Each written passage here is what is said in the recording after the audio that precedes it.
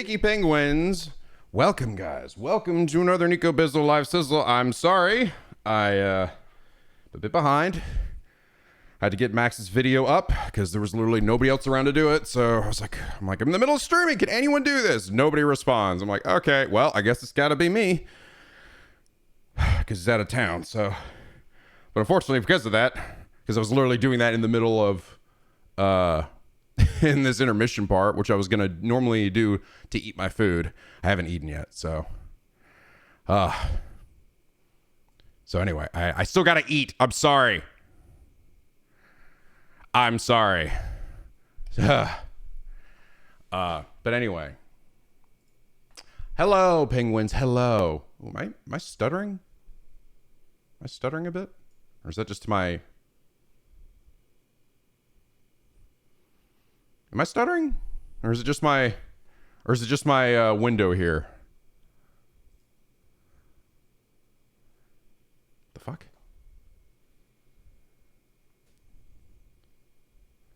You're good? Am I?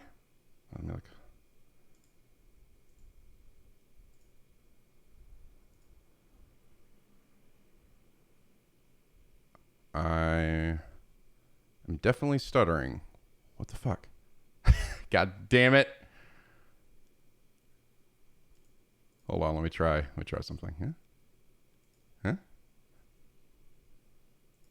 Any better? Not really.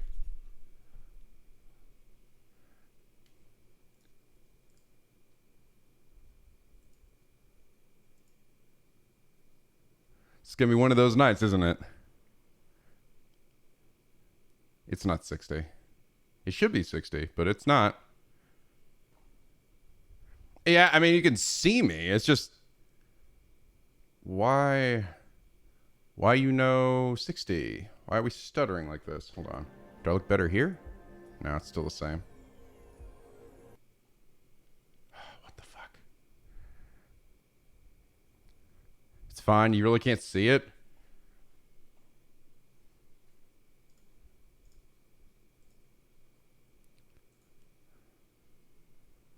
See.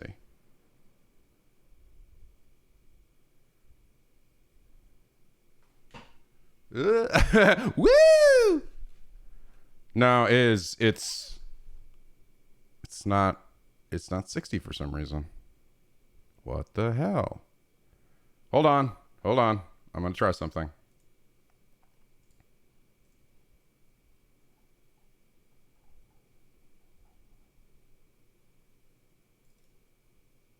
Let's see. Let me try something.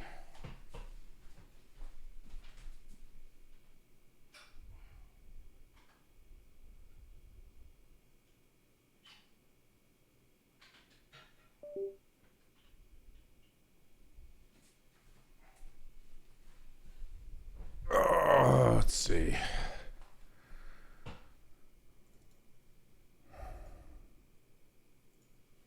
Aha! I am back to normal. All right, there we go. This is what it should look like. You see the difference? Can you see it? Probably. Some of you probably not. You're like, it looks exactly the same. No, it is actually different. Now I'm at 60. What the fuck? Same as before. Fuck you. It looks the same. No, it isn't. I want to check real quick. No, it is definitely smoother. Yeah. Your eyes. You have not adapted editing gamer eyes. YouTuber eyes. The shit. Trust me, over the years, you can't unsee it now. You can't unsee it. But, sorry. Funny enough, I've been having a fucking week of trying to figure out audio issues I've been having. I'm having this fucking weird popping stuff that you might have been hearing in some videos. It's so random, but I think it's a Windows update thing, which I'm actually gonna try something here in a second. There's a thing called latency mon, which is used to essentially see if your audio is playing in real time and not getting interrupted by anything. So I'm going to turn this on now, and hopefully it's not going to explode. All right, Mike, do I still sound okay? I don't suddenly sound shitty or anything, do I? I still sound good? Okay. I'm going to let this thing run while I'm doing this. I'm trying to find an opportunity to actually try this out. Perfection, still sound good? Okay, good. Okay. I'm going to let this thing fucking just run. Let this thing cook for a bit. I've been essentially having these weird dropouts in videos lately. I suspect it is because of a Windows update.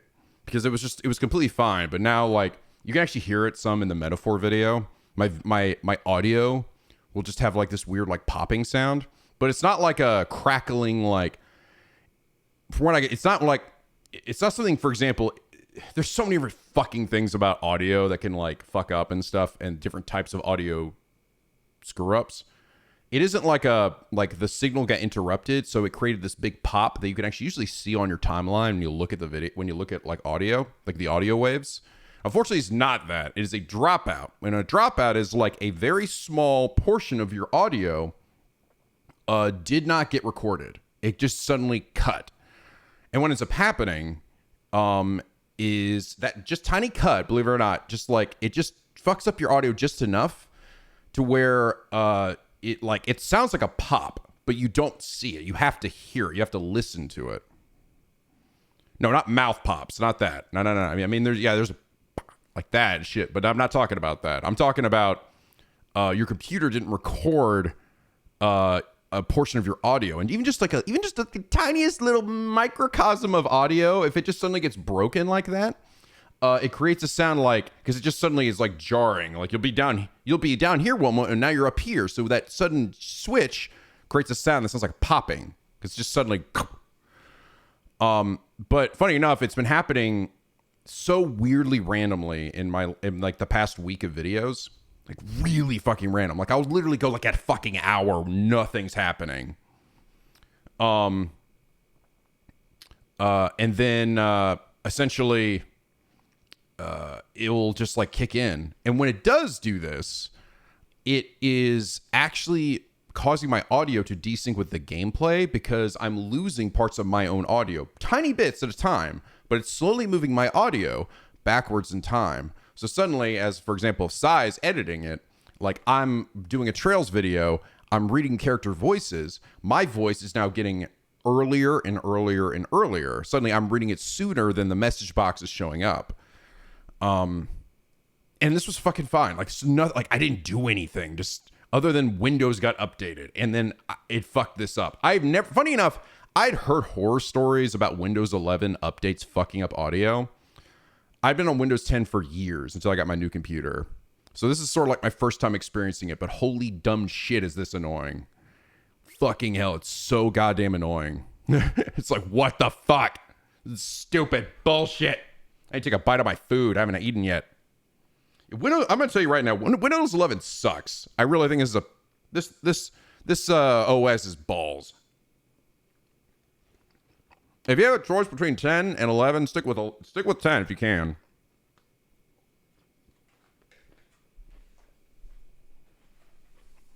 '11 just fucks up all the time.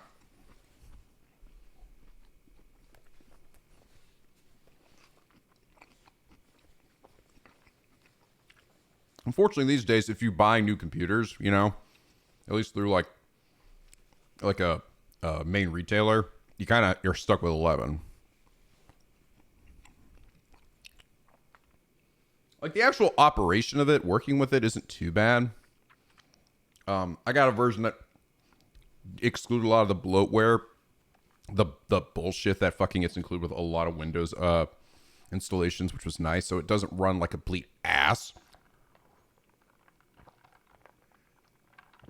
But the updates suck, dude. They just ruin everything every single time. And you have to do it. It's not like I can just be like, well, I'm going to roll back to the previous update. Unfortunately, the system is going to force you to update at some point. And it doesn't matter, like, what you do. So it's like, what's the point? You essentially have to make do. So, anyway. Let me check my little thing here. How we doing? Aha!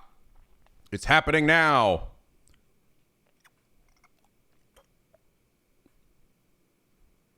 It's funny. I was good for a bit there. My little thing's actually telling me that it's already happened a few times. Could you hear it? It's like finding Where's Waldo. I mean, the nice thing is it isn't like so fucking often that I think it would necessarily bother too many people, but it bothers me because it shouldn't be doing this. It was initially, oh, it turned red. It turned red. I'm like watching this little thing over here. It started off green, and then it was like you're good. Oh wait, you might be having a little bit of trouble. And then the text turned black, and now it turned red. Red means bad. Red means bad.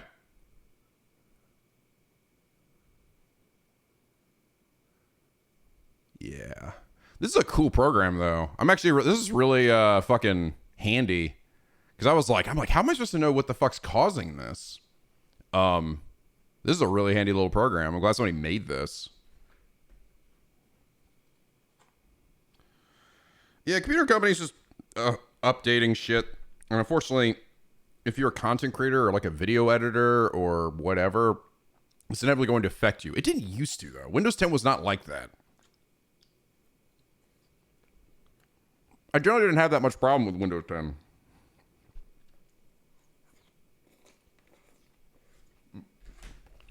Sorry.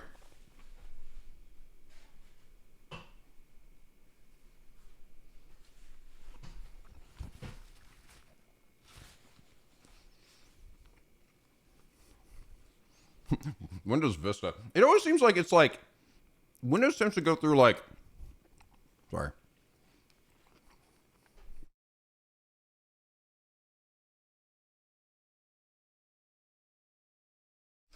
Windows always seems to go through like every other one is bad, and then the next one is like usually pretty good. Because Windows 10 is pretty good. Windows 8 was balls. Windows 7 was great. Windows 7 was probably arguably one of the best ones. I missed Windows 7.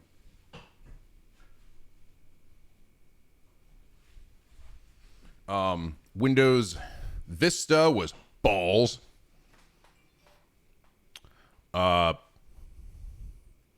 XP was obviously really good. 98 was good too, I think. I don't know. It just seems like as time has gone on, Windows just kind of like, whatever. Ow! Thanks for the raid, man.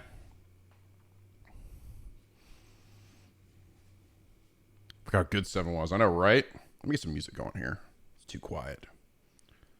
Cover up the sound of my chewing.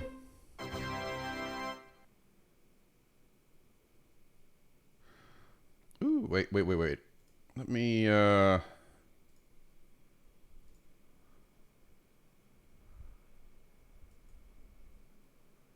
check this out. We do trails in the sky. T. Night theme? Is that this one? Yeah.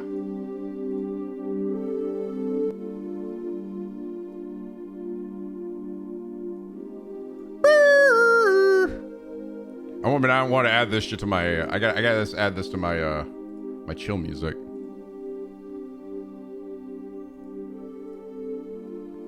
This is like unironically like one of my favorite songs in the game. I'm just like, fuck. I like it whenever nighttime rolls around. Such a vibe.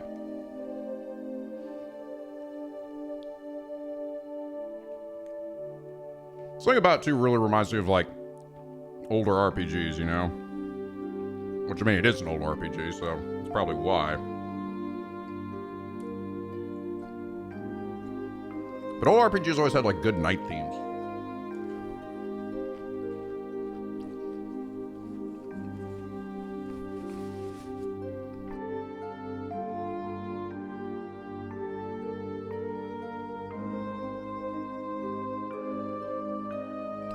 Gonna mute myself when I'm chewing.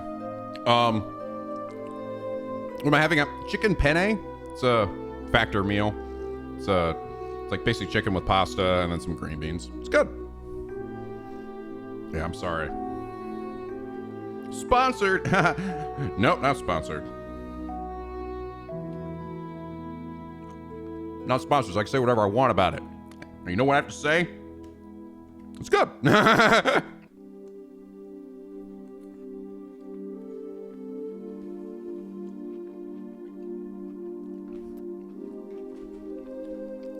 Say it.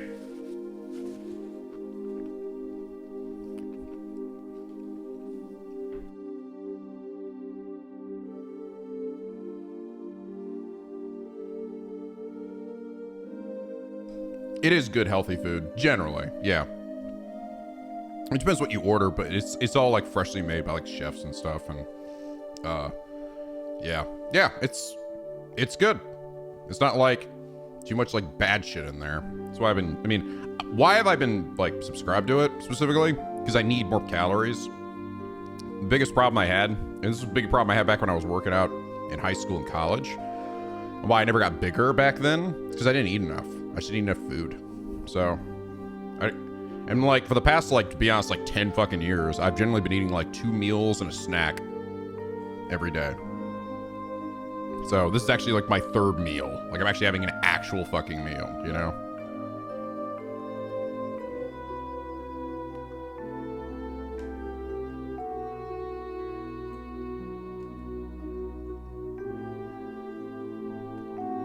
Protein.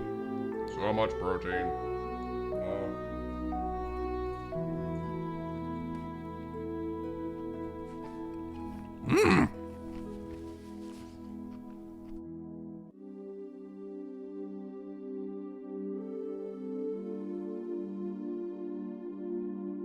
Don't give me that look, Al. I mean, fucking look at me while I'm eating.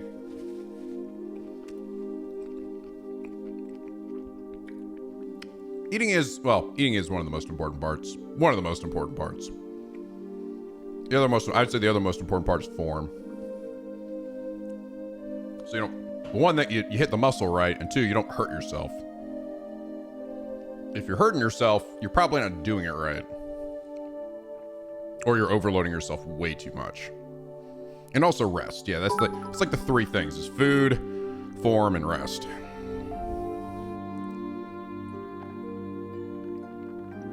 By the way, as you guys saw, brand new emote. This came out so good. I can't believe it. This was, be honest, I had Bobby make a bunch of emotes for me in preparation to get them animated for Smash. And Smash has been slowly animating each one, and I'd actually been putting this one off because I was like, I'm gonna be honest, like this was gonna be I know this was gonna be kind of hard to do. It's kind of a weird one because I'm like, how do you do like the cool effect when he locks in, right? If you don't know what locking in is, by the way, just look up lock in meme. It's just fucking, I don't know, it's just funny, dude. Basically, it's just a guy, he's just sitting there like chilling out, and then suddenly he just goes, and he like fucking locks in basically.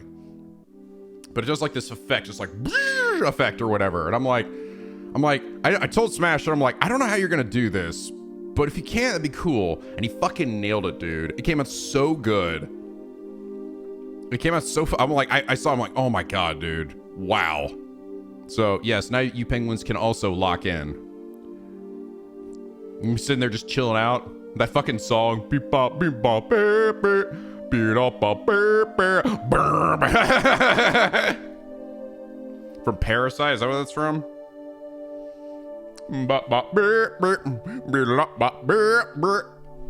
You make my heart burn. I don't know what the fuck he's saying. I just go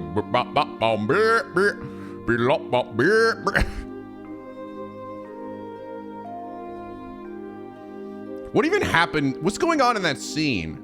Is it like, is the reason why that's funny? Is it just like, it's just because out of context, it seems super fucking random. Just like something happened. They're like, oh God. Locking guy's a serial killer. There's also the one with Aang, older Aang, when he's like, bitch remembers he's the Avatar. He's like getting all he's getting like blood bent or something. And then he's just like, He's like, and then he awakens. That shit was funny.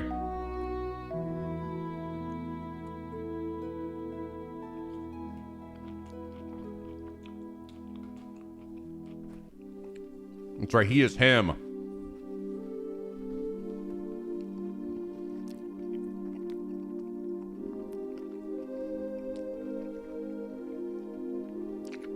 What? Locking guy can sense alien body snatchers? Are you serious? Or is that sounds almost like it could be a joke. So Shinichi, the other guy, is trying to see if the serial killer, the mean guy, is a parasite, but the serial killer actually noticed that Shinichi has one and starts to lock in. Oh, okay. Okay. That's kind of funny. That's just like, out of context, it sounds like, wait, are you serious? And it's not necessarily stupid sounding. It's just like, but it just sounds like something somebody could have made up. Parasites are aliens. Okay. I remember when somebody edited that to, so that it was Lythero, Gary, and Javi, I think. That shit was funny, dude. And say Gary's the one in the seat. He's just like, I'm like, wow.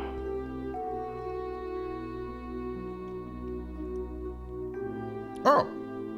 Did they send a text message? I guess. No, they didn't. Hi. Thanks, Deb. Hey, Bernie. Bernie's here. Bernie's like, oh my goodness. It's a tense scene. Yeah, I imagine it probably is. Oh, wait, where did I go? Oh, I was like, what the hell? Okay, you want to, this is funny. So I'm like, I look at this camera and she's not there. And then I look down, I'm like, she's right there though. And then I realized, oh, it's because I unplugged my, to try to get my camera to work. I unplugged my shit. So hold on. Watch this. It's going to be like magic. There she is. There she is. How did she do that? How did you do that? How did you do that? Oh my goodness, you're a monkey, dude. Oh my goodness. I know you're so happy. Did you have a good day today, little monkey?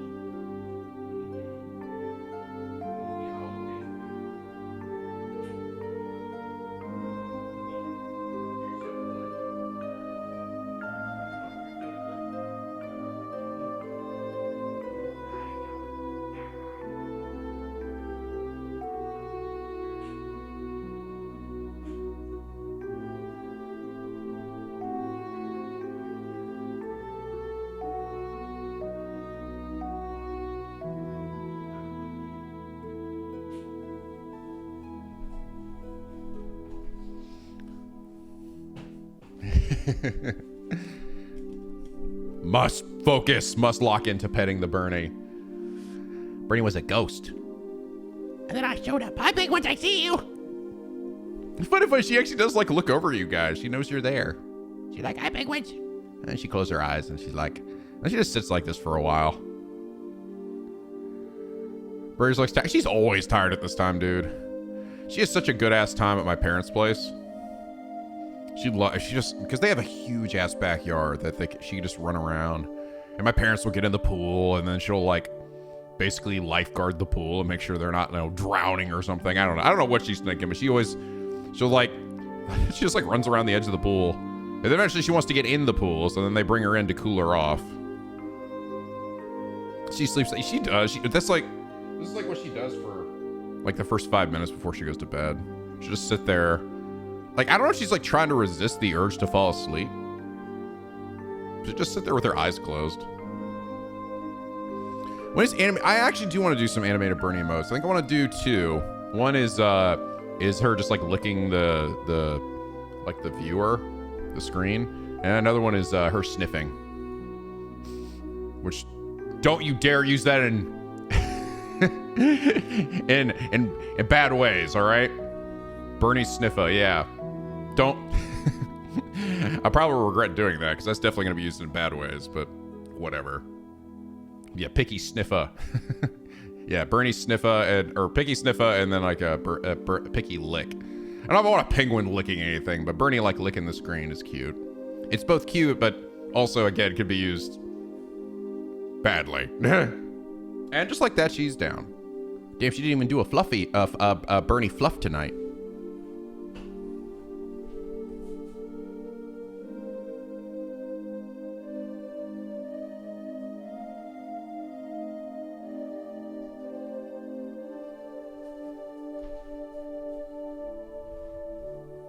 She eepy. She big eepy. I'm actually gonna have to. Funny enough, Smash is working on the next and last emote that I had Bobby do months ago. So this is how long it takes. A while, man. You know, these take a long time to make these animated emotes. But he's almost once he finishes this next one that she's already like, because essentially she does like the keyframes, right? Like 1, 2, or 3 keyframes for whatever the emote is, and then Smash will animate it. So we got one more, and then he'll be technically out. So I gotta get Bobby to make a few more because I definitely have, like I said, more ideas. Filling this shit out. We've already got like, at this point, I think we have like 90 like plus emotes or something. You guys getting bang for your buck here.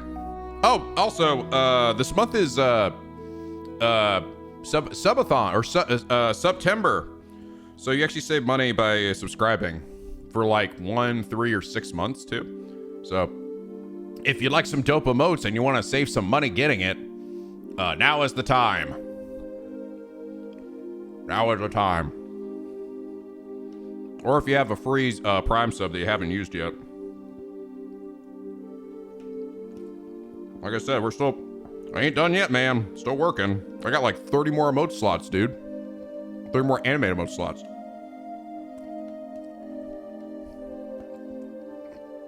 I didn't ignore you. I get to in a second out.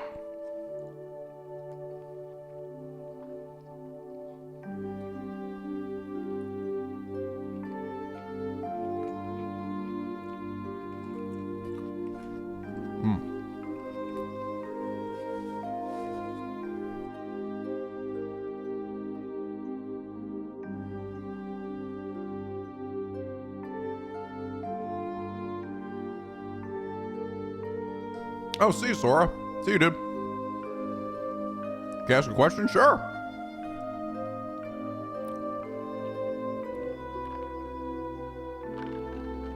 I'm almost finished with the food. Ugh.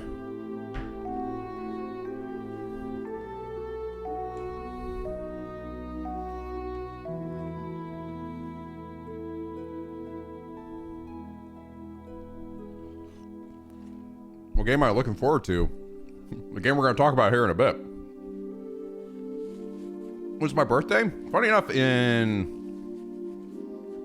tomorrow, it will be exactly a month. I'm October 1st.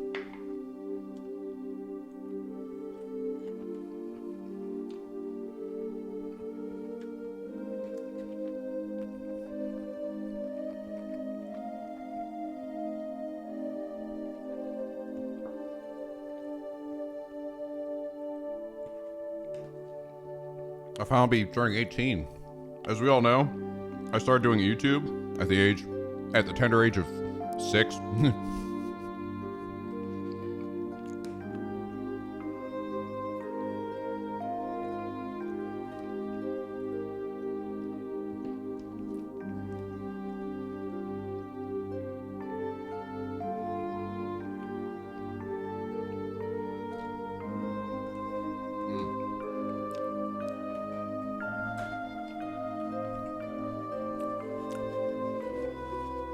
Yeah, you're right. Oh God, yeah. If you think about it, you're not wrong. I'm essentially turning 18 for the second time. Shit. I mean, think about it like that. Yes, I'm 18 times 2.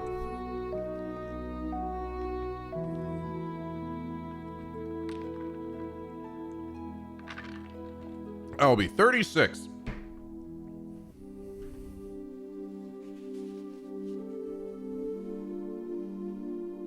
Where's the time go? I know, right? You're ancient. I'm withering away.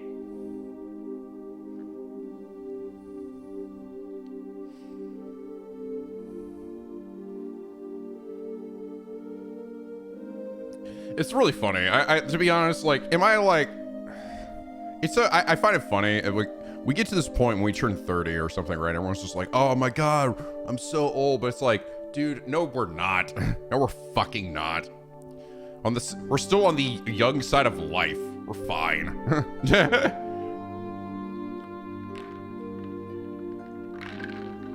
We are still on the young ass side of life. You're not old till you're fucking dead. You're not old till you're like 95. Only then are you old. But 94, you're still a young baby. Oh. Oh my god, water is so good. Fuck.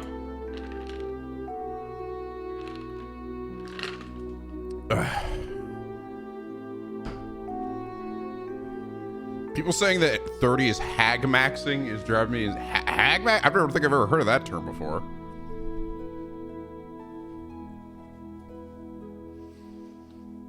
I mean, a lot of it's just the fact that because we have social media and everyone can say anything now, and we all know, hear about it. That's why it's like this thing, right? Maybe in Japan, that's like hella old. At that point, and if you live in Japan and you're 30, you are an ancient creature. Everywhere else in the world, you're fine. But when you're 30 in Japan, your life is essentially over. You already have one foot in the grave, my dude. You are done. You're fucking done.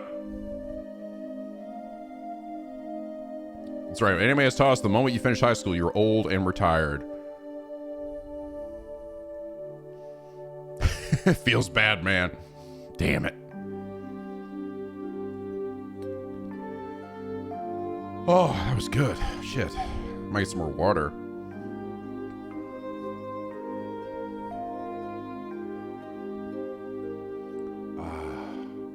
This music is nice. This music is good.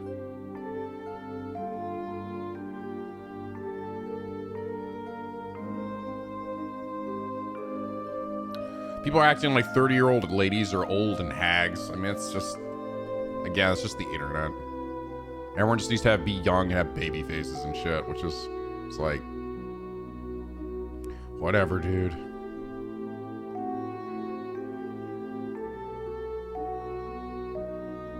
You didn't think the night theme would be my favorite? I don't know, it's just super, like, it's super chill. I don't know, I can't explain it. Something about, like, old-ass RPGs, for some reason, have, like, really good art, like, night themes. But it's always usually just like, the old ones. As we moved on, there haven't been too many just, like, really good night themes. Like, this is, like, you definitely go to sleep to this shit. Like, oh, yeah. Going on a journey through my dreams.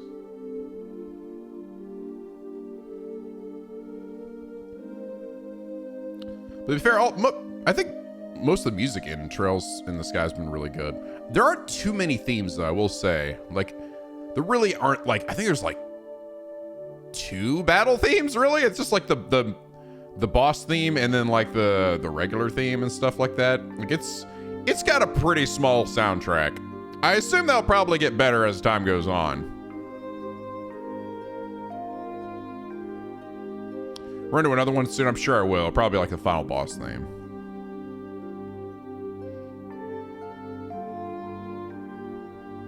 I seen the new 100-line trailer a few days ago. I did, yeah. Looks good. Looks good. I'm ready to fucking play the game. At least we have a date now.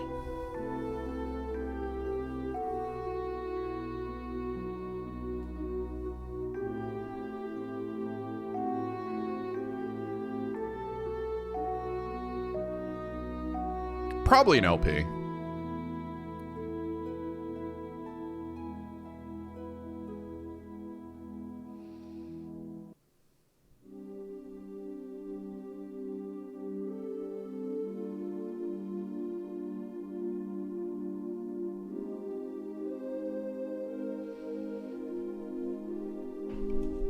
Let me go and get caught up here. Jiro Pozo with the 41 months. Fistful of Lemons for the 55 months. Metaphor already has a Twitch option. That's so cool. And congrats on getting picked for that trip. That's awesome. Thank you, man. I know it's neat, right? A lot of times the Twitch does do that, where they'll have like an option even for games that haven't come out yet, because people usually just will talk about them or something. Star Wars Michael with the 150 bits. We ever play a Tales of game for us, Nico? Let's not switch it from Trails to Tales, all right? I've already played Tales of Vesperia, and I didn't love it, to be honest. And I've watched other Tales games, like I've watched Tales of Arise. I don't know, man. I don't know. Like, to be honest, as much as I'm giving like Trails in the Sky, like occasionally it can be anime cringe at times, I feel like Tales exemplifies that even more. I don't know, man. Vesperia is okay, but it does drag, right? I also think some of the dialogue is kind of balls. Like, the dialogue in Trails is, I've been like, again, despite it being fucking super anime, it's like, but it's like, it's got, like, almost immediately I noticed, man, the dialogue is really good. It flows very naturally. I'm not saying that's that way for every game, because it's a bunch of different games, and I think they've had a bunch of different directors and shit. I don't know anything about Tales of Symphonia, and that's supposed to be like one of the best ones. But right now I don't have a huge craving to play a Tales game. Yeah, Tales of Grace F is getting announced, which is cool. And for the 1,000 bits, Starborn. Hi Nick, I have a quick question for you and decided to give you 20 bucks of my time. Would you ever play Halo games for us, or more specifically their mods for Halo games? I would love you to play single player version free. Actually brings back the Combat Evolved to a slightly more modern standards, but ultimately does bring out newer, more accurate, to say does ideas that were never, just have ideas that were never implemented were implemented. Probably not, to be honest. No, not really. I'm not a huge Halo fan. I mean, like, I liked it back in the old day, mainly for multiplayer. I don't really care about story or anything. My friend Icepick was who's really big into Halo. He was really good at it too. Whenever I play against him, he fucking smoke me. But personally, I'm not like a huge Halo guy. I liked the multiplayer back in the but these days I don't really care that much about it, so probably not.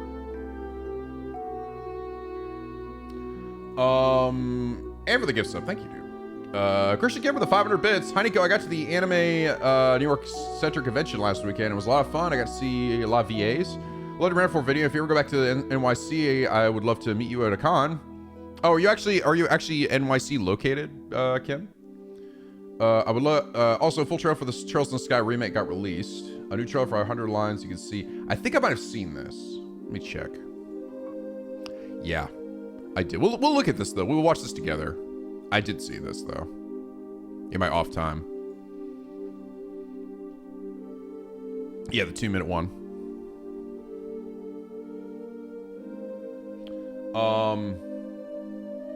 But yeah, cool. That's good. Yeah, I know that they had PAX West was going on. I saw like a bunch of folks that I met at NYC, and the Buns was over there too. I was one thing I was like, I really wanted Buns to be at the Metaphor event. I was kind of surprised she wasn't. I don't know. Maybe she might have just been busy. But I was like, fuck, I hope she's there, because I really want to meet Buns in person. I was so bummed when I realized that Buns actually used to live relatively close to where I used to live, before she moved, and I was like, fuck, all this time we could have hung out. Damn it. So, but I love Buns. She's so fucking funny, dude. She cracks me the fuck up.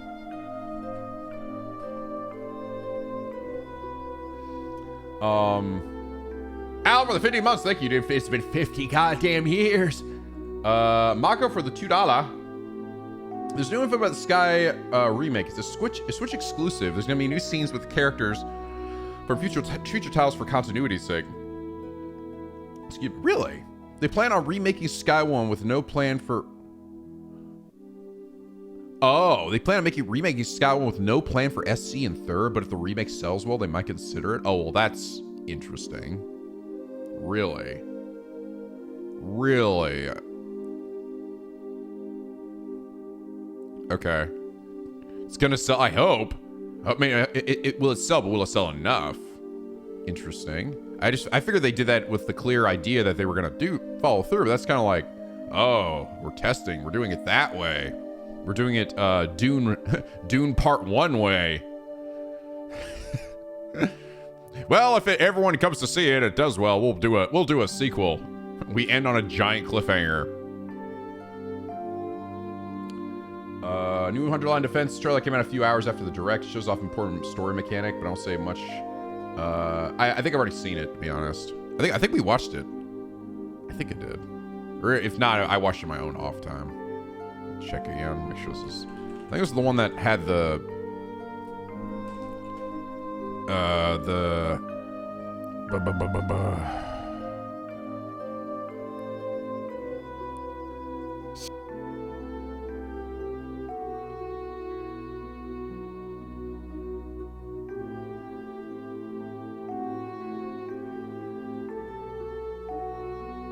Is it the one that's 30 seconds long?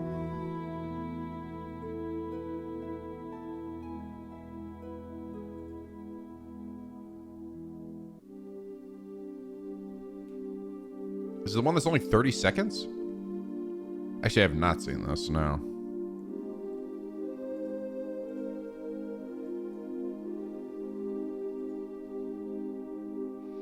All right. Hold up.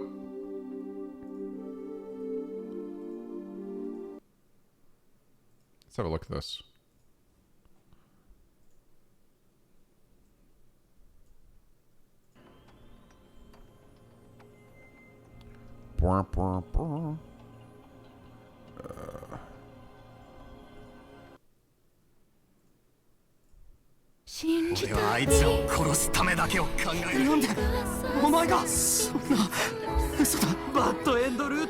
Ow! Man, so we're seeing Rui's art with red blood.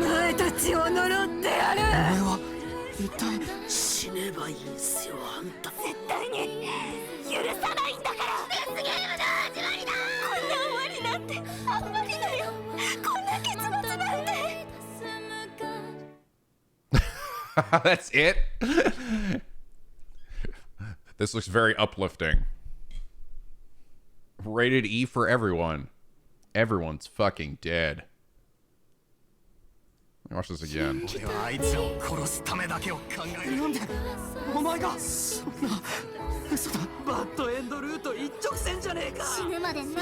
Why are they all smiling? That one looks like literally Chiaki, by the way. Ah, Chiaki, you're dead again. No! Damn it all! So what are these things saying here? You betray your own team for me. My curse will be upon you forevermore. Who are you? You got like a sword stabbed in her? This is basically showing all of your teammates dead in horrific ways.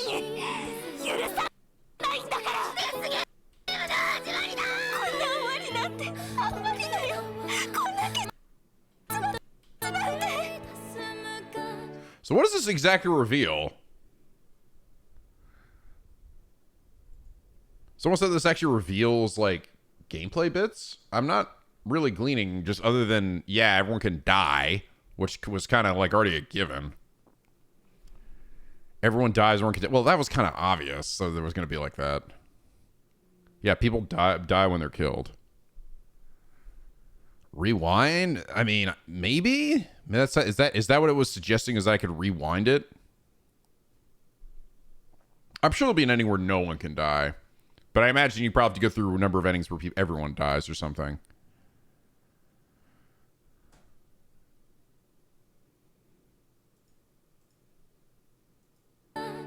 Yeah, this one, actually, you're right. This one is weird that this one doesn't have the date on it. That's so odd. Because the other one did have a date. Is this the same thing? Oh, I didn't see this one either. This was from the Nintendo Direct as well. What the fuck? I don't understand. What the fuck is the... I hate that they do this. That there's like shit in the Japanese directs that we don't get. I don't think I saw this one. Oh no. Yeah, I did. This is the one I saw. This is the one I saw, and this is the one that actually has a date. Yeah, the 4th. No, we saw this one.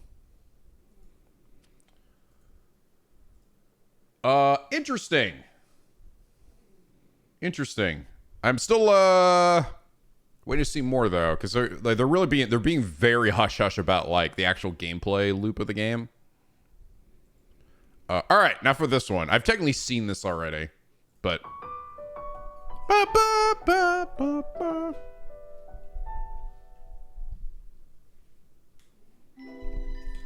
this is what they should have revealed, by the way. I'm just saying in the Nintendo Direct. I am very like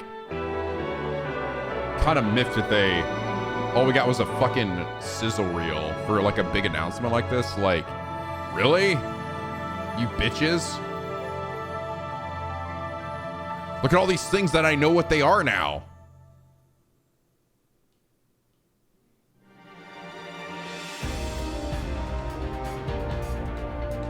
Joshua and his actual blue hair.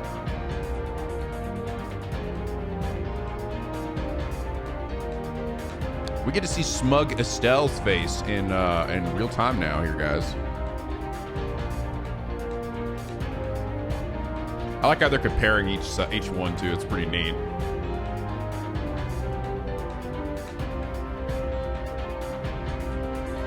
Where's Claire?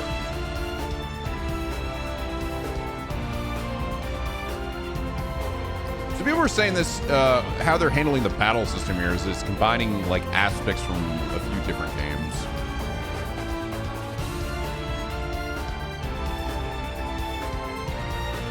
The giant rat squirrel thing. The character models look really good.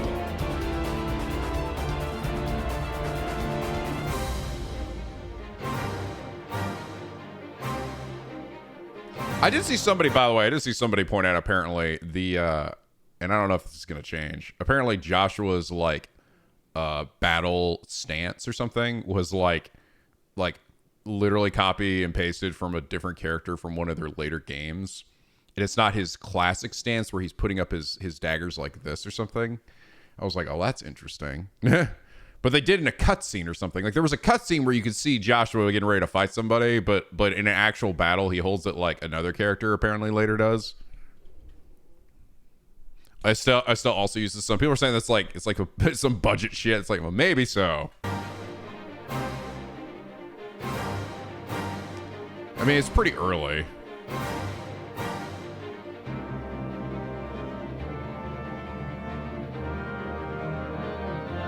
I mean, lots of running.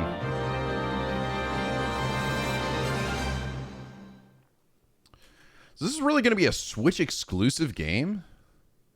To be fair, you know what? This might be... this will likely be on their next console, too. It's almost like this is a Switch exclusive.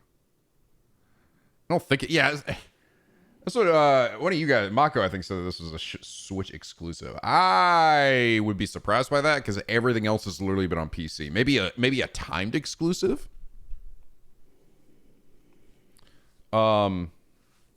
It doesn't say anything down here of like any other system. So, I mean, to be fair, because to be honest, I mean,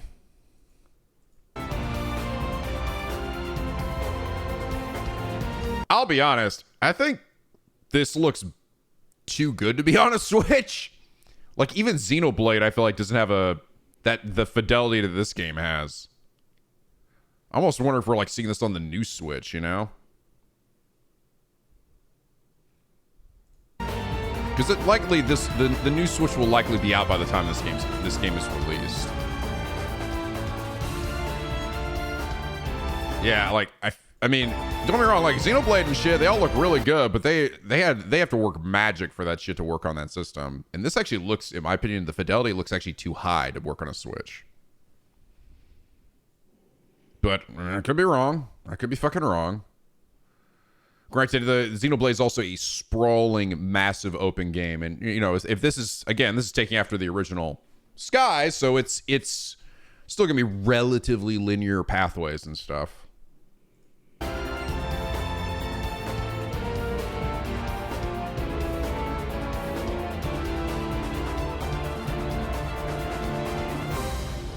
imagine there'll also be a lot more voice acting, or I should say, just actual voice acting. It would be really cool if they managed to get all the OG English voice actors to come back. I mean, they're literally huge fucking names, right? To come back and reprise their roles. I don't know. I almost wonder. I mean, this game came out back then. Some of these guys weren't as big as they used to be, so it almost might be too expensive to get them back again. But I don't know. Maybe they would maybe they would still be like down to do it. You know, I mean, get like Johnny Young Bosch and Patrick Sates and fucking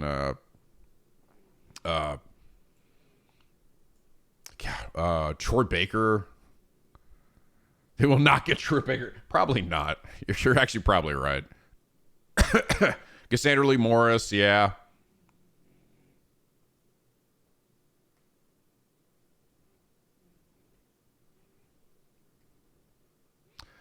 Evo had voice. It was Japanese only, though.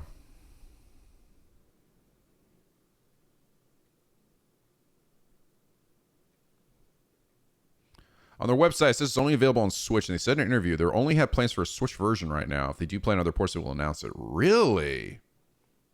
Well, if that's the case, then I really think that what we're seeing there, I think that's on Noose hardware.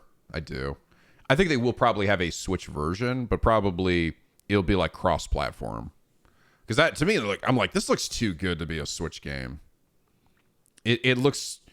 And it's not even just the detail of the characters, is that there is not a ton of aliasing.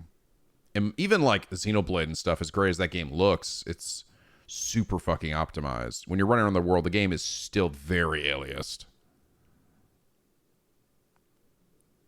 But who knows? Maybe they're working some magic. I don't know.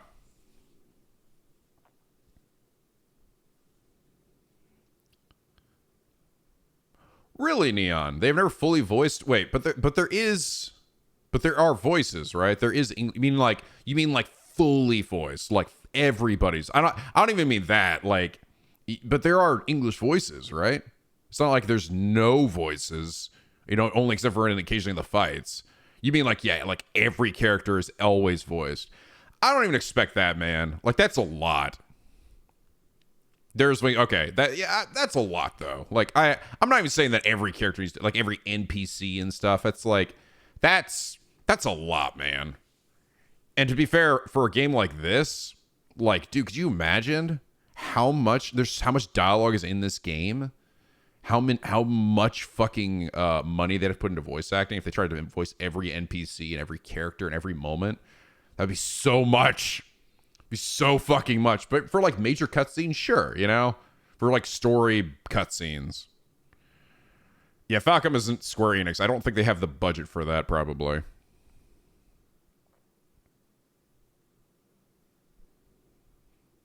Yeah, you gotta be like Square or Hoyoverse or some shit. Should only voice Anton. Everyone loves Anton. Fully voiced, yeah, but that's Japanese voice acting.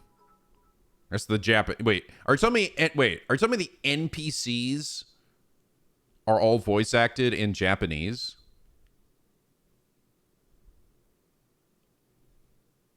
Is that what you're telling me, Al? Are you telling me in the Japanese Evo version, every NPC and every single character in the game is voice acted?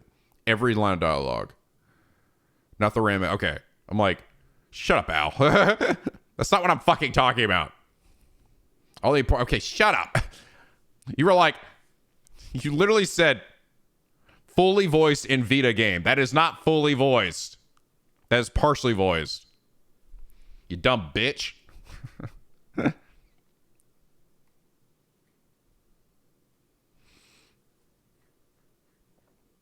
You're saying the horny dude at the airport isn't important? Yeah, what the fuck, Al?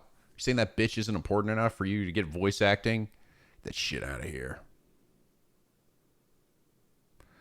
Question about trails in the first in platforms.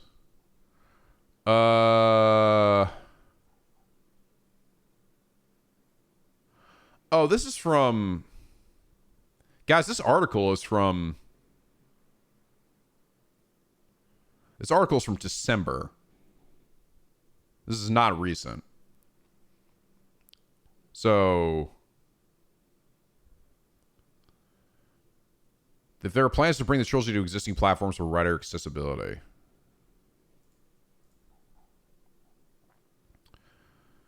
The Trails of the Sky trilogy are currently unplayable on modern console platforms. While you can play them on PlayStation 3 or Vita. We're also thinking about ways to make our earlier titles available to more players. The Trails of the Sky have just a strong demand for the title, both domestically and abroad.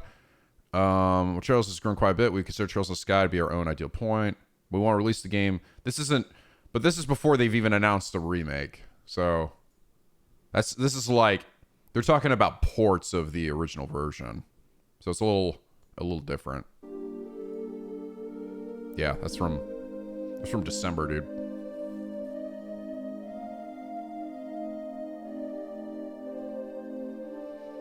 What's this one? Okay, this one's more recent. This one's today. Following the announcement of the Legend of Heroes Trails in the Sky the First, an information broadcast was held on Degeki, in which Falcom president Toshihiro Kondo discussed the title in the Legend of Heroes Kai no Kaseki, Farewell O Zamaria. The most substantial details of the Sky remake regard how this release will be revoiced in Japanese, though the voice cast has yet to be decided. I wonder if that means we're not getting English either. Correct me if I'm wrong, guys. The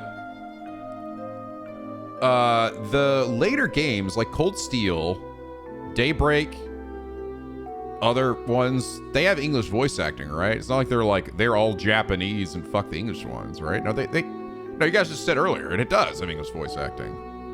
Why would... Well, that means, well, it doesn't necessarily mean that it's not going to happen. He's just saying that he's talking about the Japanese version, so... I would think that'd be really weird if they didn't do that, though. Like, come on. They're like such huge names, too. Oh, I probably should just keep reading, by the way. It means developers won't be using voice lines from the Evolution ports of Sky Trilogy, which were licensed by Katakawa back in the PS Vita. This also seemingly raised the chances of an English dub for a global release, since there won't be the backbone of the Evolution voice work, which covers practically the whole game. Then again, with the lack of a Western publisher, the notion of an English dub remains a mystery. Really? There's no Western publisher for this fucking game? Huh. Really? Further, The Legend of Heroes Trails of Sky First will feature new details that debuted in later entries post-Sky, which help cohesion and world building. Specific examples weren't given, but perhaps we'll see, or at least hear references to Van Arkride and other notable characters that I don't know. Lastly, Kondo said that they'll only remake the remaining parts of the trilogy if The Legend of Heroes Trails in the Sky at First sells well. This just seems like corporate speak, though, so I wouldn't pay too much attention to that statement. Slight update. Kondo did not outright deny that they were using the Evolution voices, but his dancing around the answer made our source believe it was an outright denial. Apologies. Regardless, the voice cast has not yet been confirmed.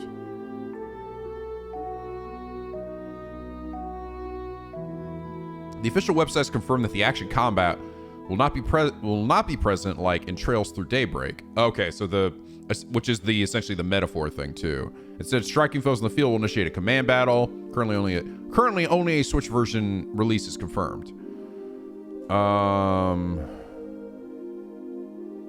Interesting. Okay.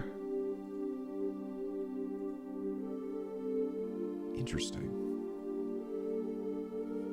Yeah, I hope we get an English dub. I really do.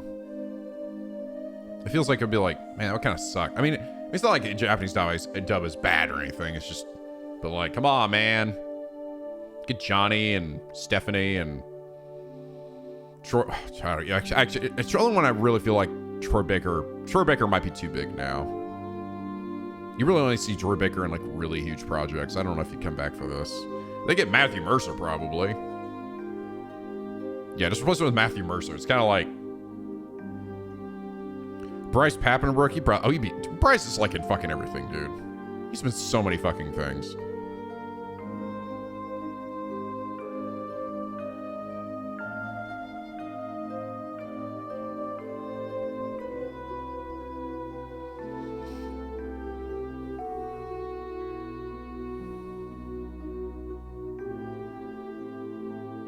Is Matt tired for filling in for Troy, though?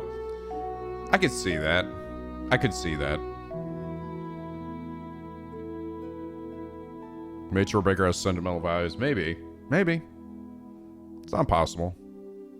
But these are all of these names, I will say, all of these names that are in this game, and this is what sort of makes this kind of an amazing, like, early RPG experience, is that pretty much every one of these English voice actors in this game is now like a big name, pretty much. That's why I'm like, every time I go, holy shit. Like, every time I hear a new character, I go, oh my god. Hello, Bryce. Hello, Patrick. You know, it's all these names that are like, whoa. Like, they're definitely going to be way more expensive than they were back then, more than likely. Granted, voice actors don't get paid enough anyway, but...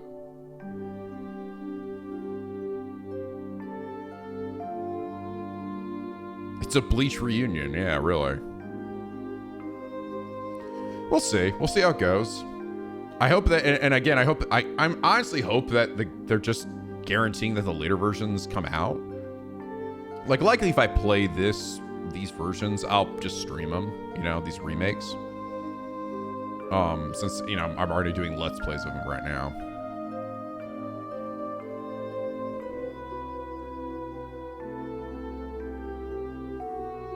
They use popular voice actors in the newest game, so it's not out of the question. Yeah, it's not. It's more, how much money are they willing to put into this, right? For a remake series. Because to me, it sounds like the fact that they're already confirming, like, yeah, you know, we might do the second and third game if it sells well. It's like, it kind of makes me go like, I don't know. Do they have a lot of confidence that this is going to do well? I don't know. I don't know.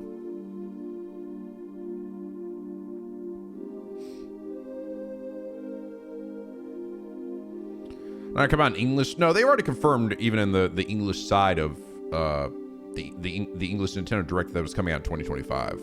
So yeah, it's getting released at the same time. Thankfully, this is not a case of like Persona 5. Thankfully, most companies at this point have gotten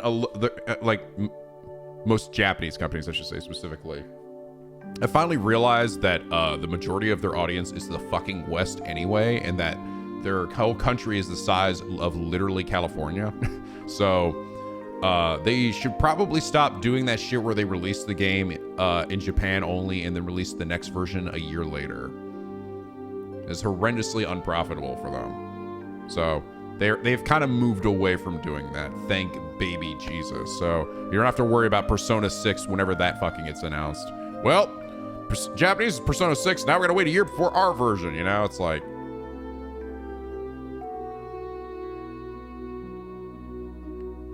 Generally. Granted, apparently this is still a little bit of a thing with Falcom, but it does seem like to me, the reason why it's happening with Falcom is that there's just so much to localize. I think they just... Falcom seems like a small company. Right? Am I understand that correct? Falcom seems like not exactly like a huge fucking company. So I don't know if they have necessarily the funds to even like have it localized at the same time the game is being written and made.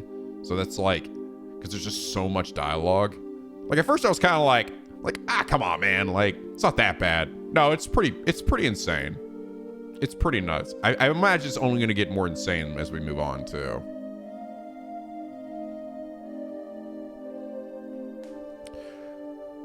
Yeah, despite Falcom being super important in general to the Japanese video game industry, they never became huge. That's funny. They've been around for a long time.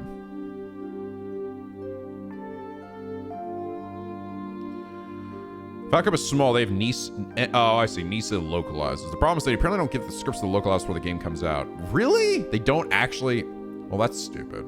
Yeah, they definitely should be doing that. I don't know if it's because they're still changing shit to the last minute, but I don't know why they wouldn't.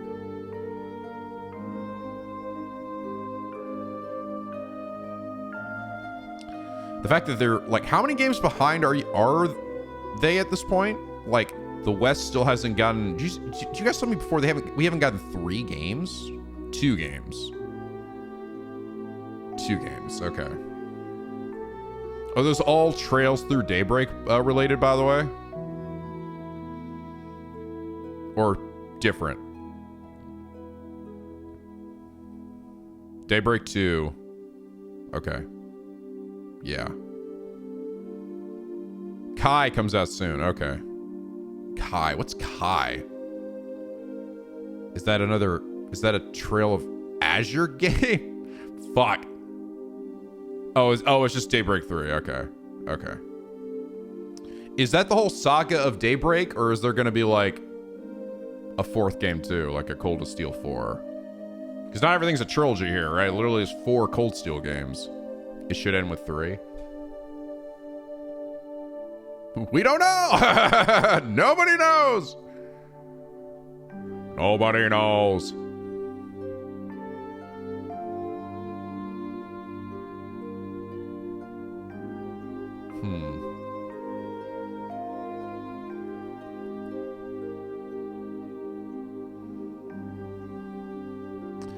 Are there still regions of the world that have not been covered, by the way? Like, where like nobody's gone yet or talked about or done anything? There is. Far Eastern Zemuria. Like half the world, really? I don't wonder if the series will ever end, you know? I mean, I feel like it has to. Eventually they go to every place, but fuck. It's funny, the not just the games themselves are slow burns, the series is a slow burn too, right? Where it's just like 75% finished. Oh my god!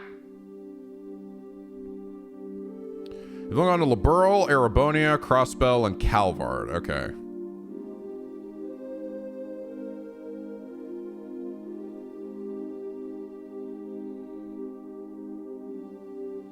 It's the One Piece of JRPGs. Kind of is, actually, isn't it? Guys, give me a second. I'm going to go toss this and grab some water. I'll be right back.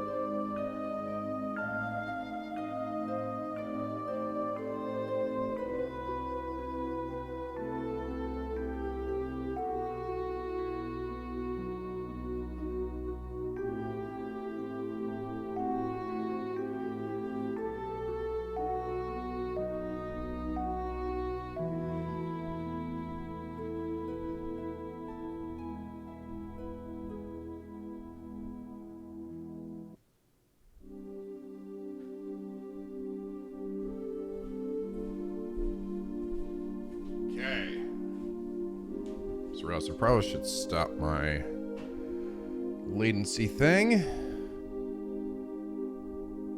All right.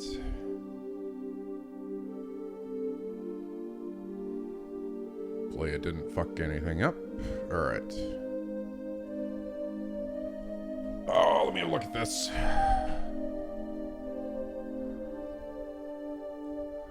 Yeah. I knew it. I knew it.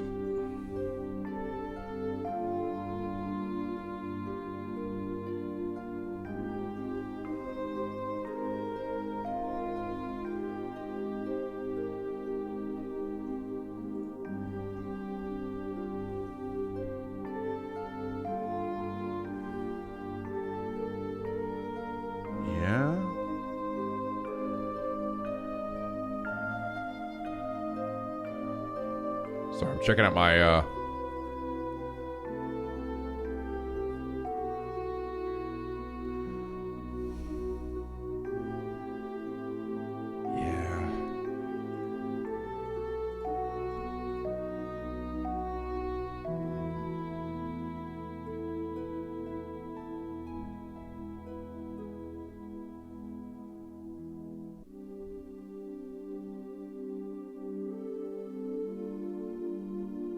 Okay. Let me export this real quick.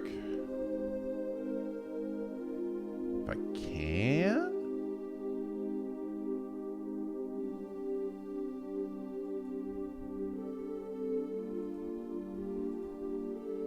Maybe this will just stay here.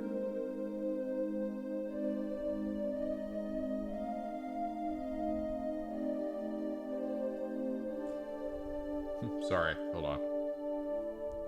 I have been troubleshooting.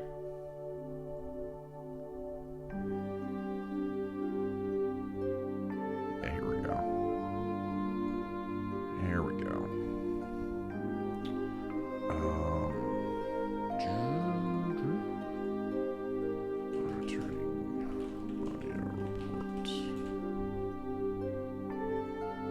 All right, good. Again, I can look at that after I am done. So. Alright, so I've been having some audio issues. Thankfully, it's not like so bad that I think you guys are gonna notice or probably give that much of a shit, but it's been fucking up some of my recordings. It's been on streams too. So I had a thing monitoring and checking my audio while I was talking here at the start, and yeah, essentially. Alright, before we get into metaphor stuff, since we're still on the topic of trails, let me just go ahead and just give my thoughts here, because I think I've reached a nice moment here. I feel like I've reached a good churning point where, because I was starting to get a little bit worried that I'm like, I don't know if I'm going to get any plot in this game, you know? An epiphany? Yeah, like this game felt like a 40-hour prologue, and that's what I think everyone was saying, like this game's sort of notorious for that. But I was like, is there just not gonna be anything, right? Beyond simply traveling this big ass, world or something and trying to become bracers, which is nice. But I'm starting to see and I'm starting to understand, because things have started to kick up a bit, and I'm beginning to see and uncover and this basically something the game has been doing that I haven't been fully conscious of. And this is the benefit of slow burns, essentially. The game has been very smart about how it's handled its characters. This really has been just basically Estelle and Joshua's journey, right? But I've met a lot of really cool characters that I've come to really like. But the game has done something interesting that a lot of games, a lot of their other RPGs don't generally do. The characters leave. They are gone. For a very large chunk of the story, they're doing their own shit. And this goes for main characters, this goes for NPCs, this goes for side characters like Niall and Dorothy. I don't see both of them together all the time. A lot of times they're separated, actually, We'll run to one but not the other or something. Everyone's out doing their own thing, and it makes for a very believable world. But what it also does, and this is where I really felt it here in this last section as we got to Gransel, what it leads to is the feeling of excitement when you reunite with them. Olivier makes his return, and I'm already just like, oh, you, Olivier, you dank bitch. Like, I've already suddenly, like, even though he's been gone for all this time, like, I didn't realize how much I actually missed him, and he's back, and I'm, like, really excited about that, you know? You see them come back, right? And it's like, oh, our paths have crossed again, you know? And also, we're beginning to see the fruits of the plot that's been building and simmering for all this time. All these plot points and things that have essentially been connected in ways that don't seem directly connected, but they are because of the intelligence ops team and stuff, right? The politics too. But it's really starting to like get to a point where I'm like, I'm really digging it now. Like, I'm super into this. I'm liking the tournament too. Like, I'm actually enjoying this martial arts tournament. It's like, they're going out of their way to explain things in a way that is like, I don't know, like I appreciate. I'm fighting the Sky Bandits were there. I didn't actually fight them though. They got eliminated, but they're there. But it's almost like a kind of a trope that, like, because even fucking Final Fantasy VII Rebirth did this, guys. Remember when Rufus just shows up in the Coliseum? Why are we fighting him again? I don't know. Fuck you. He's just here. You're gonna fight his bitch ass. Just like, okay, I guess. All right. Was this necessary? Oh, all right. Just wants to show off, right? But here was like, no, we're having you guys here because the Duke's a shithead. We've already proven that. Duke is a big dumb shithead. And he essentially, and also the intelligence ops team, essentially bring these guys in saying, we'll take time off of your sentence for you to fight. So we can have, what was their, like, the explanation was essentially that they wanted to be able to, want to give the Sky Bands a chance to fight the guys that literally fucked them over, which, by the way, I liked that. For the fan service, I feel like it's more though. Like, they actually like went out of their way to explain it in a way that felt like this is kind of reasonable and not just for the fan service, right?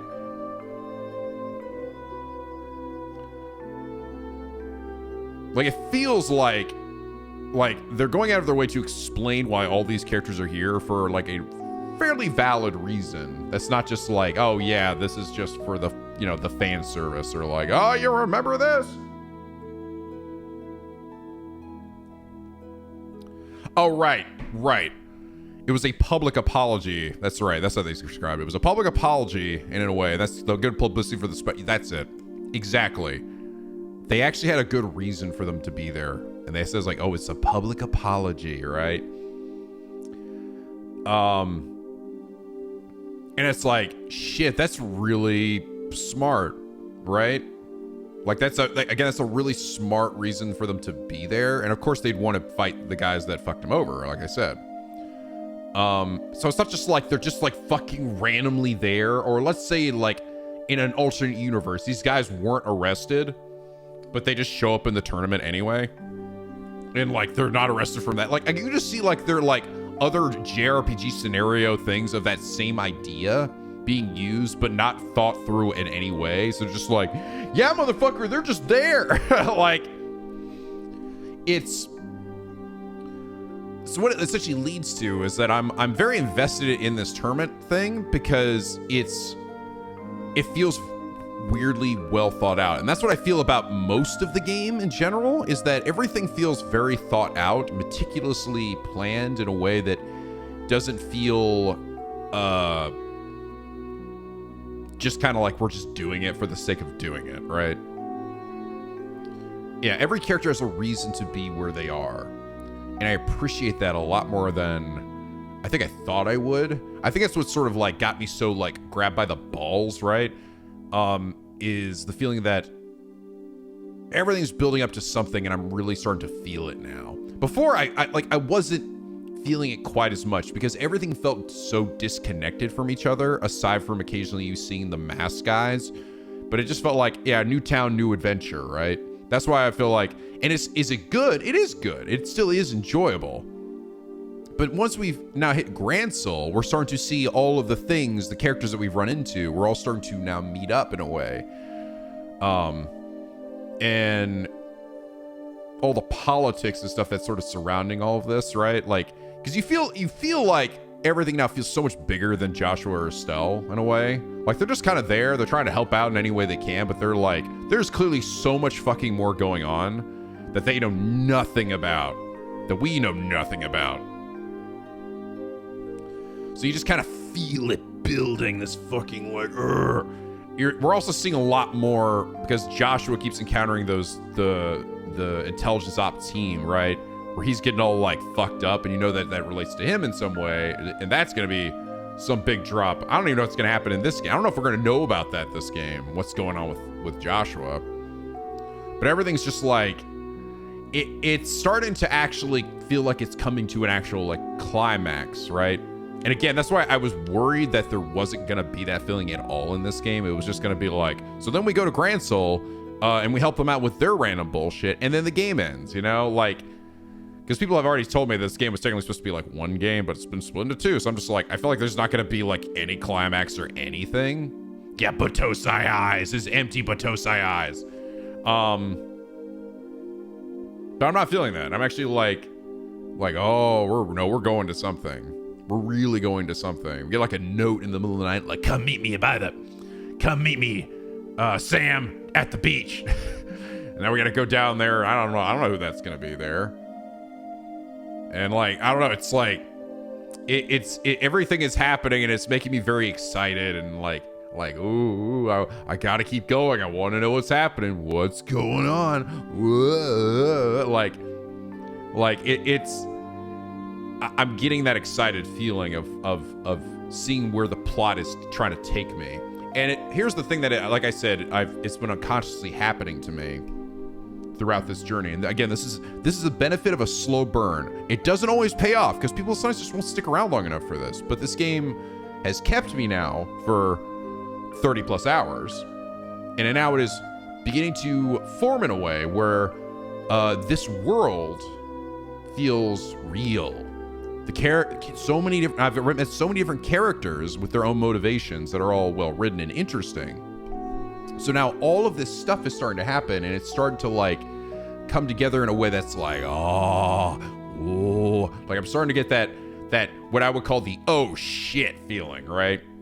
Will it stick the landing? I don't know, but it's giving me excited. It makes me not want to stop playing, and that's what makes me happy. That's where I really felt it in this last video, where I'm like, oh, I don't want to stop. Like that thing, like the videos I've been going on for a while, but I don't want to stop. So like that leads to a 2-hour fucking video, but I don't want to stop.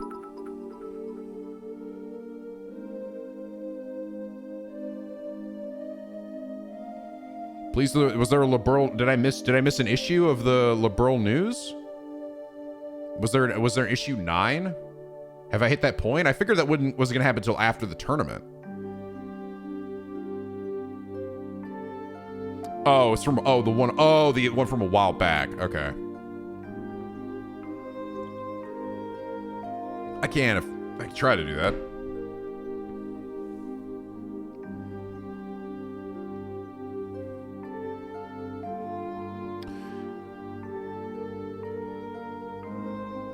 Yeah, see, that's what I mean, Crazy Bagel. This is the inherent negative, and I will still say, like, I told this to Simmons. Simmons was like, so, like, is the game, like, pick up at any point? I'm like, yes, it did. In chapter 3, which was, like, 30 plus hours. And I'm like, I'm not gonna lie to you. Yeah, this game is, like, in a lot of ways, is a 40-hour prologue. But, it is clearly building to something. There is not no build-up. This game is not going to end with Roxas's vacation, right? There's not that. Like, it's not like the whole game was just playing Roxas and then learning Roxas, and eventually he turns back into Sora, you know?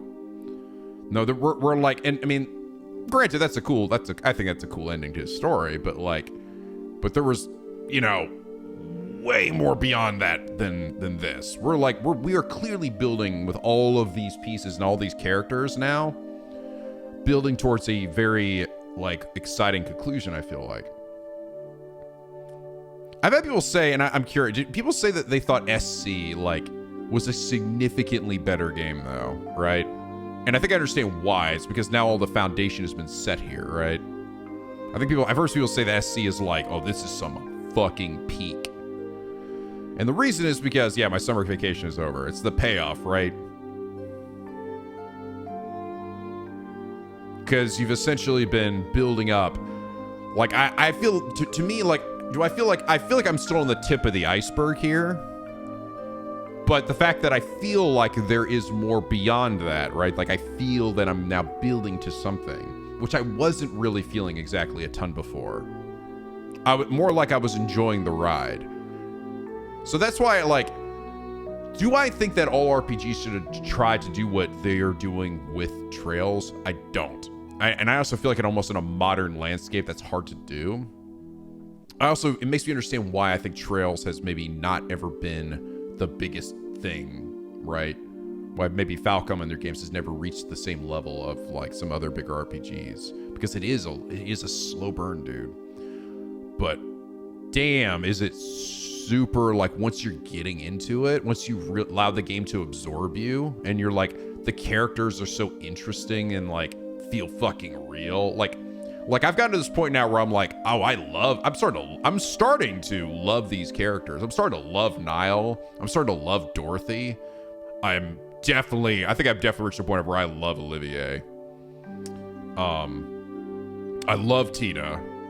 I'm also actually starting to love Agate a lot too. The whole thing with Agate and Tita was super cute. I'm like, okay, all right, you know, I'm digging this a lot. I love Estelle and Joshua. Estelle is my daughter at this point. The bad guy. I feel like I know so little about the antagonists here, right? But I'm not even sure if that, is Colonel Richard gonna be like the final boss of this game, or like I don't know, man. I think we're building up to them. The mask guy, right, is gonna be something, right?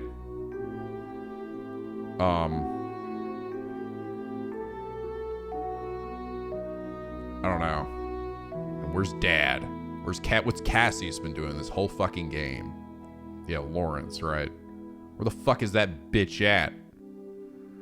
And I think this, like, buying milk.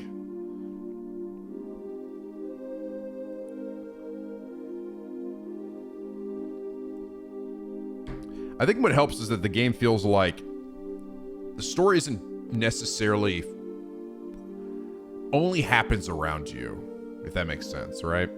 There's a lot of games that have happened before where it just feels like all major events and everything that's important will happen around you at any moment, but not when you're not there. But this one, no, like I feel tiny in this game compared to all the shit that's happening, which I should, because we're two fucking teenagers who are barely into this shit, right? We're still a fucking bunch of bitches. But there's all this really big heady stuff like that's going on. Well, it's low stakes for the two, for Joshua and Estelle, but they're getting pulled into something much bigger, right? And realistically pulled into something bigger. So that's what I'm like feeling. And again, I want to make clear that I'm not saying that, like, well, the first 30 hours of this game has been super boring and I'm like, man, finally it's picking up. It's not the case. I have been enjoying it, but it's like I said, I couldn't recommend this game to anybody immediately from what I was playing. Because I'm like, it's why a lot of people say, like, myself still to be included, as much as I love Rebirth, and I think Rebirth is like one of my favorites games so far, can I say that the trajectory that they've decided to go with this story is the right call? No, none of us can, because none of us knows how this bitch ends. It's the same thing for me in regard to this game, where do I know that this was worth it yet? I don't.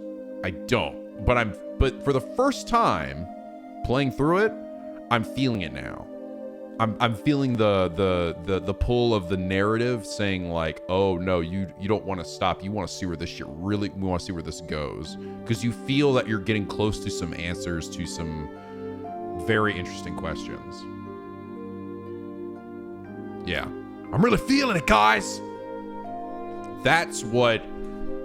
So, like, I'd say Grancel has been a big highlight already for that. Because I feel things are... Because you're now in the capital, where a lot of the major things are happening. So it actually makes me excited, too, whenever I inevitably check out SC. You know? Because then it's like, fuck. Shit. Because if we're cooking to something, then the next game is just like all of that, like, just come into some kind of crazy head, and that whole game is like that.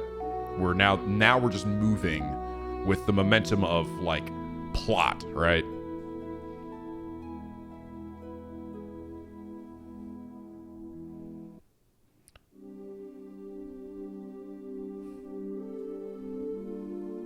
So that's how I feel about Trails right now. I'm having a very good time. I'm feeling very good about it.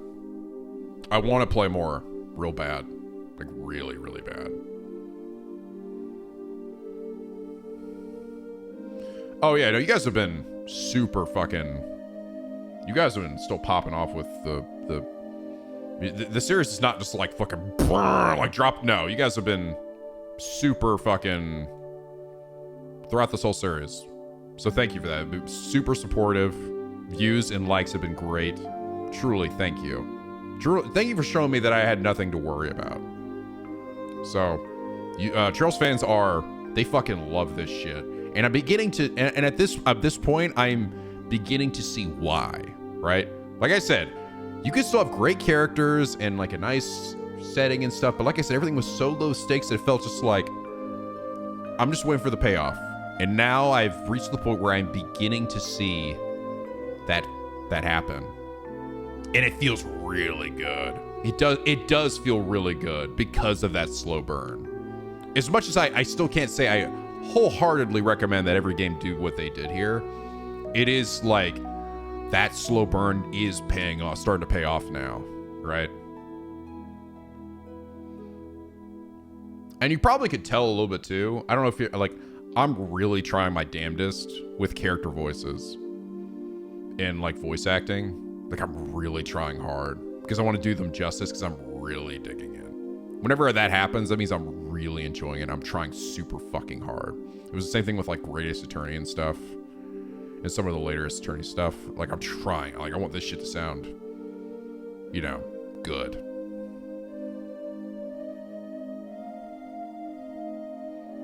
Voices are awesome. Thank you. I'm trying. Like I want, because I'm like super immersed and I'm trying to put that immersion into the characters, and I want you guys to feel that too when I'm like, you know, for as best I can, you know.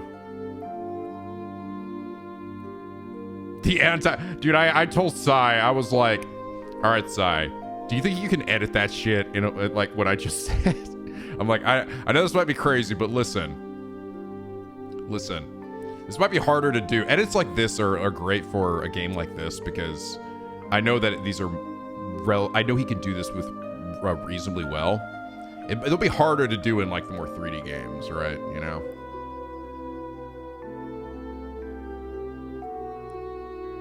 Crazy. I saw it. I'm like, holy shit, dude. He fucking killed it. Sounds so good. Was Fasai? I actually don't know. I don't know if I asked him. I don't know if I remember if he was already a fan of Trails or not.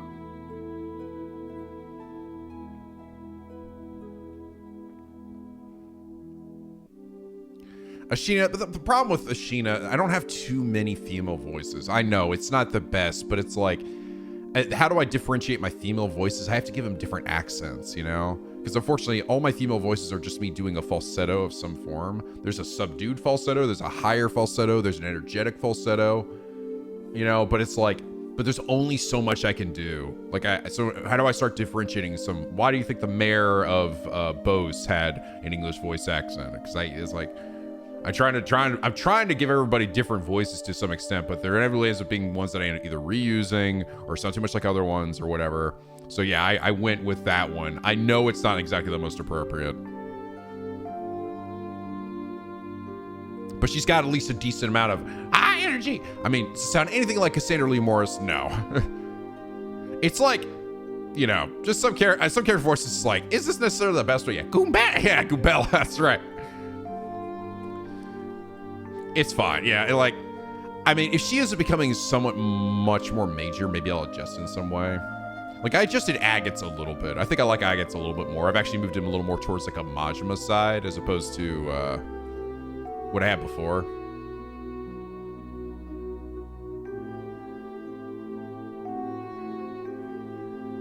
Ashina voice.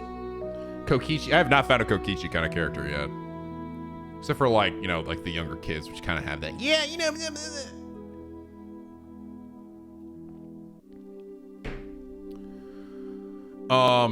There will be one, really? There'll be a Kokichi kid. Really?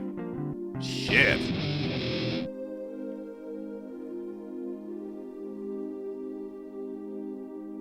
The Mad Dog or Ravenous. Yeah, I think that fits actually a lot better for him.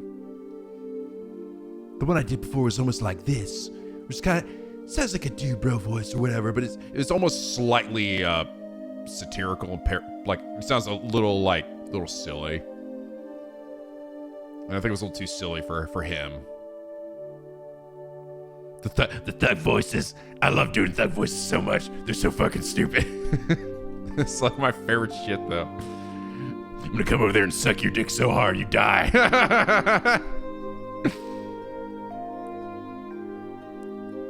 A Valley Girl voice. Yeah, maybe I could do that one. Oh my god, maybe.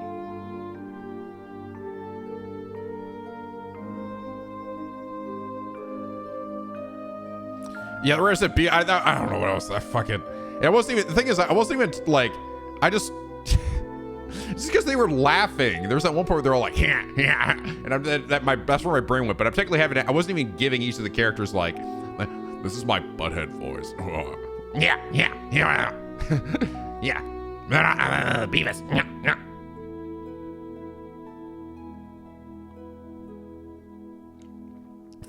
Thug set needs a voice in the council voices. It'll just be generic thug man.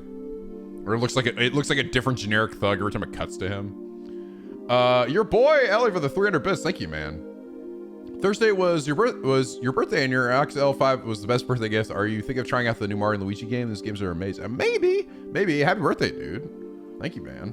Your boy Eli. Sorry, I don't know if I said that correctly. Fabrisky the 100 bits as well.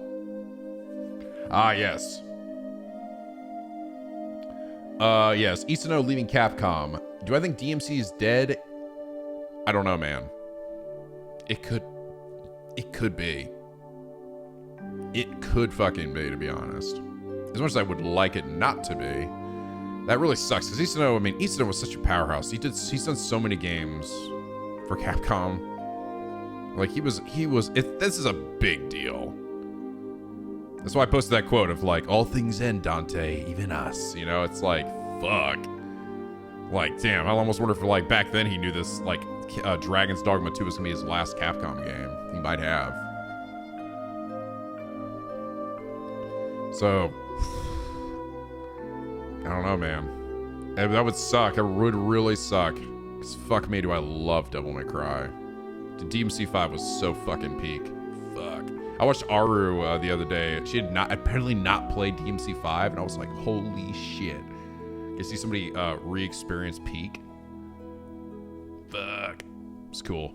I always like seeing people like react to shit. I mean, this is why anyone watches. Why do people enjoy me watch play this whole game? Because people enjoy watching me react to shit that they love. I like it too.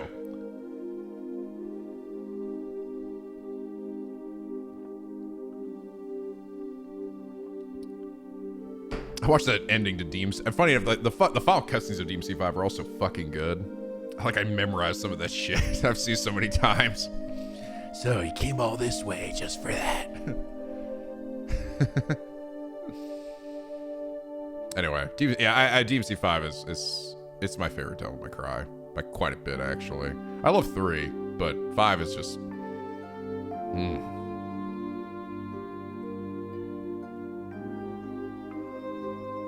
Yeah, Aru.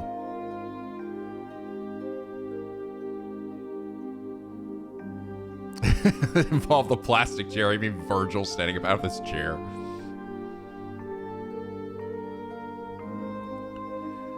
If you want it, then you'll have to take it. But you already knew that.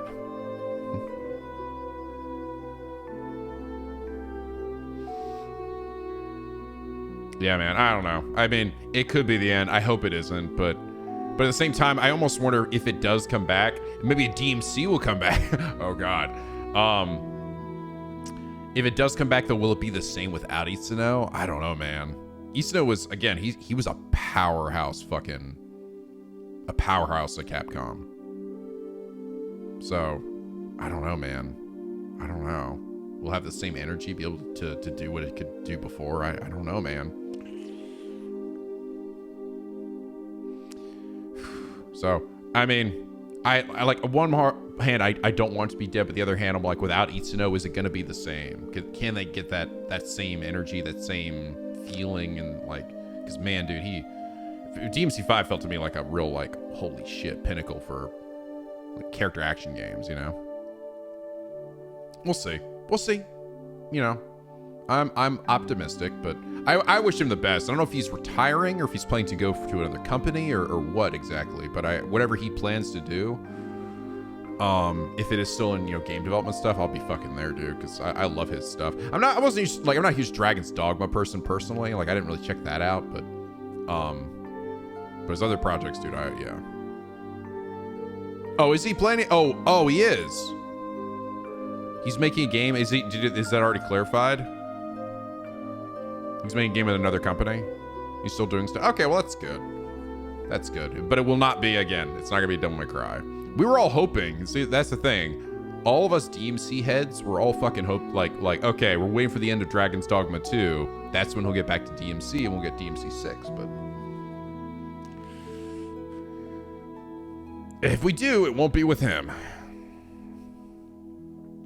He's working with another company. Gotcha. If you left the cut, I don't think so. I don't think so. I don't think Dragon's Dogma 2 is rushed either. I think they put a fucking shit ton of fucking man hours into making that game. I think he probably just got either offered a deal with another company that he was like, this is too good. Maybe he felt like he was done with some of these IPs too, you know? Maybe he just felt like, you know, I'm ready to move on to something totally different. He's been there for over 30 years, dude. He's been there for 30 years. So, but either way.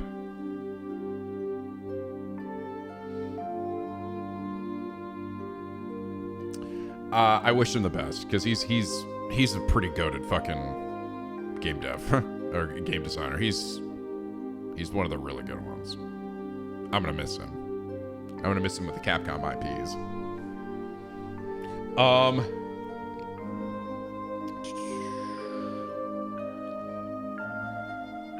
Ellis Collar for the 100 bits, thank you.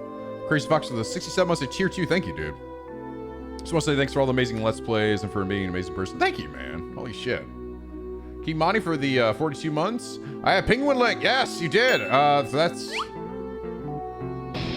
Wait. Oh, that's right. That's half a year. Right. Thank you, dude. Dwarven Defender for the 100 bits as well.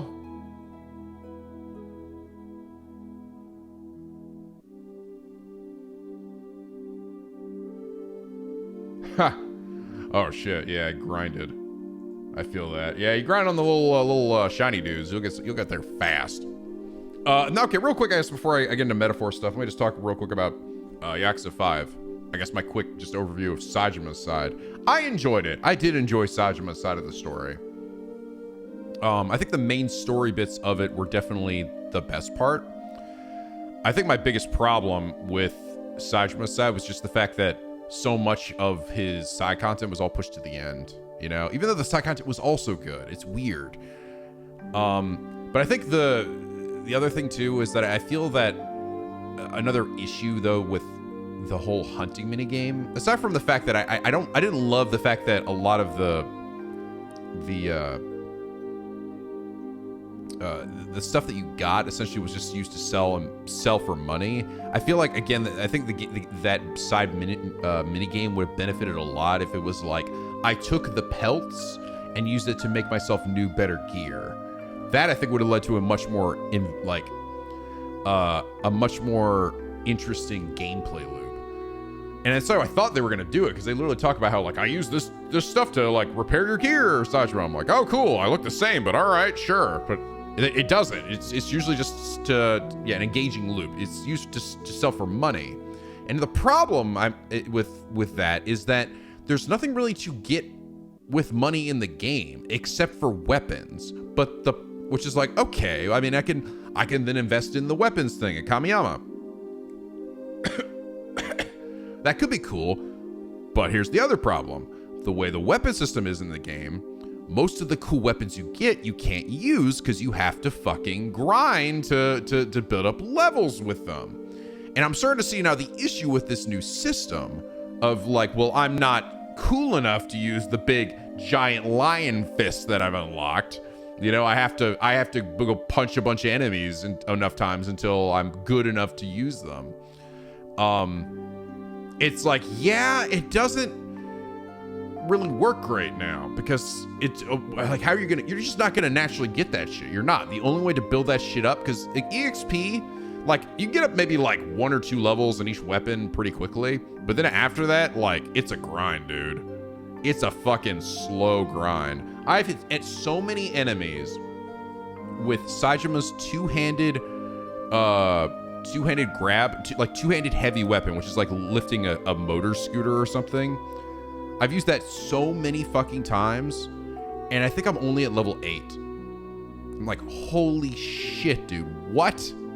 I couldn't believe, I actually went to check. I'm like, am I maxed out? I'm not maxed out on this thing. I couldn't believe how much I've done this, and it's not maxed out. And like, I barely touched the other one, so everything else is like super low. Yeah, oh yeah, and the weapon revelations take way too fucking, this is just not worth it. It just isn't. As much as cool as it is and stuff, like, dude, I was literally in a fighting arena surrounded by blue trash cans, and I'd already done it a bunch of times with him earlier. And apparently Sajima has a blue trash can one, so I was like, you know what, fuck it, whatever. I'll just give it to Sajima if I can. Broke every one of those trash cans, didn't get it. Wow. And this is why it never came back. It's like, I get the concept of it because the idea of building something up is satisfying, but it doesn't, given the other systems in the game, it doesn't really work well. Why does Yakuza 0 have such a fucking amazing gameplay loop? Because you get like a fucking $1 billion in the game. Like way more money than any other game. But why does that work? Because you can, it's literally the backbone of the entire game. Money is everything in Yakuza 0. You have so much to fucking put money into. It's leveling up. It's your fucking hostess club stuff. It's the real estate things. It's everything. You eat the money, right? It's everything in that game, and that's why it's such a great system. And plot, yes, and yes, it ties to the plot. The big, I mean, it's a smart way to have it tie into the era of, you know, that you're playing in, the beautiful Japanese bubble, right? But it's also just it leads to a very satisfying loop. But this one, at least in this instance, I wouldn't say it for Kiryu, because Kiryu, I wasn't really getting like hand over fist a shit ton of, I mean, like I got a good amount. I liked earning, like I get like maybe like 100K or something, and then I get it from my the ATM and stuff, and I use that for some quests, and it's like, that was fine. But this one, I got so much money with Sajima. What the fuck am I gonna do with all this money? Buy some weapons, I guess. But I can't use any of these weapons I'm buying unless I go grind it out. And it's just not worth it, man. Because why is it also not worth it? Because you're already a god, dude. Sajima's already a god. I got that heat move, Herculean spirit or something, and I am untouchable. I am so fucking insanely broken in this game already. It's insane. Like I mean, I kind of love it. Like, this is easily, compare this to Yakuza 3, where I feel like I don't even feel like a fucking like badass Yakuza when every motherfucker just tanks my shit like it's nothing and blocks every move I do. In this game, oh, I definitely do. And I also feel maybe just slightly OP. Slightly OP. Like, Kiryu's already feeling good, but then Sajima's like, bitch, you ain't seen nothing yet. Like, super armor for days. That's crazy. I'm gonna bet that move never comes back. I'm gonna bet that move never comes back. That you're in heat mode, you get super armor. That's probably that's too fucking good. They'll never bring that shit back again. Nope. I knew. I'm like, that's never coming back again. The moment I saw it first and I'm like, oh, that's cool. Then I was like, wait a minute, what? Then I really realized what it was saying. I'm like, oh, then yeah, you just want to be in, because like, funny enough, getting hit, it's not the actual damage that you take, right? Generally, in these Yakuza games, that is like detrimental. It actually isn't. It's that you get knocked out of your combos, or you land on your ass and you have to get back up again while dudes are hitting you. That's the problem. If you eliminate that, now these guys can't knock you down, they can't throw you, they can't fucking interrupt you in any way. They just die. Because now I just go boosh, and like, because I'm not stopping. I'm not stopping to your bullshit. Just keep fucking charging up those things and plow through them, and they just die. And it's somehow, I'm taking way less damage, even though they're still technically hitting me. It's kind of hilarious.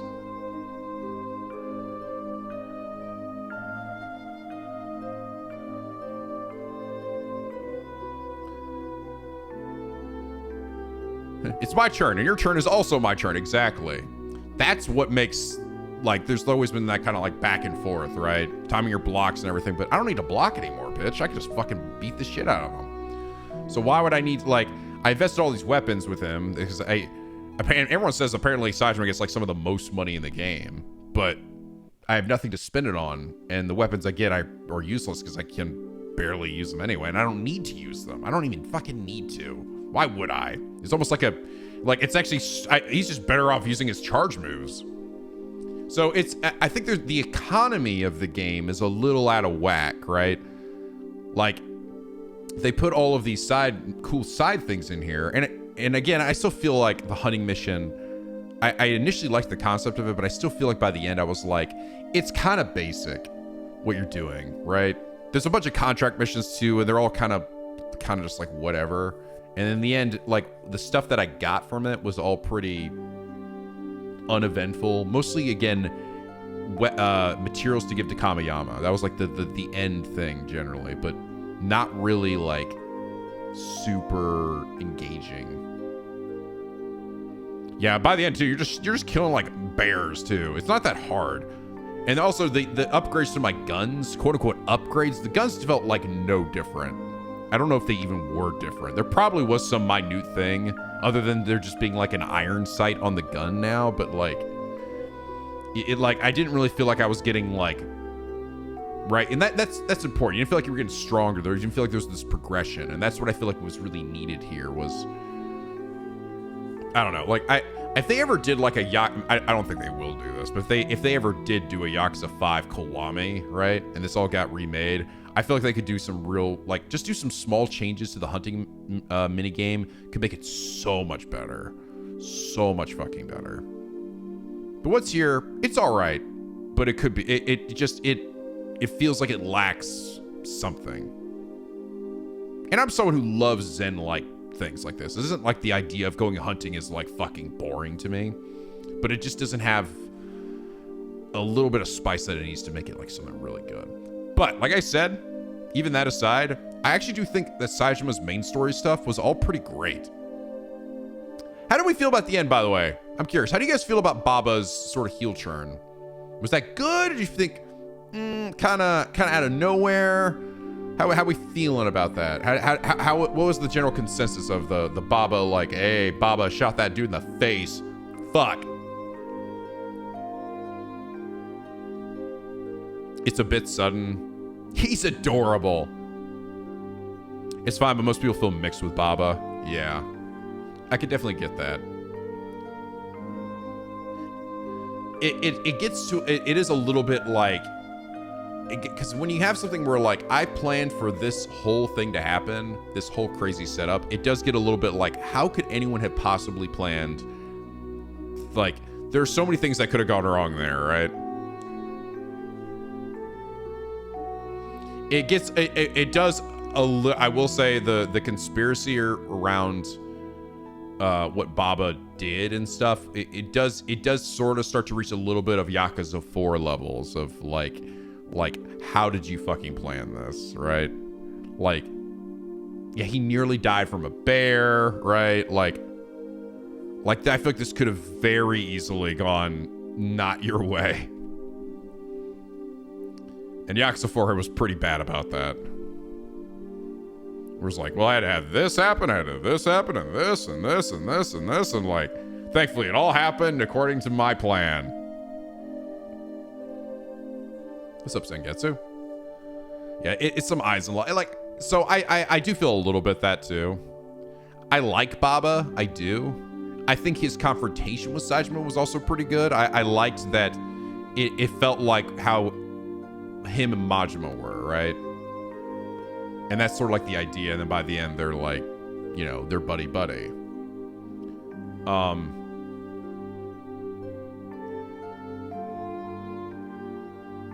But like, here's the thing. Like, he asks the question, why did you save me? Why did you go back to save me? But to be honest, that question doesn't make a ton of sense, because clearly he thought that Saejima cared enough about him that he would try to save him in the jail situation, right? Right? The whole idea was that I'm going to set up this situation where you try to save me. We set up this, like, right? Like, oh, so we can get you out of jail and everything. So, like, clearly, like, the idea was that we want Saejima to care about you. So why are you surprised that Saejima then, after saving you through that whole ordeal, would try to save you from the bear out in the wilderness? I know the bear wasn't planned, but he asked him, like, why did you go out and save me, or something like that? Like, well, yeah. He didn't think it would go that far. Dude, he went far enough to like go out on a limb for him in jail. I just didn't think his friends would. I guess, but here's what I mean. He's already proven to him, like, the whole idea. Why would Baba think that when Baba already intentionally manipulated him to save him, right? So why, to me, going out in the wilderness to find him, to help him, isn't that much more of a stretch from what he did to save him in jail, right? Like, he already kind of went pretty far to help him in jail. So, like, why was this, like, why would you do this? Like, well, because you already set it up so that I would like you a lot, all right? We're already bros. Like, so to me, that was just like, that screams a little bit like weirdly disingenuous. Like, it doesn't really make any sense to me.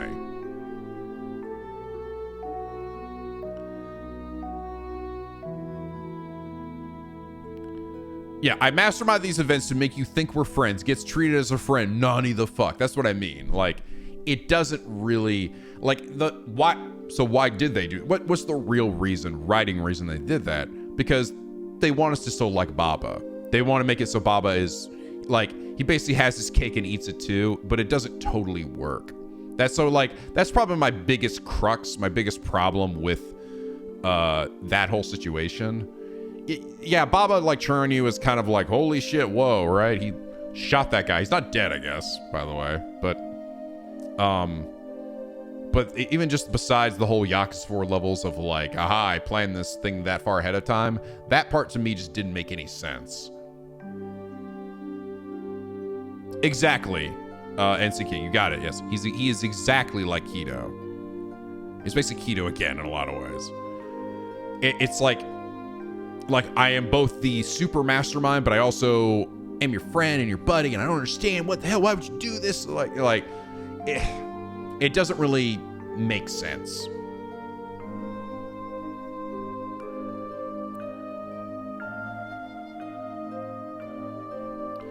I think it was actually remorseful a bit, like, the closer he got to Saejima, the more he felt bad about what he was doing. Like, I agree. I think so too.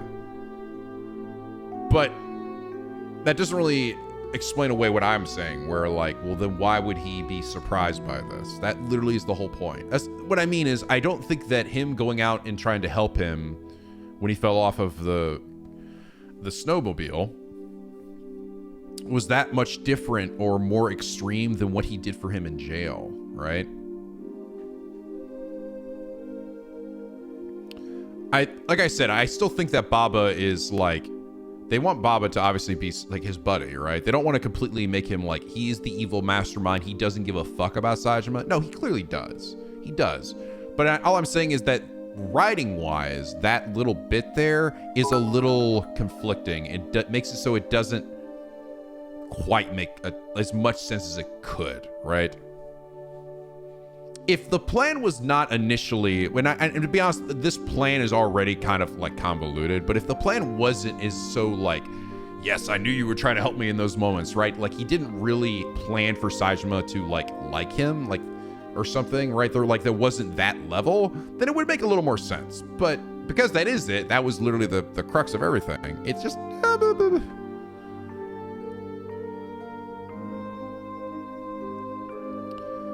don't know. Whatever. It's not a huge deal. Like I like Baba, and I still think overall I liked a lot of what Sajima's journey in main story. I think that's the best part, honestly, of his side. And I even think the main story too of the bear thing was also good. I liked him helping the village and stuff. I liked the whole Okadera like twist and stuff. It's like, whoa, like I thought that was cool. But honestly, you know what? That again, the biggest critique actually isn't even this like the backloaded side content. That's more content creator problems. Maybe a little bit of pacing, but otherwise, it's like, fuck. Now I have to push all this to the end. My biggest problem, legitimately, is Sukamino. Sukamino's city. It was balls. The more I played it, the more I did stuff with it, the worse it got. Where I'm just like, fuck me, man. This shit sucks. Getting around this shit fucking sucks. Oh, man. It just, and the more I was like trying to do stuff around it and like run to different areas, I'm like, no, this is awful. This city blows. And it sucks because it looks so good, right? You first go there and it's this like beautiful winter wonderland, which we've never really had in like Yakuza game. With the snow-plowed streets. Even just the layout of it is actually really cool. The problem is that it's invisible wall fucking hell everywhere. Oh, man. It just sucks. And I hate to say it because it looks so good.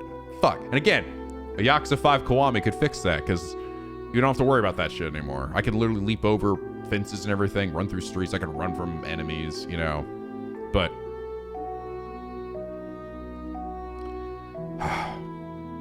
we're talking about didn't have side. I don't know if I'd say that didn't have side content.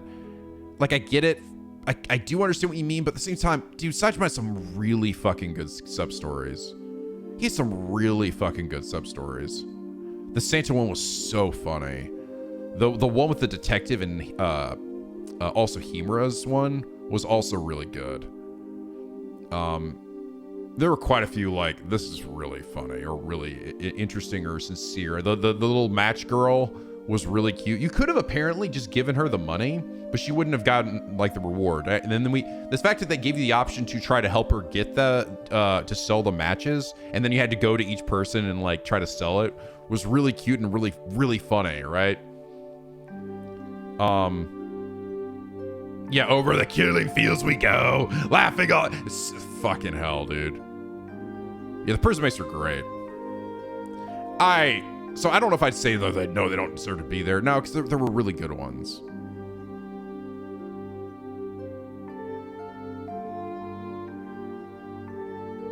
The sewer scene in part 2, yeah. How did they grab him and nobody saw? I'm like, okay. I definitely had to suspend my disbelief there a bit. Everyone just happened to look away in that moment. Yeah, that was definitely like, okay, sure.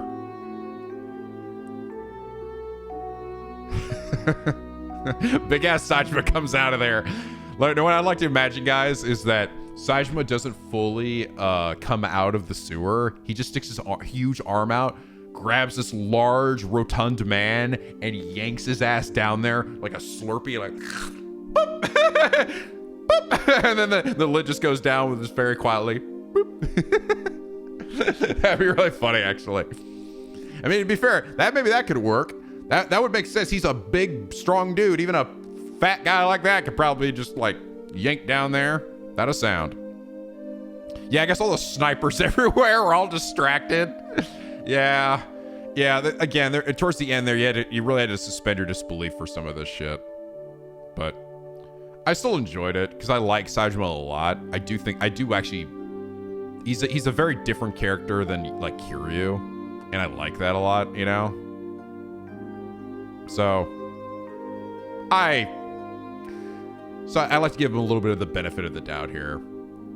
Like, there are parts of it that I liked more than, you know, even 4's. Like, it versus Sajima on this side versus 4, I think I like this one better because thankfully this one didn't have anywhere near the level of frustration that 4's had. Dude, breaking out of prison in 4 was fucking awful. It was so terrible, dude. Oh my god. It was so bad. Yeah, so even Saito was rough, but even outside of that, dude, getting past the guards and shit, everyone's just shooting you. It's like, fuck, dude. Yeah. So I think overall I still actually like this one more. But I'm curious what I'm gonna be playing next, you know? That's what I'm really curious about. But I'm definitely still enjoying 5. Don't get me wrong. I'm not trying. I don't want to try to dunk on it too much. Like, oh, this has ruined the game for me. No, I'm still having a great time. So to me, this still feels like, damn, this game is crazy huge. Like, epic game. Zombear for the 66 months of tier 2. Thank you, dude. And Flare Soul 100 bits. I will say this: the weapon does have a reason why it's directed to a specific part of the game, but because they made it a whole game-wide system, it ends up being terrible. I get why they did what they did, but it's not justified by the locked higher tier for no reason. You will see why it exists later. Okay. I got you. It's like, maybe it's like someone's character gimmick or some shit. Like it plays into something much more interesting. All right. I'll have to wait and see. Anyway, that's how I feel about Yakuza 5. Now, let me real quick. Let me talk a little bit more about, because now I can actually talk about this. Let's talk a little bit more about my thoughts on actually, Metaphor. Yes, I played Metaphor. I mean, I talked about that. I played it before, but I couldn't talk about what I played.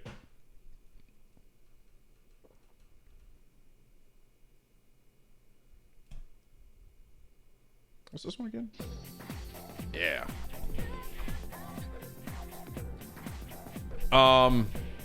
Metaphor.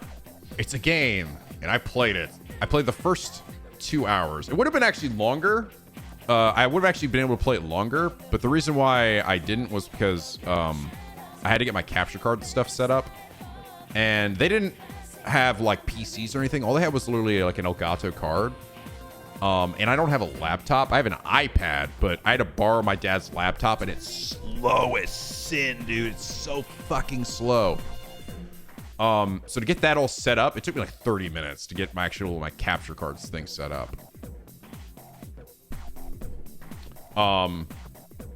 So I got to play 2 hours essentially. By the way, I know I've seen some people who are like, well, Nico, what are you gonna do about the Let's Play? Like, because now it's not gonna be totally blind.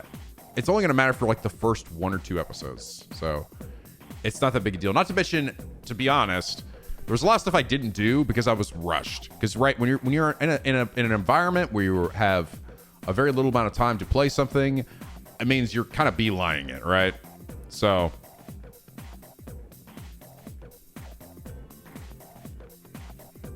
but just like, yeah, the event itself was really cool. I got to meet the devs. I got to check this shit out, dude.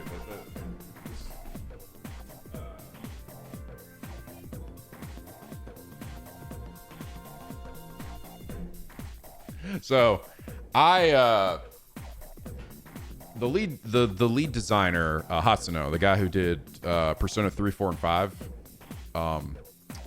was not there he wanted to be there, but he couldn't be there. But he was nice enough to leave us this, which is apparently this is like, yeah, well, this is actually not being sold anywhere. I thought this was gonna be like in the collector's edition, but it's not. Yeah, it's essentially the book from the game that is like your storybook, right? The fantasy book that is meant to be the real world. What's written in it? Whatever you want. There's nothing in there. They did say they said they gave us these notebooks, and it was signed by Hasino-san. So that was like, oh, that's really cool. And they're like, hey, if you want to, when you're playing the game, you can like write notes and stuff in here. And all of us were like, fuck no, I'm not touching this shit at all. This belongs in a museum. However, at the end of the show, right, we basically had a once I finished playing, we got a cool reverse Q&A with some of the lead devs, like the battle designer, the scenario designer, a few other ones as well. It was like basically there was four people there, and then the translator. They were up on like a little stage, and funny enough, it was a reverse Q&A, so they basically asked our thoughts and stuff. I told them, but my favorite part of the game, which I mentioned in my video, was Leon Stroll, and his awakening was like my favorite moment. And I think I was already super invested in that character, but after we were done, I got ballsy and I was like, I wonder if it would be okay. I'm with Joy and Jesse Cox, and I'm like, I wonder if it would be okay to ask them to sign my book or something like that. And they're like, yeah, you can try or something, right? They're basically waiting to see if someone will ask them, right? Someone will do it. So I'm gonna be the guy that goes out there and does this shit. But I'm like, I don't have a pin though. But then I remembered, I do have a pin. They had a pin downstairs because I had to sign a contract, an NDA thing, right? That pin was still there. Yes. I went downstairs and I grabbed that pin and I went over to them and asked them, like, would it be any trouble? Would they be willing to sign for me? And they did. They did. So huge thank you. This is Hasino, obviously, over here. And then the rest of the team is over here. So, I got a bunch of the devs for this game to sign this. I will cherish this. Thank you very much. And then, of course, after doing that, everybody else who was there, I think it was just Joy and Jesse. I don't know if the two other people in my group were, funny enough, Afro Senju, who I didn't know was him. I sat right next to him. I could have said hi to him, but I didn't realize it was him. I didn't know what he looked like. I just thought it was all I know him was the bear. That's the only thing I know him for. And then there's one other guy who I don't know. But yeah, after I did that, they went and asked, like, oh, could you do ours too? Like, because of course, right? So, like I said, I was actually part of a second group, by the way. And the second group, our second group was much smaller than the first group, but the first group didn't do that at all, right? So I think it might only be potentially me, Jesse Cox, and then Joy. I don't know if Afro Senju or the other guy were there to ask them, but who got like the whole team to sign it. So, haha.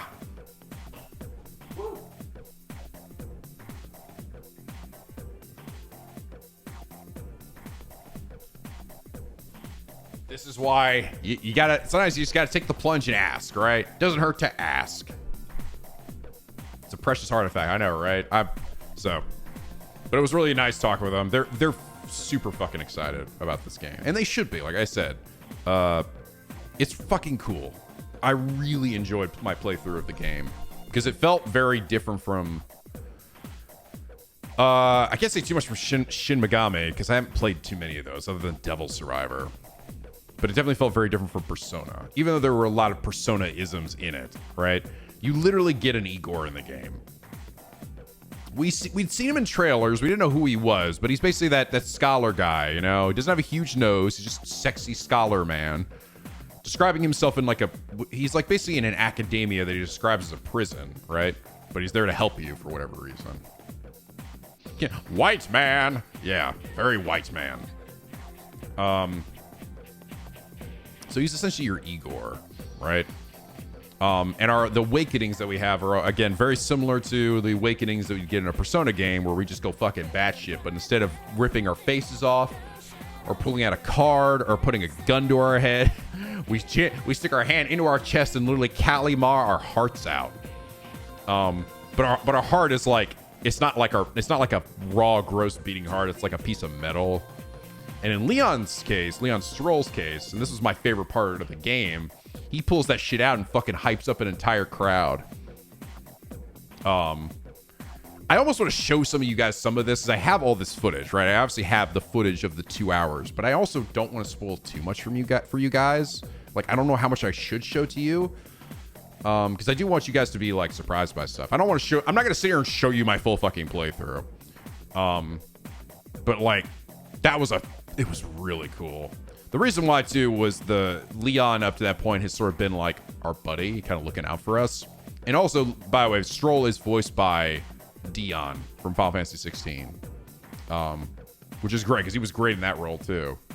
But yeah, he's awesome. I think I didn't really even bring up, by the way. You tell me, I mean, you guys want to see it? I could show you I'll show you guys my favorite scene from it. How about that? You guys cool with that? I can show you this is just my favorite scene from my playthrough. You okay with that?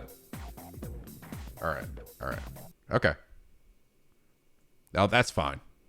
I mean, to be fair, I could show a lot of this because they give me like what they essentially said was like, yeah, you can show like no more than an hour or something from your footage, and any one segment can't be 45 minutes long. And I'm like, that's a what?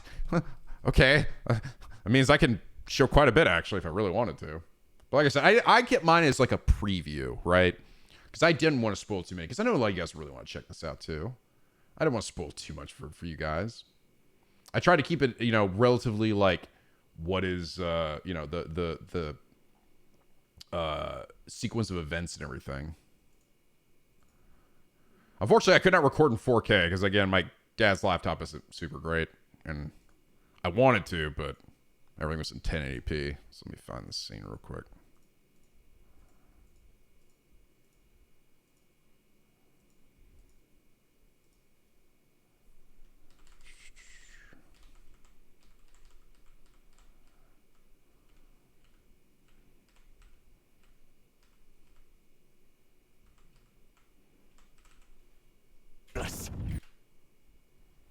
All right, let me show you this. This is my favorite part of it. I literally laughed out loud. The devs looked over at me and were like smiled when I saw me laughing at this shit. Yeah, this is big spoiler warning, I guess. I mean, this is super early in the game, all right? So, but this is essentially Leon's awakening. O thou who art seared with bitterness, O thou music's great, by the way. It is time for thou to choose thy path. O lodestar, whose light reveals the king's own path, awaken.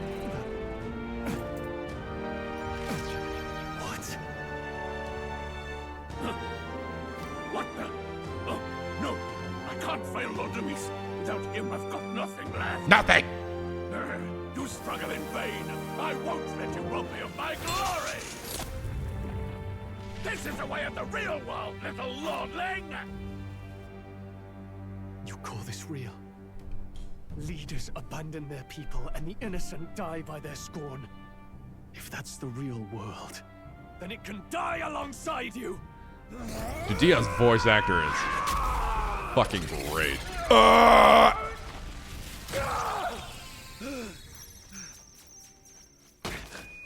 My name is Leon Stroll de Haliatus. My home and my family were taken from me.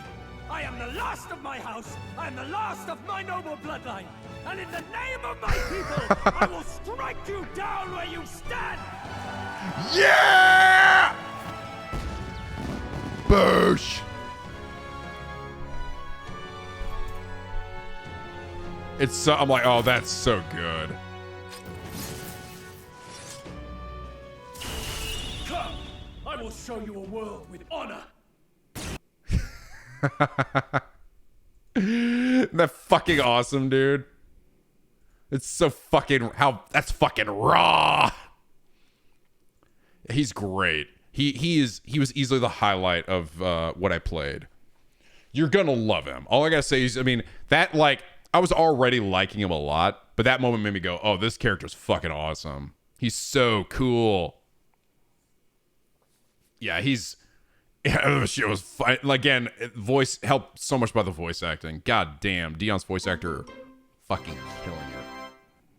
Which is good because I feel like he didn't like Dion. I feel like didn't get enough like screen time in FF16 for him to really shine. To be honest, I did not actually really run into... You run into her very briefly, and I used her in my thumbnail because I like how she looks, and it was very aesthetically pleasing. I try to get a thumbnail that looked nice, but you don't actually run into the redhead girl like much, other than a very briefly. But I didn't really like interact with her. I didn't get her in my party or anything. But another character that you actually meet through this early part of the journey too is you technically do actually get a quote-unquote master character. The old grizzled guy that plays Grius, he is very much your Van Damme in the game. Like once you have gotten like acquainted to some things, you go through your awakening and then you basically meet this guy, Grius, and he will basically he tells you how like a bunch of different mechanics in the game, and he seems to also understand archetypes a little bit more as well. He's cool. I hope he doesn't die. I have no idea if he will, but I don't know if he's gonna be like a Van Damme character where this bitch he ain't living to the end of the game. I don't know. He dies. He might. I have no idea. Literally what you just saw there, by the way, like I essentially get Leon's awakening. I go to a boss. I get a few cutscenes, and right after those cutscenes is when the UI opens up. Because I was actually at that point, I was in the boss fight. I'm like, they're like, hey, you have like, hey, we have about like 3 minutes left. I'm like, fuck. So I had to like blaze through that shit. But I was glad I did because I got to the very end, and that's when I unlocked the crazy UI of the game.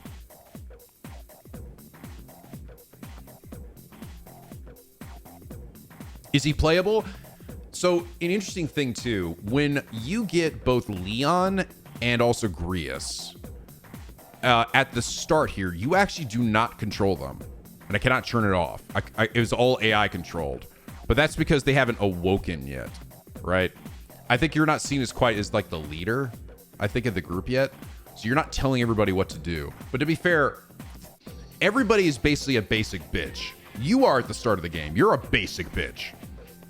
You are, the only thing you can do at the start of the game is you are given because magic is basically a common thing in the world, right? But in order to harness magic, you need this, like, you basically need something to harness it, like a wand, basically. But the soldiers, the little mercenary guys that you end up joining, all only have this, like, basic thing, so they can all just cast basic fire. So it's not like they can really do much of anything. So essentially Grius and Leon, when you're working with them, they just automatically attack the enemies or will occasionally cast fire maybe, but they don't have anything crazy. I imagine now, I mean, I think this did actually happen when Leon awoke for that boss fight. I could control him then, I think. But before then, I couldn't really. Works good. It's not, you don't need to worry about it. It's just tutorial stuff. It is not like, I don't think it's, oh, the rest of the game is going to be like that. No, it's just like, it's more like a realistic, like, why would I need to control these guys? They have like 2 things they can fucking do. The game's not that hard at the start. You're going to be fine. Yeah, the Awakening basically does open everything up. So, I really only just barely got, like, the whole Igor thing unlocked, right? Like, I just barely got that. And to be honest, I can't even elaborate too much on how that mechanic works, because that was literally at the part of the game where I had to start skipping things to get to, like, a stopping point. Yeah, the MC talks. He does. He isn't like, I wouldn't say he's like a huge chatterbox. And it's not like he's going to come out here and being like, well, hello there, Mr. Ding Dong Doodly. How you doing? I'm doing great. Well, how about you? Feeling fantastic. Blah, blah, blah. Like, he will generally still be responding to things, your options, the things that you pick. But he will still occasionally say stuff like, you get into a fight or a big moment happens and he'll say something, right? But the person who really speaks the most is your quote-unquote Morgana for the game. and that's Gallica. She's really the one that does most of the talking. Good news though, you're gonna like Gallica way more than like fucking Morgana. Okay, way goddamn more. Cause she like legitimately seems to care about you. She's sassy, but she's not like annoying sassy, right? Not like she's not all up in your business. Again, also I just gotta give you a shout out to voice acting in the game is super fucking good. Really fucking good voice acting all around. Gallica is awesome. She's just like perfect like amount of sass, but also like sincerity and like caring about you. Great voice for the protagonist. The bad guys that you do run into and stuff are also very good. Music is awesome. I actually really like the music for this game. Like, I really like this one area. Oh, yeah, like this one happens sort of close to the beginning. I'm just gonna let you guys listen to it. Let me see this. You're gonna hear sound effects too, but let me get to this. This is basically the first song you're going to hear in the game. When you get instilled into your brain that music exists in the world. Right. Music was the first magic this world ever knew, after all. Makes the road a little easier.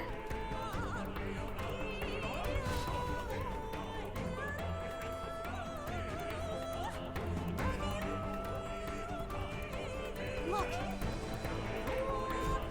Over there! Let's go. I actually really like this intro to the game too. They really put you in a place where like you're just kind of on your own. You're a basic bitch, and you are surrounded by things that can just kill you in one hit. Watch out!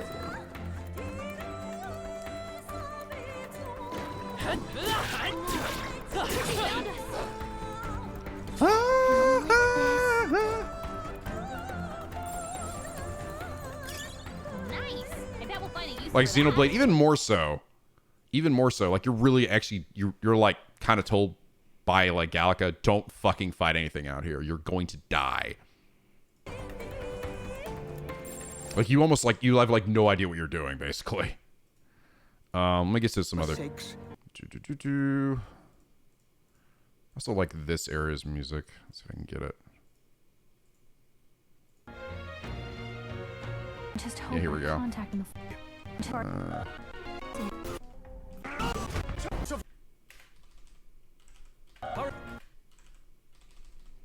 I'll try to cut over so I don't hear any voicing here. Ba, ba,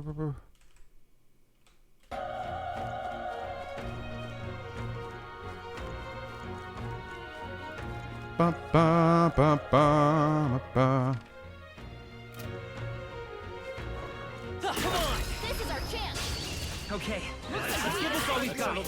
So that, okay, give us all we got. That's us. I won't hold back. I like the battle theme too. Wrap this up. That'll do. Troll always comes through. Only one Here comes the. left. Burp, burp, burp, burp, burp, burp, burp. More quick. Oh, we skipped past it. Ba, ba, ba, ba. Oh yeah, funny thing is, interesting enough too, I forgot, you when you get into a fight and you beat enemies without taking damage, you get an unscathed triumph bonus. So you actually get bonus EXP and money. Not bad. Not bad at all. Oh, and you can also assign stat points to your main guy.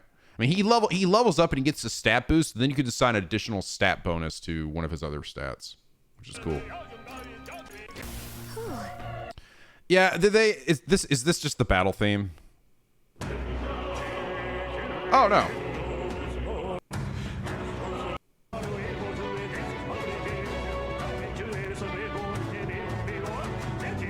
Yeah, I think this is like this is the title screen theme, I think. From the Gamescom live stream, yeah. They haven't really released too much of the music yet, unfortunately. I actually asked them, I was like, could they send me over them? But any like separate themes, but I didn't really get any, so. That's Oh yeah, I can actually show you guys too, like, here. I told you before, like, you don't really get a good UI at the start.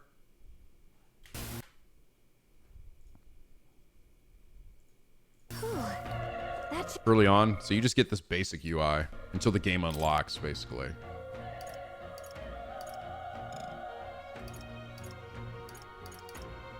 Ba bum ba ba ba ba ba ba ba ba ba.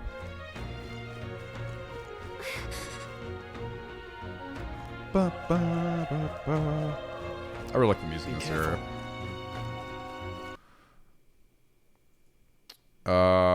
Let me show you though. And this, I literally don't get this till literally the end of my playthrough. It's at the very end of my video. This is essentially the Velvet Room, and I can actually move around. By the way, so in our Velvet Room, we can actually freely move around. What now? Look how cool this UI did, dude. Atlas UI is unmatched. Unfucking matched.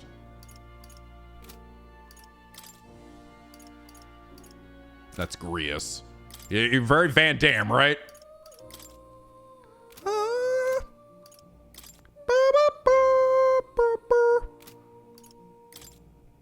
It's so peak, dude.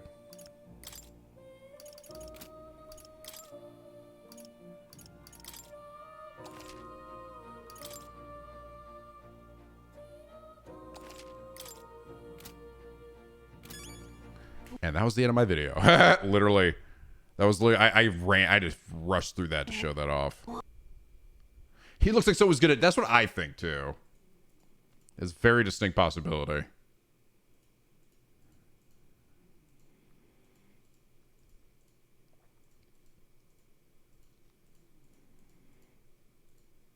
But here, let me show you this too, because I don't think this is something that was shown off too much. That makes it that's really cool about this game. And granted, this is I mean, this is exactly the same thing as the Daybreak thing.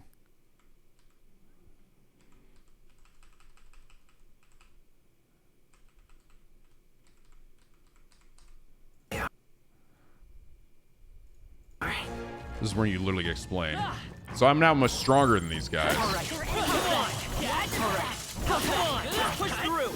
Fine work. So you see, I'm getting all of my shit up here, though. It's not like I'm killing these guys, I get nothing. No, I'm actually getting money and everything. I don't know exactly what mag is supposed to be. I don't actually know what that's supposed to be honest. Maybe AP or something? Or I think that's what that is. I don't know. Also, there are shiny things around, very Xenoblade, like that, just lying around.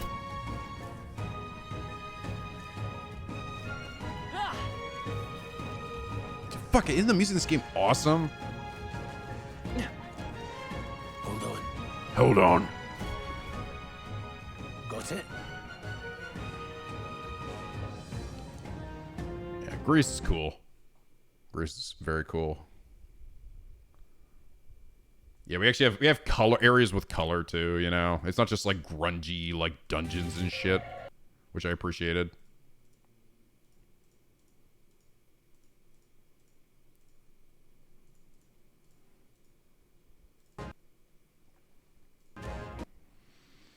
Yamakuro's he's so talented, dude.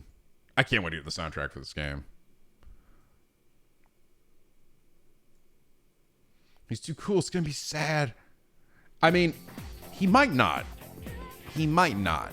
The reason why I think we all think so is because we haven't seen him in the promotional material, like, right? Except for like that one maybe spot early in the game.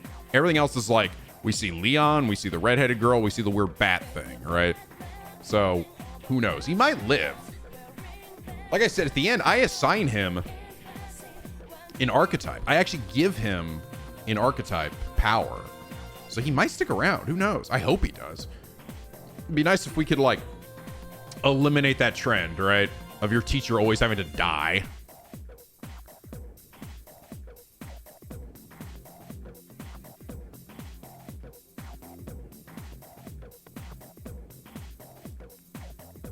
It's a classic. I mean, he even talks like Van Damme. It's really funny. Yeah, you better watch out. But easily, like I said, you guys are gonna fucking love Leon, dude. He's so good. He's just your little buddy, right? He's like the nicest fucking like rich ass dude ever. Because he's someone who is like, he's royal. He's well, not royalty. He's of a higher family, right? I was so like, oh man, this character's awesome. He's not just hot, he's awesome. Yeah, nobility, essentially.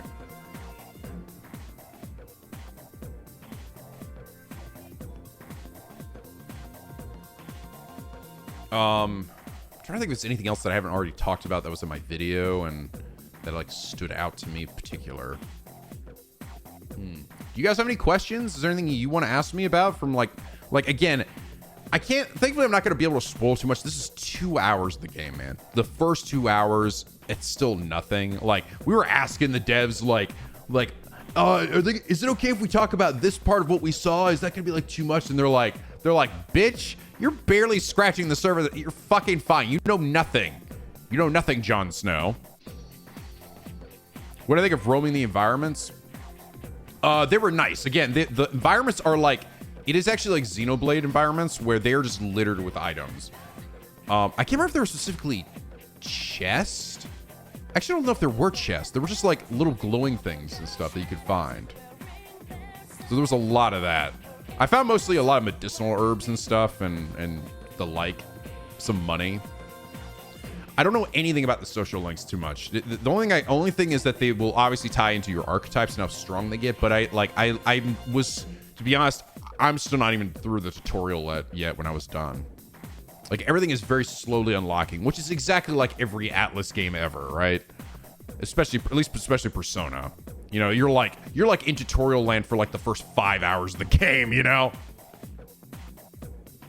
The herbs I will never use. I didn't use them because you don't really get a healing spell early on. So you actually do use them for a little bit. That said, I think I will probably play on a harder difficulty for this game because it was pretty easy. Even right off the bat. I mean, it's the start of the game, so obviously it shouldn't be too hard, but I'm sort of feeling like I might want to play it on a harder difficulty, especially after playing Persona 3 and its hardest difficulty and feeling like this just feels normal. I almost would recommend potentially if you're going to play this, maybe try the hard difficulty. I played on normal for this thing here. Did I feel any input lag? No. I didn't feel any input lag. I was playing on an Xbox Series X, so that's what they provided. Enough time to play with the archetypes? No, I really didn't. I basically had my default archetypes for both my character and Leon, and then I unlocked one for Grius at the very end, but I never got to try it because I ran out of time. It was basically like a mage type. So like our guy was like the Arsene kind of all-rounder sort of thing, right? A really basic archetype. Leon's was a very heavy-hitting archetype, like physical attacks. And then I got one for Grease at the end that was specifically magic-based, but I didn't even get a chance to use it.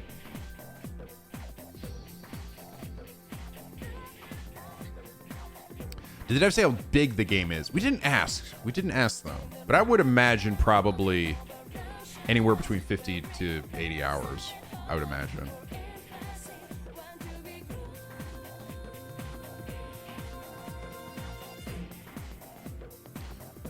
But I do think just having that new ability to actually just like kill weak enemies and not have to go into a fight. Oh, another thing about that, by the way, and this is an important key because you might be like, oh, okay, so I can kill the weak enemies, but what if they hit me on the field, right? Because normally if an enemy hits you, you get like, oh, I got sideswiped and we're now in command battle. If they're weaker than you, they can still hit you and they will not trigger that. So essentially, little shitty enemies or whatever that you're able to just like kill instantly without having to go into a fight. If they hit you, it's not like, oh, now we're still in the fight. Oh, you got me. No, it's just like now an action RPG. So you're just like it literally for all weaker enemies, you are essentially playing now a different video game. It's an action RPG now. And you can dodge too. There is like a dodge thing too that you can use to get out of the way. Again, that was another question I had that I was like, how would that work then? I'm like, that's cool, but I also would suck to get like sideswiped. Nope. You'll still take damage, right? But it's not like it won't. You don't go into the menu, which is I'm like, oh, that's really cool. Muso mode. In a lot of ways, it kind of is because you can get like huge swarms of enemies, but you just kind of mow them down. You know. I don't know. I don't know if we'll get more abilities potentially you can use on the overworld. I'm not sure. We'll see. It still seems like the main focus is still the command-based part, but because like I said, you can still like the one other thing I was curious about because you always saw it in all the trailers, right? When you're hitting the enemy, it's like hit wide, enter squad mode, which is the command-based thing. What happens if I don't hit that? Could I, for like an enemy that would normally, you know, like that I normally would want to fight in squad mode? What if I just didn't do that? What if can I just like not press that button and then just continue to hit them? You can, but it's not super viable because once you've hit the enemy and they've entered that like hit triangle to go into squad mode, they'll fall out of it and have a bunch of invincibility frames, and until they get back up again, you can't hit them anymore. So it's actually just way better to just go into squad mode. It's smart. It's actually smart. I actually think it's a good decision because otherwise I'm like, I would just think to myself, like, maybe I don't even need to go into squad mode. I could just keep hitting him, dodge out of the way of any of their attacks. Don't get hit mode, right? They want you to be in squad mode. Exactly. It's way more, it makes way more sense to do it than to try to like wait for them to get up and then just dodge around and hit them again. It's like, nah. And that's, again, well designed. It isn't that way in Daybreak. In Daybreak you can kill every enemy in the field. Ah, really? Okay. Really. So a bit different then. This one, they're really encouraging you to go into squad mode until you get strong enough. Like, at that point where I was beating those guys, I was 3 levels above them. They were level 1 and I was level 4. So, I don't know if that's like the determining factor. You essentially have the... Gallica has the ability to sense enemies and things around you. If you've already fought an enemy, it'll tell you what their level is. Until you fight them, you don't know. But it also will essentially give you their threat level, right? And that goes from blue, meaning you can just kill them on the field. Yellow, which is the normal, and then red, where they're really dangerous. Oh yeah, she does ever use this. She also apparently has. She will occasionally help you in fights too. She helped me in one of the early boss fights in the game. I was almost like unsure if it was like, did I do something? Maybe I was like taking too long, but she asked me to help with like a specific fight.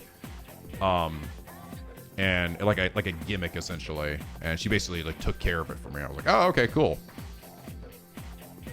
Like Futaba, maybe so. She might be like a Futaba. I don't, she's only really done one thing for me in an actual fight that I could like legitimately see. But it is cute. Like she like, when you start off with her, she looks like any other pixie, right? Like she's just flying around. She's got the little like leotard thing, and she ain't got no shoes on, and right, she's just flying around. But then when you guys get into like the fighting section, she actually gets on like a little suit of armor and stuff. Like she gets like a big helmet and sword and shield and greaves and stuff. So it's like I'm like, that's funny. So I imagine she will probably get more stuff to do as well.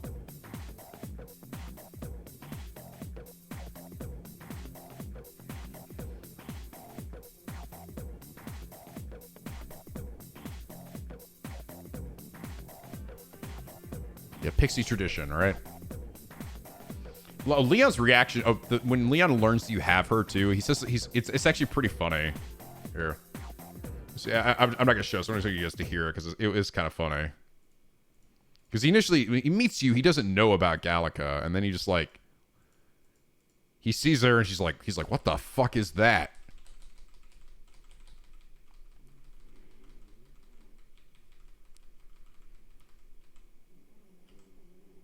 Wait, is that a fairy? Did you catch it yourself? And then you could be like, yep, just over there. She's with me.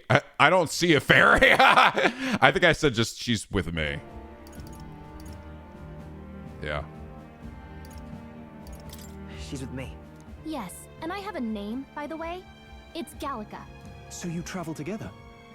You've stayed well hidden for quite a while. Well, I didn't want anyone making a fuss. But we've got bigger problems right now. I can't shake this feeling. We gotta be careful. A fairy? What the fuck? What is that? Where'd you get that? I want one. Yeah, so I named myself, because the very first thing the game asks you to name is yourself, and I called myself Nico. And then later in the game, they ask you to name the protagonist, so I named him Bizzle. So I think that's probably how I'll do it when I actually get to the Let's Play.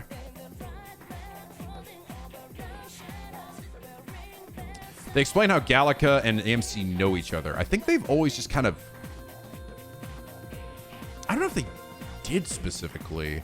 I think she was just like with him since like their village. To be honest, I only very briefly got some flashbacks about our protagonist's like childhood and his ties to the young, because he basically knows you are childhood friends with the prince, who is the son of the king, right? But he's got some weird illness where like there's like this plant that is slowly like it's some kind of curse on him.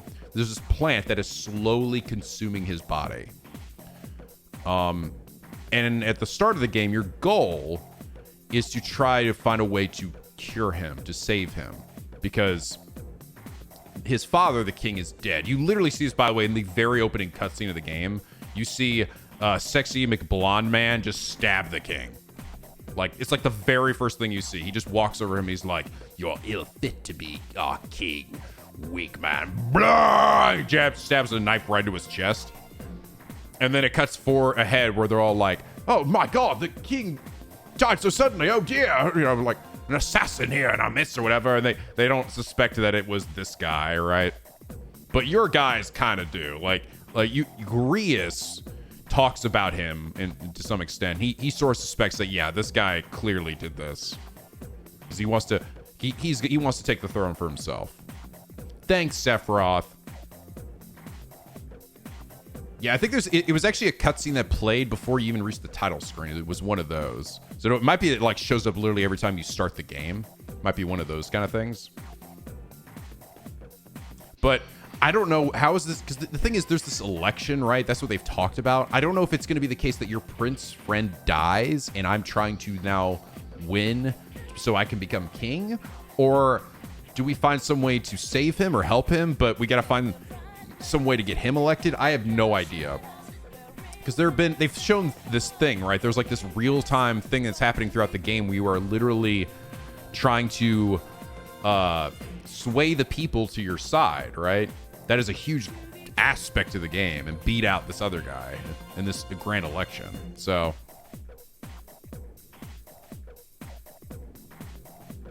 yeah, protagonist to kill Dio to save his childhood friend. Give me a second, I use the restroom right back.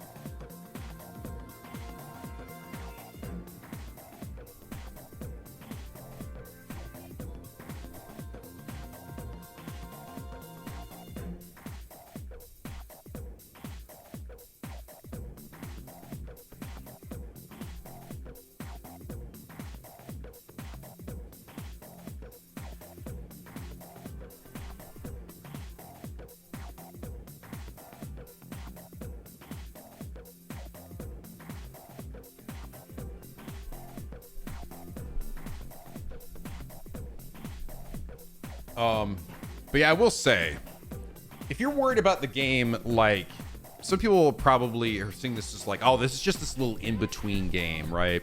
Between now, like, the Shin Megami Tensei 5 and Persona 6 is an inevitable, like, announcement. And this is just like, a little thing they put out there without a ton of thought or whatever. If you haven't been able to glean this from the trailers, right? Like, I was already feeling this pretty early on, so I think some of you probably have as well, but just even now having played it, the first 2 hours of it, no, dude, this is a big fucking RPG. This is a big ass RPG that they put a ton of effort into. It is quite literally, it is, I feel like in a lot of ways, maybe something they plan to build another franchise around, a third pillar of a third IP pillar of theirs, right? It's really impressive. Like, from everything from its art to its story, its narrative, and its characters, and the music, how the battle system's set up, it's like they put a shit ton of fucking effort into this. I was very impressed. I got to the end of it, and I just was like, I want to play more of this so badly. I was really, really impressed with it. Very much. I feel like to me, if you are a fan of Shin Megami Tensei games, I think you should play this for sure. It's battle system. It's got some Persona in there, but it's got a lot of Shin Megami Tensei. It's not the knockdown all out attack. It's basically like how SMT does their stuff, right, with the turns. But it has the social link aspect of Persona, right? I think if you're a Persona fan, you should absolutely check it out. I think anyone who's a fan of the Atlas RPGs in any way should definitely play this game. I think you will not be disappointed. I mean, I can't speak for how the rest of the game goes, where it goes, but what I saw was like, fuck, dude, this shit slaps. This is not just some side shit, right? This is not some quick, like this random Square Enix game with a tiny, random IP thing. It's like, no, this is a big fucking game. Yeah, press turn. It is press turn gameplay. So, and the thing is too, I know a lot of people who are not a fan of Persona because of the high school setting, like Simmons, right? I think that this will do a lot for a lot of those people because it is adults in a very adult setting, in a very medieval setting. Funny enough, that's it. Is there anything I'm like personally worried about or that I'm like, about? I'll say a few things. Because I don't want to be, like, that video was sponsored, right? I don't want to say anything too critical or anything about it, because this is not really founded or based on anything, just more like, I hope this doesn't create a problem.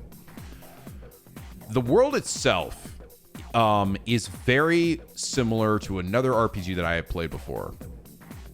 And that RPG ended up being pretty mixed with a lot of people, myself included. And that RPG is Final Fantasy 16. The world was very similar to that because a lot of the world is just insanely bigoted. From what you're seeing, granted, I'm at the start of the game, right? I'm starting at they want to expound on what the world is. And the world is shown as there are a number of tribes and they all fucking hate each other. They all just fucking hate each other. At one point, you're going through the city and you're seeing these people just be executed, essentially. When you're storming that base I showed you guys, there are other soldiers there dying, and they realize that you are this part of this Elda race, right? And when they see that, they go, "Oh, you disgusting freak! Yeah, I bet all of this is happening because of you." Or like basically finding some reason to essentially like associate all of the bad happenings to you. Yeah, they're like hella racism, like everywhere. It's clearly a big part of it. And that's why there's like a fantasy book, right? The fantasy book that they essentially gave us. That fantasy book is supposed to be loosely based on our world. Granted, they're like, there's one tribe and everybody works together and there's no racism. And I'm like, ha ha ha ha. That sounds great. But it definitely has a bit of that in there. And I hope that the world isn't just that. Like, I hope that there's that, because the problem that FF16 had, unfortunately, with that world was by the end, it's almost like, why are we saving this world? Everyone in it fucking sucks except for our main characters and a few of the NPCs. Everyone's just fucking trash. And I hope it doesn't get too bogged down in that, because otherwise, like, Why do we feel like we need to save this world? I think here's one thing about it, though. The thing about FF16 is it did become a literal, like, we gotta stop God from erasing the world and everything. This is seems to be more that you're trying to, like, become elected, right? And it's basically someone who can lead people. And in that sense, that leads to a different scenario where instead of trying to save this already just completely fucked up world, like save it from destruction, we can essentially get maybe a leader who can change that or help to change that, right? A leader who can change the way society views these other tribes, you know? That is like, okay, we can have something there at least. Let's see.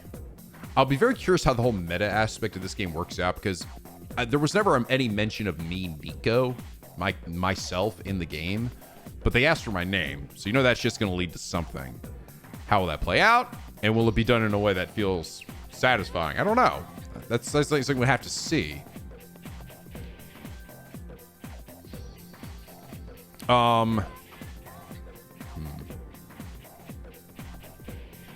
Yeah, I'm the final boss. Also, the enemies that we're killing are called literally humans, so it's like, this is gonna be some like near replicant shit, right? Ah, shit, the human, we were the enemies all along, right? You know, kind of thing. Yeah, metaphor will be meta? Paris, the thought.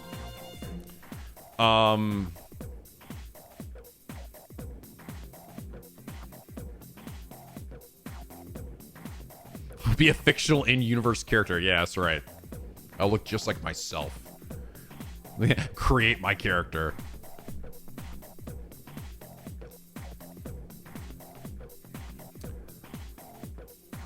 I'm trying to think, is there anything else in terms of like any worries on my end? Oh, that's right. I do have one thing, and this is not personally, I don't care, but I do think this could potentially affect how well this game and its longevity is. And I hate to say this is actually a big reason why is Persona in general bigger than Shin Megami Tensei. You could say a number of different reasons, right? There's a number of them, but I'm gonna tell you one of the biggest ones, and it's something that actually is not actually going to be in this game either. And one of the big reasons, romance. You can romance characters in Persona. You can't really do that in a Shin Megami Tensei game. Dating sims. And there's not going to be any romance in Metaphor. They've already said that. Granted, that's not going to stop people from obviously shipping characters or whatever, right? But that's a big part of these games, and how much they're in like the unconscious mind of gamers, right?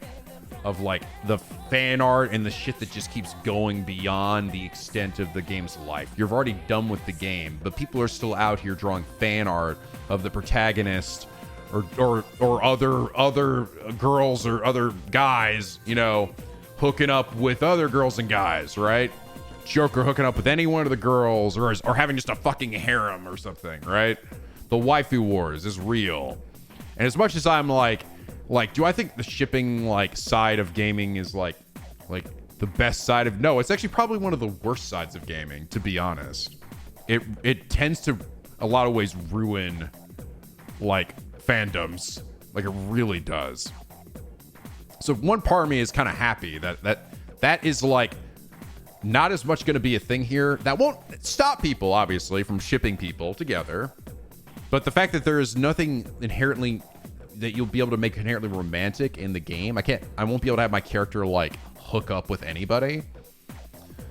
It does sort of make that less of an issue in that regard. But the flip side to that is that as much as that shit is fucking annoying, and dealing with the shipping fandoms is fucking annoying. People over here fighting between Tifa and Aerith, or fucking Lady An, or Makoto, or fucking Futaba, or all these other characters, shitheads, and fucking, is it Aegis, is it Mitsuru, is it like, it's like, as much as that shit can be really annoying, that shit also keeps a game in the public's mind well beyond the ending credits. That shit, dude, I still see fucking Persona 5 fan art. That game's, Royal is a good few years old at this point, man. Vanilla is even older. But I still see a shit ton of fan art for like shipping characters. And that does lead to people playing games also. It brings other people people together, because people will ship somebody together and be like, you ship this character too? Yeah, high five, yeah. Or it makes other people go, fuck, damn, this art's really good. Ooh, these characters are kind of cute. What game are they from? They're from this game? Oh shit, do they hook up? I gotta find out. It's a pretty big part of it. It's really kind of one of the big reasons why Persona is as big as it is. As much as people will try to deny it, will say, no, Nico, no. It's all the other cool stuff in the game. There's the fucking, you know, the characters and the music and the setting. And yes, I know. But it's a big fucking part of it, dude. It's the same fucking thing for Fire Emblem, bro. It's the same fucking thing. Like, they're carried hard by husbandos and waifus. And you get to fuck them. Good for you. You get them. Go get them, Slugger. You winning, son. You fucking son. So, it is a big part of it. So I hope that am I upset that there's not going to be like romance in this game? Fuck no, I'm not. No, I'm not at all. I think it's kind of ballsy, and I actually respect them for doing that, because what it can essentially help avoid, like I said, is getting the worst part of the fucking fandoms. It allows the story to be, I feel like, more serious, because it is focused now on not finding the ultimate waifu or husbando for your character. Some people do. Some people just don't give a. They play these games. They don't give a shit about any of the main story stuff. They just want to get their characters hooking up with other characters. No, nothing against that. You do you, brother. But because that now that's not there, that's not as easily satisfied unless you know go to Rule 34 or Dojins or something, right? So I think it's good that isn't the case, because it allows the narrative to be the big focus, which is, again, this election, things like that. Characters themselves maybe not being like, I gotta find a way to fuck this one. Instead, just making them interesting and engaging on their own right. And not just, they're just so fucking hot. God damn it, they're all so fucking hot. I mean, granted, they still are attractive characters, but, you know. We can simp after these characters without necessarily being like, you know, there's gonna be some hot, steamy, off-screen love hotel scene like Shuichi and Kaede, or Shuichi and Kokichi, or fucking best one, Shuichi and Kaido. Sweetie, deeper, God,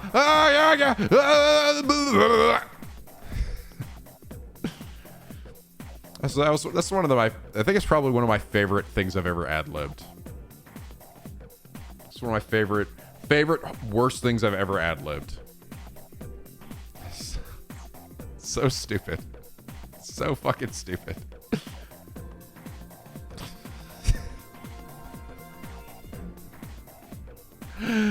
I'll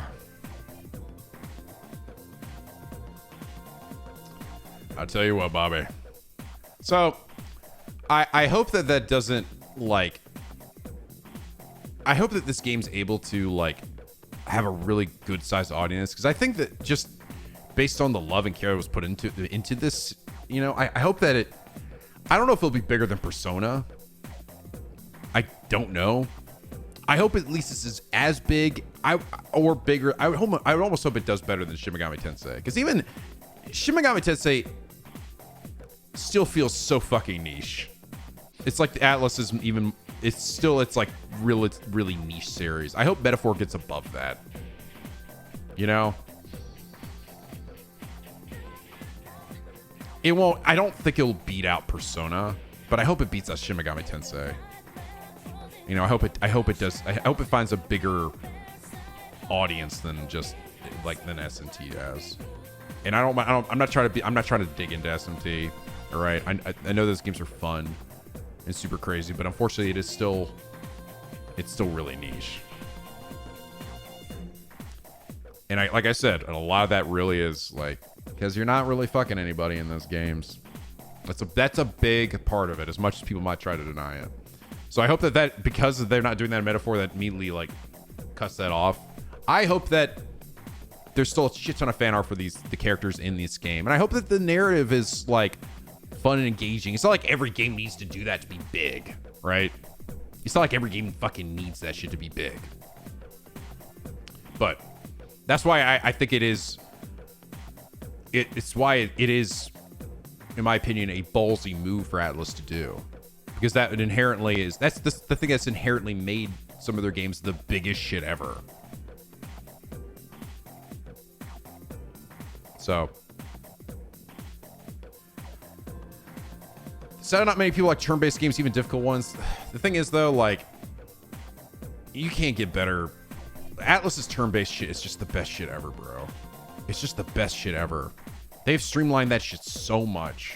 You don't feel like you're playing a turn-based game. And granted, this game has technically two things in it. It's got the action as well. So, I hope that doesn't turn people off.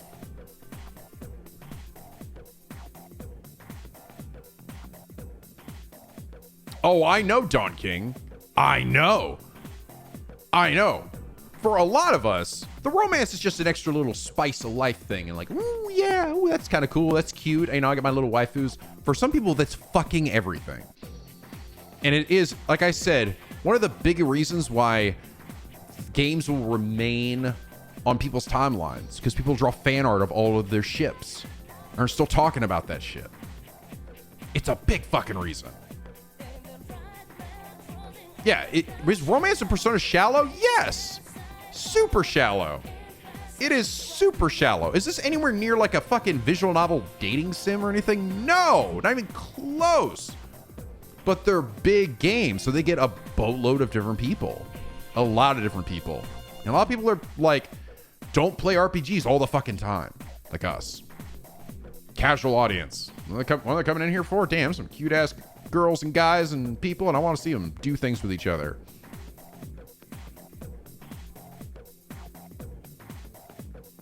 It's people's zeitgeist.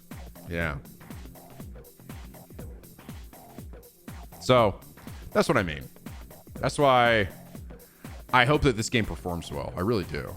Because I really enjoyed what I saw. I hope it's not just the big RPG heads like a lot of us are. Because I imagine that most of you guys here were already at least pretty interested in this game.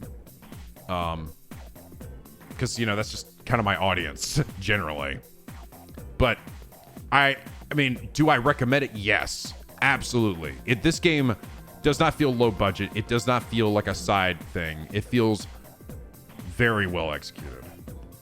And this is not like a sponsor thing, like I gotta tell you to buy the game. No, I just, personally, as someone who loves a lot of Atlas's stuff and a lot of RPGs, I would recommend it based on the 2 hours that I played. I was very impressed. Yeah, Phoenix. In the original game, you had no choice. They changed that, and thankfully changed that in Reload. We had no choice but to date everybody. It was like, I thought your audience is a bunch of flightless birds. What's wrong with that? A bunch of flightless birds who fucking like to game. They can't fly, but they can game, brother. They got little fins. I'm very good at being able to grab the controllers and press just.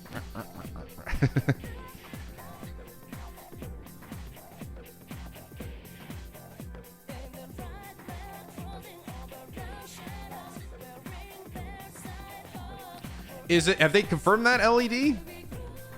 That story that the game's story goes over 6 months. Interesting. So 6 calendar days. So you're not going a full year. Interesting. It kind of depends how that gets handled, you know. So you can slide. Look at you guys go.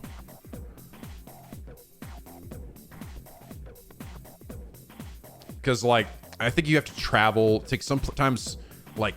Some days you're spending those days traveling to new places, and it takes a certain number of days to get there. I think that's like the other part of it. I didn't get any of that. Like all of the world map stuff essentially was all like we just kind of go there. Like it was still very. I mean, I was very much on rails. It can take multiple days, so it's not even like you're like in Persona. You're literally living out every single day. There's not. Well. With the caveat being like exam days, kind of skipping over stuff in a few moments. But generally every day is seen. So I'll be curious. Yeah, it's like how much flexibility will you get? Is it possible to fail? That's another thing I'm actually curious about. Is it actually possible for you not to win this election thing? Like how much like leeway will you get? Or will it be pretty on rails? Like, yeah, it's kind of impossible to like actually like lose the main story. You know? Yeah, I would almost think that you should be able to lose. But that'd be also interesting because then what does that mean if you lose? If you lose, do I just like lose the game? Get wrecked, nerd. Yeah, I guess you just fucking die. Dead. Yeah, load your last save from when? 30 hours ago? I guess I shouldn't have had that one lunch from like 30 hours ago. I don't know, man. I don't know. It like I said, it's very interesting. It's very interesting. That's not really something that you have to worry too much about in like SMT or even Persona, you know? Usually it's like one moment where you have this choice here. Do you make the right one? This seems like there's a big focus on time management, even more so than Persona.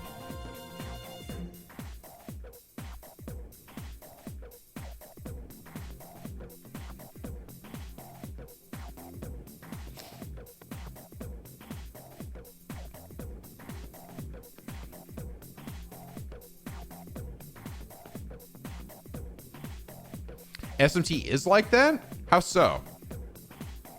Like you committed to the wrong choice and now you're fucked or something? Or what? And there's not really time management in SMT though.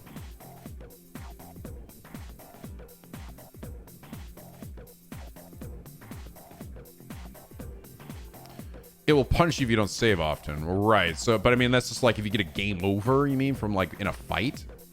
And you will likely soft lock. Okay. So you mean like you got yourself into a situation where I can't grind or level up, and now I'm fucked because I can't beat this boss. That's one thing, I suppose. Yeah, I guess that's one way you could do it, but my thought is more like specifically you didn't manage your time correctly.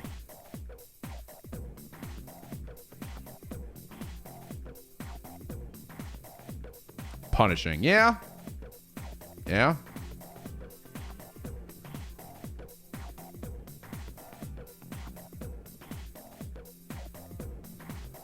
Alignment endings are based on the choices that you do during the game. Right.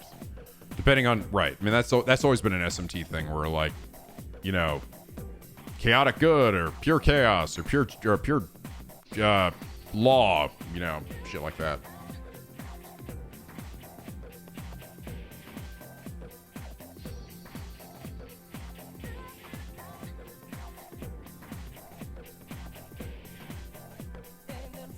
Like, your characters can get feared if you miss an attack on top of the press turn cost.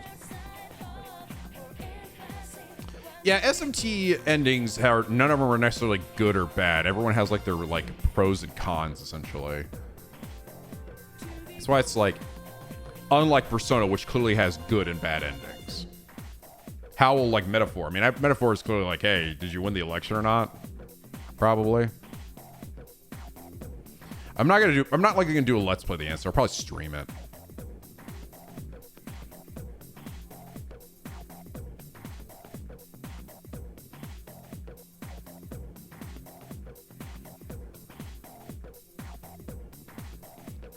Like that's what I imagine. The more recent Shin Megami Tensei games are probably way better about soft locking. I could definitely see that in early games. That I understand, but I feel like a modern SMT, would you really have to worry about being soft locked?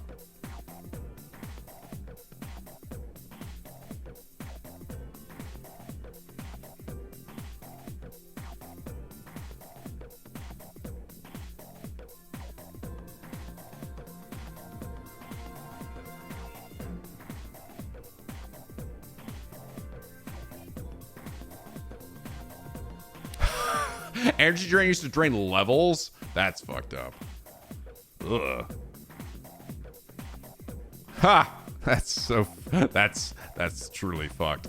That's like, man, like there's like the Matador shit, right? Or Mott. You know, Mott coming out going brrr, or Matador. I know there's like all the meme shit of like, give me all my turns back and die. You guys showed me that before.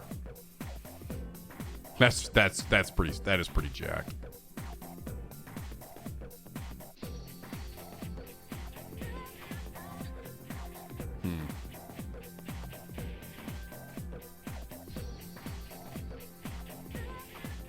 Matador's Nocturne's check for you to stop using angels who are weak to wind.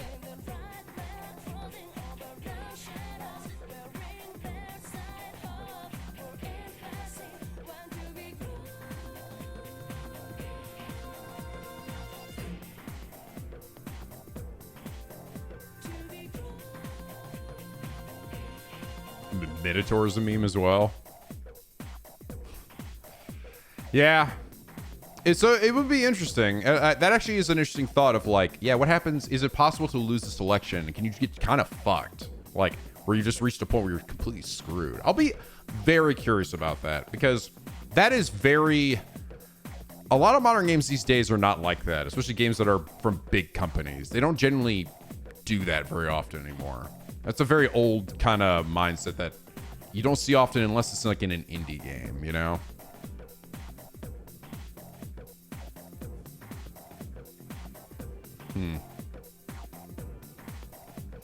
But I hope it sells well. I really do. Because I think they're taking a big risk by doing this. I have to applaud Atlas for doing this. For not just being like, let's just stick to the IPs we have and sequel until we're red in the face. Like, yeah, let's do something different. So that's always inherently fucking risky and scary. But I recommend it. I do. I was very impressed with what I saw. I think that I think anyone who loves Atlas stuff will enjoy this. I think people who like RPGs, I think people who don't normally like Persona games actually will likely get some enjoyment out of this. Like I'm hoping that Simmons will like this game because he's a very particular person who does not like school settings, especially high school settings. Generally, he finds that shit kind of annoying. But I don't know. We'll see. We'll see.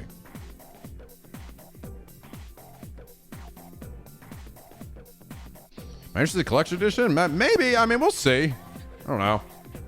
I don't know if Atlas will shoot me over anything or if I'm just going to buy my own copy or whatever, but we'll see. I have to check and see. The Collector's Edition gives like the little like pin teeth or something. Earthfam with a happy Penguin Day, dude. Happy year. Glad to see you're enjoying FC, Nico, with the recent official release of Face Day Night visual novel. Hope your LP is sometime soon. Thank you, man. There's a lot of stuff coming out, man. I don't know. There's a lot of stuff coming out. All right, guys. I think that's kind of my... I've been talking for 3.5 hours already. Holy shit. That's kind of my thoughts on all the stuff that's going on here. But yeah. Enjoyed Metaphor a lot. Check it out. I'm enjoying both Yakuza 5 as well as Trails. Trails is really getting me now. Trails is really getting me by the balls. So... I'm look forward to playing more of that. All right, I'm gonna go ahead and do some voice stuff and then some Bernie scratches. Bernie's like, Daddy, where are my scratches? We are long overdue. Dwarf Defender, Thug Voice. Right after I said, hey, you're my favorite YouTuber, you go and pull out a picture of you standing next to Jesse. Shit, bro, I don't watch him as much as I used to, but I spent years watching podcasts from Jesse and his friends. I mean, I could talk shit with you, but I couldn't do that with his gang. That man's practically a part of my childhood. Pretty sure he still has friends with Max Moderator, Octopimp. I call you a lucky bitch for that lucky I didn't do with it. Yeah, I actually, I know about Jesse. I've seen his emotes everywhere. I mean, he's a big streamer. I don't know if I've ever actually watched Jesse Cox before, though. But he was super nice. Super, super nice. Yeah, it was nice chilling with him. We had food and stuff together and everything. And yeah, it was really cool. Cool dude. Christian Kim, Estelle. Look, Joshua, our game is getting a full 3D remake. Yup, that's exciting. It's kind of ironic that it got announced as soon as Nico got the final chapter, though. Look at it this way. At least you won't have to wait to jump right into SC rather than wait for the remake for the first and second game. You're right. At least you can play the remake on Steam and get all the foreshadowing he didn't notice the first time. Yes, glad you're enjoying FC. Thank you, man. Darth Penance. Another one? Damn. Thug voice tonight. And that's it. He just disappeared. Cop. And you're saying Kinakata was sitting in front of a speech. In front of a speech, in front of a crowd, surrounded by cops, in the middle of a day, with snipers about, and there was an obvious manhole in front of him, and no one saw anything. Yep. You're fired. Yeah. It was like, okay. Maybe slightly Looney Tunes. Nicest pop, Kiryu. It's been 2 years since Kaoru left Japan, but I managed to have sex with 10 hostesses this week. Huh? I just got an email. Kaoru. Congratulations. Looks like you've romanced all hostesses. Bet you like that attention, you playboy. Never would have pegged you for a fan of hostess clubs, though. Wait, can she see me through my phone? Meanwhile, in the U.S., Kaoru. Damn, Cosmo, that was sexier than my date with that American cop. Man, I should come back. Damn. Kamina girl, Bernie scratches up. It's just Bernie scratches on my mobile. Sure, Kamina. Atomic Mage, Nishikiyama. 10 years of the joy made you up. Made you up. Fucking switch port. Run that game, Kazuma. What? Flare Soul, Sajima. Baba, you're an assassin. Yeah, I am. I was sent. So you're like Okudera. You were sent to kill me by your boss through prison. Wait, what? No, I was to get you escape at the right time. Wait, he was also an assassin? Yeah, Nico. Sajima's side story foreshadows Baba's plot twist, by the way. Though the small details are different, it is very similar nonetheless. Even down to Sajima teaching Baba a lesson of his own like the real Okudera to Sato.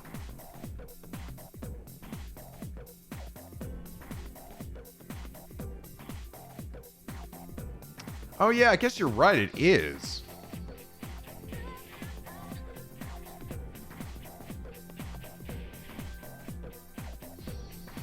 Yeah, I guess it kind of is, isn't it? It is kind of similar. I didn't even think about that. Leon, based on true conversation. Say, Leon, you got some time in the you got some of that trail's good shit. The fact that you're slowly getting Leon, the fact that you're seeing slowly addicted to the trails fills me with the bliss in general. I'll be feeding you that good shit little by little. This is the only beginning, my friend, and soon more penguins will appreciate just how good this series is.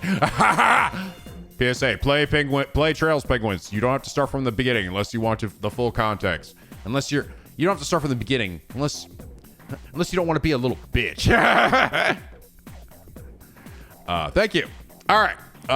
Brave Scratches. So we got Kamina, Jiroposa, Gemini TP, Troxby, Dixie Gull, Leon, Gothic Fox, Omi Rolls, Christian Kim, NC King, Fistful of Lemons, Flare Soul, Shining, Dragon Sheen, Daryl, and Drew2.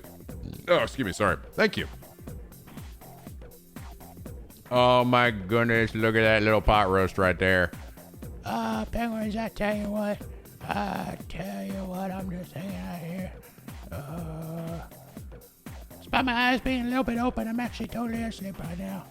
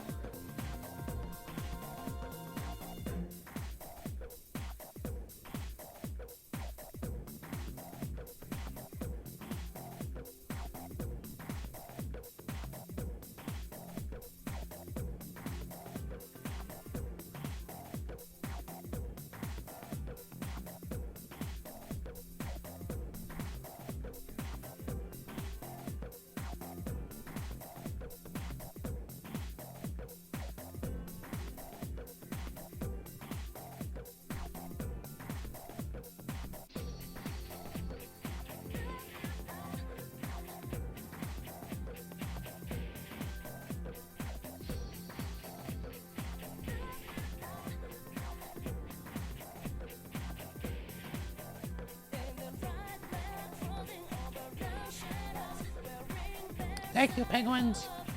Those were some excellent scritches. She's so funny. He's so funny. All right, guys, give me a quick second. I'm just going to go use the restroom one last time, and then we're going to hop into more MONKE game. MONKE! MONKE! MONKE man! I wanna be a monkey man!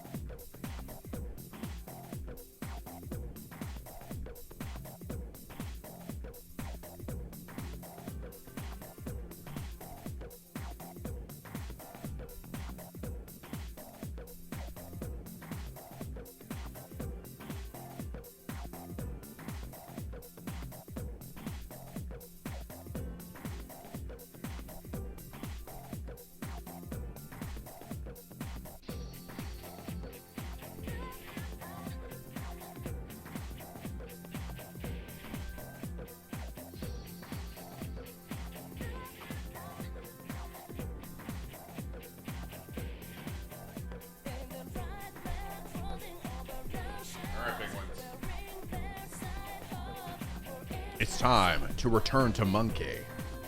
So I've noticed something interesting about this. I've noticed about seeing other people play this game. For whatever reason, I seem to be having a much easier time with this game than I'm seeing a lot of other people have. Other streamers, other players. I personally do not find this game to be that hard. Like I'm actually like versus like a normal FromSoft game, I'm like, this game isn't that bad. Like I've died 44 times, I think. I think that's what my death counter's up to. And I'm not like trying to be like, oh, like I'm just some epic gamer. It's like, no, man, like I'll get fucked up by a lot of like FromSoft games and shit. But for whatever reason, this one I'm just like some of the big bosses that gave people a shit ton of trouble, like the tiger guy or something. People are like, I got stuck on that tiger guy for like, you know, hours or something. I was like, I think I died 3 times to him, maybe. The big baby thing, I died twice to. Like, it's not. I'm not trying to brag or anything. It's just more like, it's just funny how like people can just like have like where a game, you just connect with a game like better or something, like something like, and then other people won't. And it likely is like, it has to probably do with dodge timing and stuff. For me, the dodging in this game feels relatively intuitive. And I'm like, I feel like I'm getting shit like pretty quickly. I sort of understand the gameplay loop of this game pretty well. One of the things I really like about this game that I don't see happen very much in like FromSoft games, I feel very powerful. And one of the reasons why I feel so powerful is because my character can actually stun. Oh wait, wrong thing. Can actually stun bosses. I can stun bosses in the game and like regular enemies when you get them with your big wind-up move, to the point where you can like fucking stun lock bitches.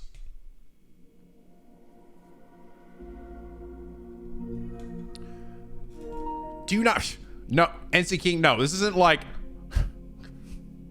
Yes, because I said I feel powerful in this game, it means I don't feel powerful in other things. You like waffles, but you don't. Does that mean what's wrong with pancakes? Shut up, dude. You don't feel powerful, but I feel powerful because in this game I'm specifically able to stun enemies. And Immobilize is also so good. You get some just insanely good abilities. But like the ability, like the fact that I'm like, when I'm successfully hitting them with my charged triangle move, it's actually stunning the enemy. It's like, what the fuck? Like he falls back and shit. And that really like has like, there's led to me like some of the bosses, I just fucking bulldoze them.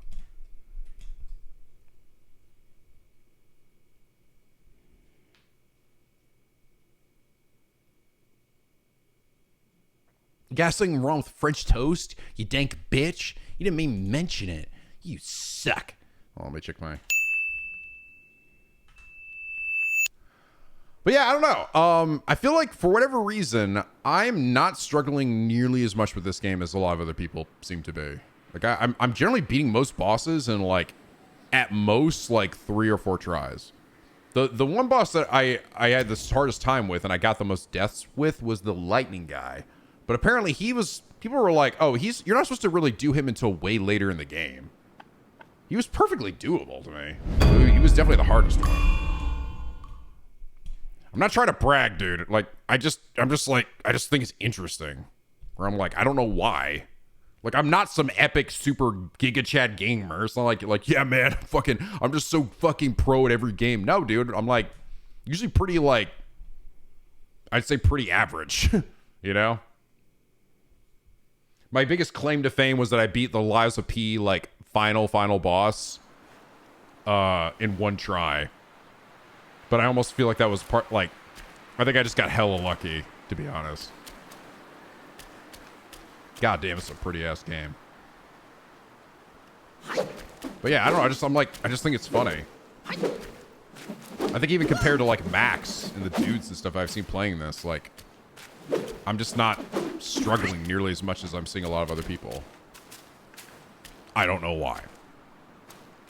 But to me, I think I don't... To me, this game just doesn't feel nearly as difficult as some of the FromSoft stuff. Maybe because it's so focused. Maybe because there's not just like a billion different options for things. I don't know.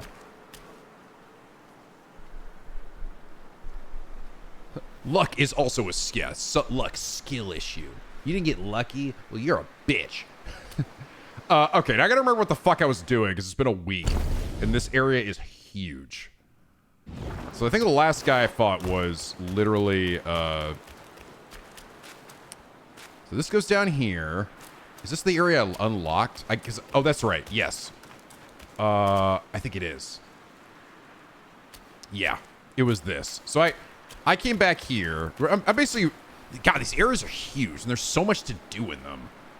Oh wait, let me change my,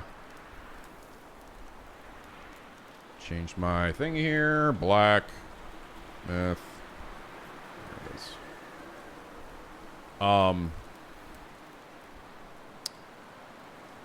Yeah, there's so many things to do and like there's so many like completely optional bosses in the game. Speedruns of this game will be interesting because it's just like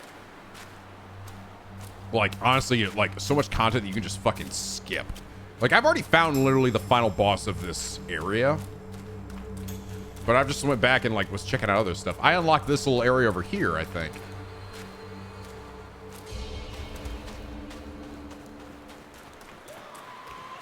What? Here's my biggest critique of the game, though. This right here. This shit sucks. This shit is so annoying. This is easily my biggest critique of the game. I can't stand this. And I'm not even like, this isn't, like, Simmons fucking hates this. I think Simmons would lose his mind playing this game because of this. But, like, normally it's like, whatever, man. I'm not, like, that big of a, an environment whore where, like, if I can't crawl underneath a clothesline, that just takes me out of it, or I can't leap off every cliff. But why the fuck, like, it's just, like, there's no reason, right? Like, it's hard to tell where I can fucking go in these huge open environments.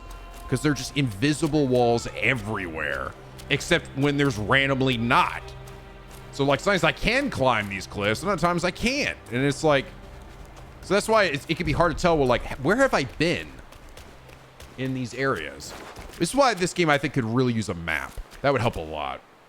Phil there with the 500 bits, thank you, man. What we're saying is you're good enough to beat the yellow wind stage without the bonus relic to negate his wind, right? Well, to be fair, I tried him a few times. And yeah, I probably could beat him. I was feeling all right about it. But I was like, you know what? I'm gonna go look around some more because I ran by through so many fucking things.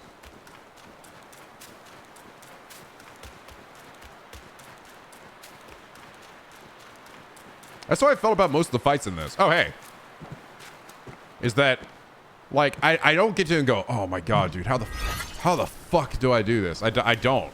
I get that a lot with some of like Elden Ring's bosses where I'm like, oh my god, dude, this is gonna be a grind. Oh boy, here we go. These are most people like, okay, yeah, I get it.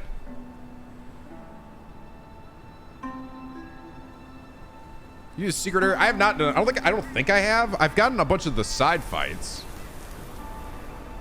Like I'm just kind of running around trying to discover shit. So, monkey meditate.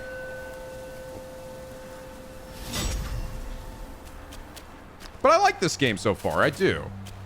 I think it's quite fun. Wait, did I not? I didn't get anything. Have I been here? I guess I must have been here already.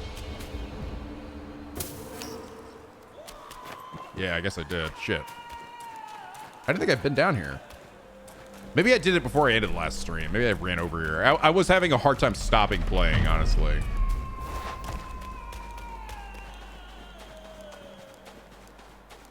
But I'm pretty sure this is the area. Like, I got down here and I unlocked this door.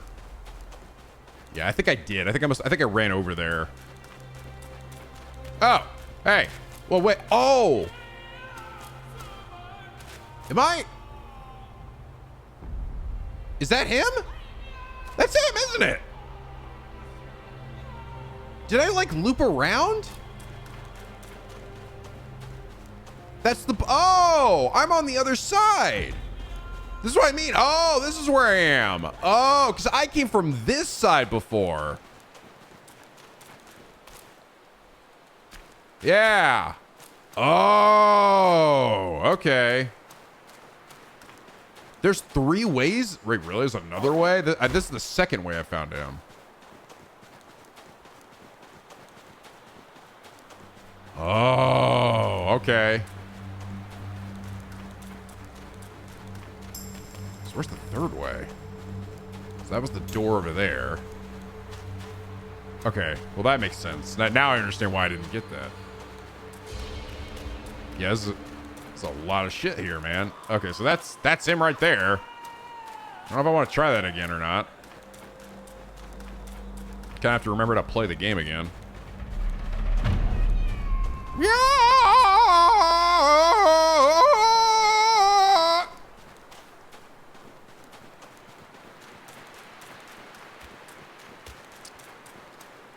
Okay, now I got to think about where else have I not been?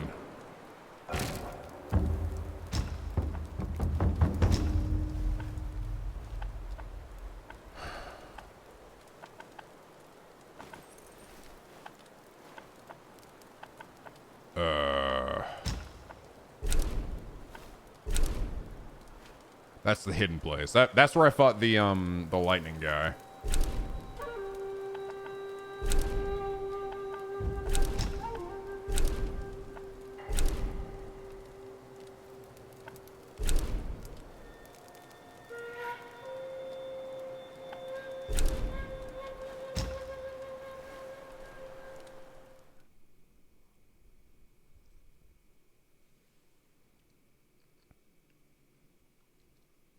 Find the buff horse? I'm not sure. Because I thought I was still like in a new area. I did not, when I ended last episode, I was like, ah, I hit this. Oh, I literally just went back to where I just was when I started. But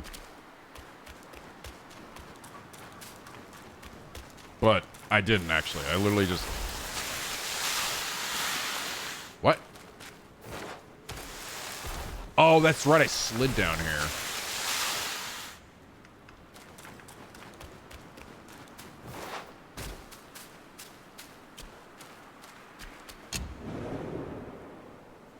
The buff. I think I beat the buff pig.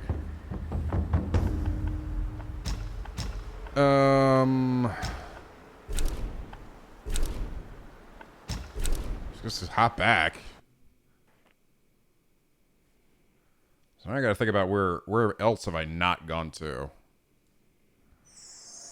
Because every area seemingly has like its own secret areas, but it seemingly to uncover them, you have to like kill a bunch of other shit.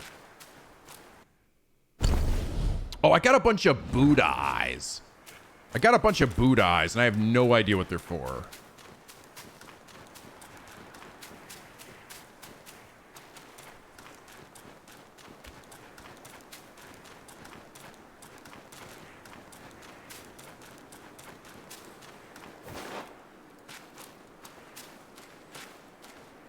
See, now this is why there are invisible walls. It's just a big old mound of doo-doo. Big guy's different. Is it? I think I fought a big pig already.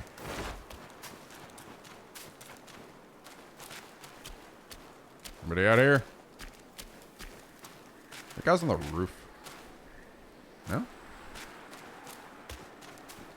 Another problem in this area is, as cool as it looks, and it really is a very pretty area, a lot of it looks the same. So it's really easy to lose track of where the fuck you are. Return to rock. Return the slab. Oh, wait, I see a thing. Is that... Oh, I never figured out how to get in there. Hey.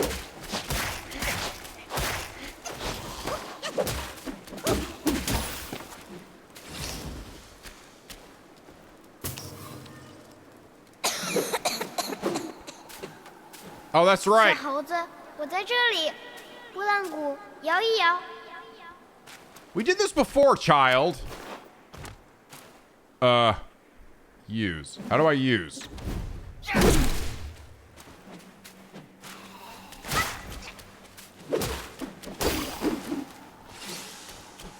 How do I use it?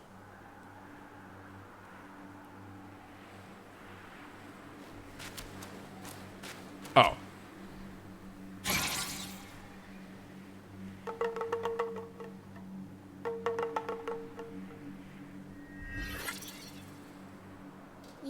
爹爹了，爹爹哪里去了？ That's right, this kid.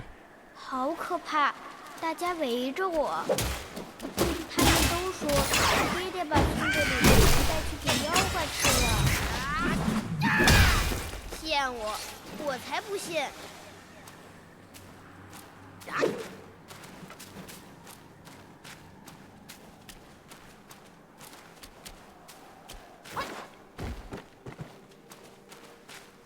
Okay. Ow.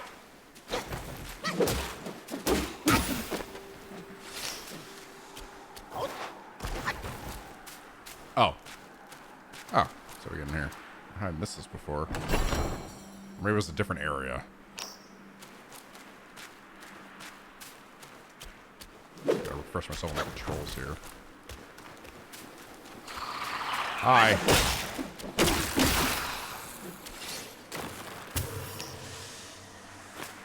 Too much. I think I've already gotten one. I think this is my second, so I imagine there's one more. Yeah, one more spot. I'd already found him before. I guess I didn't. I guess I just didn't go over there before. I don't know.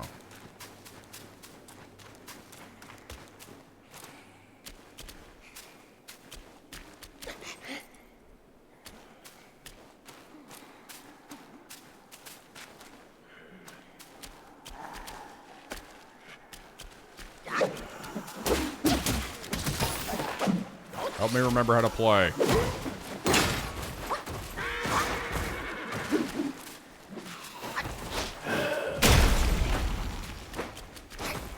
Did I get that? Hold on. Let's try again.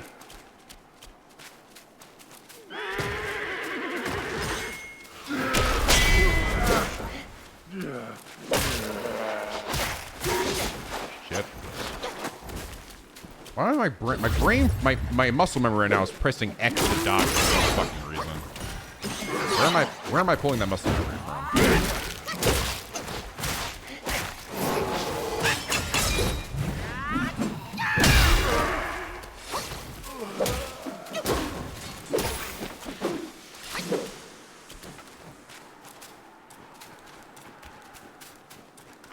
have I been playing lately that make X my dodge? I don't know.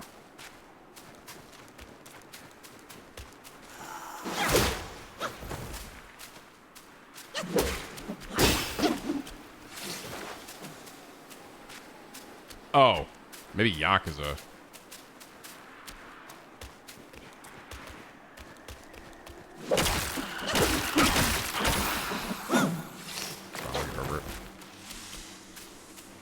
Is there any secret boss to get me back in the groove again? I've already been over here. Ow.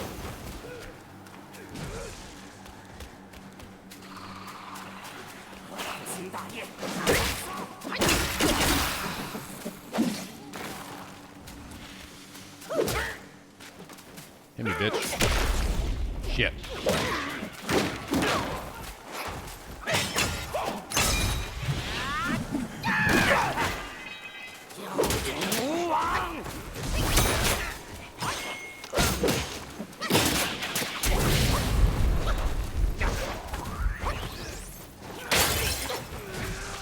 Drink. Fuck.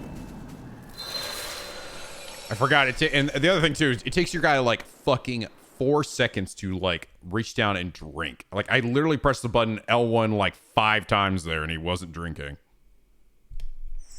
It takes him a long time to drink. I assume the other child thing is probably back in this area.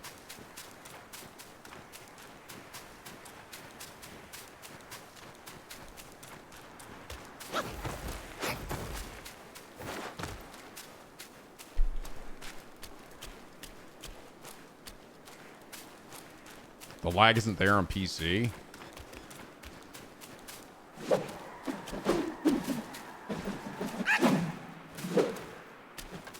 I don't know. You think it's like my inputs may get eaten because of PS5?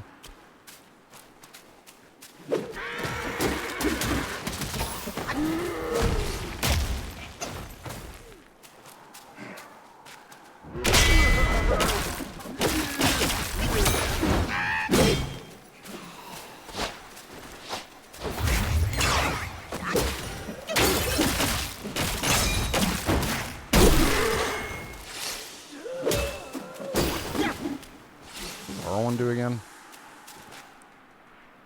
Nothing.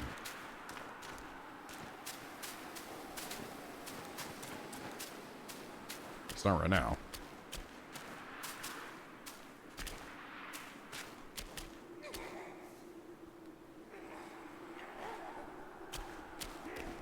I think it's where the duo boss was. Is there like an order to it essentially where you have to go specifically in this order to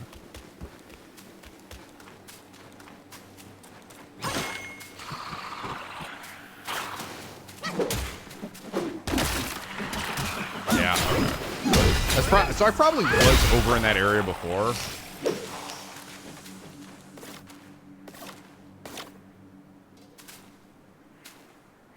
But it wasn't.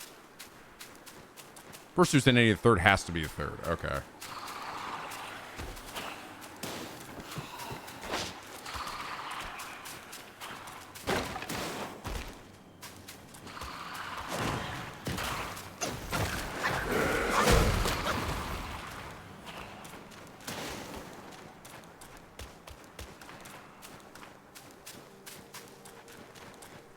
All right. Where the gank squad was. So that's gonna be.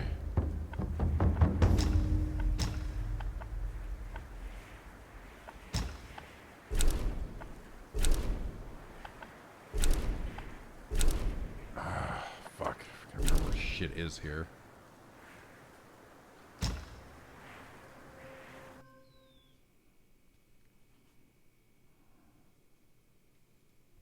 The village? Oh no, that's yeah, this is definitely not the right place.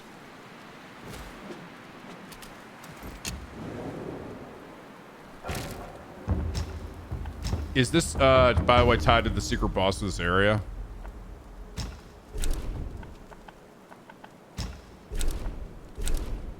One. It really? No? Shit. So much secret shit in this game. It's technically secret boss, but not the secret boss. Okay. Alright, so that's going to be down here. What'd you say about my mom? Oh, no. Fuck. No, technically I only fight the fat one down here. No, it's back. If I'm going back to where I fought the two of them, it's gonna be back this way.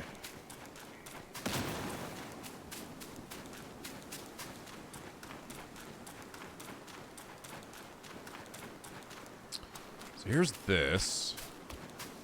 There's the bridge. Here's the door. The door goes...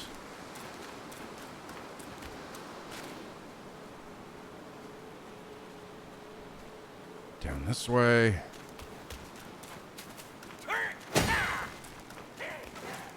Not the tree. I think we're going up here.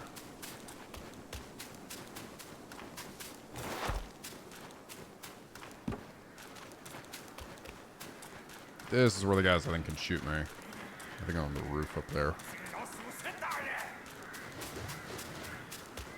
Just keep running. Okay.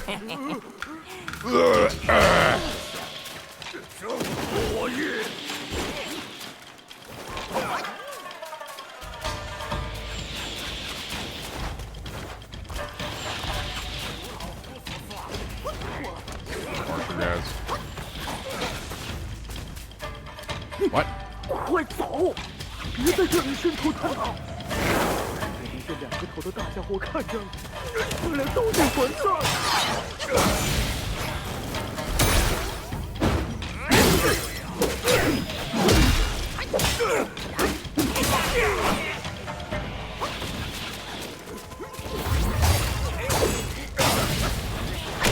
Oh shit. What's this one do again? Oh, right.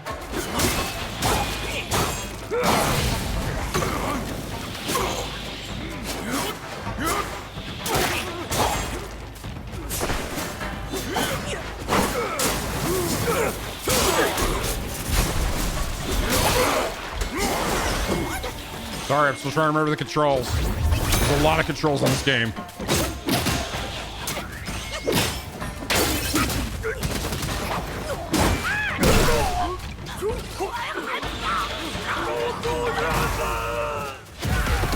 What the fuck is happening?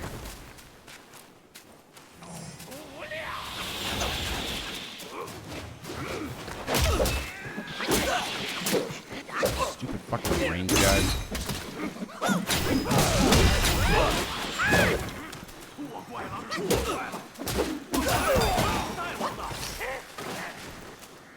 Who's talking?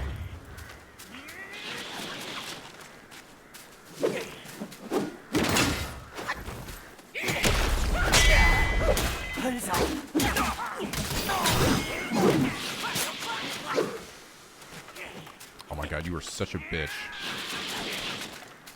These fucking range dudes are the bane of my existence. There's like no way to get up to them.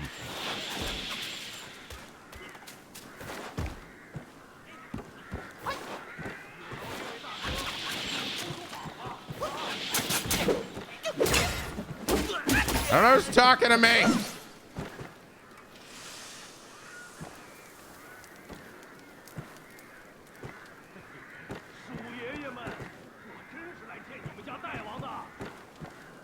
Where are you? Down here?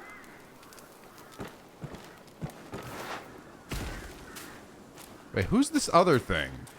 Who's this guy over here I was talking to? Kill this other guy, though, because...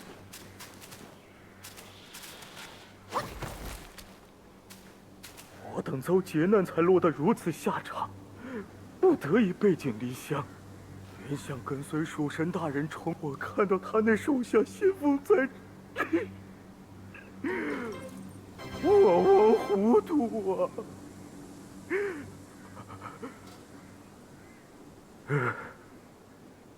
双头鼠乃我国中精锐。明明是同僚，却还要自相残杀，躲在这里早晚饿死了。杀出去，来个痛快！你怎么还在这儿？不要害我被手足相残。 There's another guy in there? 除去同僚，我王执迷不悟，需找到下落。三王子， So much dialogue. 算了，他最恨老鼠。我们现在这副样子，我王凤蜀，曾有国人游历四方，说可那西天佛国。我王凤蜀。 曾有国可那西天 Damn, it's a lot. Gretchen, thank you for the 19 months, bud. Hey, it's great to get you one of your streams after work, and I was sleepy Bernie. I know, she's a little sleepy baby.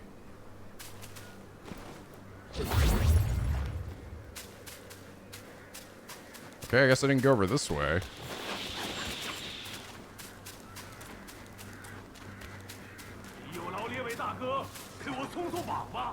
Hi!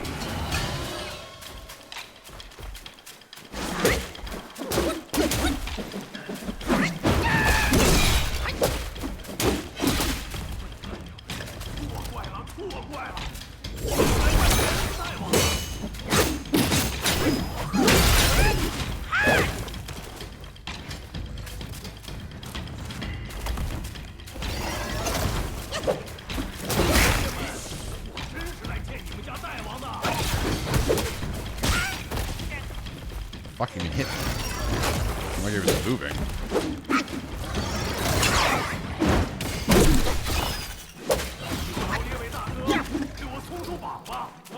Will you shut up? I'm in the middle of something.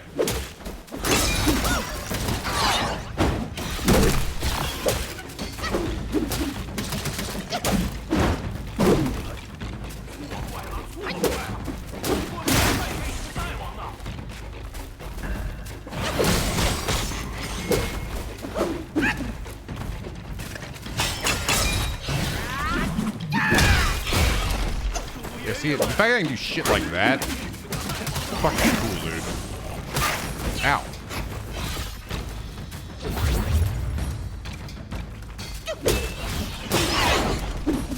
Camera's getting a little weird. There we go.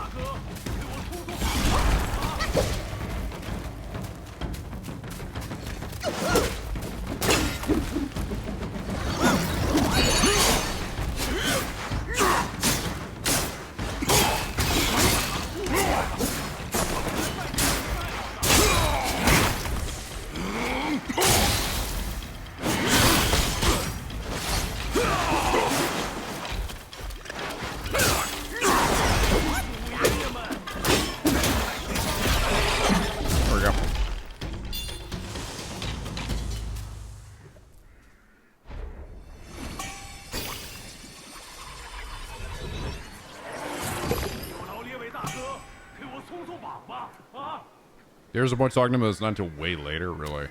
Earthen Wolf. I've really been sticking with my big baby head guy. He's quite good, but I haven't really fucked around too much with anybody else. Take the form of the Earth Wolf. Recklessly charge straight at the enemy to make them stumble. That's kind of nice. You don't feel like right up in their grill for this one.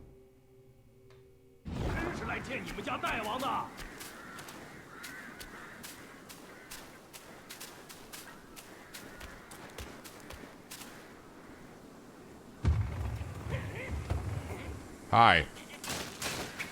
Oh, another shiny guy. I should have gone and tied that guy so he stopped talking. Woo!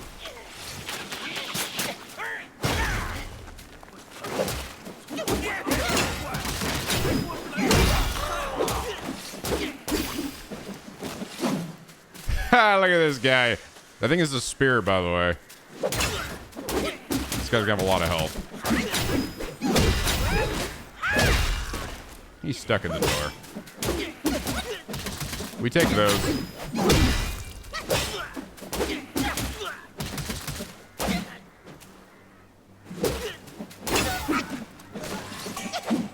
Thank you. He was trying his best. All right. Muscle memory sticking back in again. Rat Archer. I think I just looped back around to a spot I was at before. Let's see. Take the form of the Rat Archer. Load several arrows. Shoot arrows several times in succession, doing multiple damage multiple times.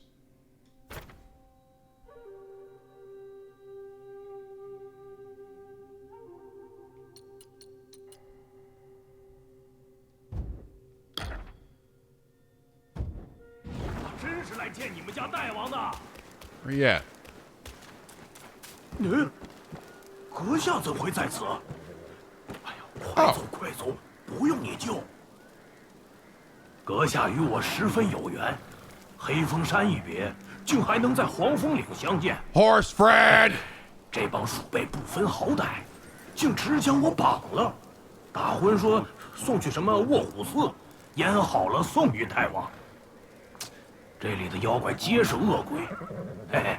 不过阁下放心，想吃你马哥，没那么容易。Yeah。这黄风岭猫鼠同眠，乱作一团，黄风大圣却不闻不问。怪在，这样的大王谁敢投拜？我奉劝阁下，赶紧逃命，此地不宜久留。Don't you want me to untie you？ 你放心去便是。小小鼠妖，能奈我何？我自有法子逃生。You sure？ 你形骸虽瘦，遇上这群恶鬼也饶不，还是快些逃吧。我大事未了，此地人多眼杂。这黄风岭猫鼠同眠，黄风大圣却不闻不问。这样的大王，我奉劝阁下，你放心去，我自有法。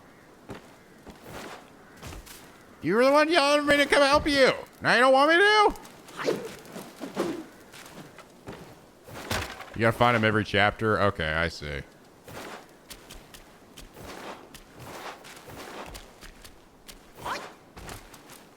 Whoa. Coughing child? Coughing child. I didn't even hear him that time.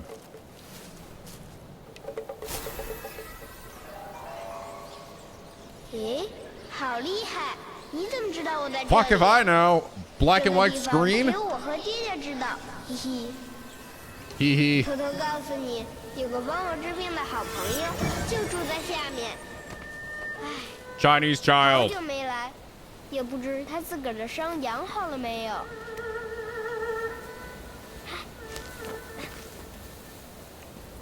你也一起下来玩呀？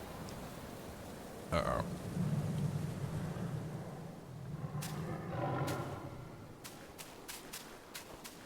That doesn't sound good.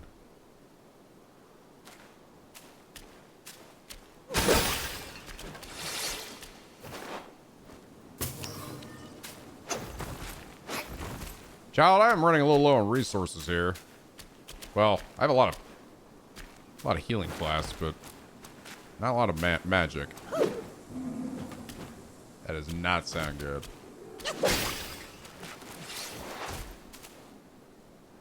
Fuck it.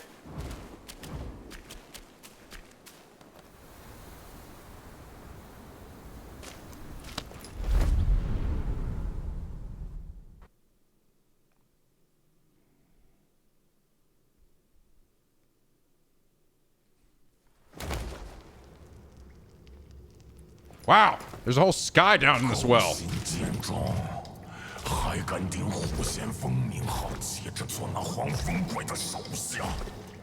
It's another tiger?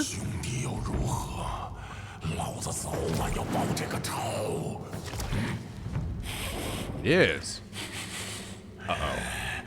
那小孩的爹逃了，正愁没人送吃的来。Hi.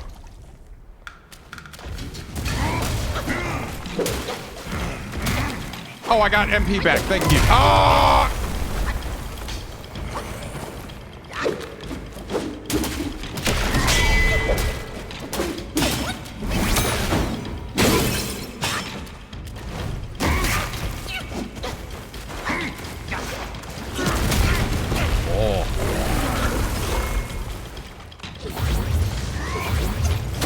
Yeah, you have the same moveset as the other guy.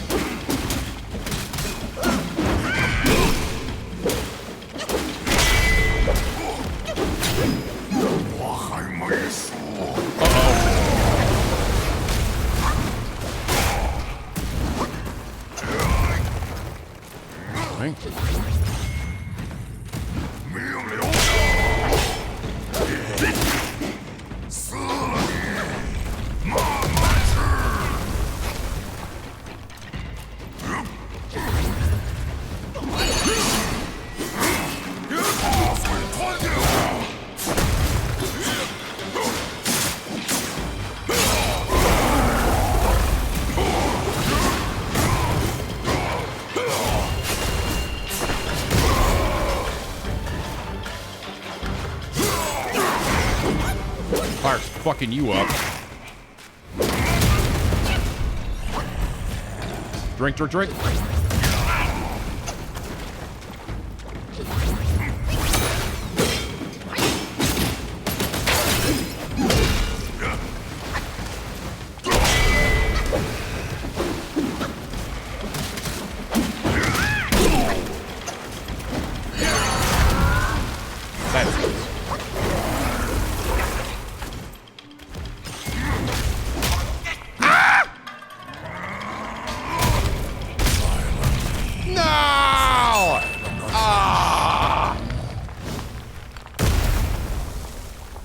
Almost one shot of this bitch. If I hit him with a baby head, that would have been nice. That was a bad time to do that. You really got to make sure the guy's down for that. All right, let's try again.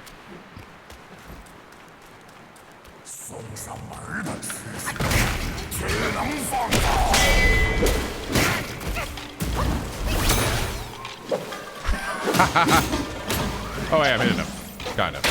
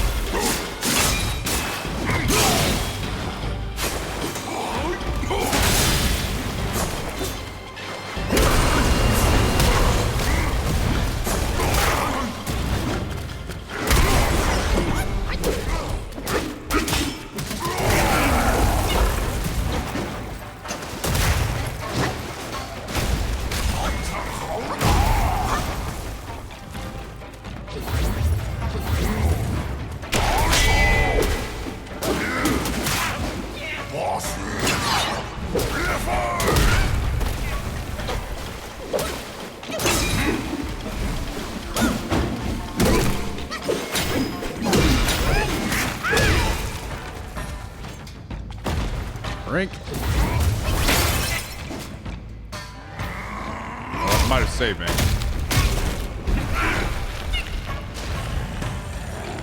Drink, drink, drink, drink. God, why do you take so long, dude? It takes so fucking long to drink. God, it takes like 10 fucking minutes to drink out of that flask. I'm just pressing the button. Just fucking drink. God.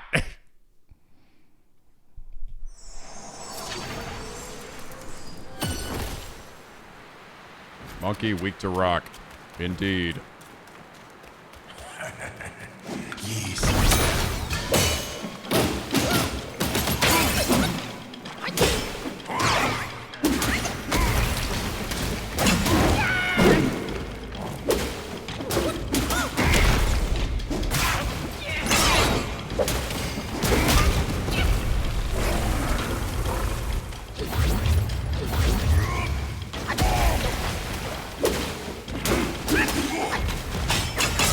This.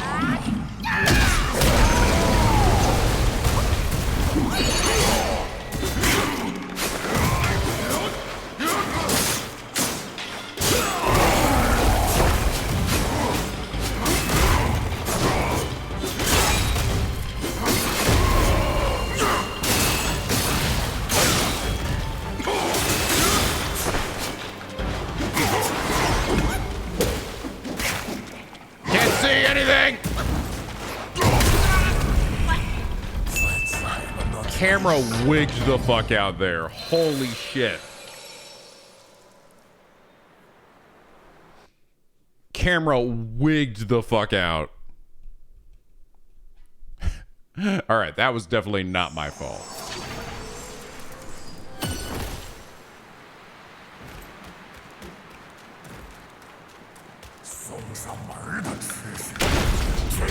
You missed me, you bitch.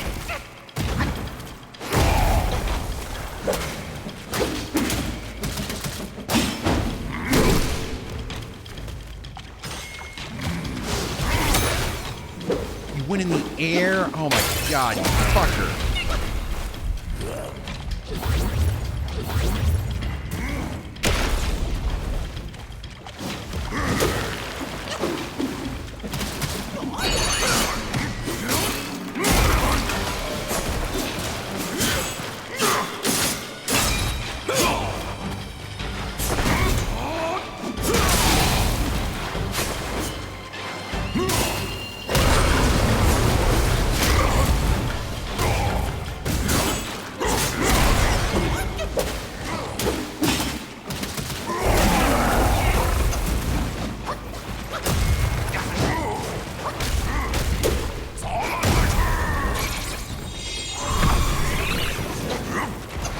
My little friends.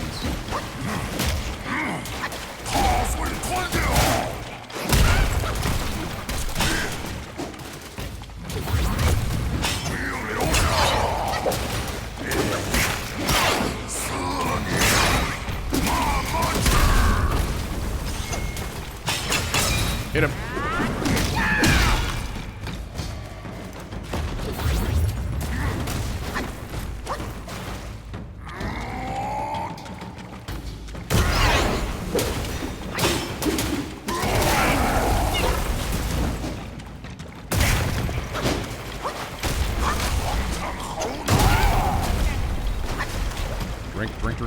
Drink.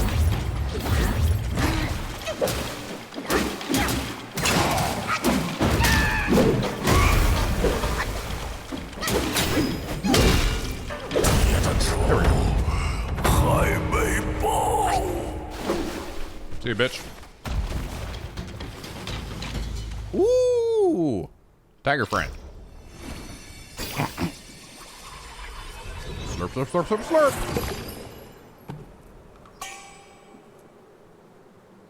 Lots of blood in the Iron Bull here.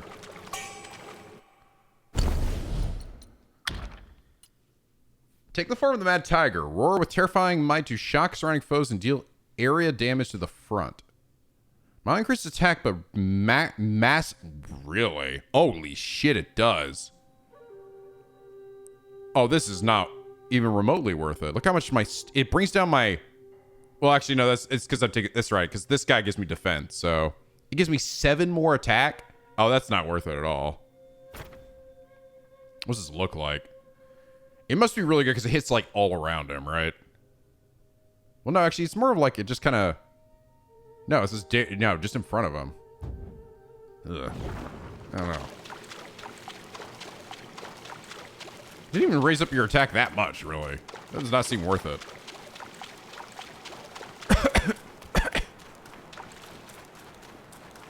Yeah, basically a cone in the front.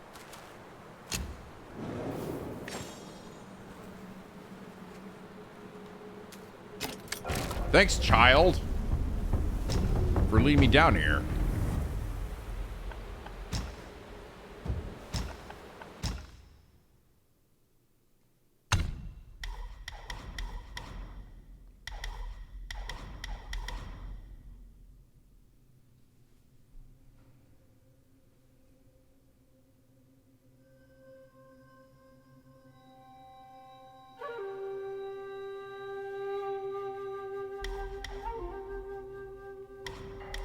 Oh, that costs 2 to use.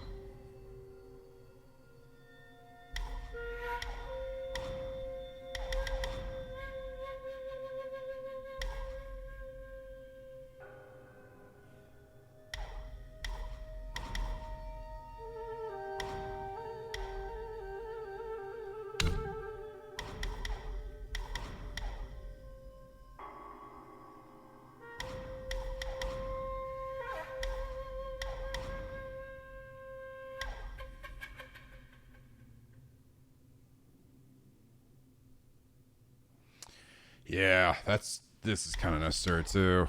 Here's the charging speed.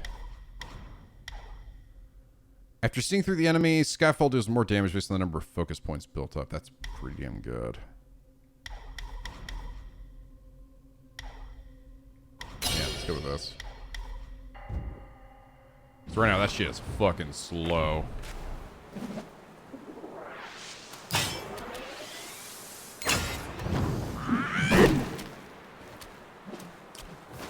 Am I in a new area, or am I just like up in a...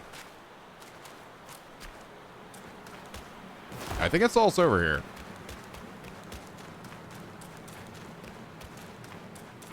Oh, wait.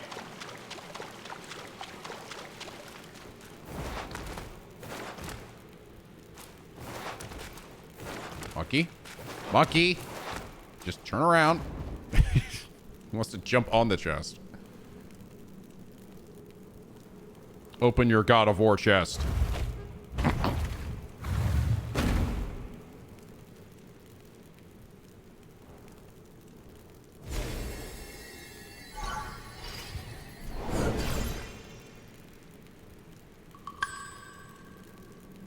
Plaguebane Gourd.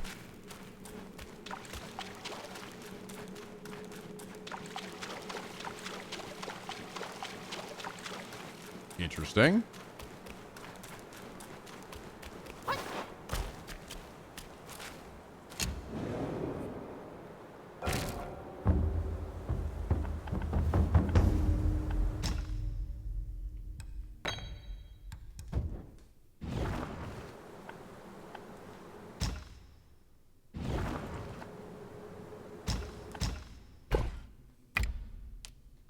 Quite a few of those to sell.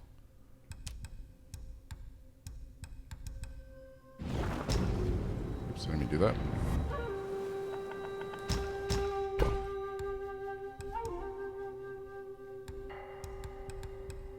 I got 38 of these things. Holy shit.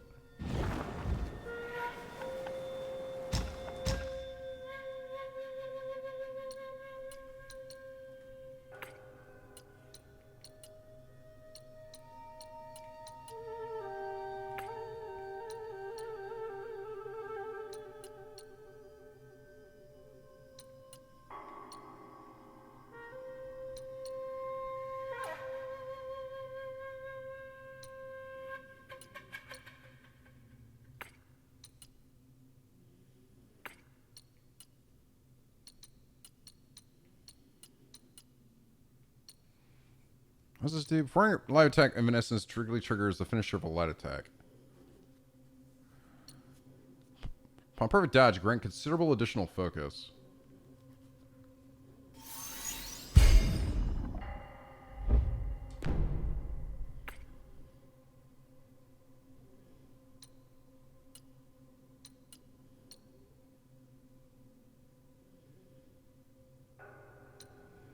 Bird dodge slightly reduces the cooldown for all spells.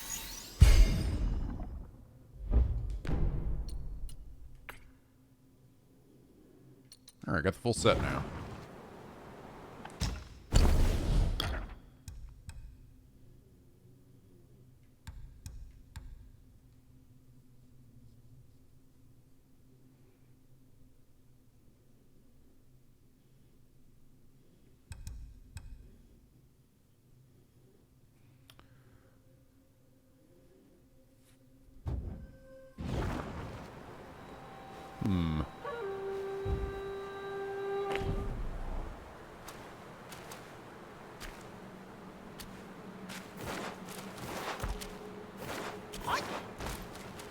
How do I see what the gourd thing was I got?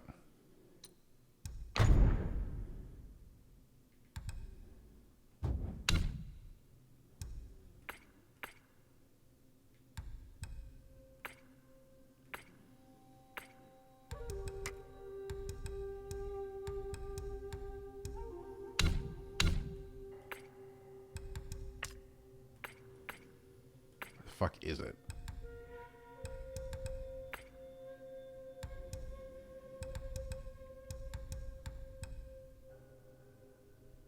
I was in equipment? Oh, down here. Oh, I didn't even realize I could change this down here. Health recovery is halved, but attack is increased for a short duration after using the gourd. Well, that's interesting.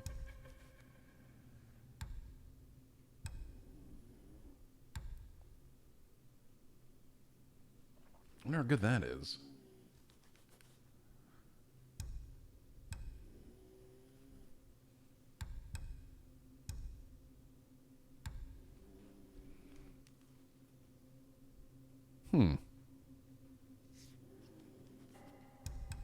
I don't know. Can I upgrade them separately too? So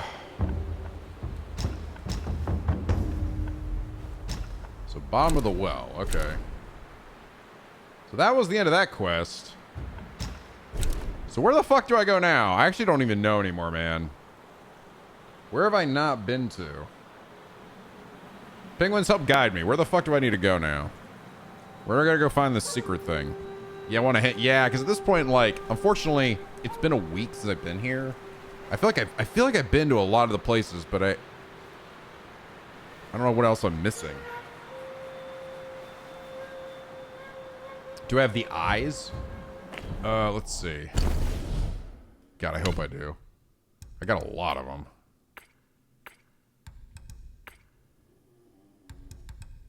Fuck, I have 5. Shit.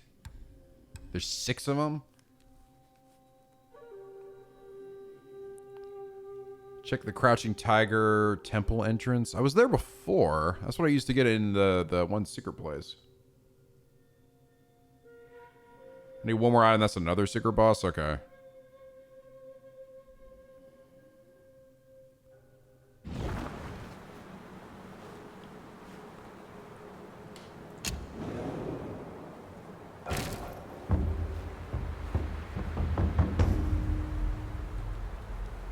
Yeah, that just takes me... Yeah, I already know how to get to the main boss, if you're just asking that. I already know that. The eyes are only in one area. That's the, I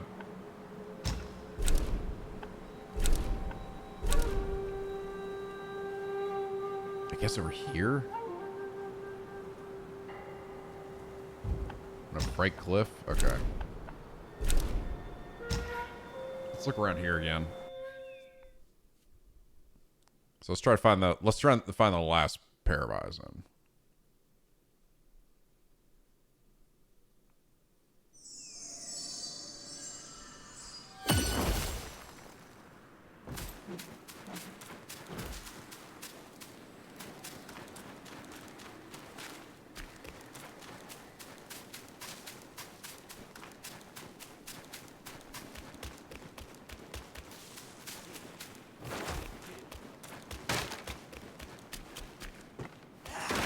How's it going?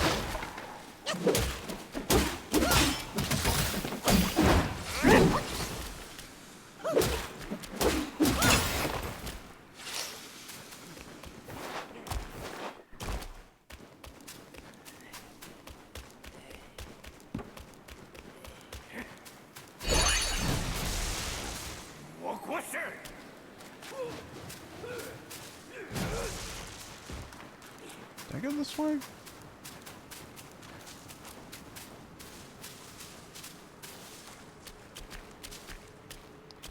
This is the slide that goes down. I don't think I want to go down this way.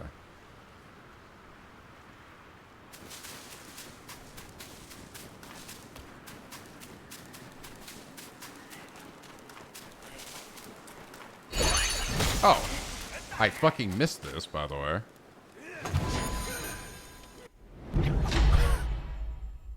How the fuck did I miss that?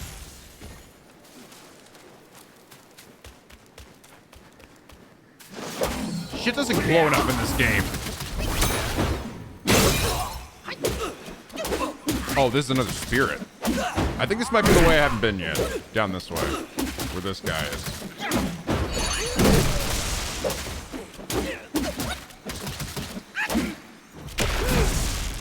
Nice.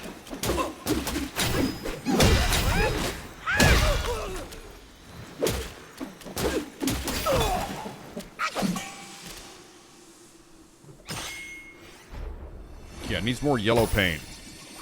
These big signs. Rat Governor.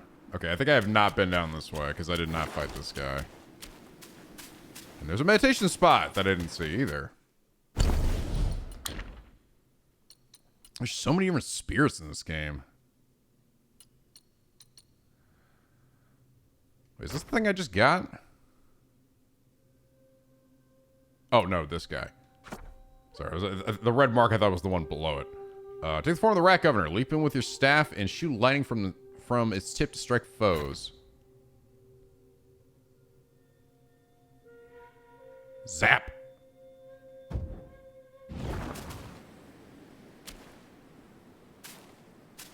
Pretty sure I've not gotten this. Alright, yeah.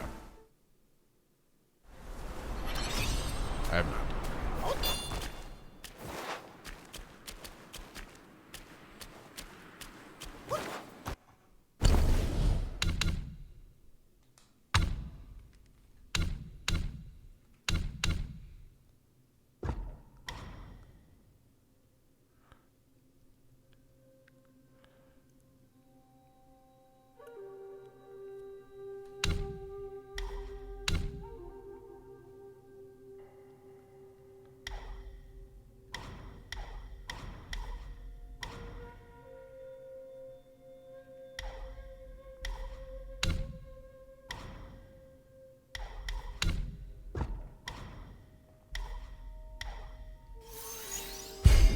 Good.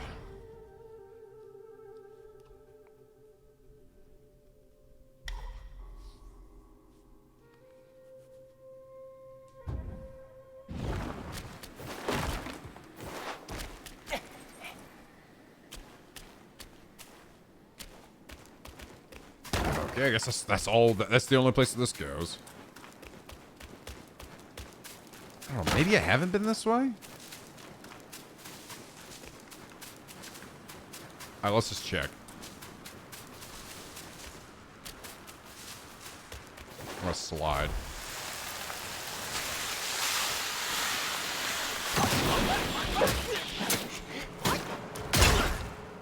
No. No.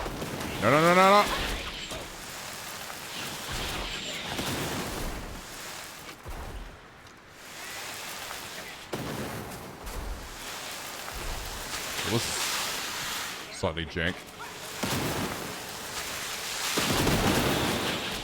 Oh, hey.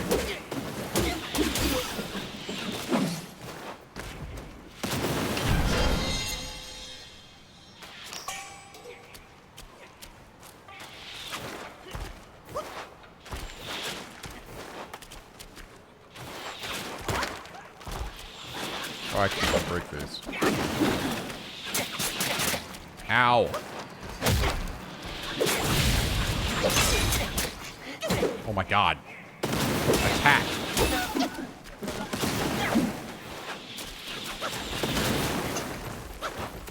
Holy shit.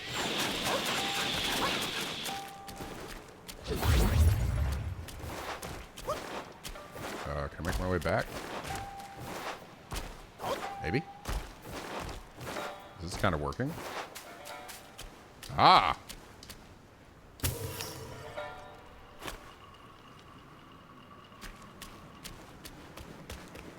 A numbnuts.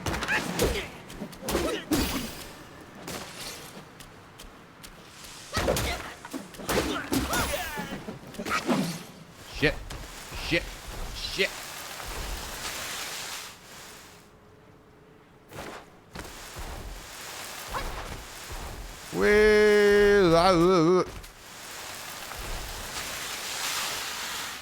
This is going very well.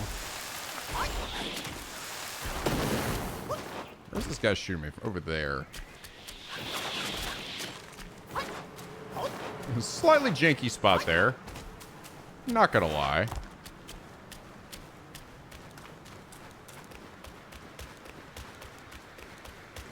Something. Ow!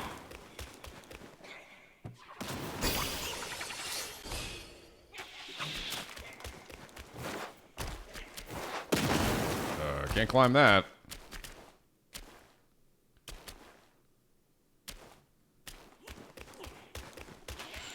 if I can make this jump.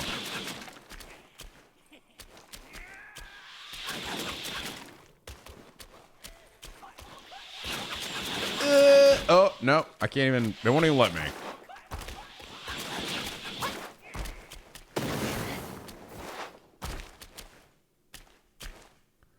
It's not here. Well, I'm finding stuff, so it's fine. At least I'm finding things I haven't gotten yet.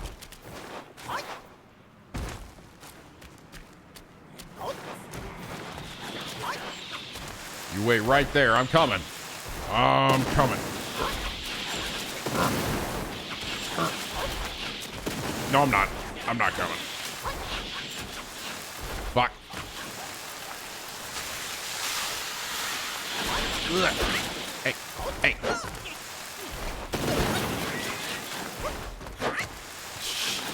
What the fuck? Takes me back over here. And then I can't go back. So I can climb the side, which I cannot. Alright. Well, that goes that way. I don't know if I can even get up to where those guys were. Maybe I can.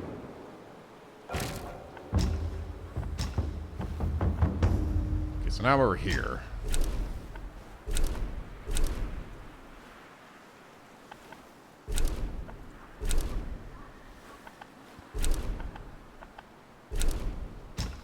Go back here again.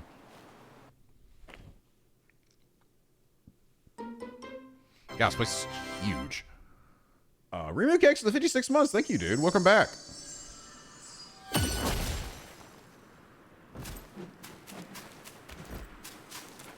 That leads to another section, which maybe is where I want to go. I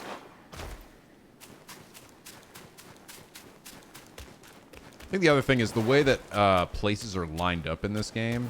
Like, when you're looking through your travel thing, it's just not intuitive at all. Like, where the fuck you're going. What location is this?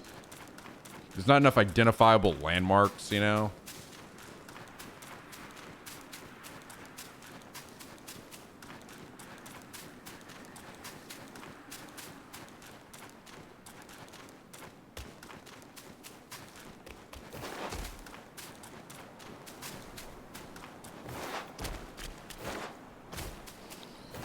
Okay, so we're over here.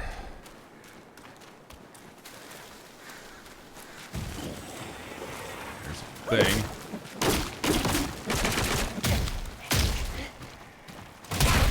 Ow.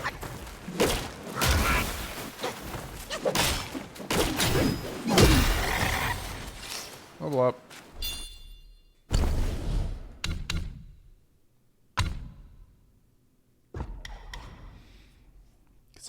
Gain considerable focus. That's good. Increase the damage of light attack starter succeeding a successful deflection, which is nice.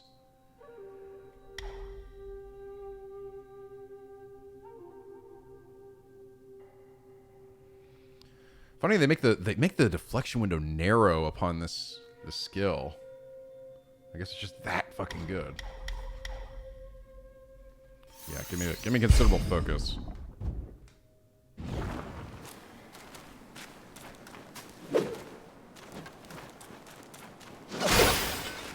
Here, try and hit me. Oh yeah, it did. Give me a full bar.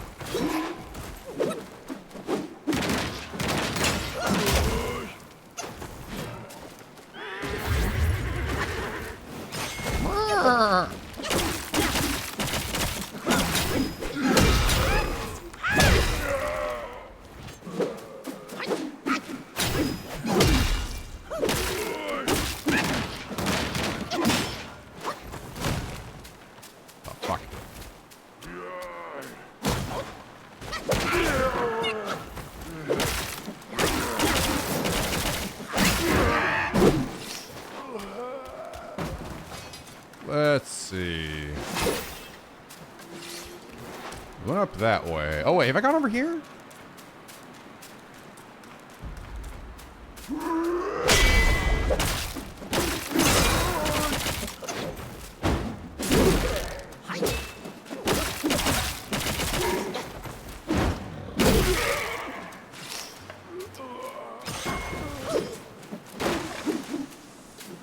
I don't think I've gone over here.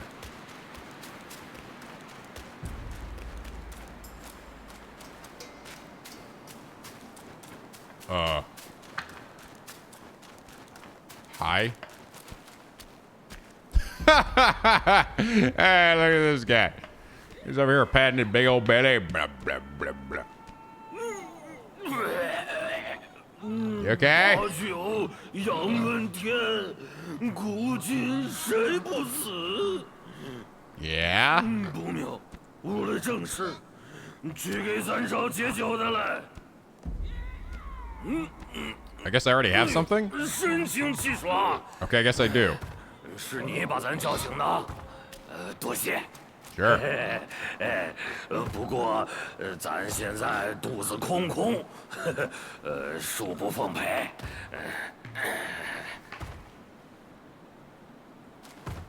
咱现在啊，得填饱肚子。都到卧虎寺内有肉吃，那可得去瞧瞧。 You want meat now? 吃饱喝足，你这瘦鬼身子也该多吃点儿。走走走。 Fine. You got anything going around you?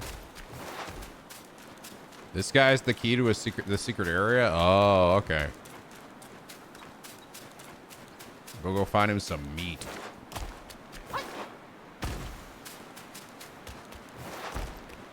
I've not actually been over here.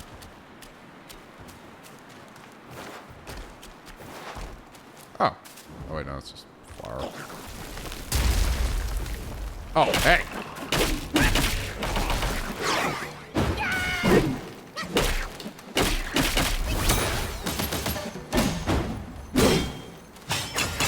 Bye-bye.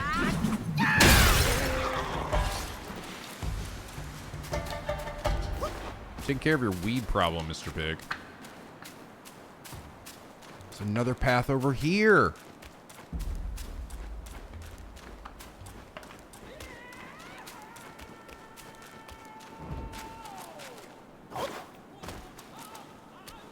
Hello? Can't go in.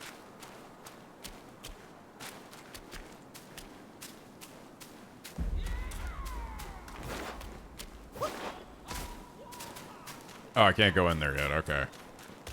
For reasons.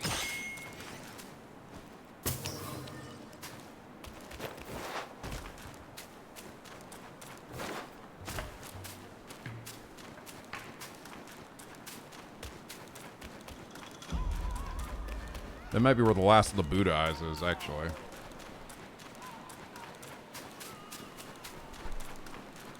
I assume I gotta get this pig the meat first. Is there one?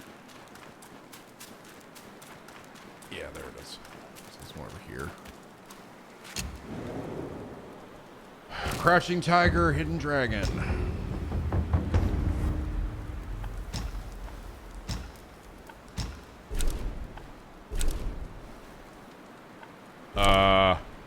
Do I get it from the cellar?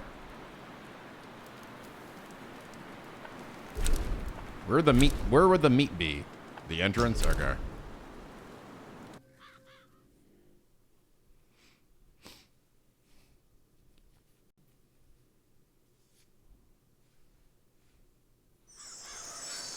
Be hungry.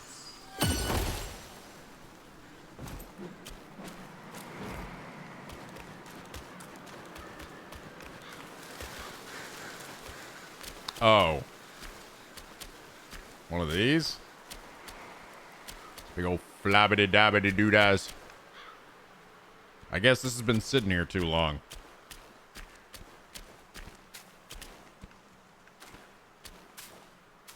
I looked around there. On the meat bone.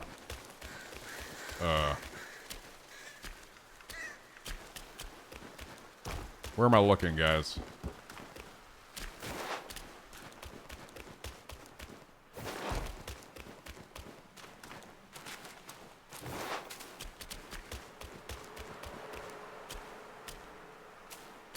He's one of the side. Oh, okay. He is actually in the side crevice. Right? God, I thought I looked everywhere over there.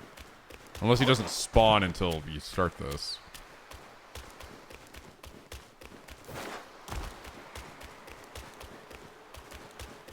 I sat here already. Oh! Oh, he's right there! Oh, wait, no, I talked to you before. 这些烂熟肉食之若啮不吞身，气杀咱。 Yeah? 你想烦了，给咱找点好东西尝尝如何？ That's what the other one asked for. 老夫缠那必偶缠得紧，在此干旱之地，可能寻到。 I guess I have it 吃 already. 吃素也未尝不可。事情有了些眉目。那黄金之国真与这不毛之地有关。 Yeah? 传说中黄金之国是太阳西沉落海之地，那里的人们以鼠为尊。只是不知怎的，后来这个国家就消失了，很是奇怪。适才咱尝了尝那些属精属怪，咂摸着像是还带点人味儿。那古国移民并未尽亡，黄风怪于古来之前，大哥给我一枚。时候到了，咱这就回老地方。世上，适才咱尝了尝那些属，那古国移民并来之前，时候到了。Now what?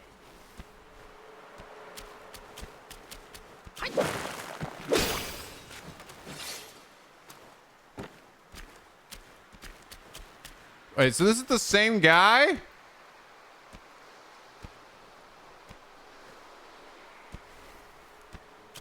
This is the same dude who just came back here? This is so confusing. What? I don't understand. I gave it... Huh? What did I even accomplish? He came back here and this guy said he wanted some meat, but I had it on me apparently? He was never here before? So he's like, go out there and get me some meat. So then I go out there to get him some meat, and he's already out here getting some meat. So then he's like, all right, I'm here now. Go out there and give me some meat. I already have your meat. Oh, cool, thanks. Why did I give you the meat when you're in the other place? I'm so confused. This is fucking weird. I'm not following the story arc here. Because he was not here before. Fucking, how are you even supposed to...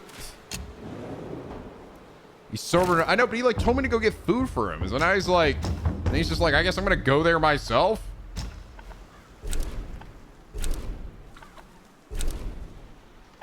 I think it's this one. It's just confusing. I'm just like, I don't even know how to figure this out. He goes to find the food himself, I guess. But then like, I had it on me, right? I delivered something to him.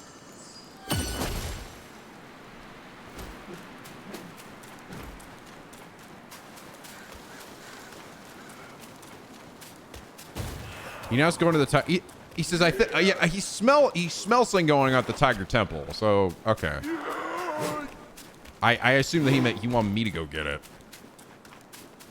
All right.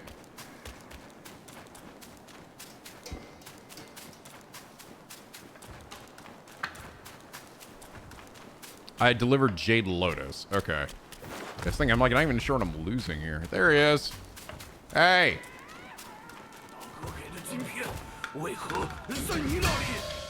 What? What did I do? Why are you mad at me now?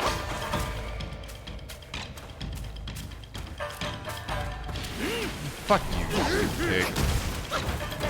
Dink bitch.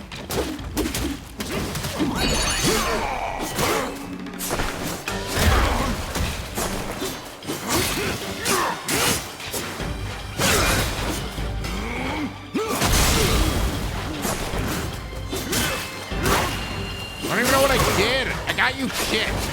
You're mad at me? What did I do? I didn't do anything different.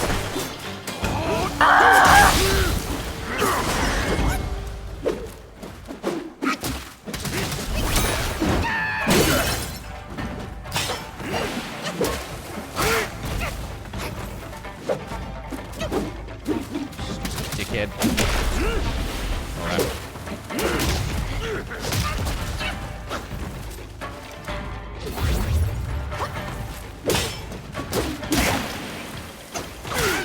Ow.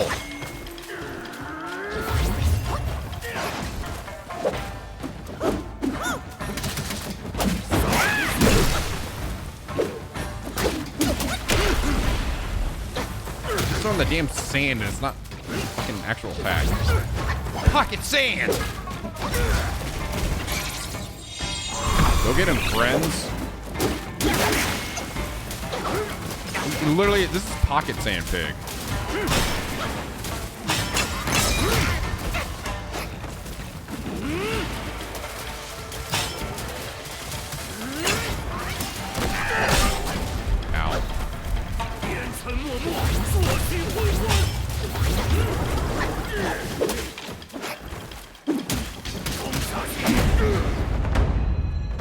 Calm down, bro.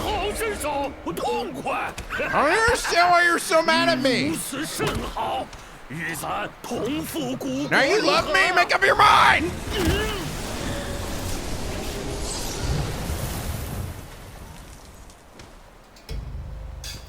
Oh, he can push the door open, but I can't.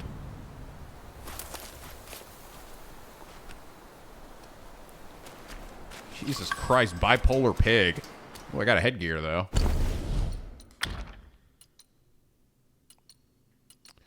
For a short duration after using the gourd, mildly increases attack. Refrain from using the gourd for a relatively long duration. Mildly reduces attack on the contrary. What the f...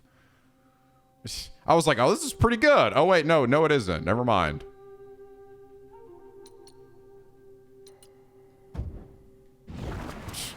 Always gotta have a flip side. Can't just have something be good. It's gotta have... also be bad.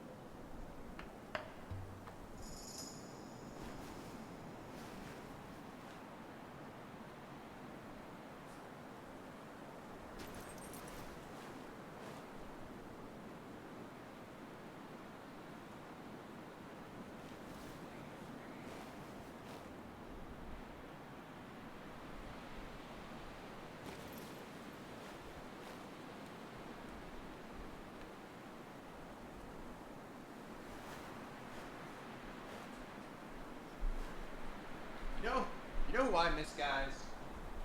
You know who I miss is No Head Man. He was cool. He just sang me songs and like gave me tips. Never tried to like murder me randomly. He was just my friend. I miss him. Wonder what he's doing. Hope he sings me a song later. Oh, you licking your foot again? He's like, I'm gonna lick my foot, daddy.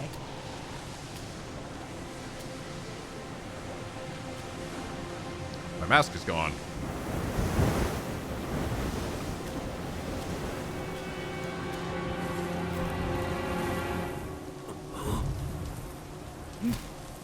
I have no idea what's going on in this story. 今人不见古时月，今月曾经照古人。你看，黄金之国也好，落日之国也罢，都已不复存在。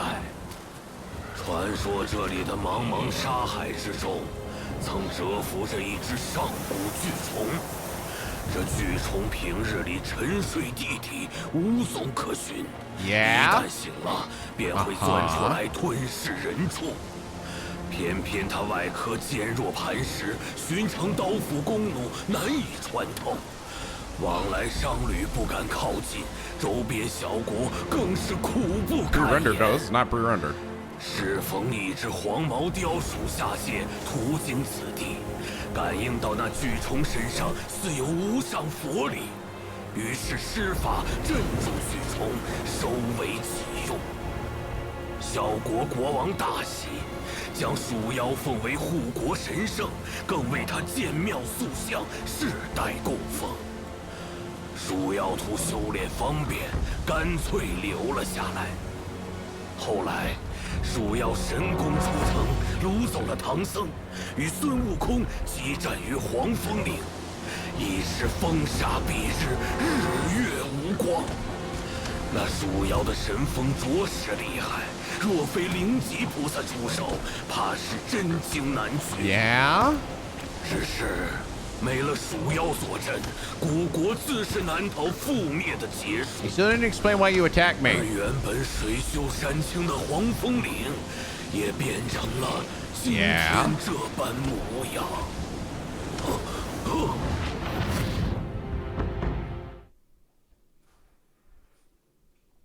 Okay. Now I'm gonna go fight him, I guess. Bye, Pigman. Bye.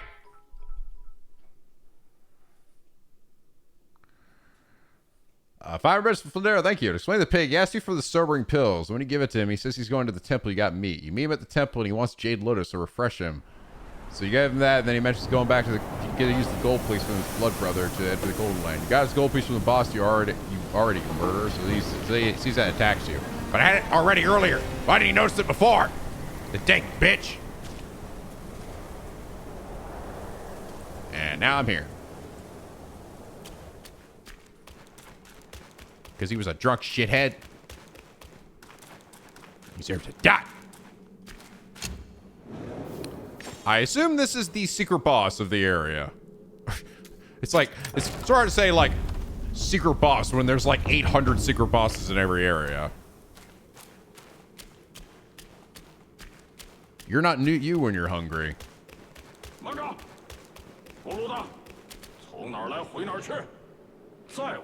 Is that another tiger? Tony the tiger?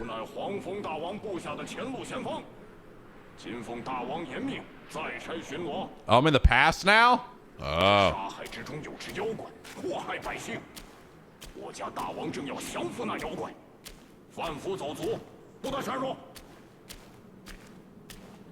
Sorry, but I'm a dirty commoner monkey. And I don't play by the rules.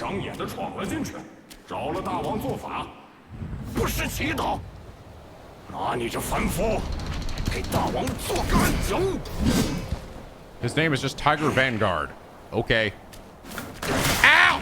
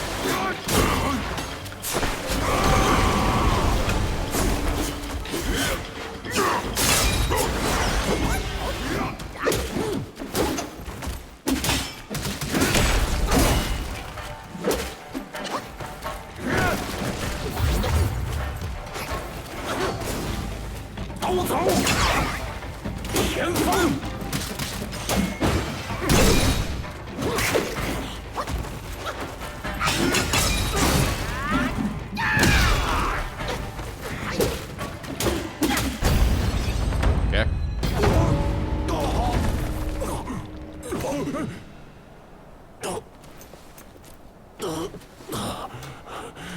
你这手棍真凶，看来有大神通。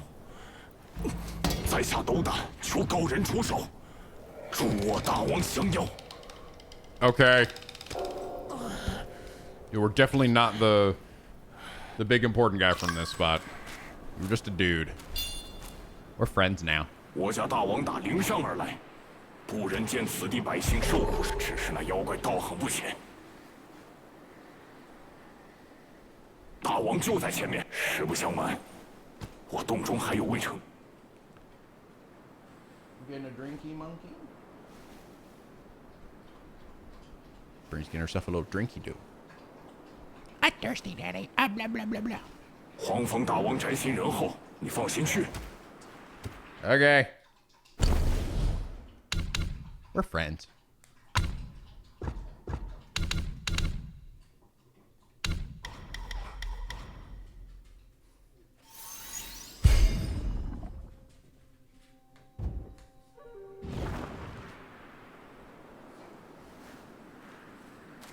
I've used rock salt to block his back. It's like I tried, but I missed a few times, so.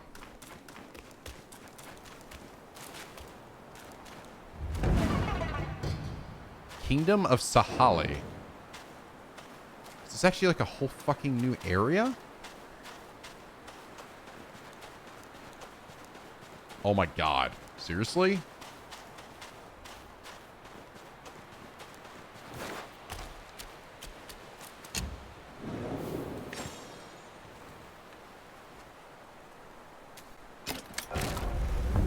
There's like 8 million fucking optional.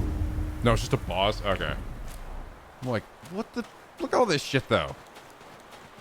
There's a guy over there.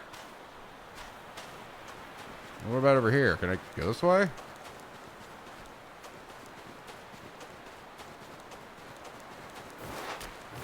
Oh, there's a chest.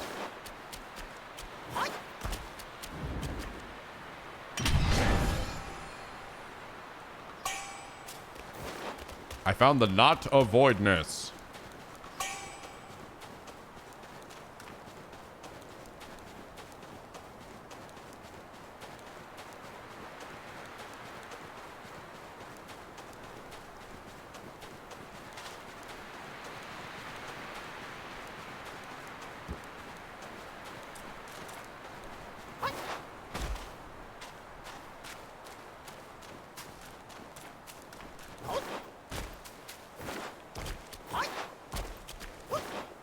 Oh, another meditation spot.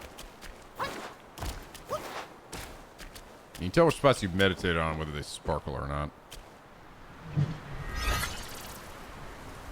Yeah, you big sleepy baby, Bernie.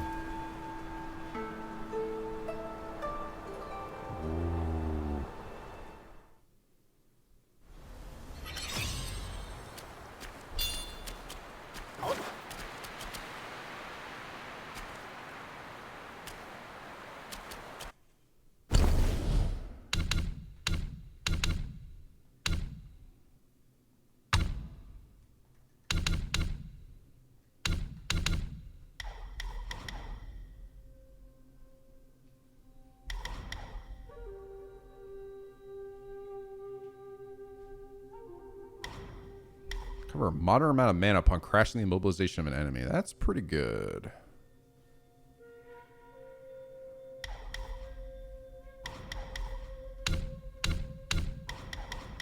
There's also this one here.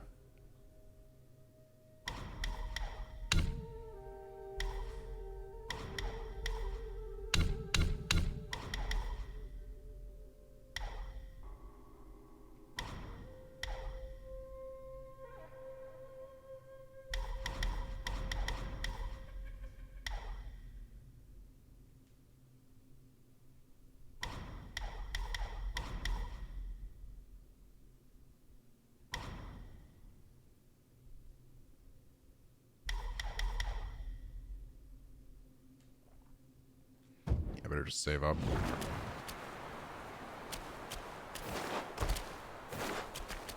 Holy dumb shit. It's a very large looking arena.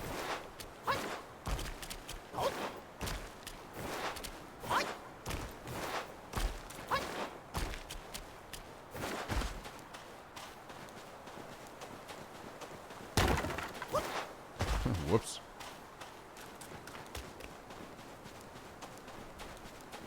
Let's go talk to the big guy over there.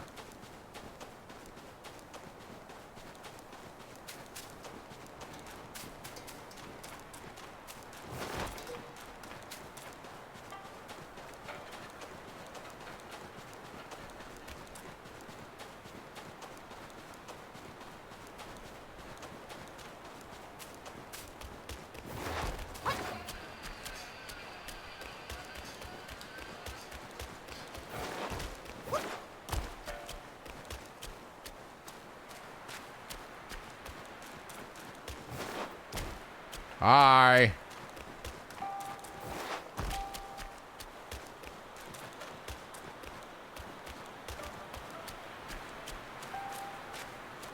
Look, that was the 3 years, dude. Happy third Penguin Day. Thank you. 三昧神风都不能伤他分毫。要引那妖怪出来，需要用雷鼓之法。我雷响大鼓，引出巨虫。 So is it the yellow 前 sage 去，待时 in 机 the 一到， past? 夺了他的法宝，我便能施法降服此妖。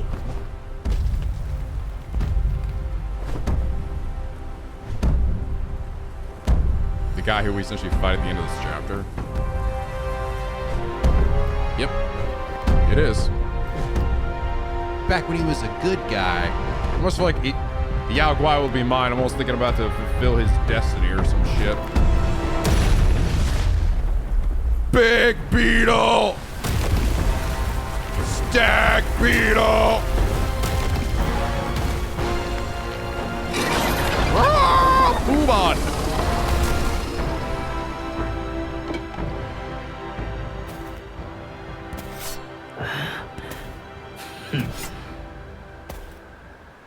All right, you first. 雷鼓之法，本是这天尽头的百姓为抵御太阳西沉入海的海废之声而发明，海水沸腾，声音之大，雷鼓之法解了此难。他有法宝护身，你既有胆来，恳请助我一臂。那怪就在下方杀害之。 All right, as long as you help me and you don't make me do all the work. Can I just like jump off it? Oh, I can.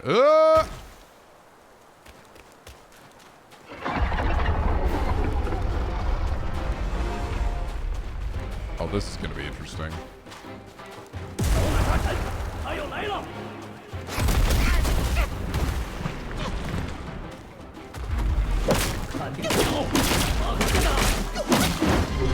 Working on it.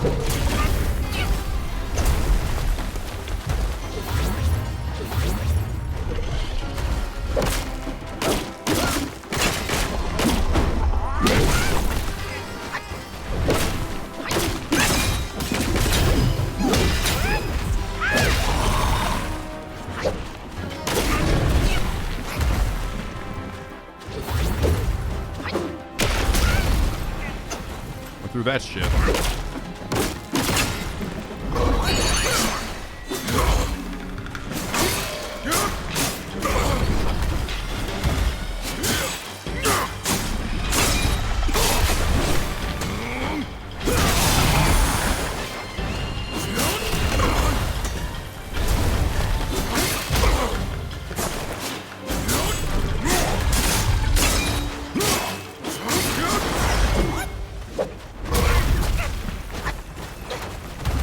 Big fat boy.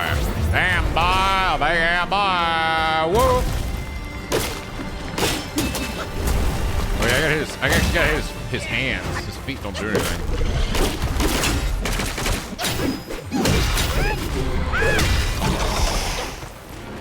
Hey, you gonna help me, dickhead?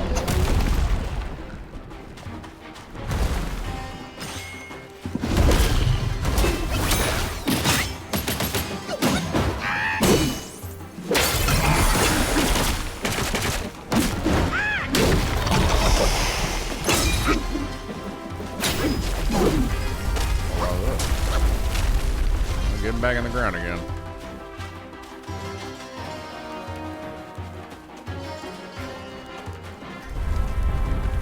Oh Lord, here he comes, guys.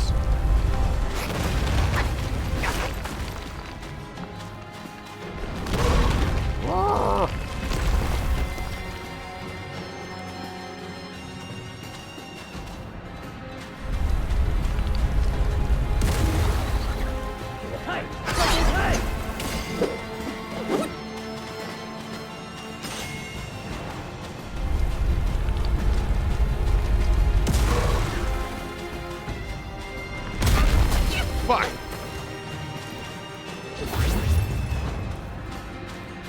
只要有这鼓在，他就跑不了。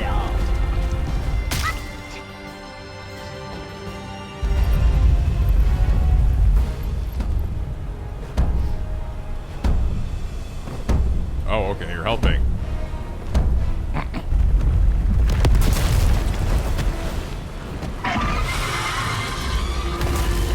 he not like that sound? I see a shiny thing on his back. 正是现在，夺了他的宝物。 How do I,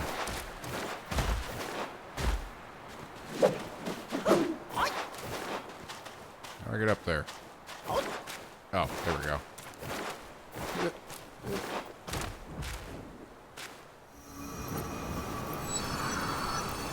Oh! Who do I know? Something else.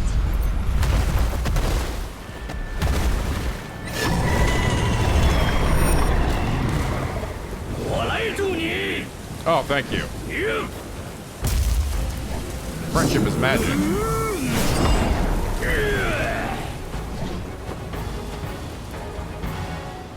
All right, let's beat his ass. Come on.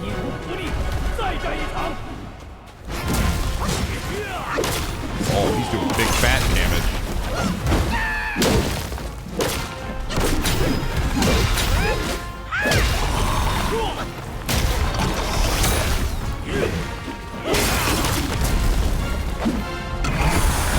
A lot of fucking stamina. Waste for ration. I'm gonna stay away.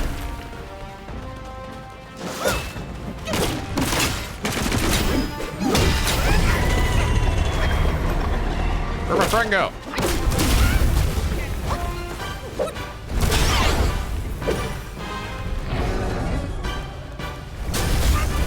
Damn, that's a huge hit area.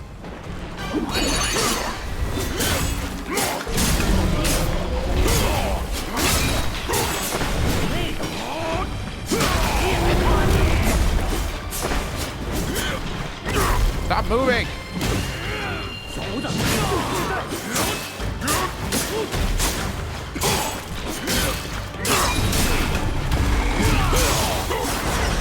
There we go.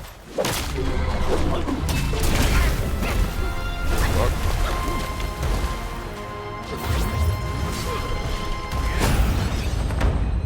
Okay.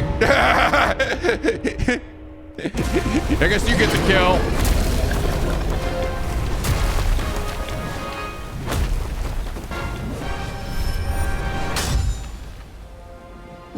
Friend.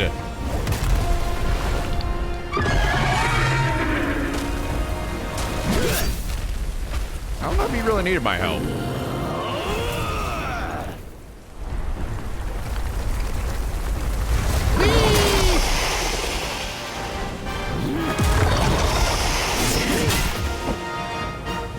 Cool.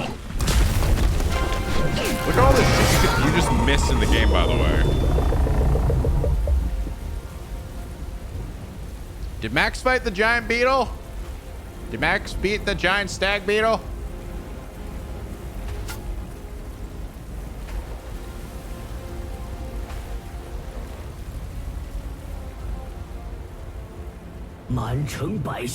After the final boss, really? Okay.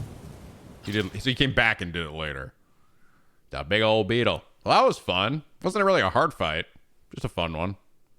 And I made a friend who's gonna fight me later.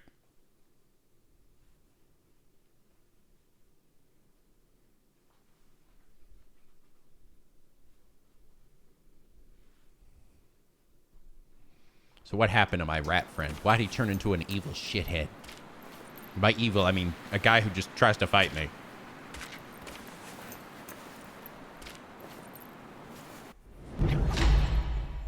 Wind Tamer. Here to subdue the yellow wind guai. Ooh.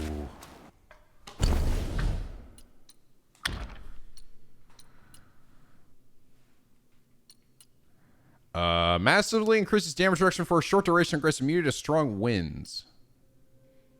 Oh, interesting. This one grants burn immunity and gradually increases focus. This one actually gives me a massive damage reduction.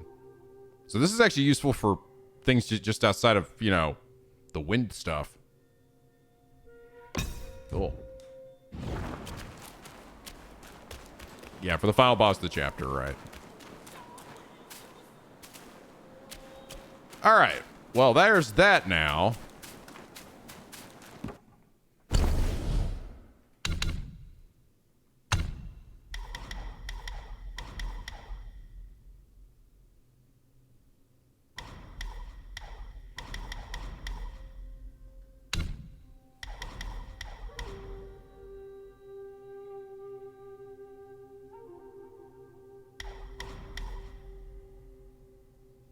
Heavy attacks that cost a focus point deal additional damage to the enemy based on their remaining health. That's interesting.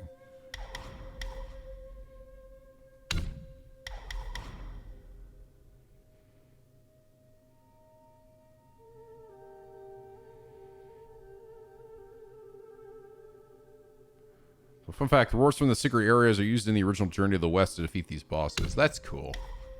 That's cool.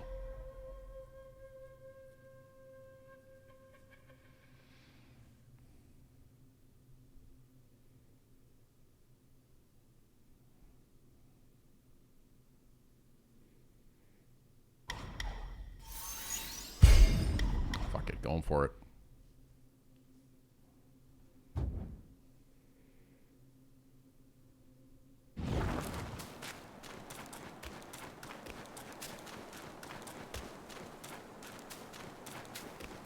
Let's try on this guy.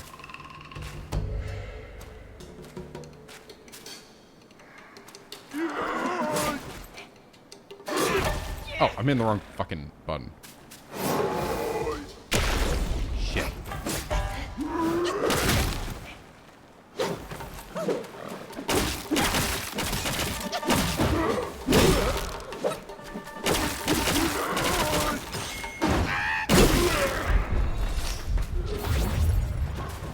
Try that again.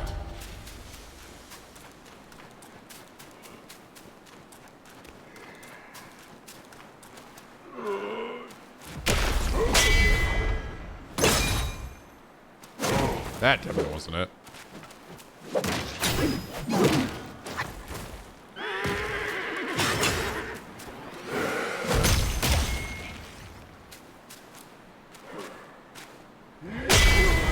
There we go.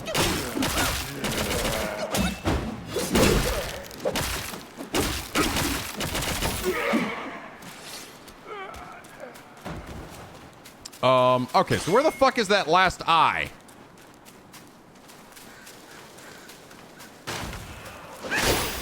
Where the fuck is it?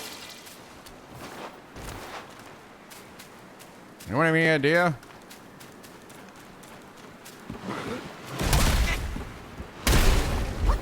Fucker.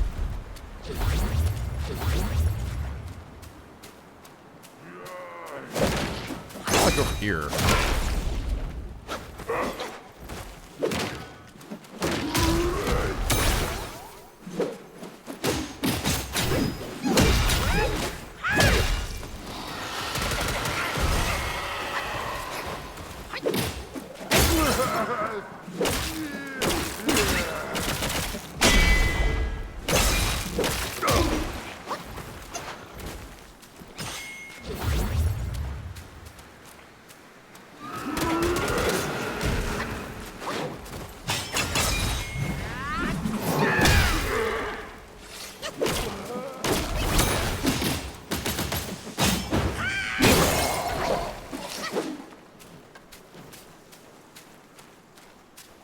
Usually close to the shrines around the Rock Vanguard. Like, there was like one over here that I already got.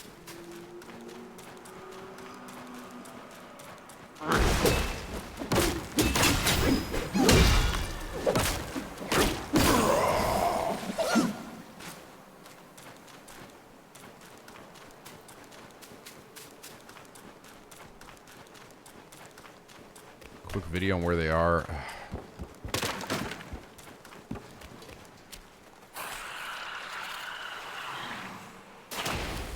Hey, fucker.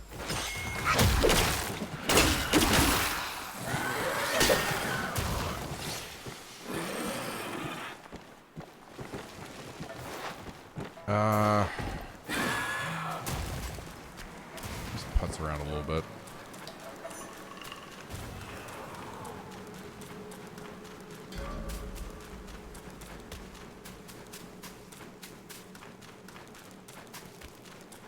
Yes, there was one over here.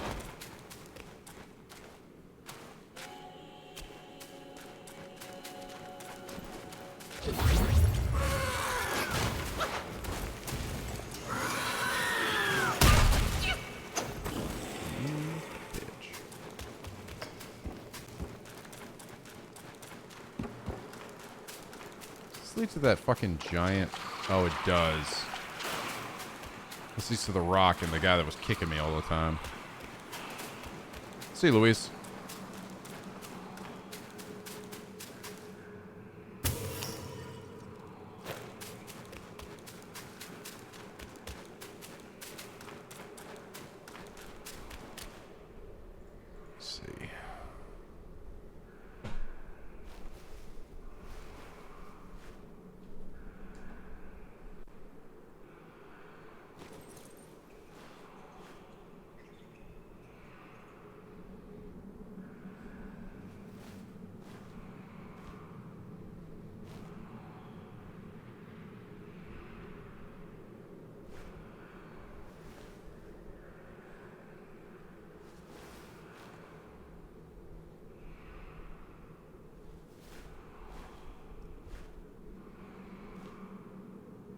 That one.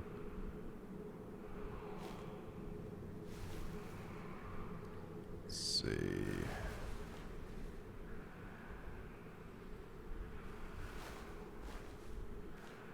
All right, I think we're just going to have to narrow down which one. I think it's one of these first ones in this list here.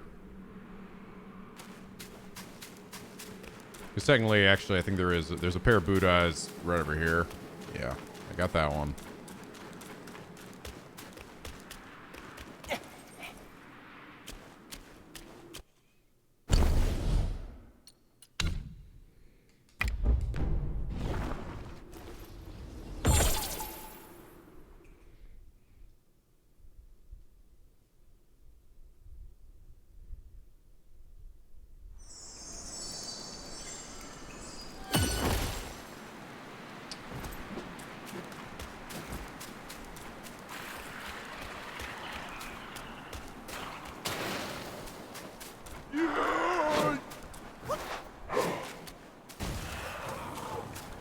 Here?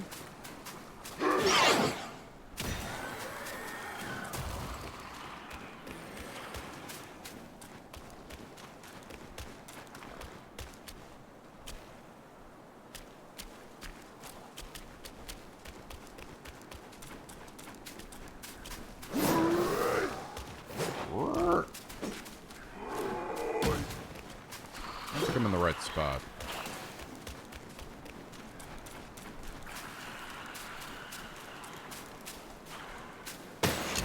Ow. I can make new armor. Monastic insect hat. Ooh. Insect spike bracers. Upon taking medicine grants considerable focus. Mildly increases the duration of all medicinal effects. Funny, but I don't have the chest piece.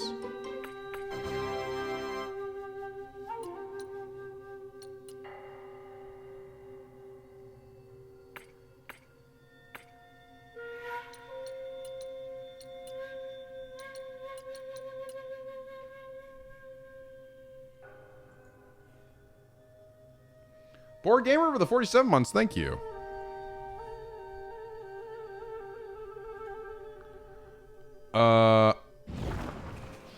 Okay, let's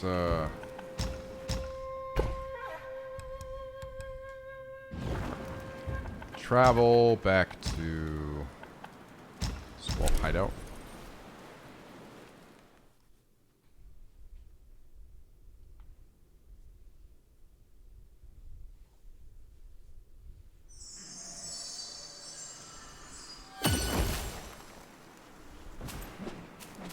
Okay, so there's the first Buddha head.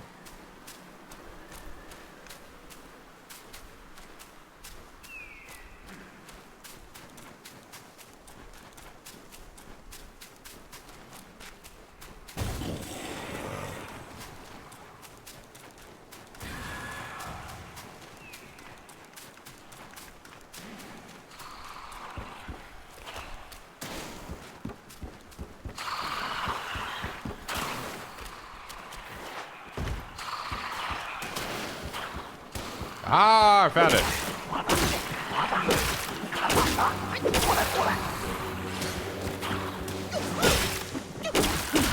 they do kind of make sounds, don't they? I didn't really realize that. Ow.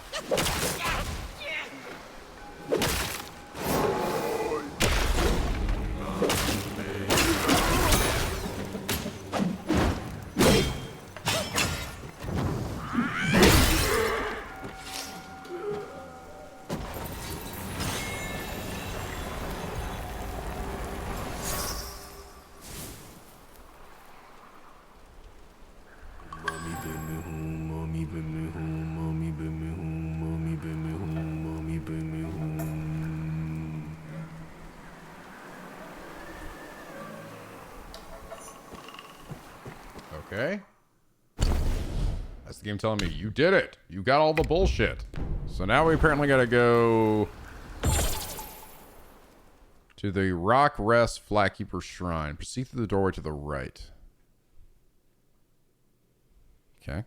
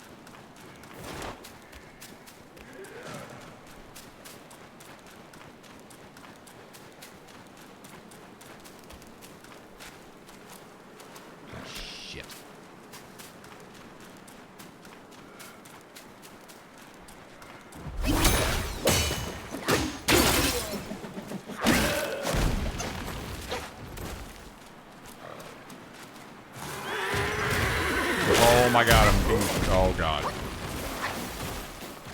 Everybody's trying to kill me.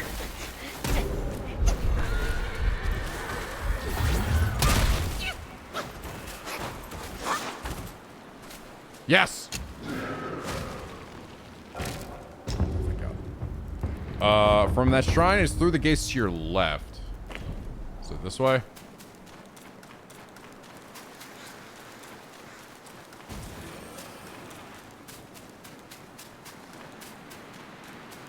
Aha! Yes, this does seem right. Thank you. Oh, here we go.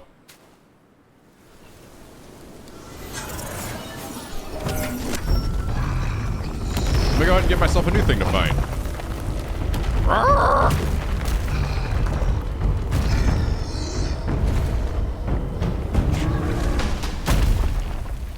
Why you wake me up? Me shing dang ding dong. Okay, I'm gonna whack you now.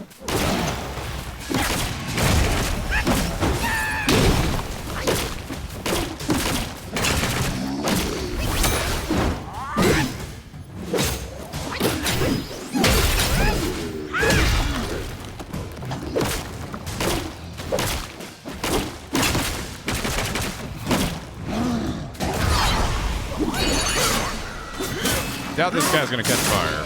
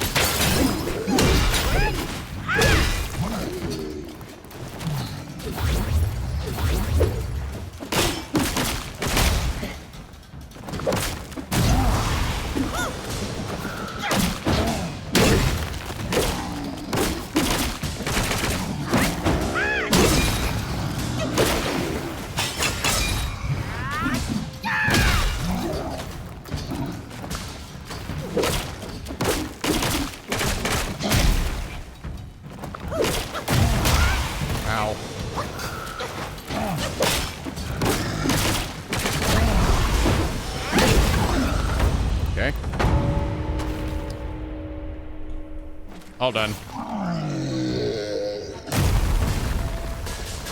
Oh, me big dead. Hard to stop. Skanda of feeling.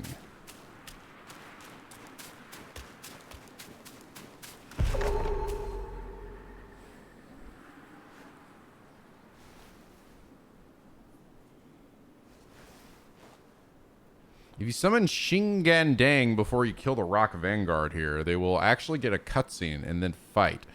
At half health, the Shingandang slams the Vanguard, instantly dies, and then you just fight him. Well, that's interesting. That's pretty cool. Oh, I didn't even see this. Mildly increases defense. Oh, wait, I'm looking at the wrong thing. Upon successful hit with a light attack combo, mildly increases attack for a short duration. Really?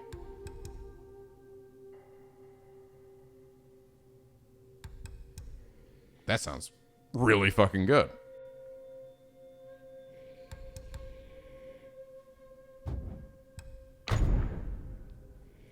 Perfect dodging giving stamina back is also nice, but that sounds fucking super good. There's one more quest in the area that's kind of mid. Hell yeah. Really? There's still more I haven't done yet? Well, now what? What is it? I figured at this point this has to have been the last thing.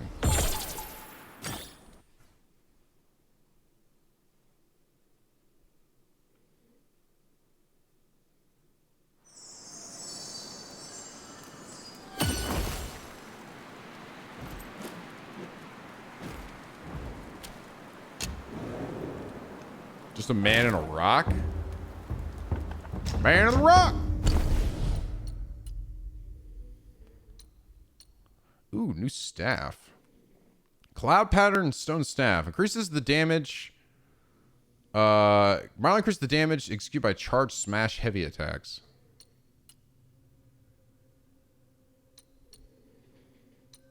Okay.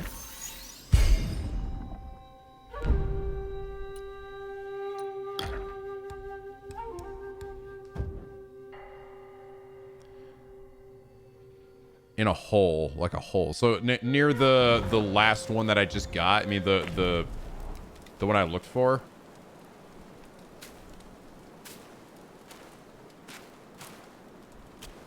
Yeah. Okay. Go to a ditch in the middle. Okay.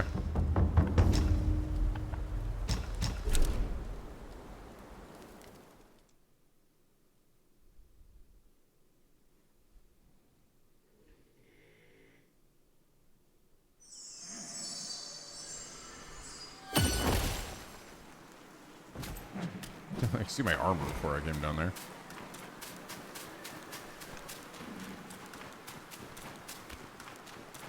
It's a man in a rock and a man and a man in a rock. Do do do do do do.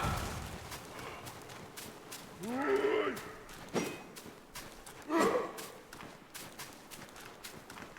don't think this is it.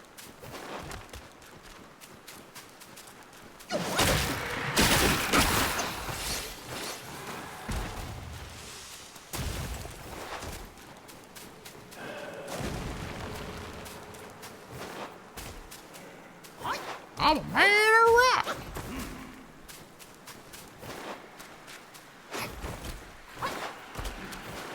Down here.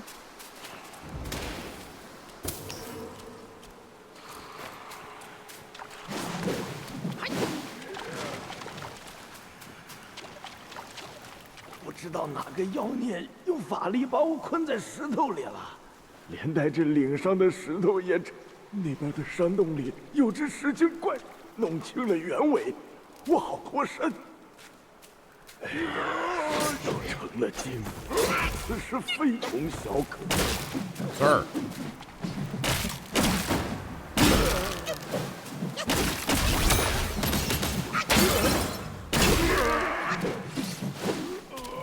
Ooh, shit's all glowing. 你这娃子真好骗，我可算是弄到这宝贝了。Oh my god. Whatever shall I do? 你咋还没走？你不会是想要回这宝贝吧？不害臊！快走！本事不大，心倒挺大。滚开！不害臊！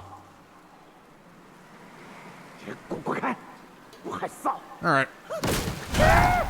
这狗子的真不吃力，要跟我使身手。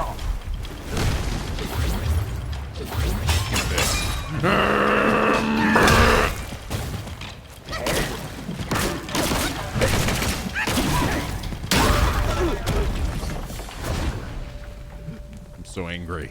我都要被你震碎了！饶命啊！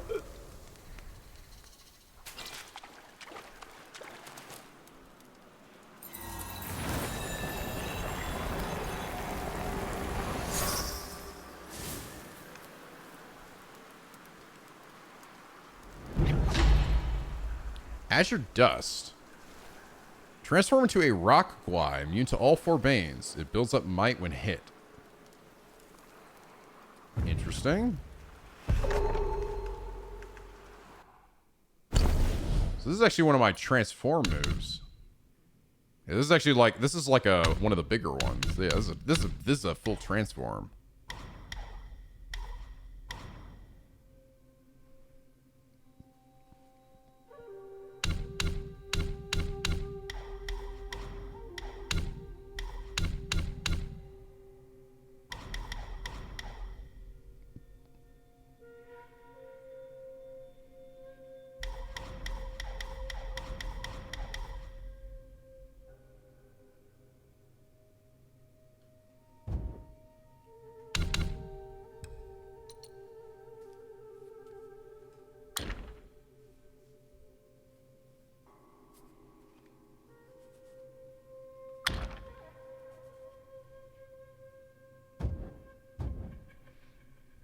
Okay, I guess that's it now. I think we've done everything that there is to do, I assume.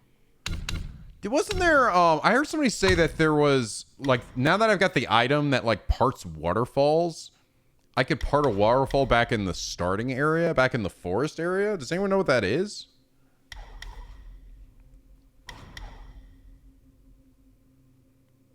Yeah, in chapter 1, yeah. Do anyone know specifically which one that is at?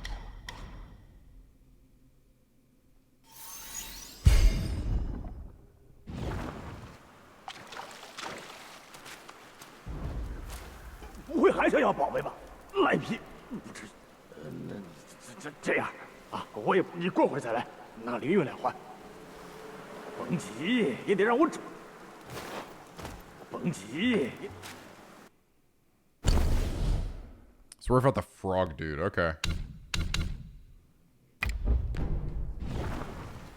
He's a vendor now? Okay, so I have to leave and then come back.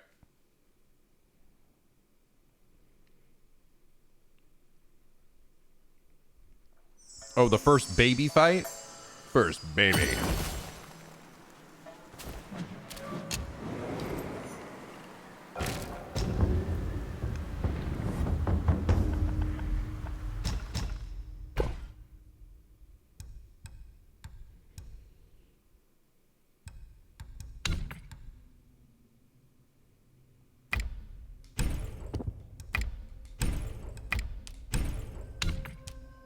lot of souls and shit.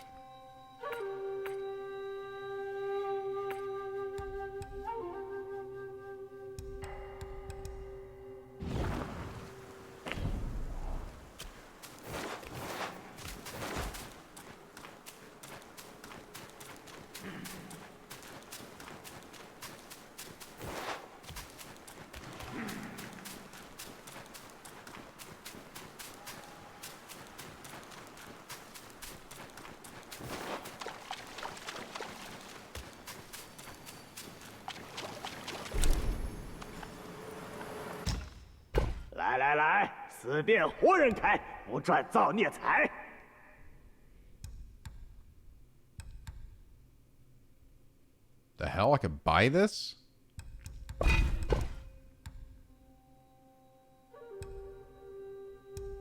This is a treasure. Make it be exchanged for something. Isn't this what I just sold?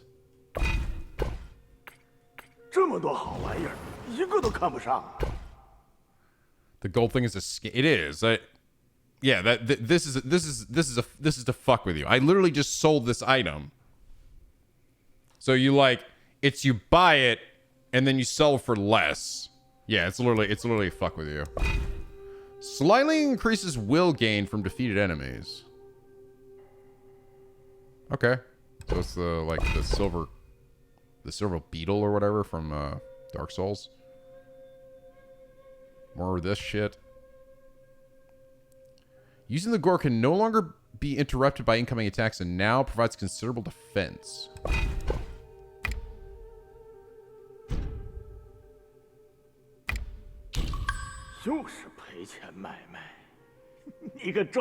That sounds insanely good.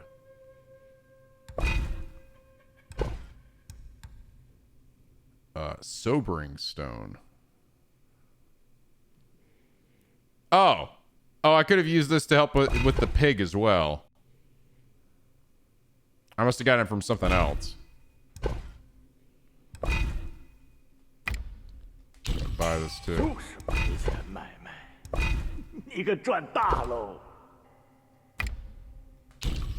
take this so I have everything.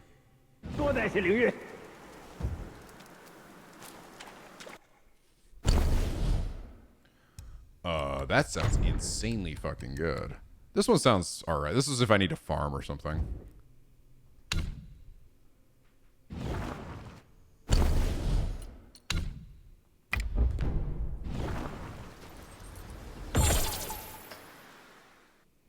Iron pellet sounds crazy useful.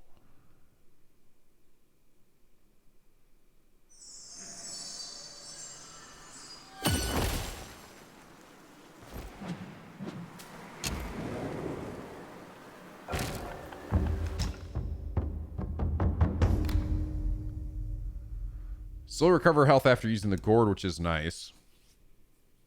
That sounds insanely good.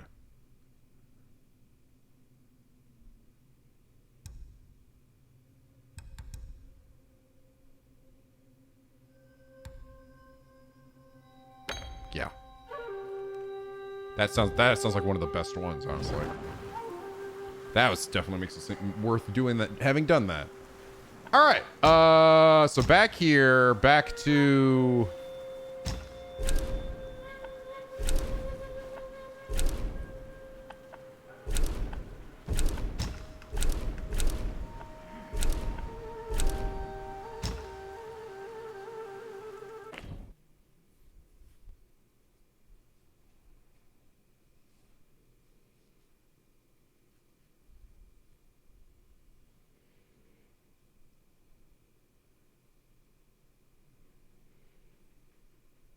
how many chapters are in this game, by the way?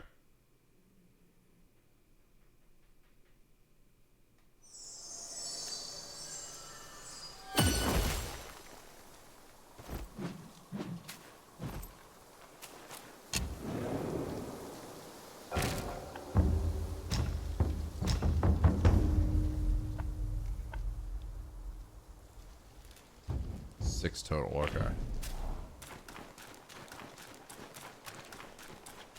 How quickly these guys die now. In one hit. Damn.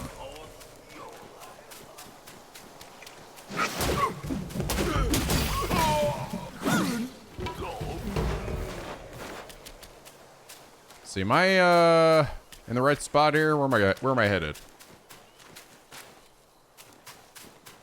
Looking for a waterfall or something?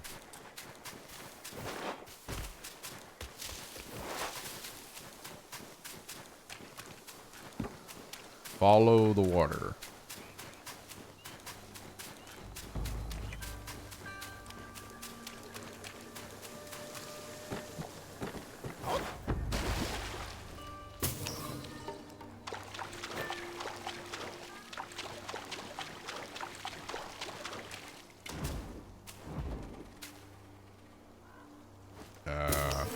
Probably the other way.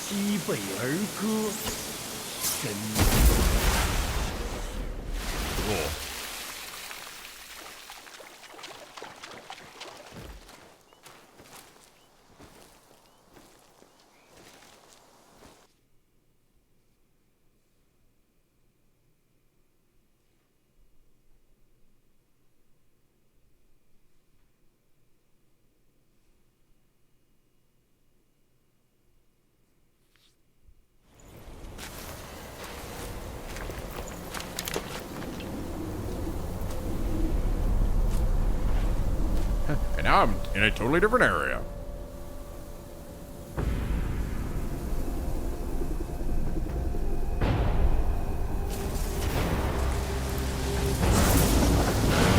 What the fuck? Red Moon. Okay, I'm over here now. Oh boy.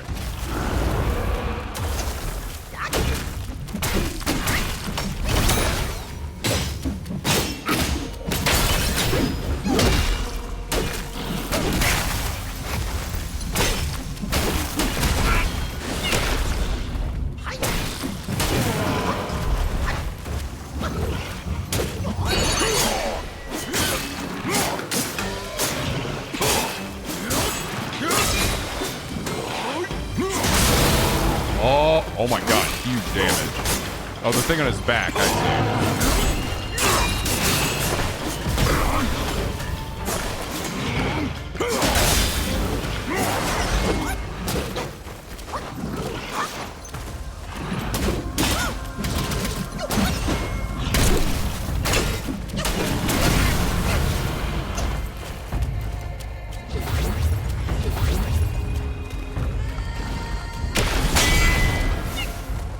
Knocked me out of it.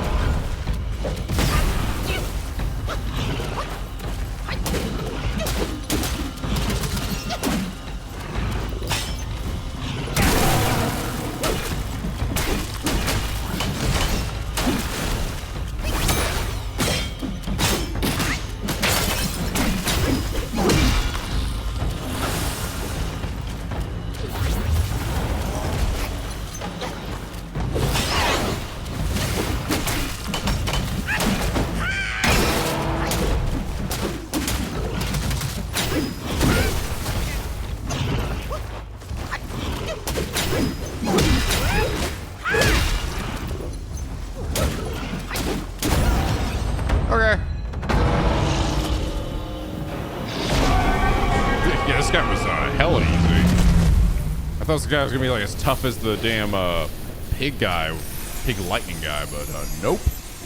That's a big fat nope.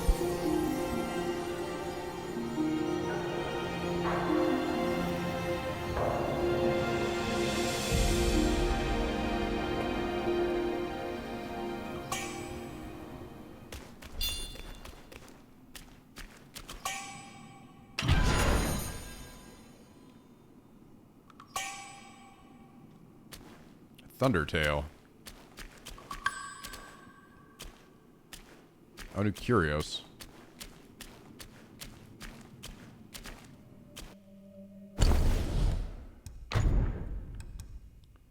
Grants considerable damage reduction when gourd use is depleted. Oh, really? Really? That's actually... You know what? That's probably good when... Shit. Can I just equip that? I can just equip... I feel like... I wonder if I could just equip that at, like, mid-fight, you know? Like, once I've run out of gourd, just equip this shit. I don't think I'm over level. That guy was just easy. Chaos Rising. Thank you, dude. There's a tier 1. Hope you enjoy the penguin emotes, dude.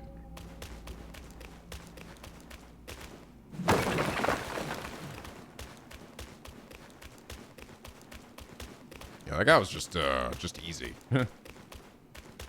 He literally gets knocked down for ages, too, and then he has a huge weak point on his back. I was like, okay. Feels like slight overkill.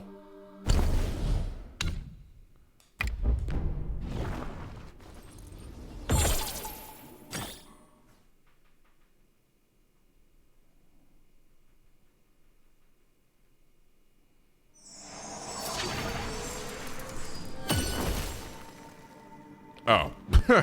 Thanks, I guess.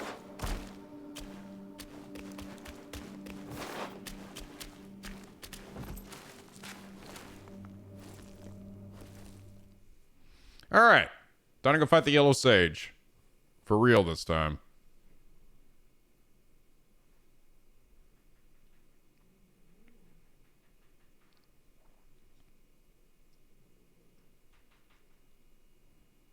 Big rat.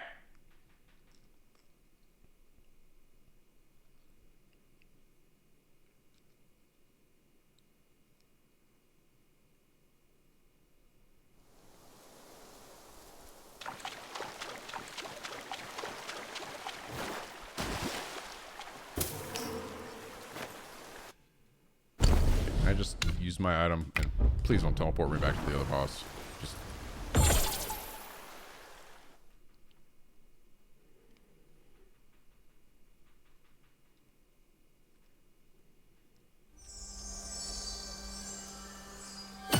good.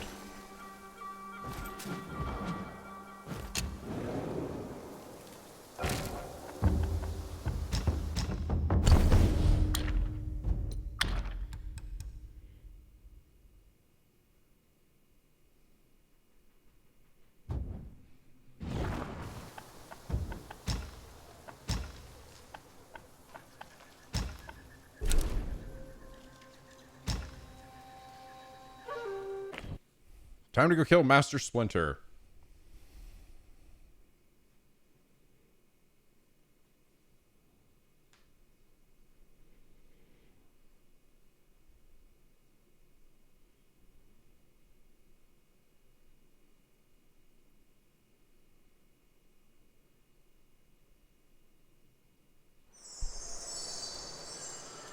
All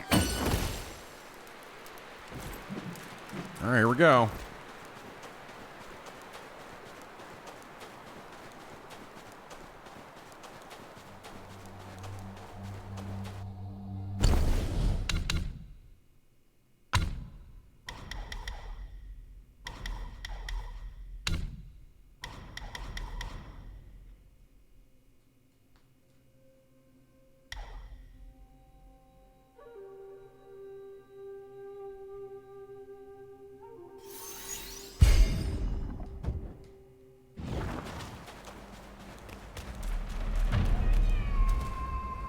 Well, that was interesting. What the?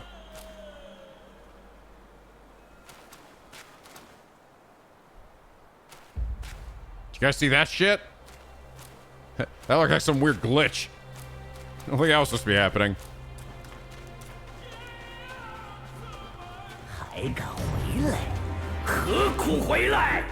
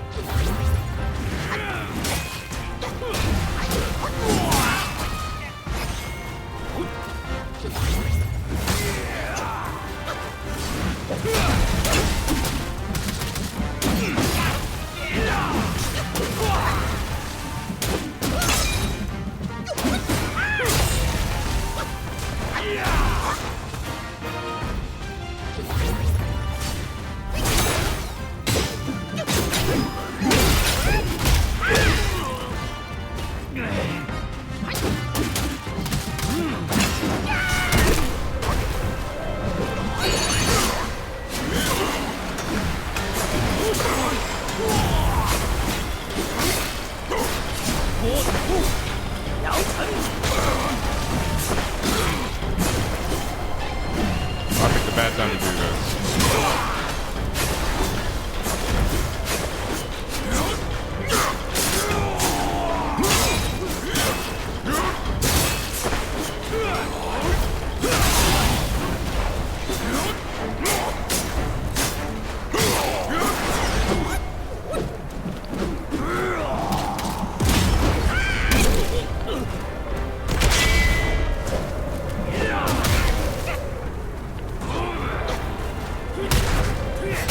Oh no.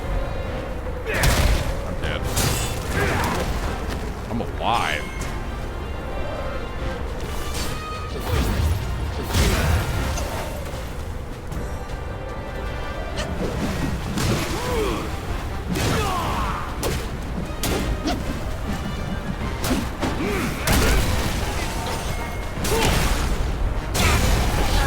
Now I'm dead.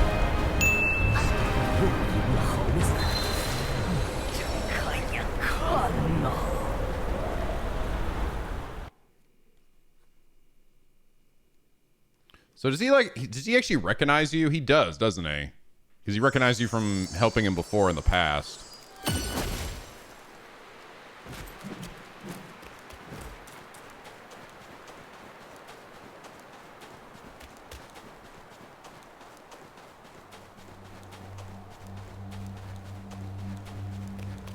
Because he says, why are you back here? Unless he's just referring to why am I running back down here again. 一个骷髅的病鬼，命到挺硬。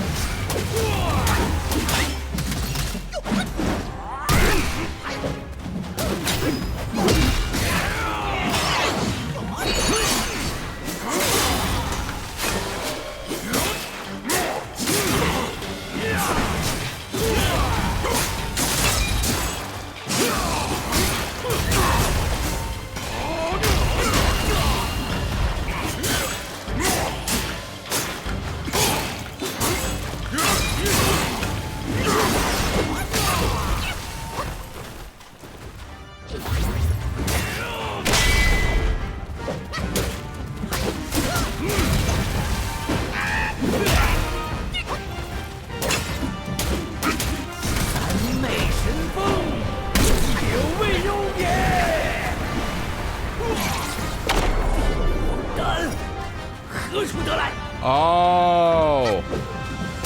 Oh. That was the moment to actually use it. Cool.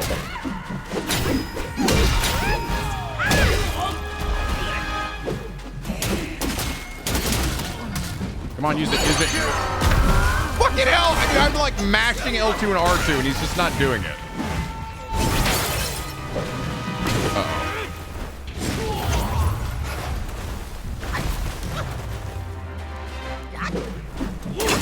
No, don't hit me with the fucking... That's his command grab. What? Oh, no, that's the command grab. Damn it. I thought it was the stomp. It's the kick.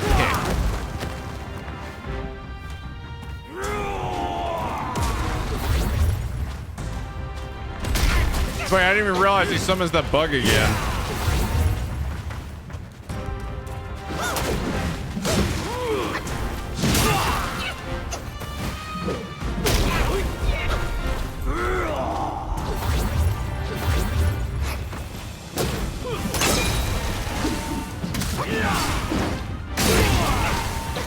Damn, that does some damage. Uh-oh.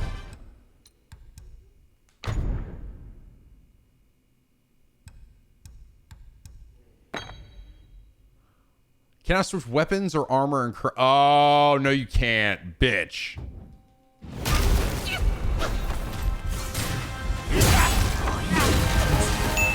You saw through it.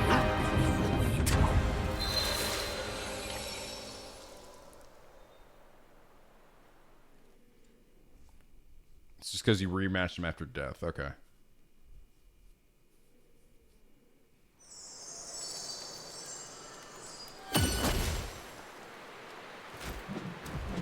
Oh, my UI glitched out there for a second because I died while holding R2.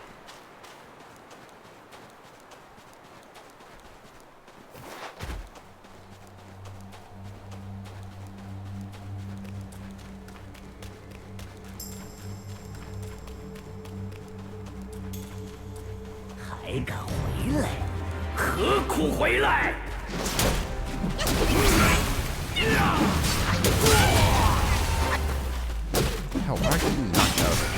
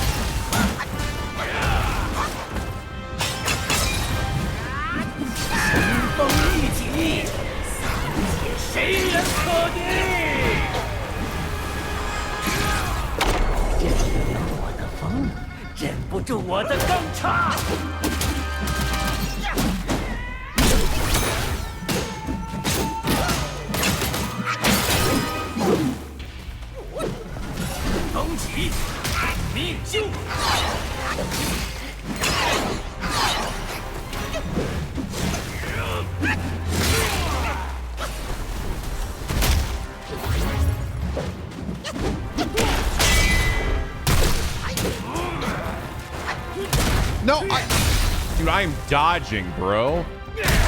I saw it coming. I knew he was gonna do it. And it still didn't.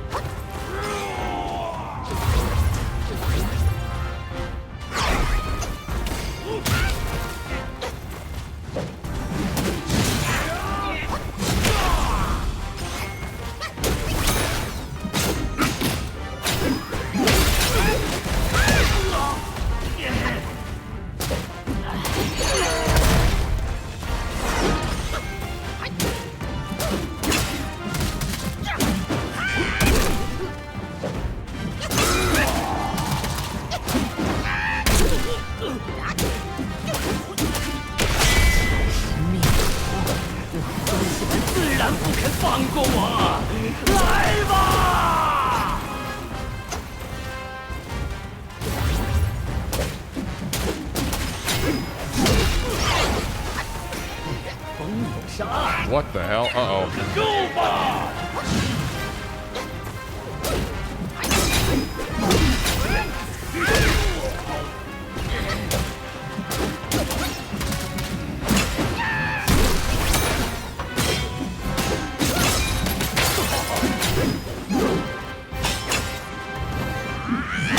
Ah, there we go. Hot dog. 孽徒啊孽徒，你投二郎心法，我大圣根器，还有师傅的脑袋，就为在这黄风谷底 Headless 一时 man 快活。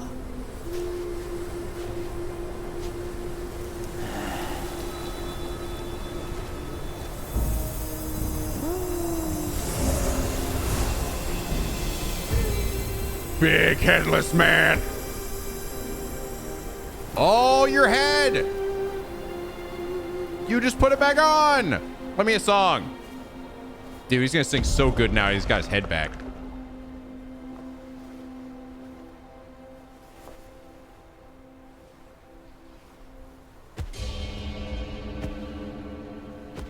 Play me another banger, bro. 阿弥陀佛，小施主，老衲 Should wash 乃是 your head. 小须弥山之主，法号灵吉，也是这蜀妖的看管之人。大圣陨后，六根不灭，散落到了世间。Oh. 这贼鼠私下寻得其中一根，因自身修为有限，难以炼化，于是生了歹心。我不慎中了他暗算。 Yes, I knew it. I knew all of these 连头颅 things. 也被他 Definitely. 一 I 并 was 夺 following all of 去， this. 做了存放根器、修炼邪法的容器，连带黄风岭再次生灵涂炭，我之罪也。此番重回大道，全赖施主指 Take my 引 ball. 这世上应只有施主一人有资格保全此物。来 Okay. 吧，替我收好它。 If you insist. MONKE.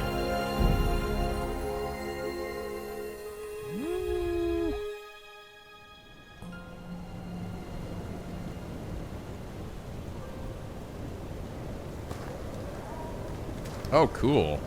Another animated thing. It's actually different from the other one. Stop motion? Oh no, he got his foot stuck.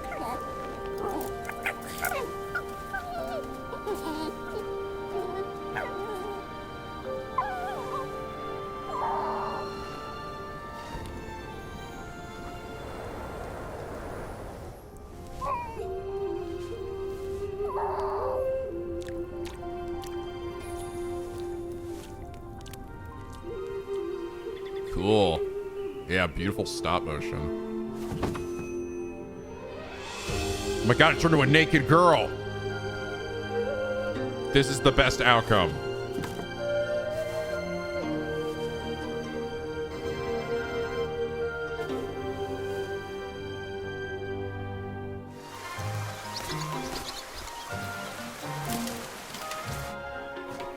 Where'd you go, you silly Billy? You up? Oh, sweet sex. My guy's arms are huge.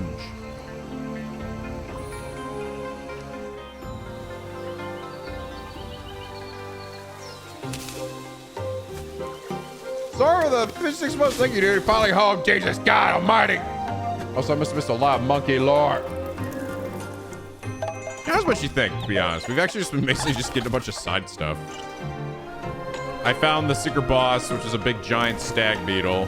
That gave me a thing to beat the yellow sage relatively easily because it negated most of its attacks. So we literally just beat the yellow sage. And this is what we're getting.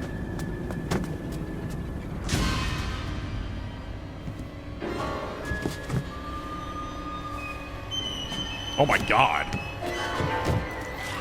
Because we can't have happy endings, right?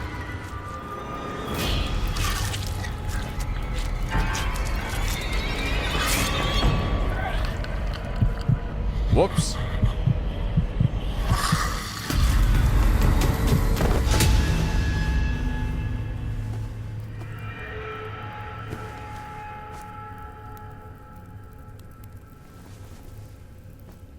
All of that was just a dream.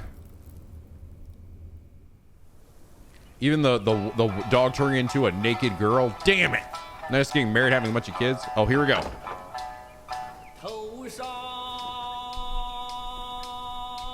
Oh shit, then he decided to kill it and make it into a scarf. Fuck.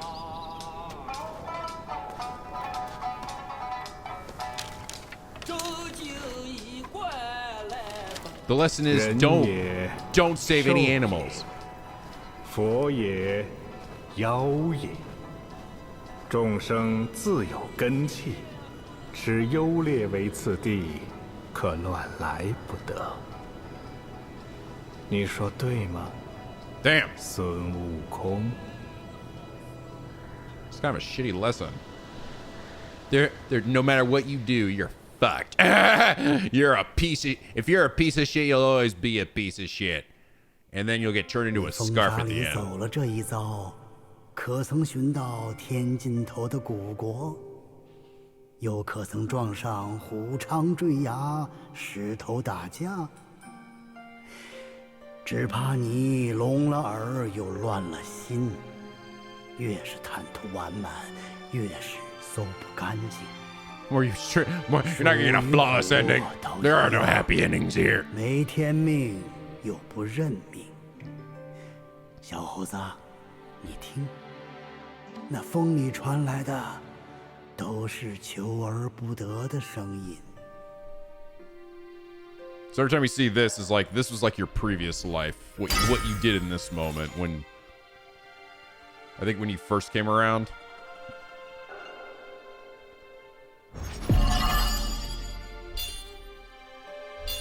Hell yeah, no sparks. Got a bunch of bullshit too. Mine core. Mine quad. We'll be right back.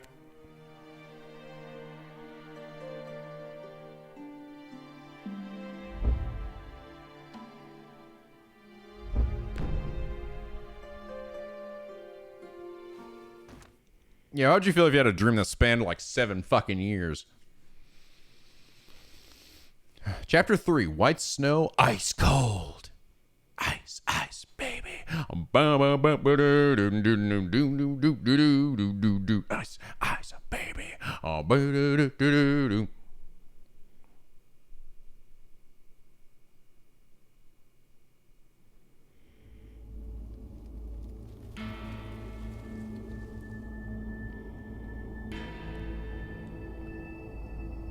Guess we're going to a snowy region. Baby? Hey, baby, what you doing? It's fucking 3 o'clock in the morning, man. How I go home?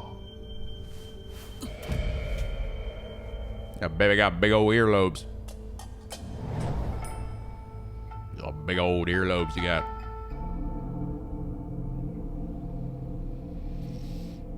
Texture's still loading in. This game has too much detail.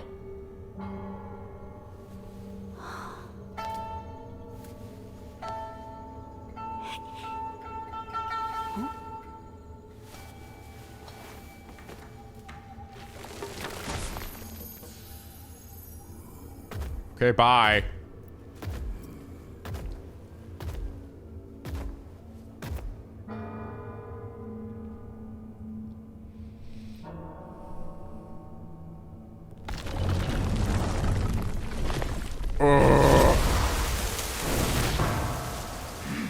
Hi, I'm here now. And so are you. I'm gonna fight you.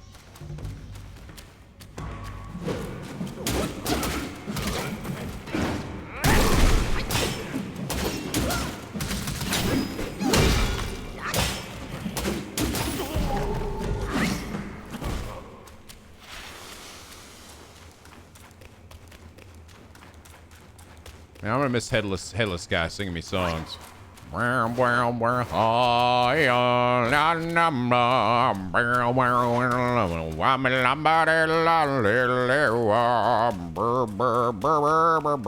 baby. Baby, I know it's you, baby. Hey, baby, you can't hide from me, baby. Baby.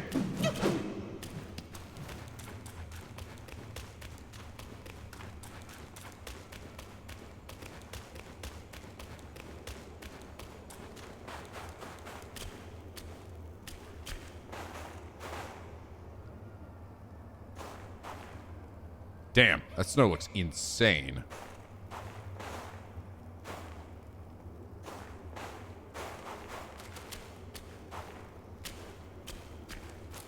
Also, my monkey feet have got to be fucking freezing, dude. What the fuck are you? I'm like, where are you going?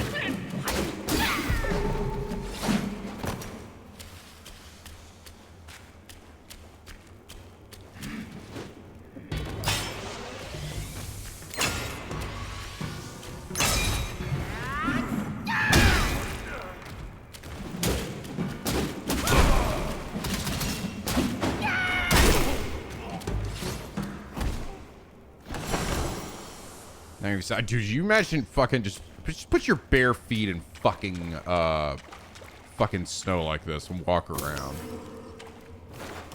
Ow. Hey guys, look. Obviously, what am I, an idiot? Of course I can't go this way. It's so obvious. Look. I obviously can't go this way. Am I a fucking moron? I mean, look at this. It's so obvious. It's so slight incline. Yeah, big open path leading out of a cave. Can't go this way. Of course I can't go this way. Yeah, monkey feet built different.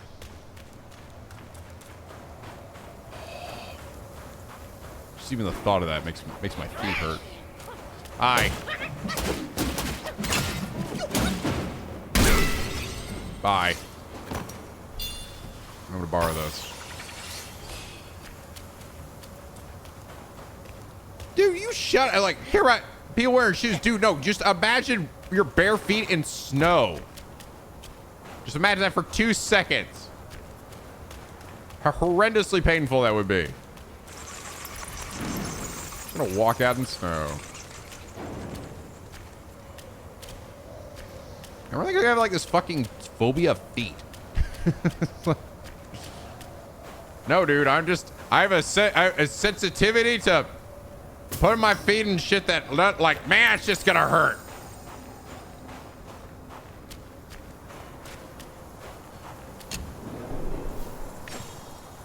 If you've never actually, maybe you've never experienced them. There's some place that no one's ever experienced snow, in which case, that's fine. You don't get it. You don't understand. That's okay. Ooh. The Rat Sage Staff. The fourth move of light attack combo mobile spin can stir up a whirlwind of sands, increasing attack range and damage. Well, that's fucking cool sounding.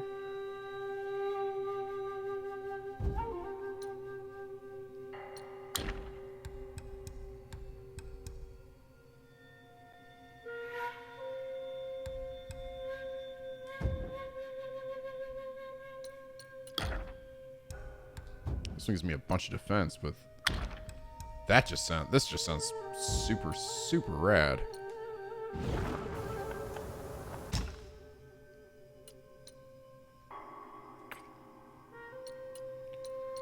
Ochre Battle Robes. Decoy and duplicates are cloaked in yellow wind, granting them considerable damage reduction. Oh, that's interesting. Upon consuming a focus point, mildly increases critical hit chance for a short duration.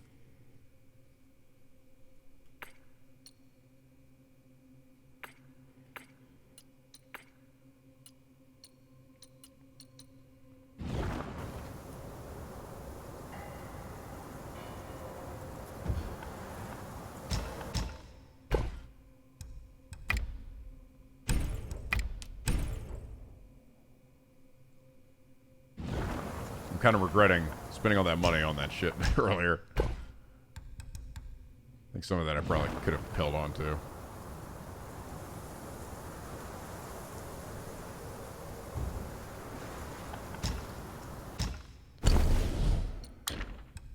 This one's so expensive. Shit.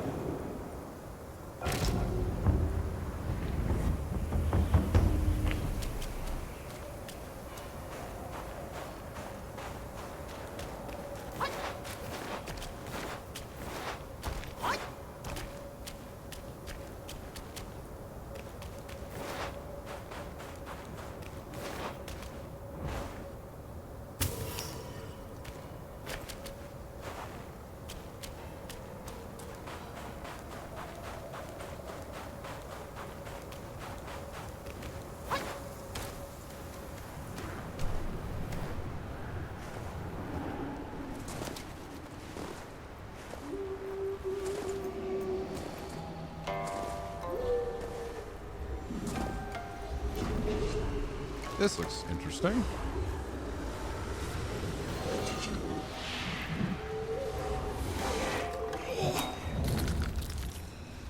Oh, I remember this. This is from one of the reveal trailers.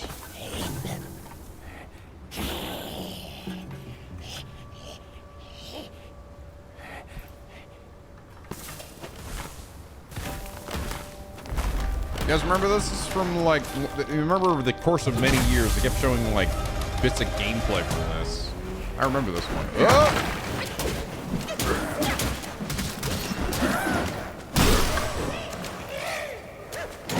What? Oh, you swing when you die. Bitch. In chilled state, moderately increases critical hit chance. Interesting.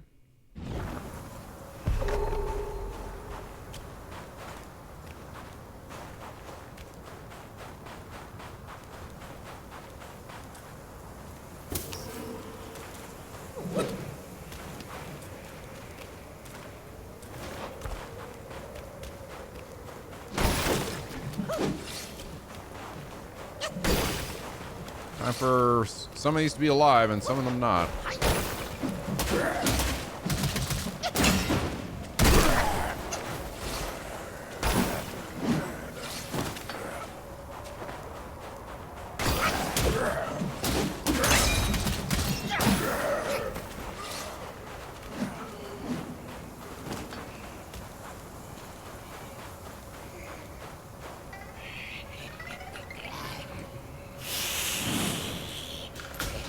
Makake Chief. Monkey friend. Oh, wait, no, you're not a friend. Ow! Okay, sorry. We went from that to cutscene, out of cutscene real fast.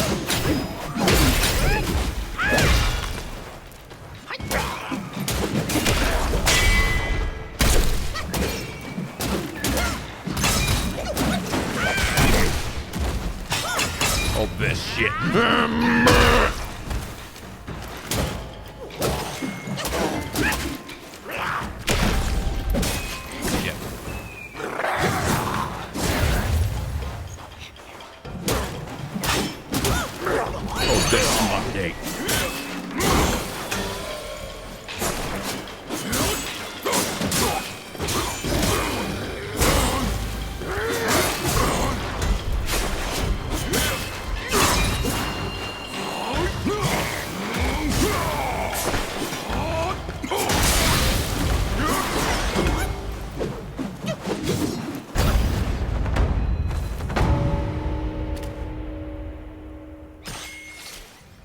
What?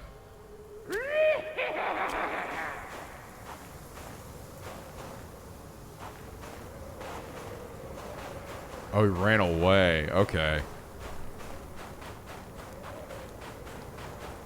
I was like, huh? Did he? I thought he, like, killed himself or something.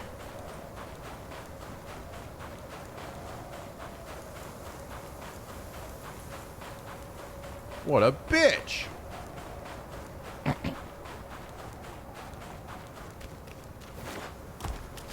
I gotta get a soundtrack of that guy. I actually watched it behind the scenes. They showed the actual guy that sang those songs. And yeah, he's just a musician, man, that does that exact same kind of music.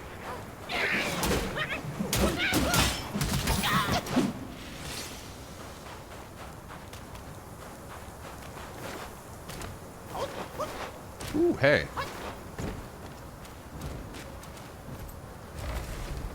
That's right. I'll chase you to the end of the earth! MONKE! Ooh, iron sand.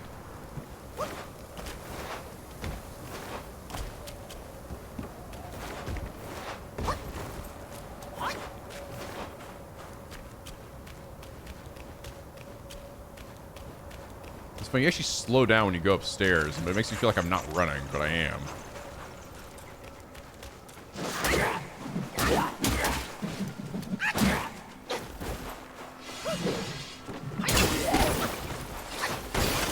Oh, these guys don't swing at me.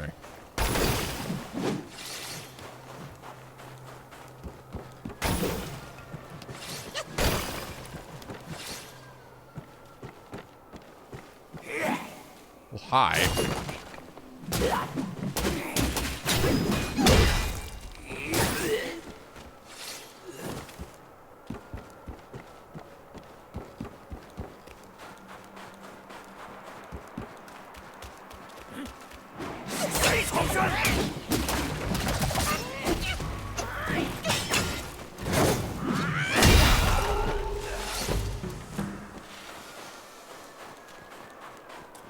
Something.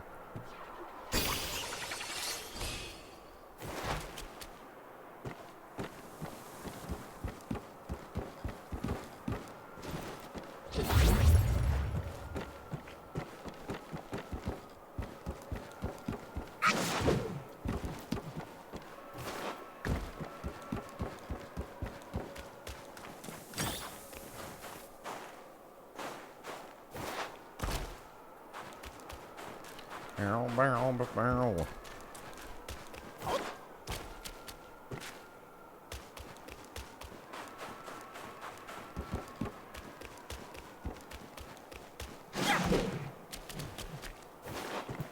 Bro's being sneaky. Sneaky snake.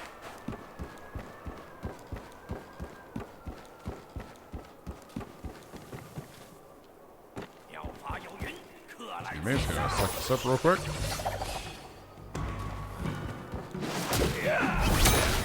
Ah.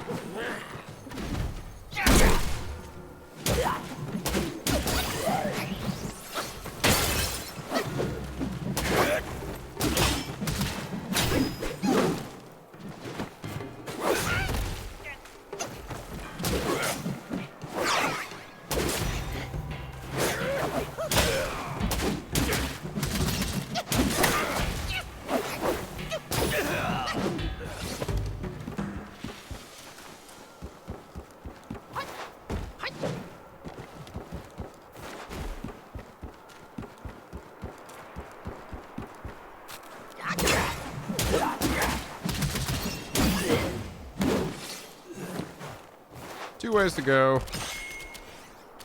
We want to go left here.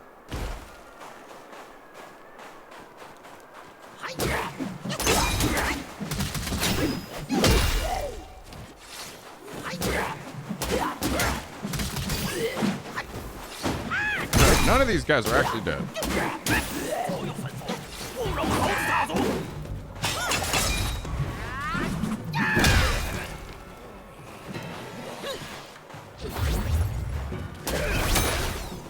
Gotta keep hitting him when he's in the air like that.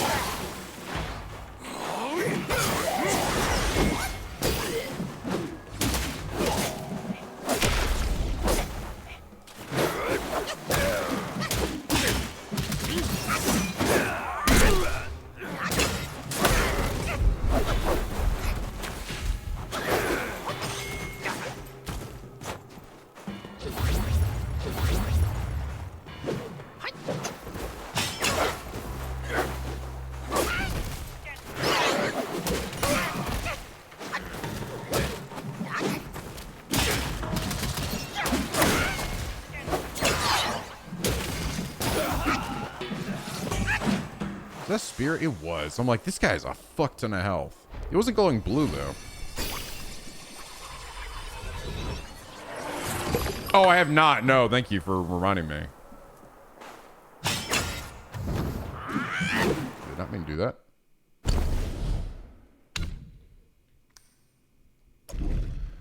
From the faintest noise, capture the deep insignificance. Bold ventures bring both pride and resistance. Echoes of a past can be found where karma lingers.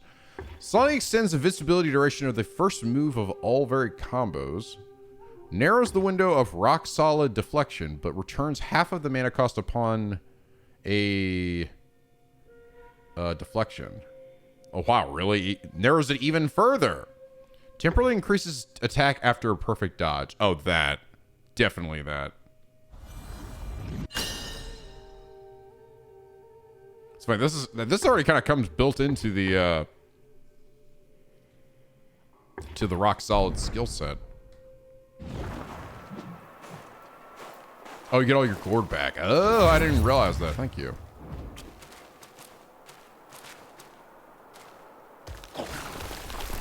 Well, shit.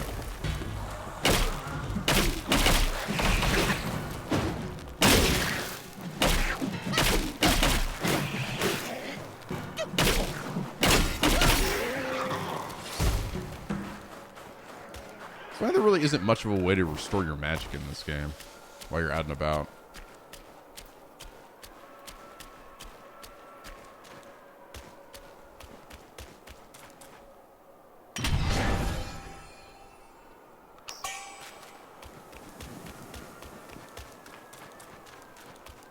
Mandrake sure hit the gym.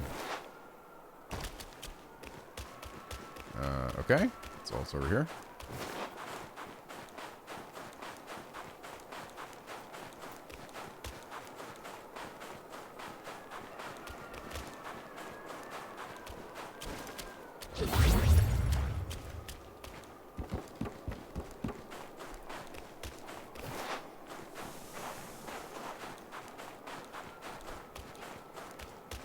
Holy shit, game's slowing down here. Snowfalling was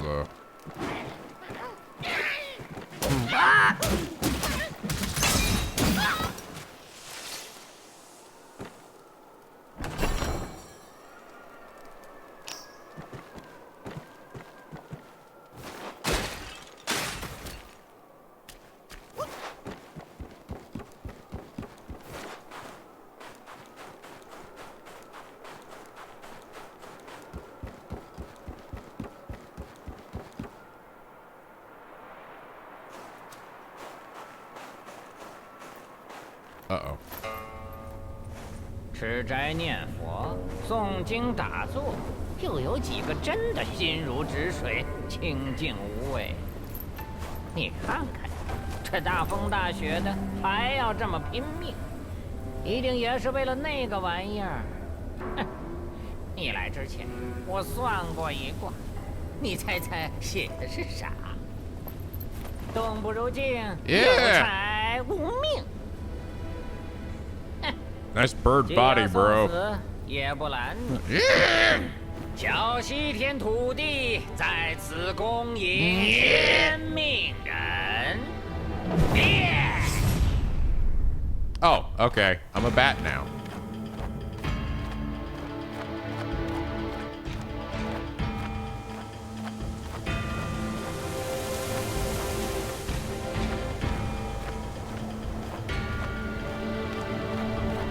Kind of on the rails here.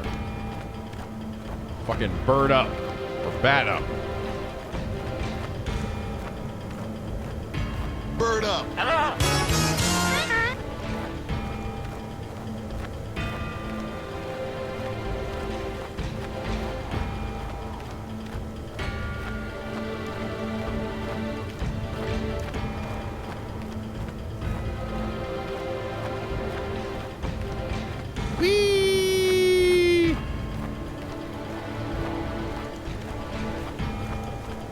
God.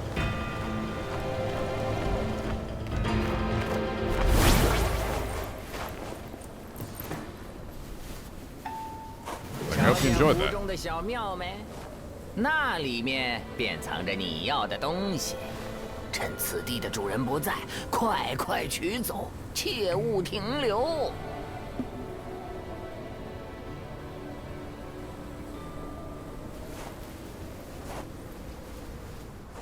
I hope you enjoyed skipping half the level.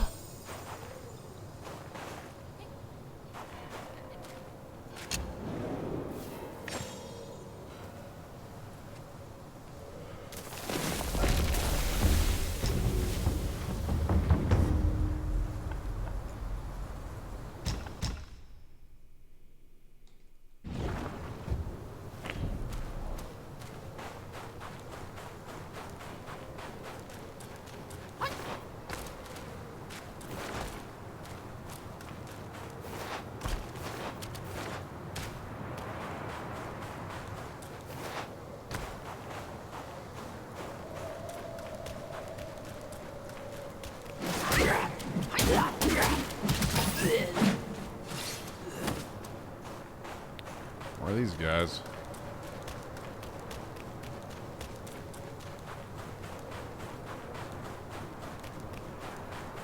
Meditation spot.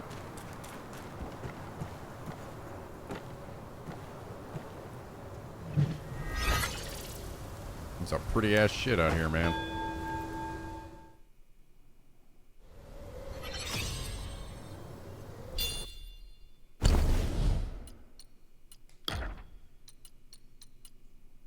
Oh, yeah, I didn't even look up this guy. Take the form of a mountain patroller, leap up and let a flurry of slashes rain down. This battle for recklessness is sure to deter the foe.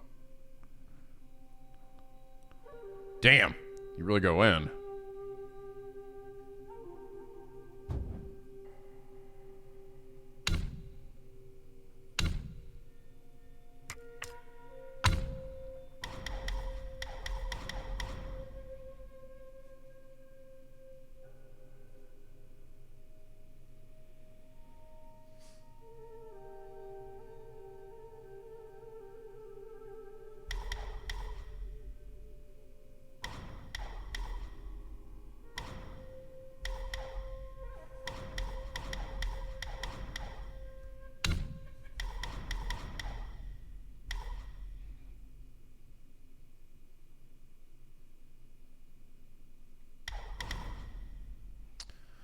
Charge perfect dodges retain any focus that has been built up.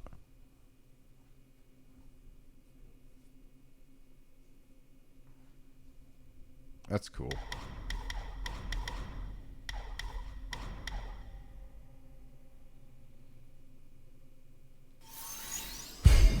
Let's go with this.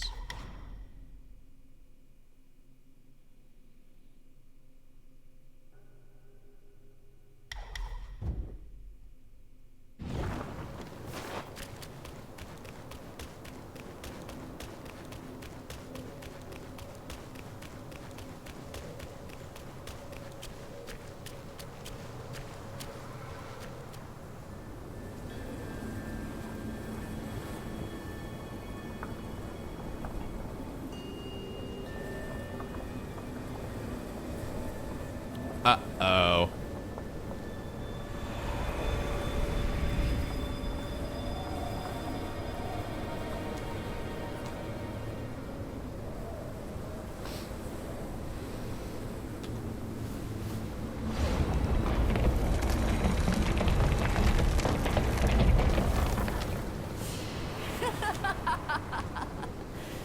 好得很，好得很。他还记得你的味道。那猴活着的时候，只知四处求人，哭哭啼啼；死了还祸及子孙，引得你们一个个送上门来。我这大包都快装不下了。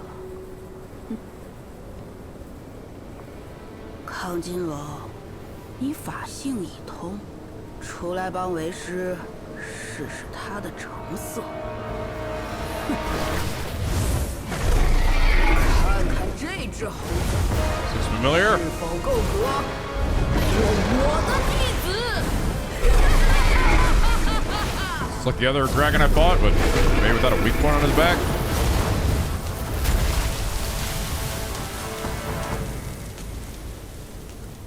Bye, house. Woo!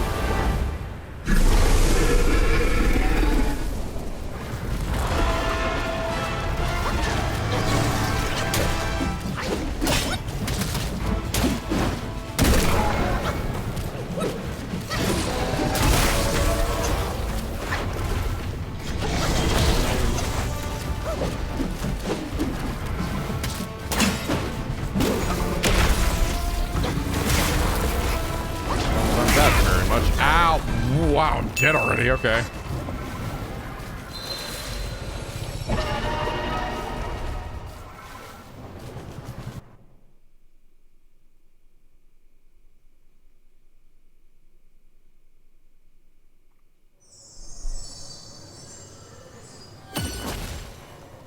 He's a big dragon noodle.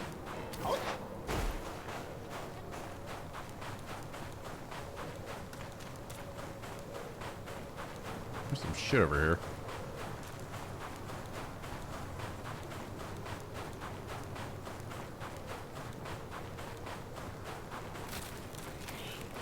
You guys don't mind if I just borrow this real quick? That's what I would say if I could fucking open it.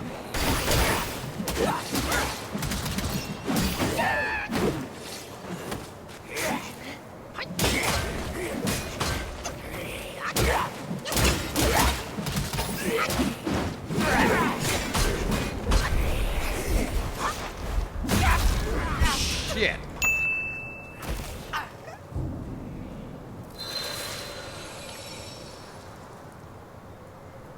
Damn, enemies here are hitting hard.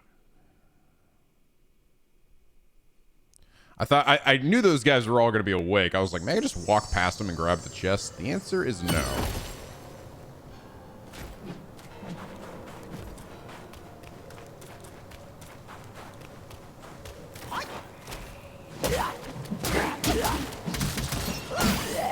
Fine, I'll start my way over here and work my way down. Like a bitch.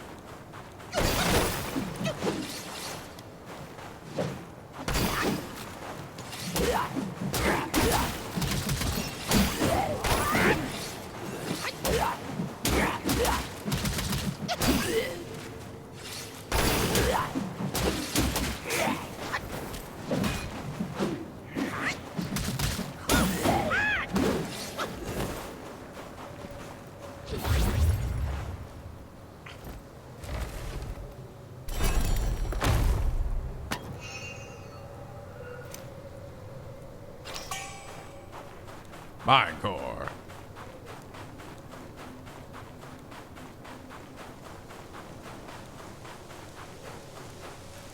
That is some interesting looking water effects going on over there.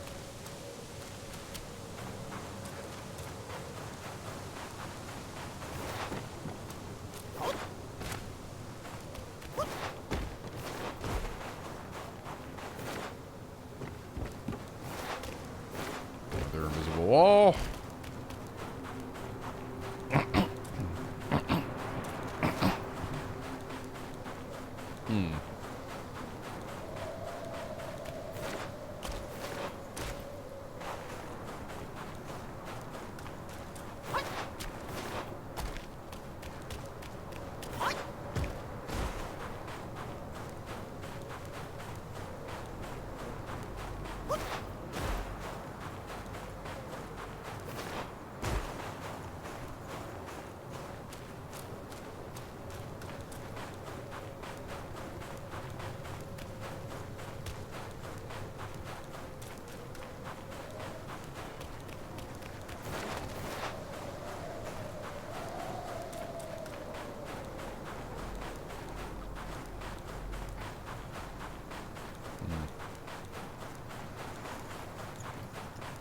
Okay, anything on the other side over here? Oh.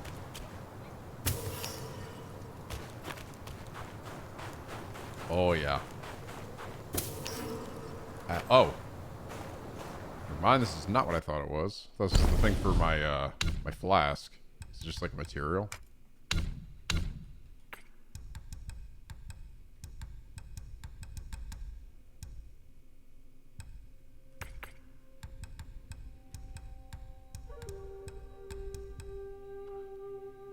Used to make medicine, yeah.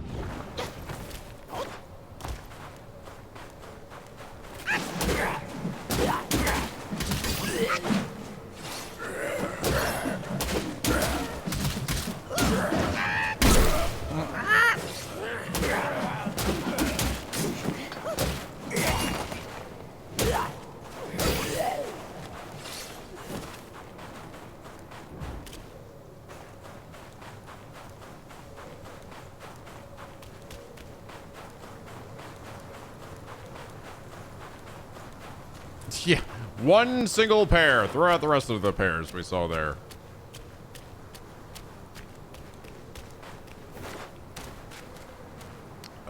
Okay, I guess that's kind of it.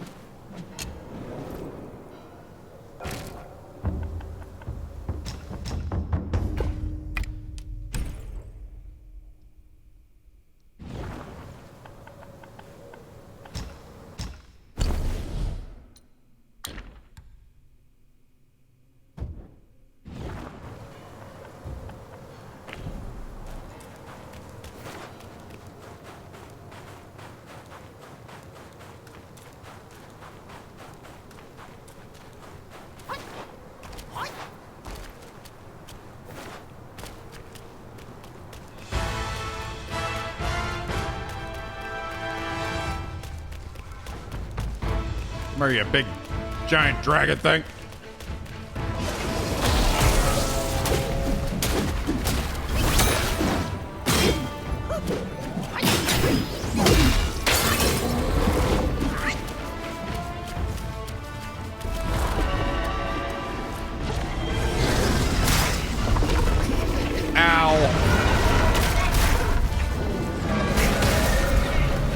Damn, just damage, bro.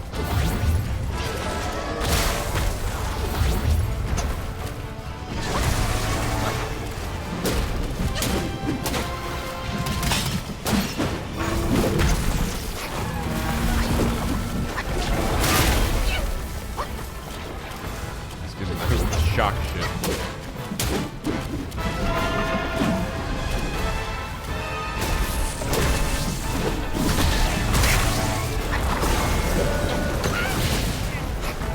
Fuck.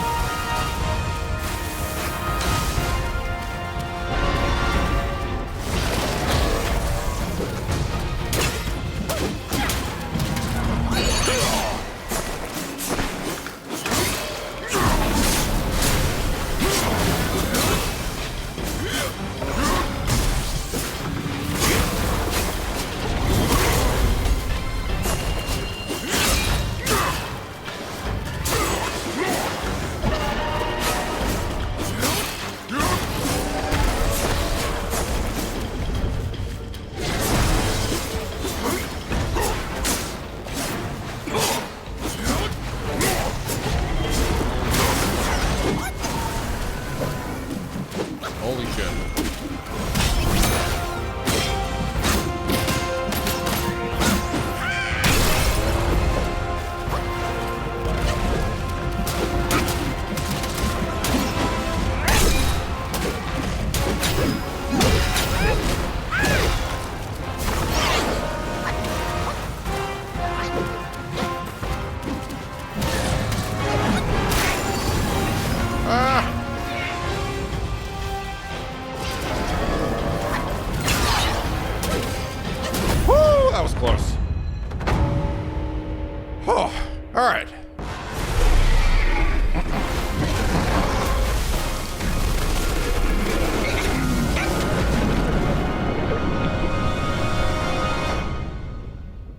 now we're underwater.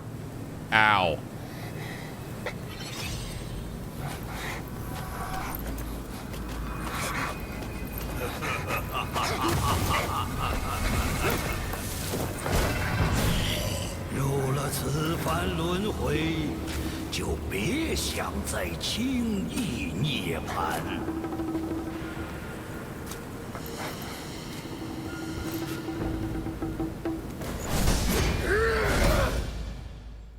Fuck. I'm like, why am I acting afraid? Come on, I don't give a shit. I'm like goddamn destined one or something. He came back.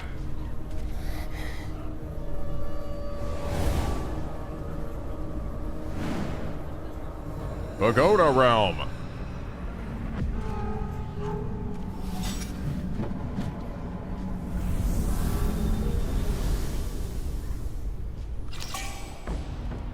Okay.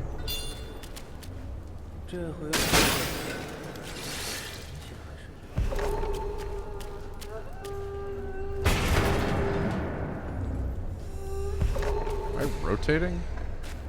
I think this thing's rotating.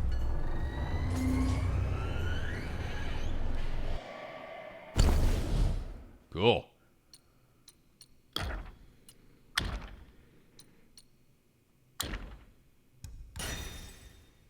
King Jin staff. I just got enough to get the other one too.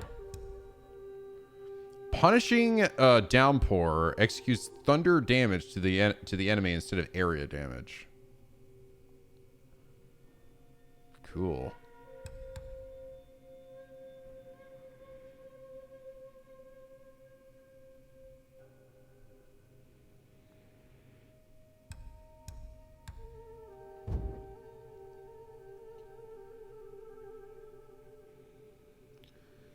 Which one is punishing downpour?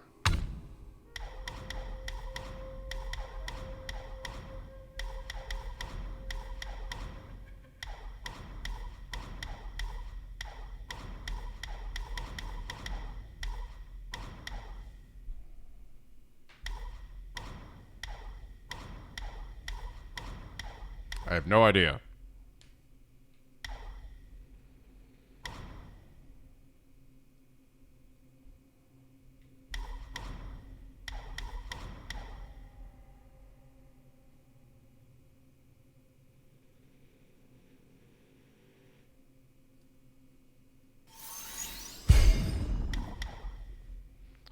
One more and I can get my my last focus strike.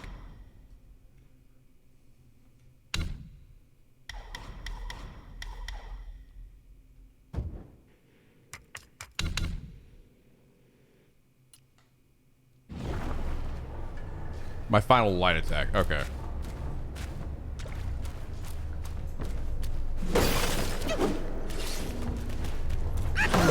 骚儿，可真是熟悉。新来的，我劝你老实待着。这地界儿，随便乱跑是会死的。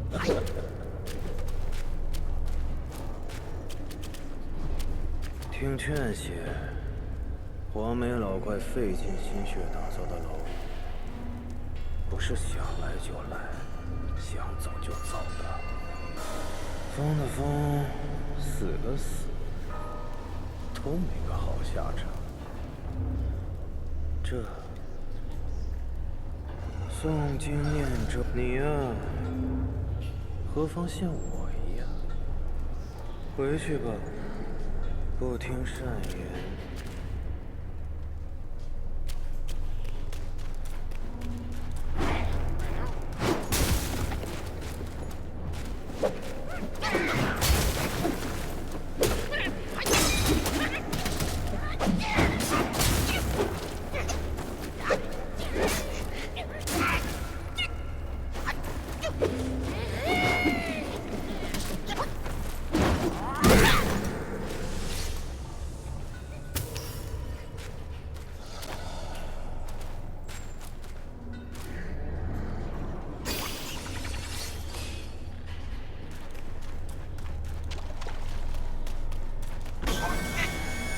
Ow, my fucking head.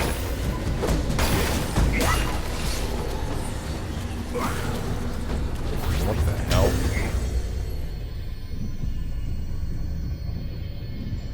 My ears.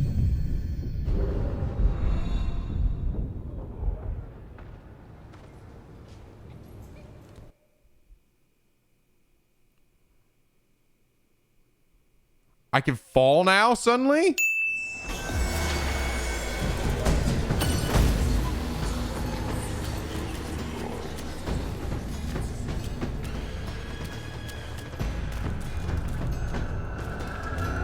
Apparently this guy can still see me.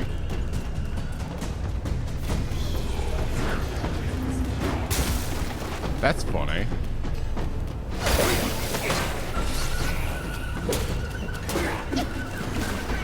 This guy's lowering my maximum health too.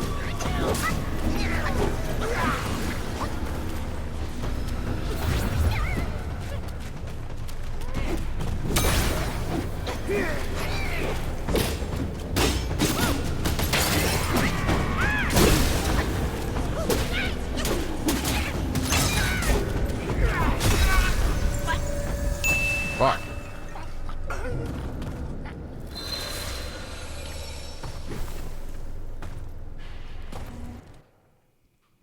You know, it's funny. I'd never seen myself die from falling because literally, it's never let you actually like fall to take damage. So really, every time I start back in this place, I'm just automatically like seen by these guys. Oh. Oh no, that was a glitch. That was 100% a glitch. I was not supposed to immediately spawn in and be seen.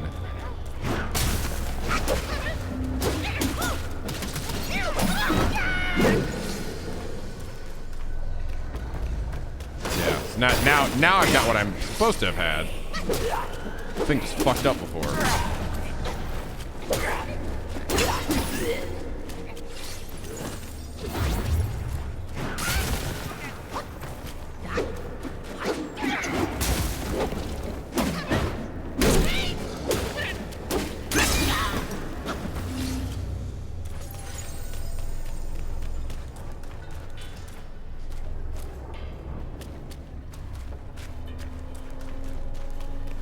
Where all those things go?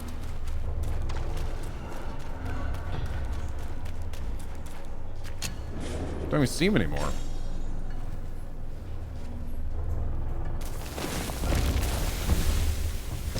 Okay, weird. They have a time cycle, but no, that's not a glitch. They just spawn in and last an amount of time. Oh, okay. Interesting.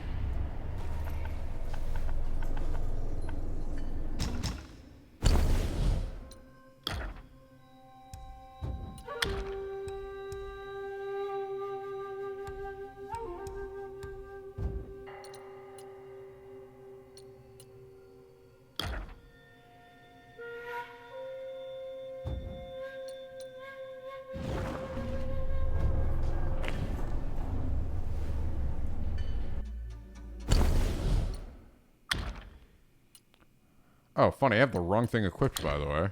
Somehow I switched over to the wrong staff. I don't know how I did that. Oh, when I was examining it before, that's why.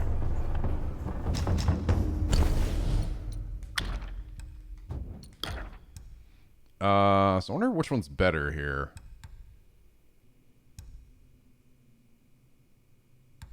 Oh, I can actually get this one now, too. Model increases the damage dealt by all pillar stance moves.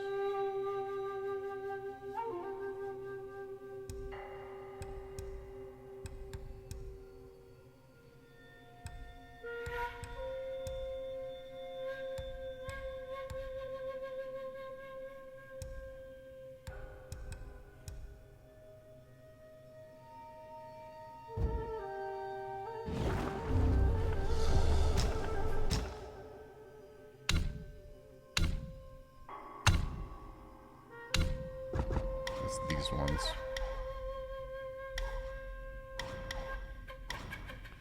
Really have not you been using much of pillar stance.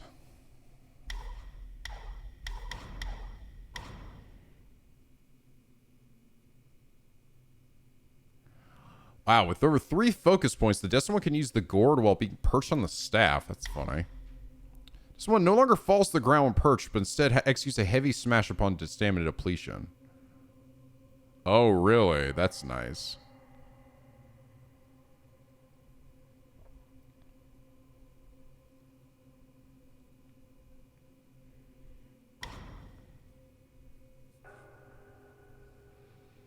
After a successful hit with the Sweeping Gale, performing another heavy attack that consumes a focus point, executes Churning Gale.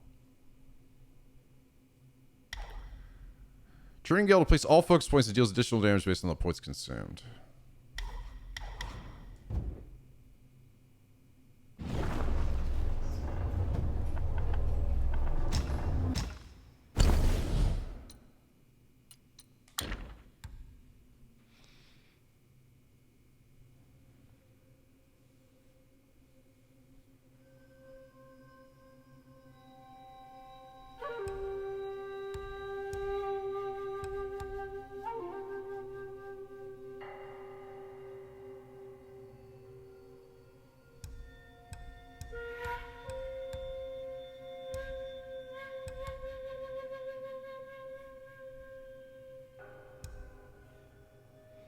Trying to decide which one's the best one here. Punching number 1 gives me thunder damage. This one sounds like it could be pretty good.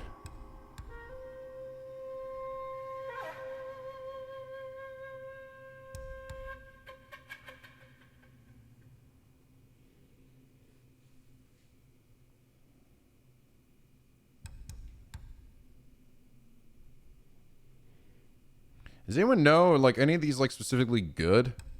Like this one with the Whirlwind of Sands. And thunder damage, and then this one which just increases all my pillar stance stuff. But I haven't really been using it much.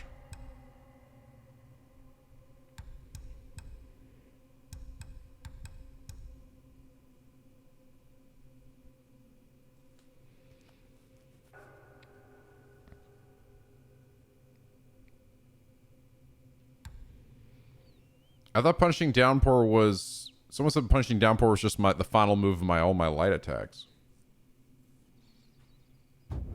Is it not?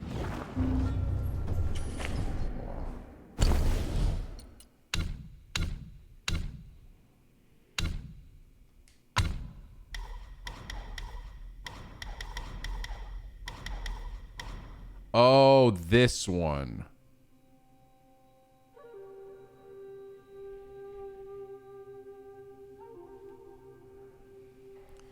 You're right, it is. After six successful hits with the first 4 moves, Life Inch Tech deals extra area damage. You're right, I did not have it. Good call, Mr. Red Falcon. In that case, let's go with you.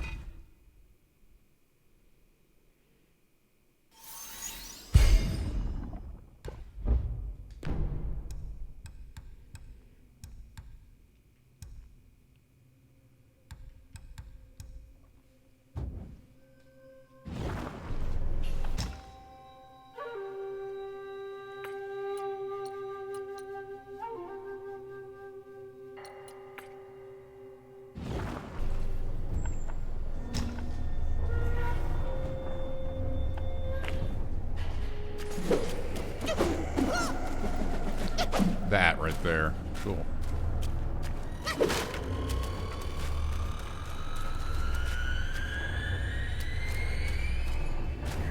That was a sound.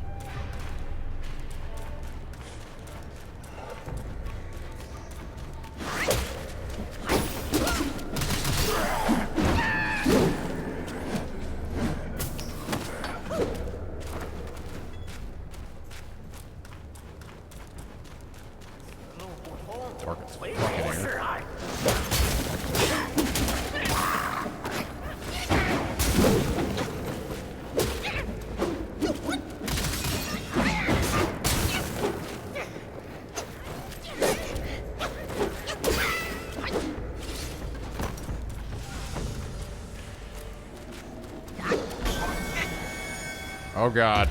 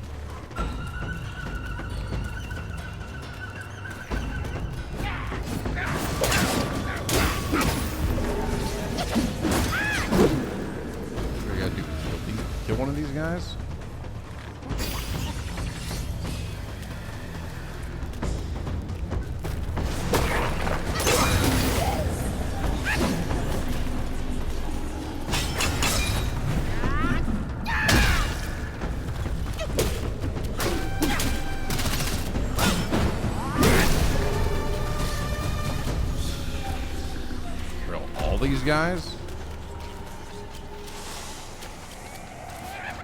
Holy shit! Oh my god, we're being raided! Penguins, you know what to do. Get the guns. Get the guns. Midna, you dare come in here. You dare fucking try to raid this stream. You know what happens. I'm afraid you must fucking die.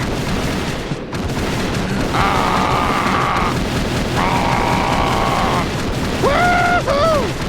Woo! And I have the power of God and a bunch of anime on my side. This guy's here. This dude. This guy. And this strange man lives in my basement. Japanese German girl, どこにいるんだい、リンタロウ? Hi, Midna. Hi. Welcome. The heck, man. Sorry, we get very defensive here. Hello. Hi. Hope you guys had a good stream. Hi, I'm currently playing MONKE game. I don't know if you've heard of it. It's about an amazing journey. It's an amazing journey about a monkey that strove to be the greatest monkey of them all. Please, no guns. Sorry, Midna. Did you guys have a good stream? What did you play tonight, Midna? Did you play, did you also play MONKE game? Or are you playing something else? I was having a great time until I got headshot. I'm sorry. Ah! Oh, God. This is bad. This is bad, man. It's like I just keep losing my max health. Actually, no, I think I might have. Maybe it's gone as low as it can go. Oh, 2 occupied by that 14. Are you still making your way through Dawn Trail? I feel that. Oh, it stopped. It's back to normal.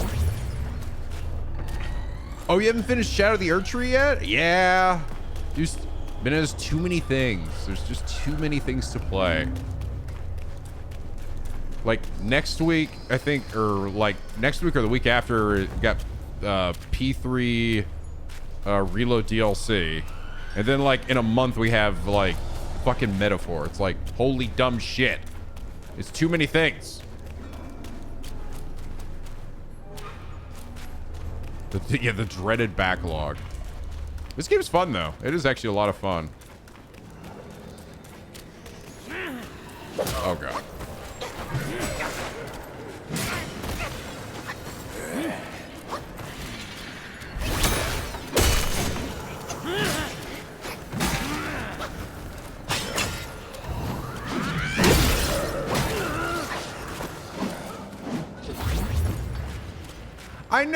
I know. I wish you had too. I kept secretly checking all my friends' like Twitters and stuff, and that included yours, to see. It was like, who's gonna show up here? Because we had no idea. We literally had no idea who was gonna be there. But it was a lot of fun. Don't worry, I'm sure we'll meet up at some other events. For sure. Cool enough to get invited. It was really random. There were some people that were not there that we were like, I mean, like yourself, because I mean, you play a lot of Atlas stuff too. But there were other people too who were literally like literally Atlas people that like, we were like, how do they not, like, it could be maybe they weren't invited. Either they weren't invited or they just didn't have, maybe they were busy. But I had a few people say were like, yeah, I wasn't invited. So I don't know. Sometimes I just be like that, you know? Hey, you got to go to the FF7 Rebirth event, all right? I didn't get to go to that shit. Oh, man, I was fucking trying so hard. I wanted to go there so bad.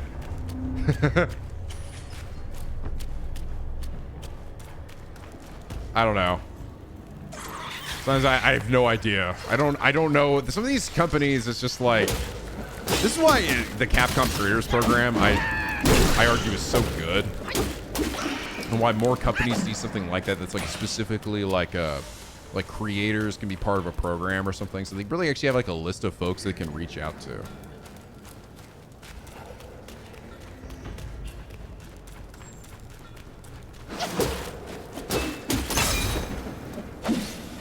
Oh, God.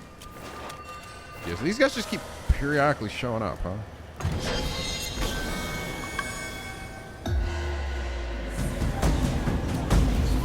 You're Canadian? No. There were a lot of actually. Funny enough, there were a number of people who were for the metaphor thing that were from. We had some UK folks, we had some Canada folks. So sometimes it really just like. I feel like sometimes it's just the luck of the draw. Oh, I'm going backwards. But like I said, I think we'll have plenty of chances also to hang out at other events and stuff. I really hope that like when part 3 for FF7 rolls around that Squirrel will hit me up. I like literally made like a business email specifically so that those guys would hit me up. I don't understand the gimmick of that mess. Do I have to kill you guys?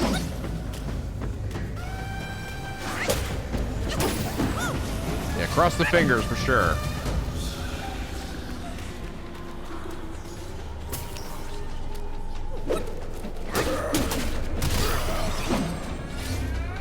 But thank you again for the raid, man. I hope you've been enjoying Dawn Trail.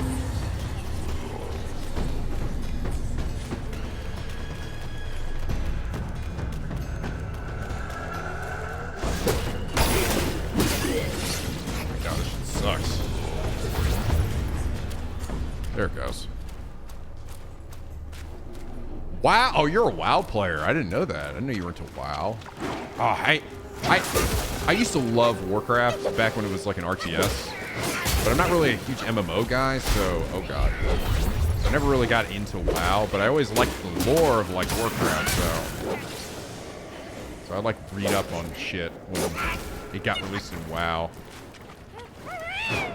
I'm out of juice. That's not good. Damn, this area sucks up your shit real bad.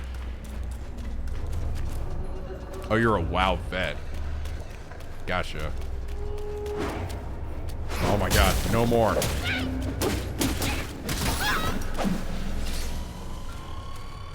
I have to get something to unlock these doors. Damn, this area is big.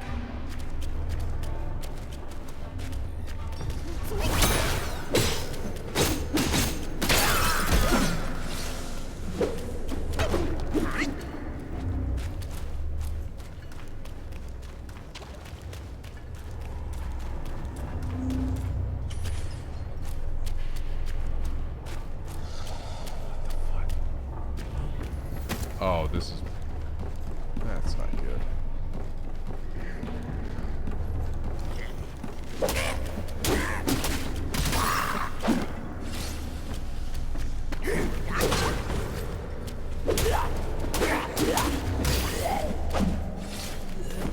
Give me that. Just give me... Yes, give me more flask.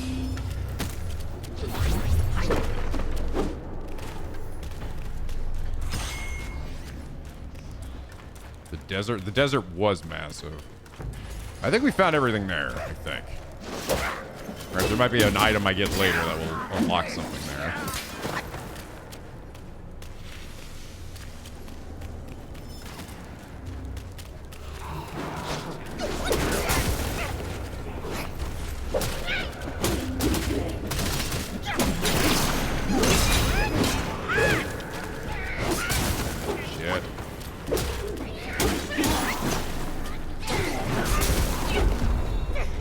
Oh, I'm alive. I think.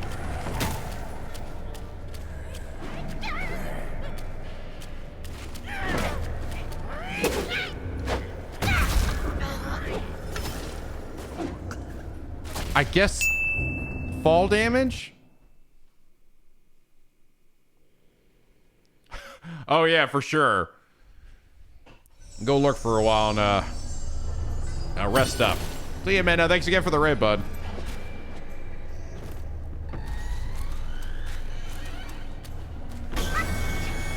There's a hidden boss in this person. Oh, dude, this mechanic blows.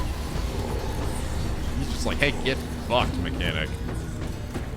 I don't even know what's triggering it. Is it the spinning pagoda?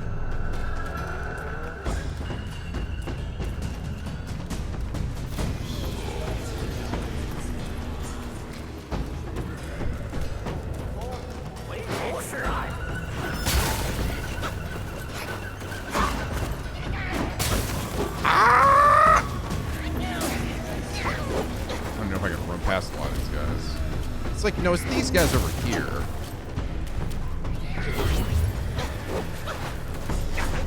It's more like every 8 minutes. Really, God, it's really...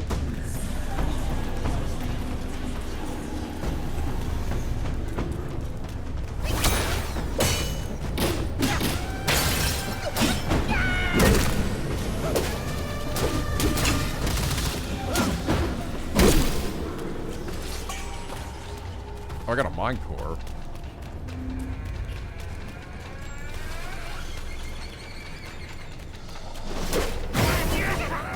Whoa.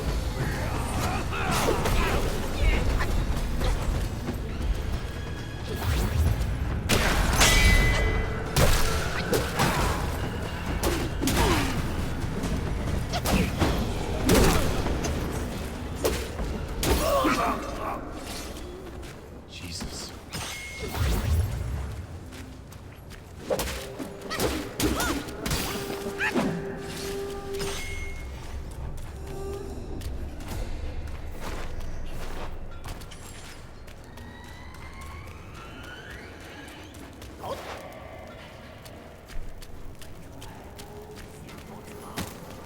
What's up with enemies like from fucking Souls-like games where like, ah yes, when they have a lantern on their head and they can just fucking kill you from a distance. And they're like the worst enemy in the game.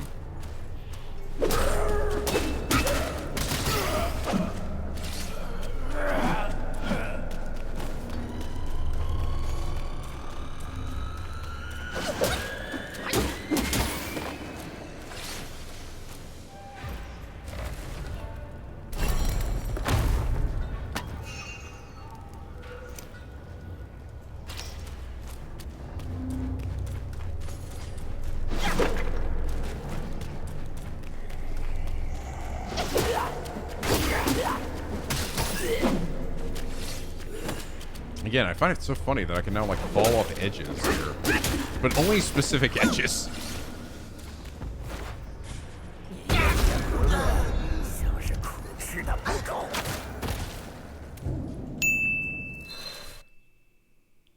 Like that one, apparently.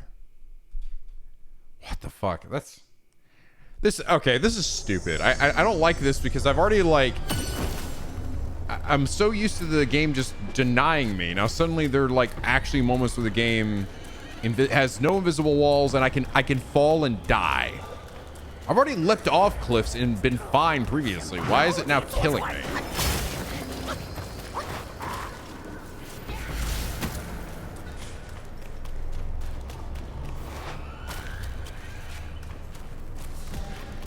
Fuck.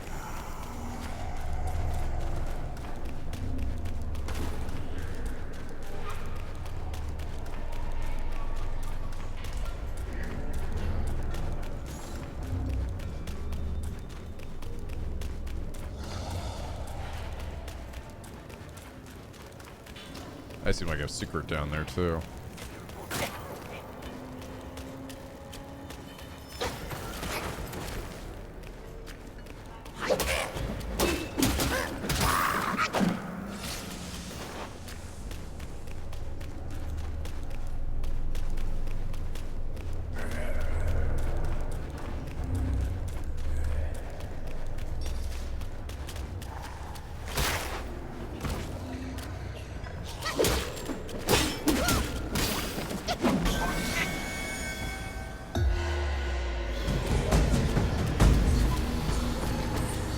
Yeah, I really don't like this mechanic. This is like, it's just kind of bullshit. Oh, I'm inside the door thing.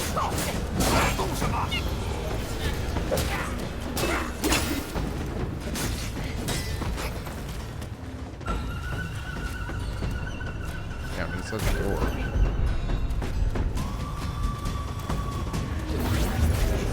Fucking hell.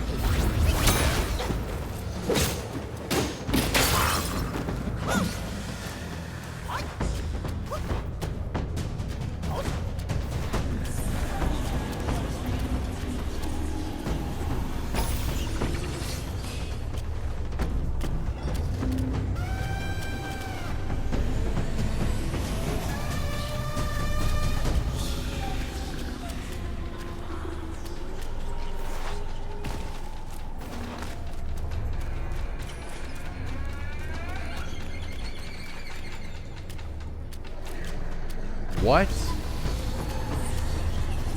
I looped in a fucking circle? Oh, shit.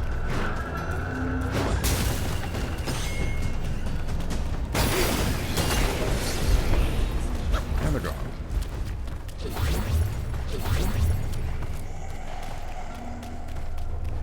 I literally went in a full fucking circle. Oh, shit. That was a waste.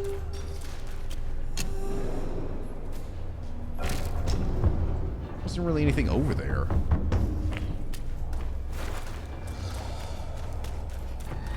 Just like, hey, you want to come back and do that again? Unless they missed something.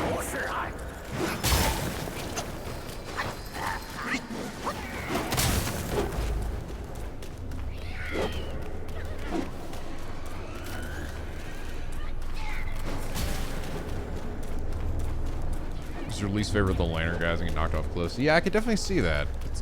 It is kind of balls.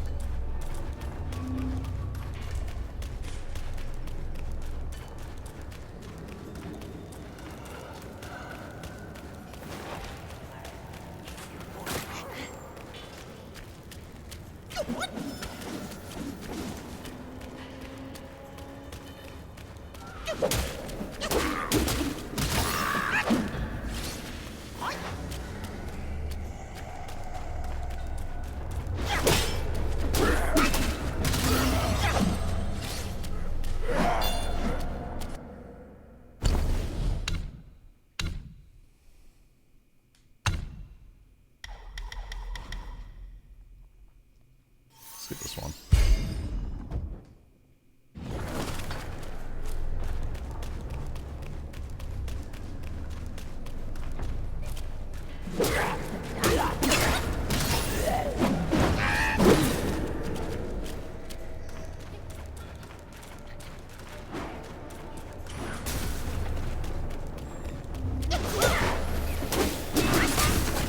Ow.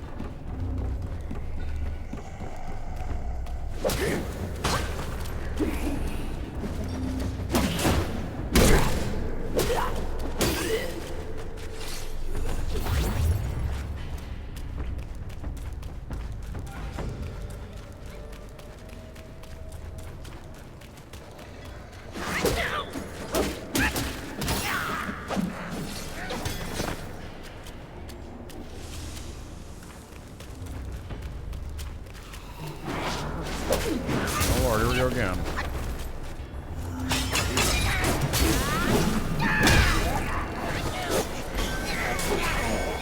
Jesus God Almighty.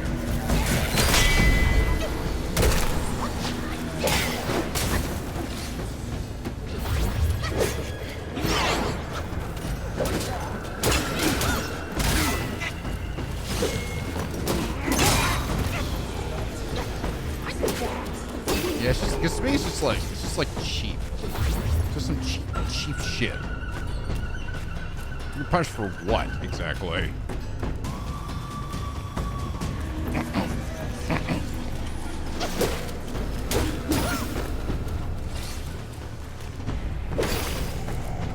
It's more like, yeah, you get guaranteed fucked in this part here.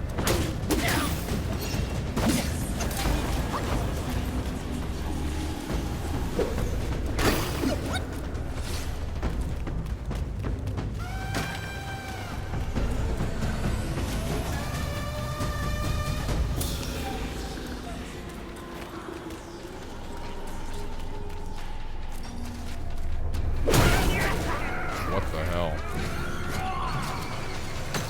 Holy shit.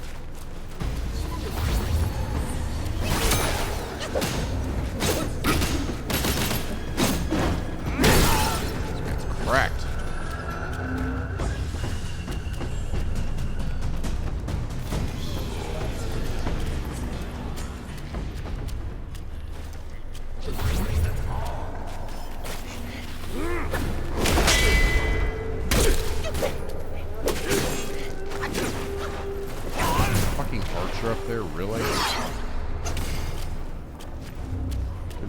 more obnoxious.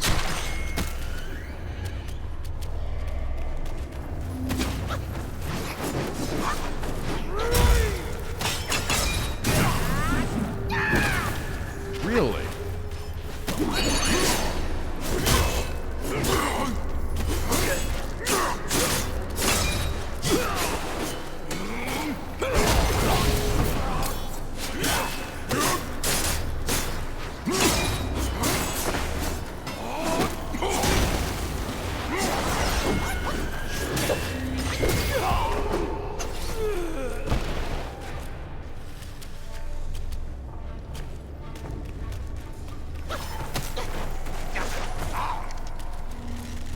No fucking way. How do I even get this guy?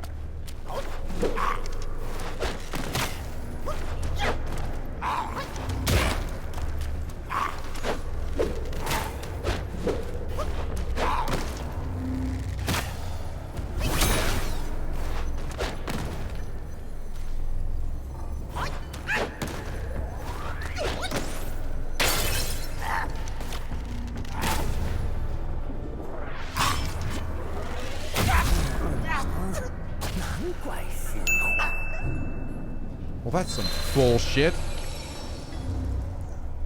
The fuck do you even get the dude over there? Yeah, this area sucks. This area is trash. Oh, it puts me so fucking far back, dude. What the hell?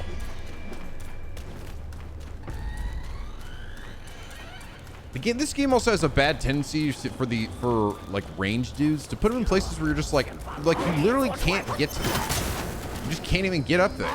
So like, what do? You just eat shit.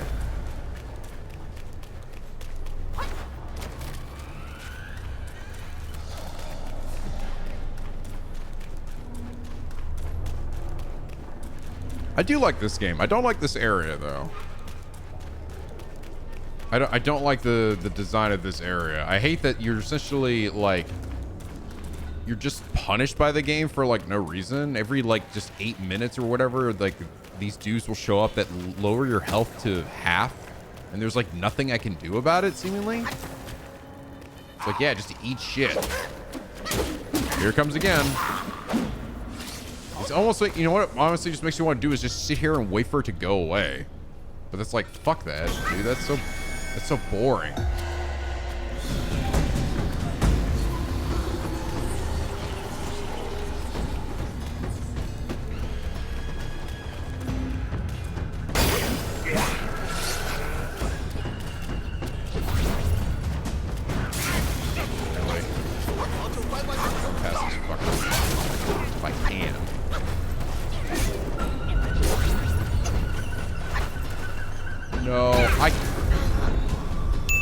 I didn't know I could roll off the edge of that. I didn't know I could even do that. Okay. Because I was like I was running across that beam before, and I was running into an invisible wall.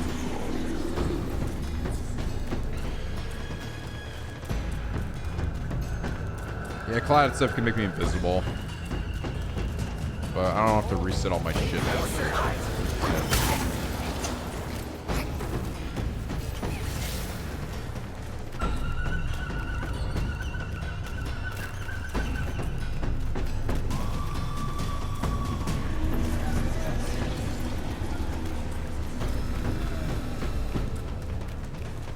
Yeah, I know, it's super easy to respec. Maybe I'll do that if I don't make it this time.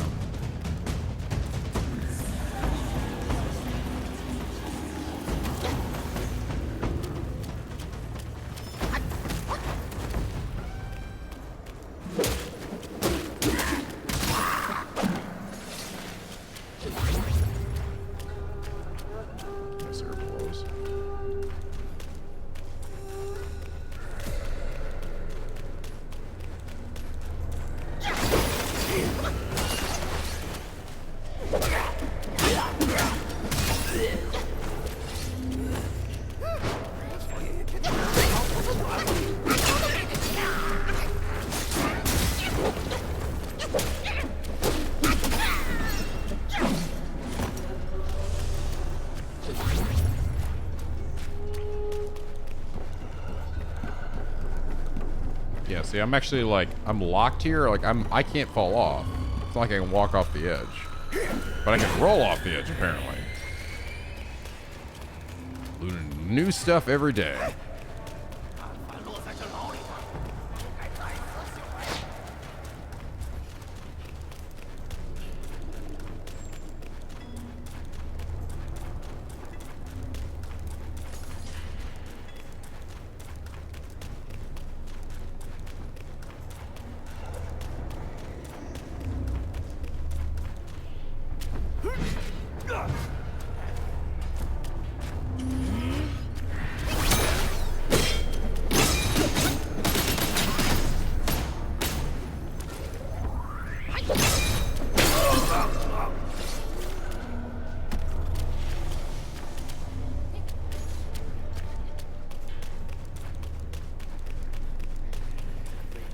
I hate this. And the fact that they put an archer there is just so obnoxious.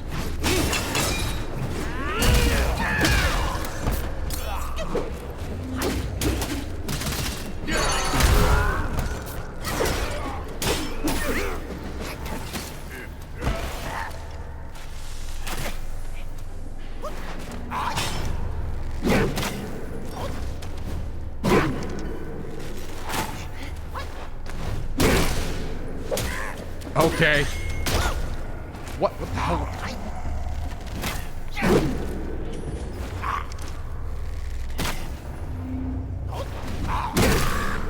Jesus. Somehow it gets me up here too. That was... Ugh. I had to kill that guy or I couldn't open the chest. It wasn't even that worth it.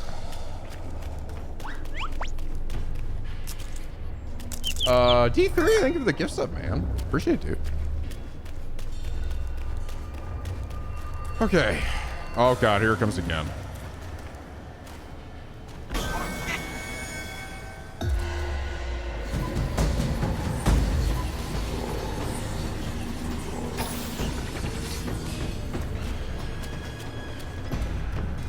In that moment, I didn't feel like I needed to use the pole vault thing because I was working.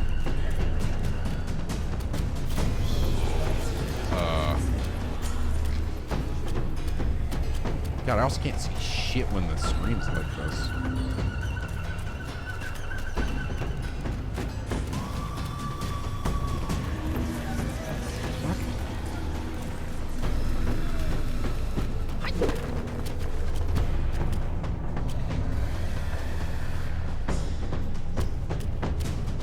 Oh, am I like waiting for something to come by here? Something onto it? Platform?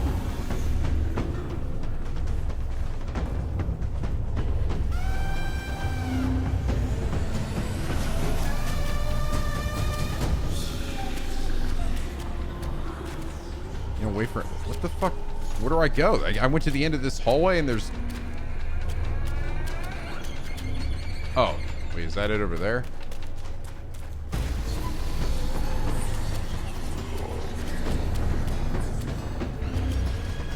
It's so fucking dark.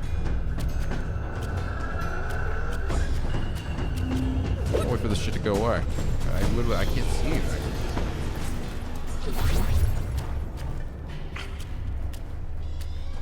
That doesn't look right.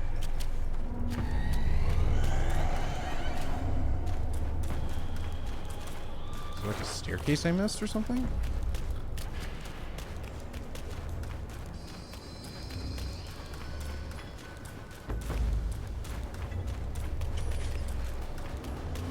Oh, here it is. Oh, I walked by it. Okay. Going up.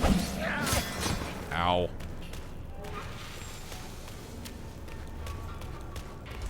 Oh man, Siri, get out of this place. Oh, thank you, baby Jesus.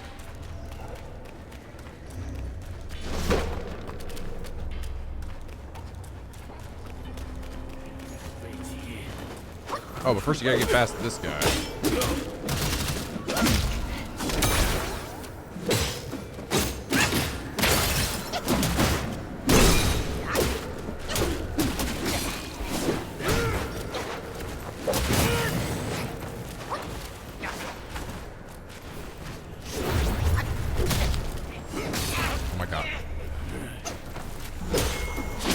Just fucking hell.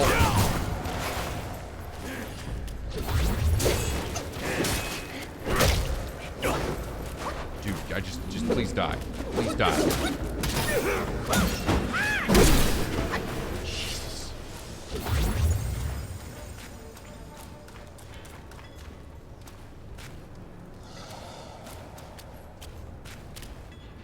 Your max level is 342. You can get up to level 342 in this? That's insane. What is this? Oh, man. I'm so tempted to put that on.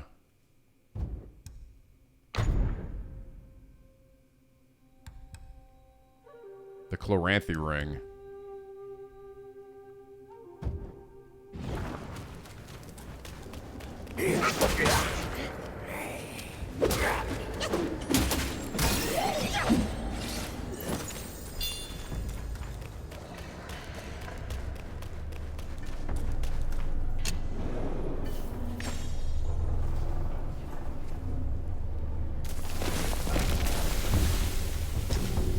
Oh. Okay.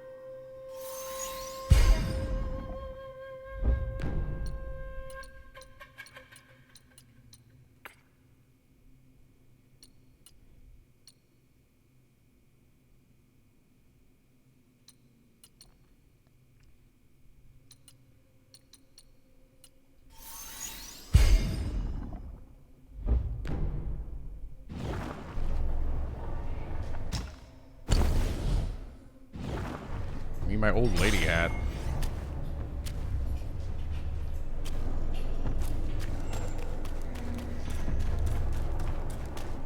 Oh, the thing that sucks too is that there's like keys for opening this shit, which means at some point I'm gonna have to run back through here once I get it.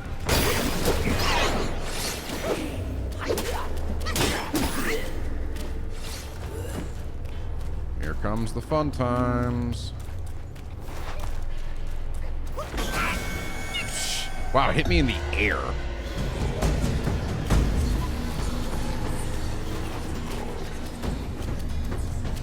Oh, hey, you're back here. I'm gonna kick your ass now.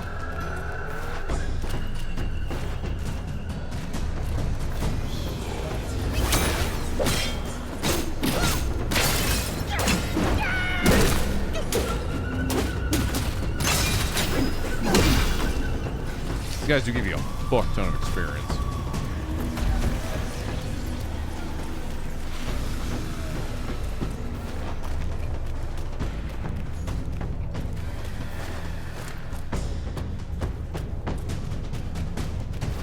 Oh god.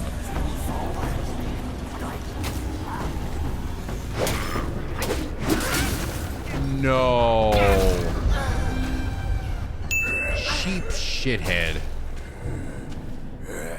What a cheap shithead. Okay. Get fucked, I guess.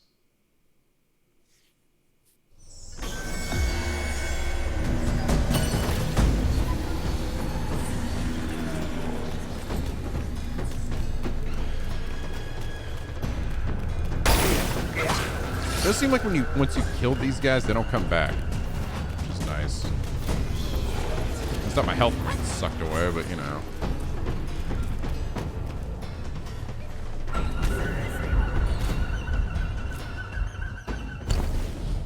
Did you fucking see that? Did you fucking see what just happened? The game just like froze, and then suddenly I'm off the edge of the cliff.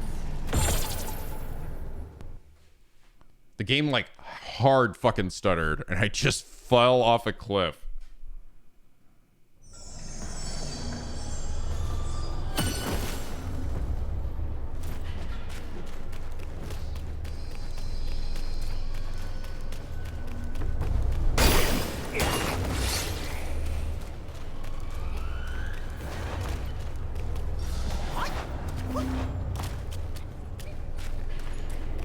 Let's try that again.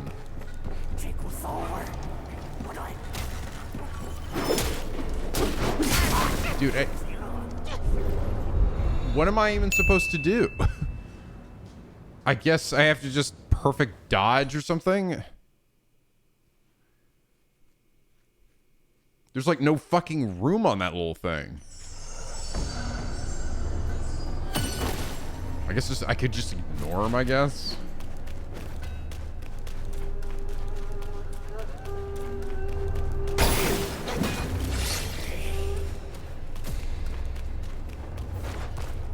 I don't have Cloud Step equipped.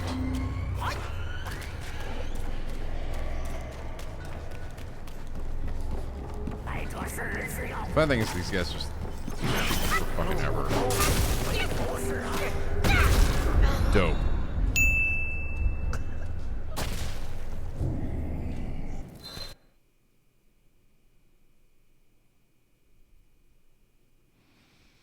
Alright, I'm done. I'm fucking done with this area.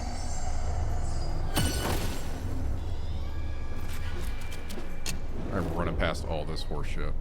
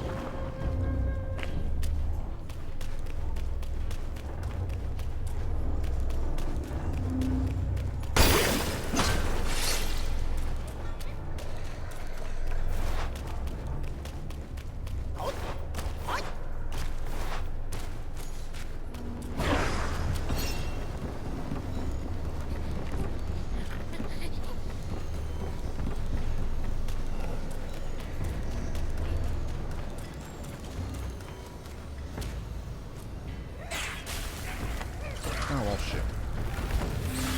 Oh, hey, this is actually a spirit.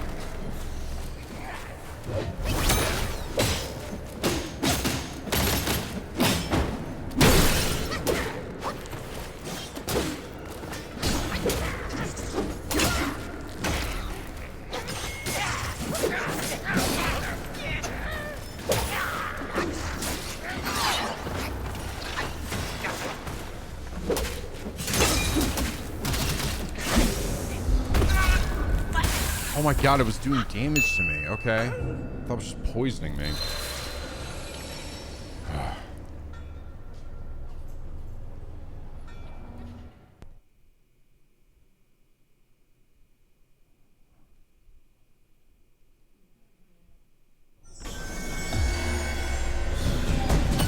Oh, this shit's so stupid, dude. This shit's so dumb. I can't even believe how stupid this is. All you, what this all honestly is just telling me to do is just to sit there and wait. That's what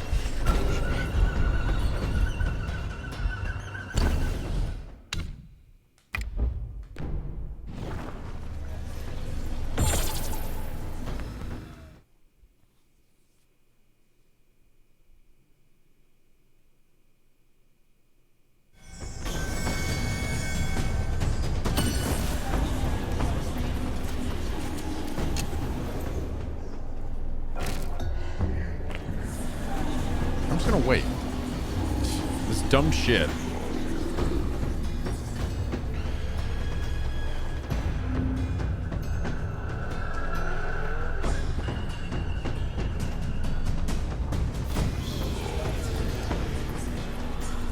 This is such a stupid mechanic, dude. I don't know what they were fucking thinking. This isn't, like, difficult. It's just frustrating. It'd be one thing if you could avoid it. Because, like, how does this, like, for example, how does this compare to the, in Bloodborne, right? There's, like, an area where you just take, like, you get slow buildup of madness as you approach this tower. Like this frozen lantern. Hell, it's even showed up in Elden Ring. The same fucking idea. But here's the thing. There was a bunch of shit you could hide behind to get close to it. It wasn't like I was just fucked. This one's like, yeah, no, you're just fucked. You're just fucked. Get wrecked. You can do nothing. It's just gonna happen to you. And that's so dumb. So fucking stupid. So then what do? Well, you just wait till it's over. That's super fun.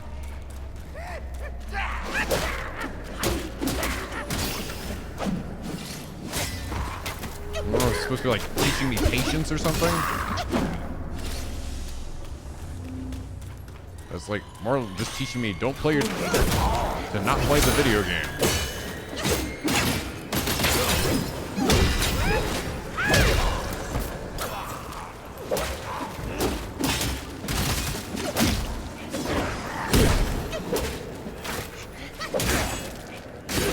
Fucking stupid bitches.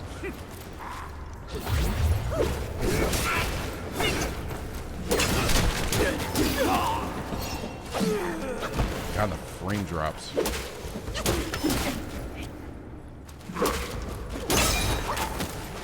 I hate these stupid fucking archers. God damn.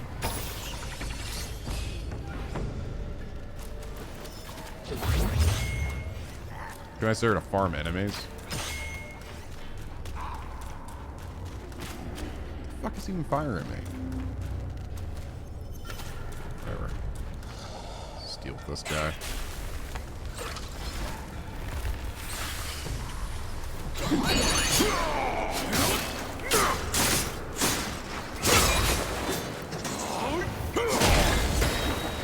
Then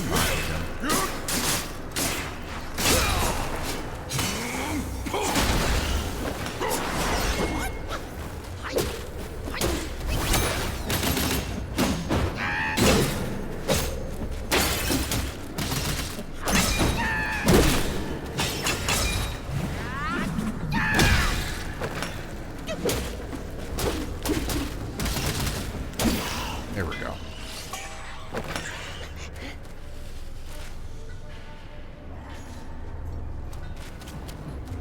Hello? Give me the fucking trigger for it.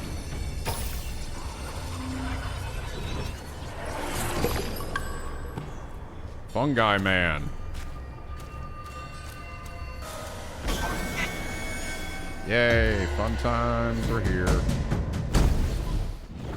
Which one of these things heals?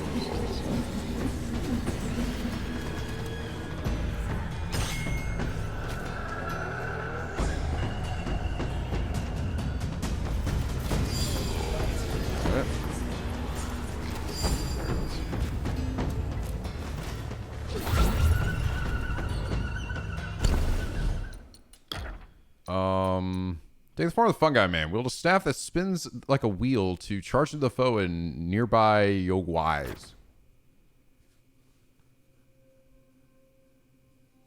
Well, that's interesting. Whoa. Does it inflict poison? I would think it would inflict poison on him, but I'm not actually sure. It doesn't say anything about it.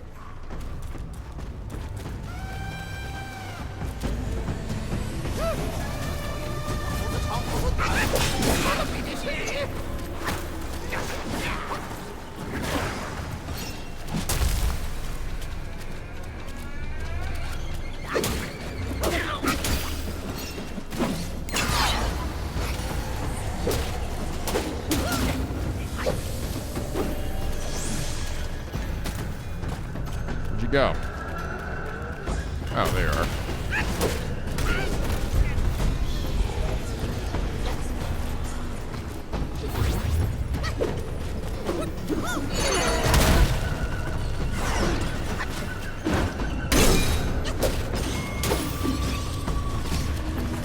These guys get a shit ton of experience, at least. Okay, there's another way up.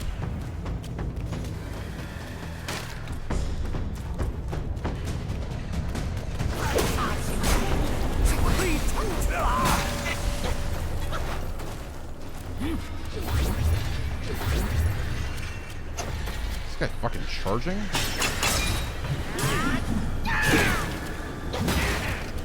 Beautiful whiff. Somehow that whiffed.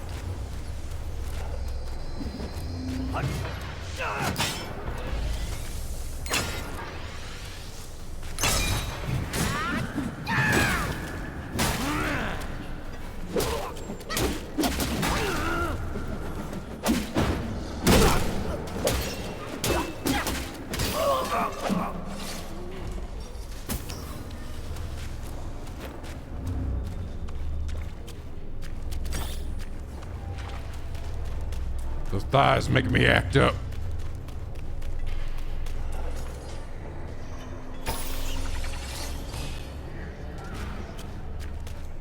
Holy shit, this area goes on for a long time, too.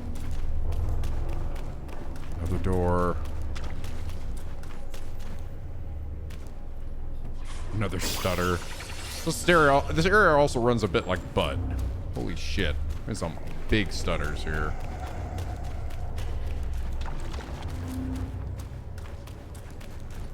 Another door.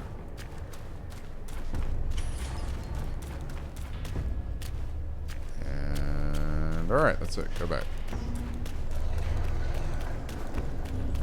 Almost out of this area. Oh, thank God.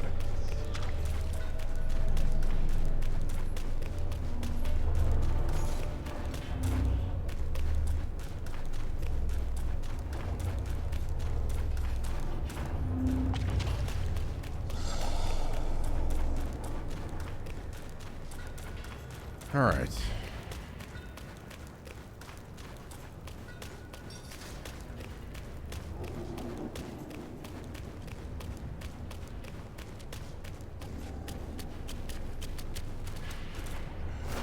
Shit.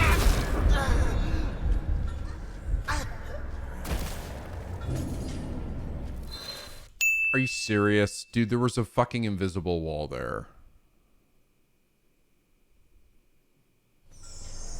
I was trying to leap over to that ledge, and there was like a fucking wall there that just stopped me.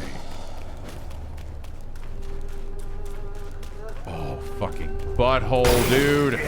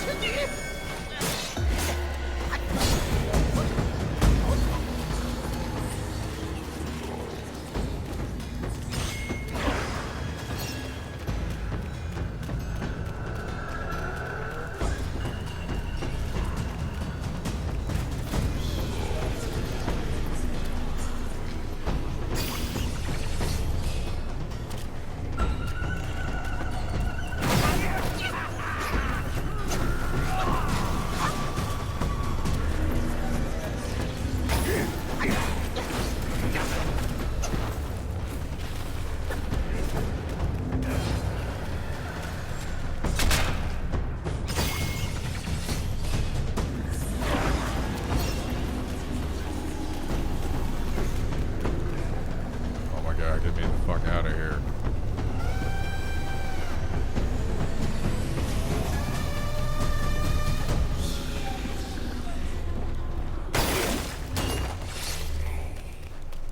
Oh. Out of the hellhole.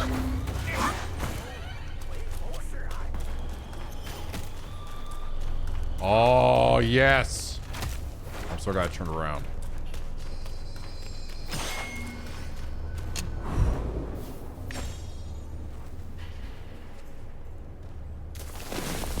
Oh, man. Fuck that area, dude. Holy dumb shit. Fuck that fucking area.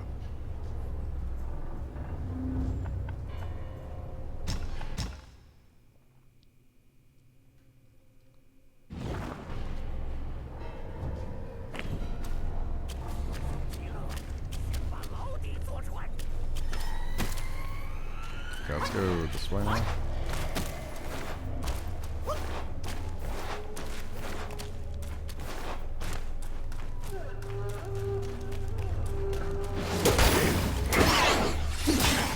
You know, this area was making me realize, too, why I wasn't really dying too much outside of boss fights.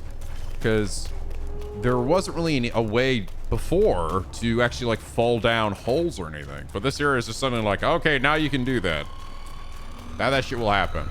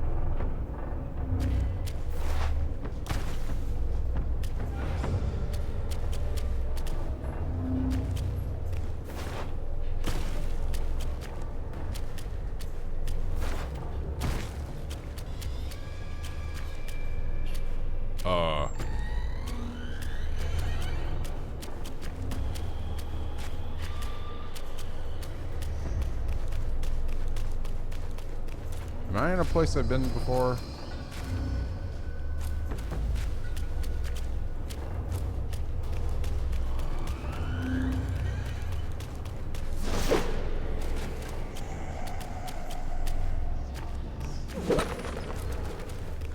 No idea. I think this area looks the same.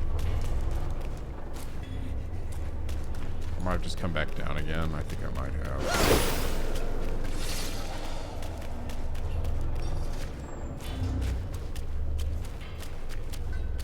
Check real quick.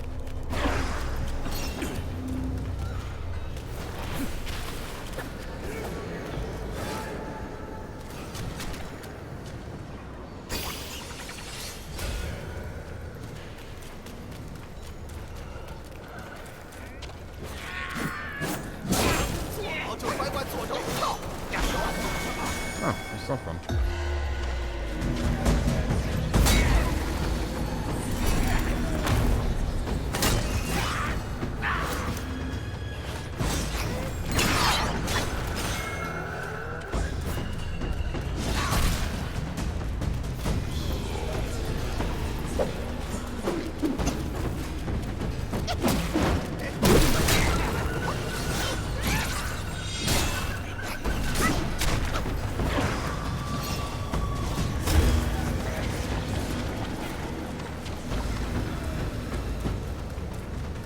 Oh, interesting. Well, you're in this cloud thing. I didn't realize your MP slowly drains.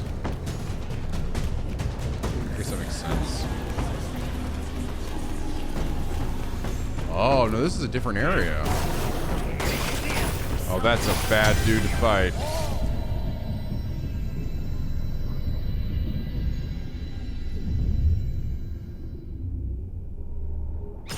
I hear nothing. Oh, dude, this guy just aggroes me forever, doesn't he?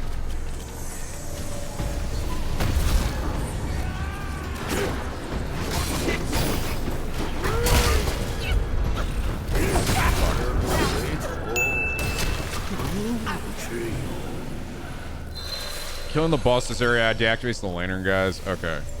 Let's go do that first before we fuck with this. So yeah, down there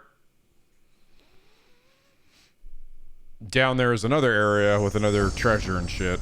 But let's just not talk about that right now.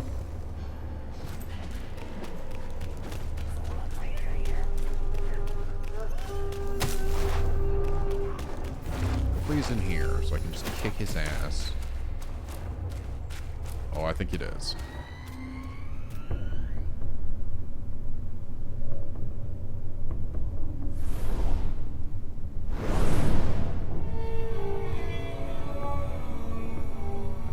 Like I'm looking around, like not the thing that's right in front of me.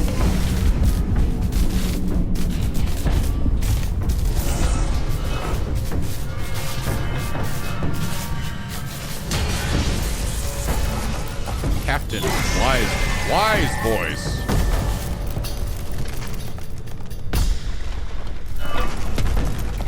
That was a weird looking dude. Okay. Stutter again.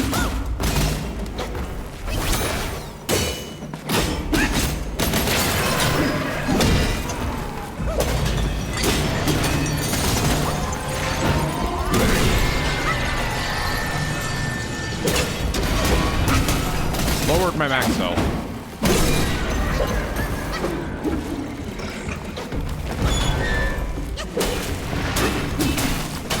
Oh, huge damage.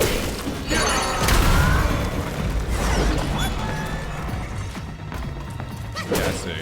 Big damage on the...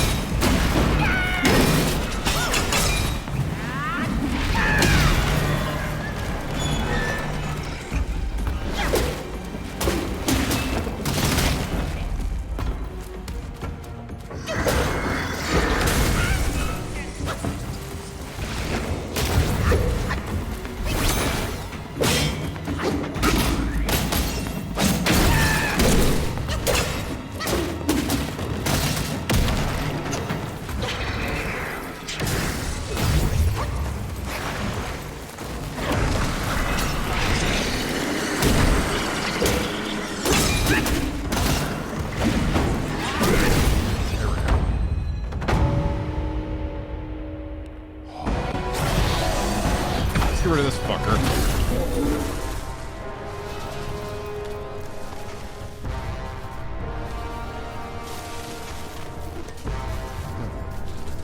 Oh, very satisfying stab.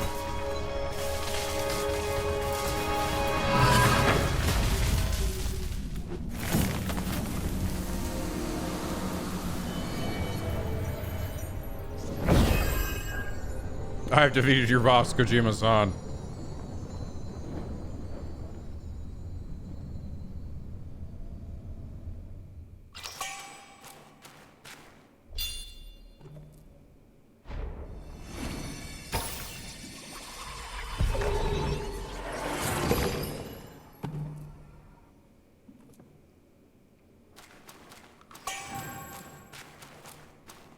Spirit of Captain Wise Voice. It's a key item.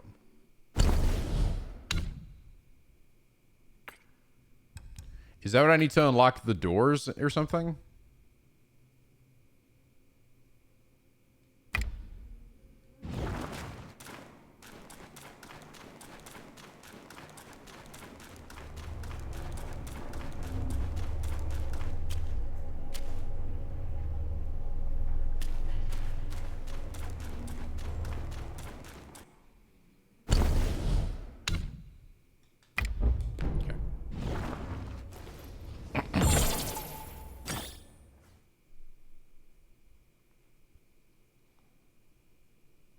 For a quest. Okay.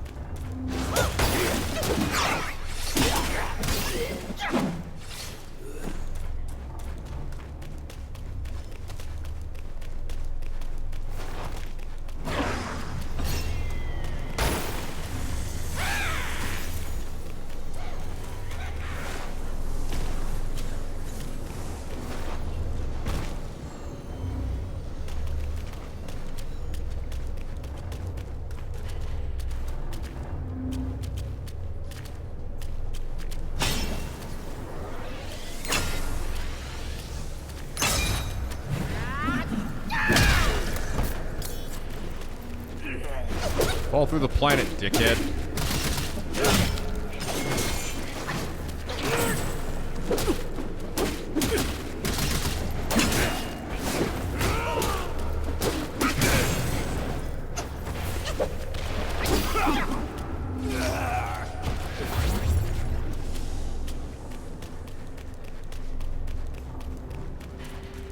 Still don't have whatever for this.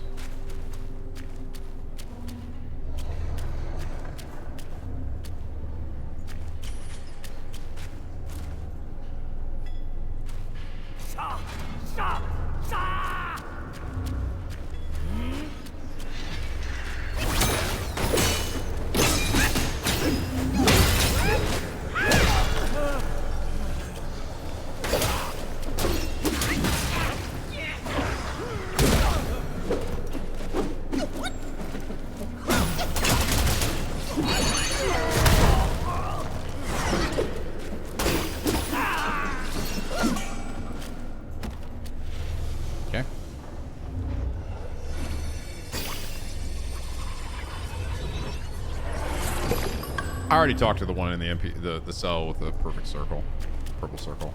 I did that earlier.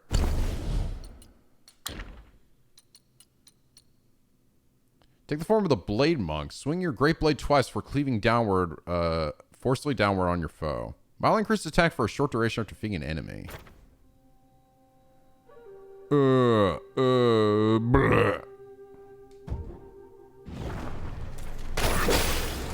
Oh, yes. Give me some of that, please.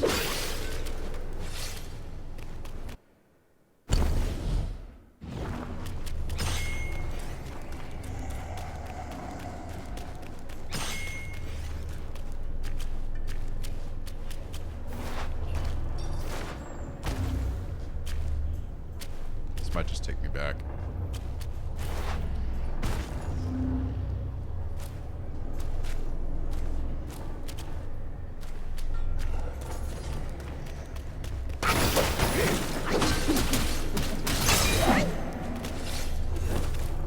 I think it did. Yep, it did. It did. We're back. We're back here.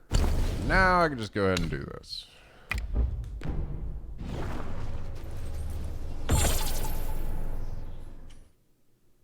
The hidden boss is how you...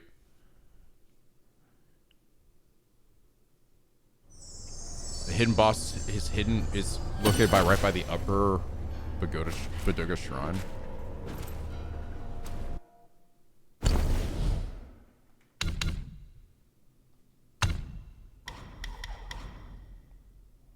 Considerably increases the damage of Unveiling Strike. Mana the cost of the spell slightly increases upon awakening of this. Alright, well I think I can get rid of this now.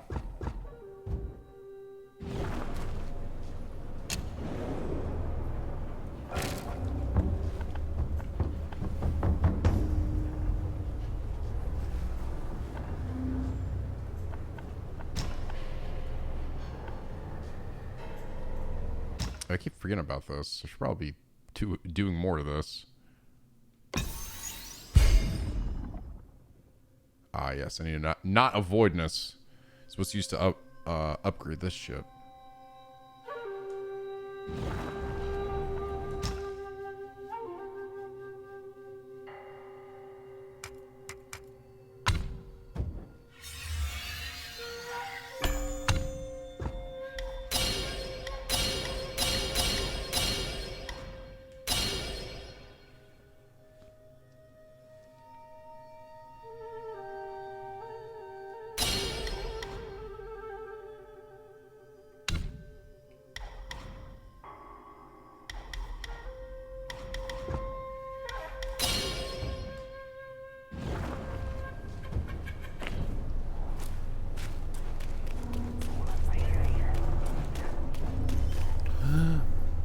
Oops. Forgot to change my spell.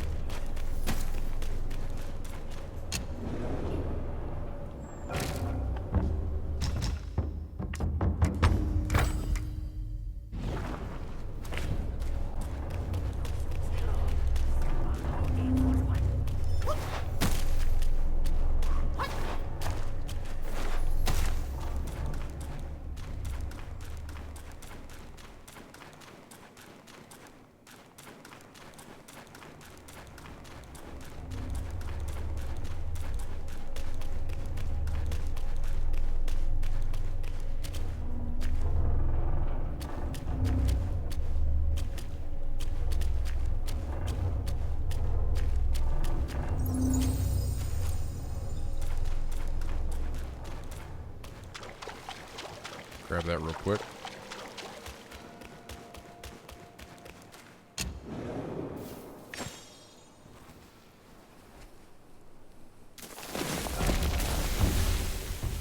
I think this game's great. I think I did not like this. Is the first area of the game that I actively did not like. I think on a fundamental design level, that shit was just stupid. Not to mention they also just had a bunch of annoying enemy placement and stuff. To just, like, build up the frustration. So hopefully we don't have too many more places like that in the game. I always say, you know, I think that, like, you know, we're like, hey, not every place is gonna be fucking gold, right? So, I say the game can be allowed to have, like, one or two kind of annoying places. We're like, okay, maybe they didn't think this one through totally well, but you know, as long as it isn't like generally without taking down the whole game. But Max also didn't like this area. Yeah, I can't imagine anyone liking this area. Okay, that's it.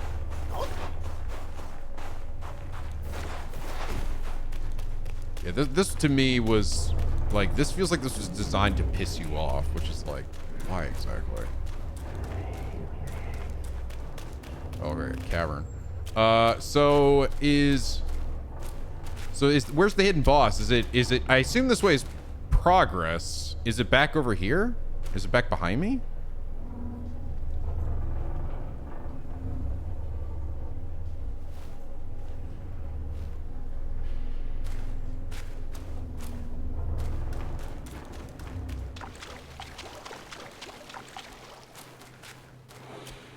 Wrong shrine? Where's the right shrine? It's the shrine called Upper Pagoda. Okay, so this one over here. The one just before the boss. So there's like another way to go up here? Oh, no, this one.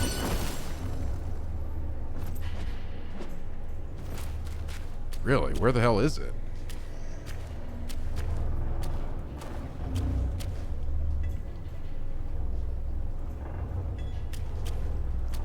So this way, and then... Oh. Sneaky bitch. Oh, that is... Oh. That's kind of cool looking. Some sneaky shit in here. Captain Lotus Vision. Uh-oh.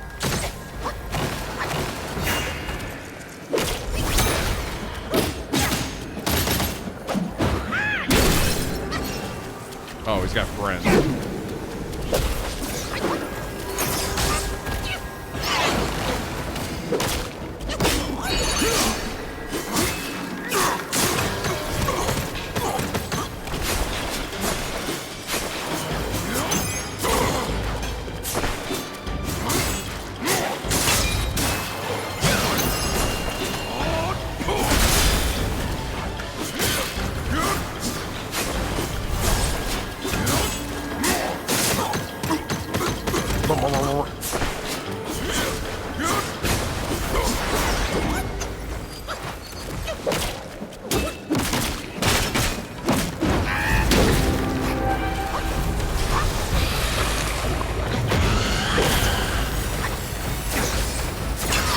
Holy shit.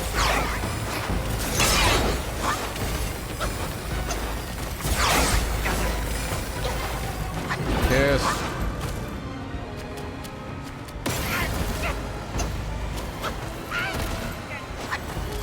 Oh my god.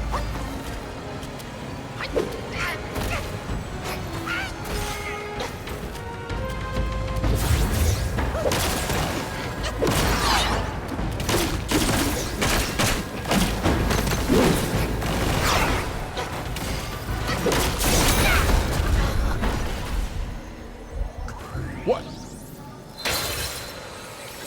Was I that low on health? Dude, was I that low on health?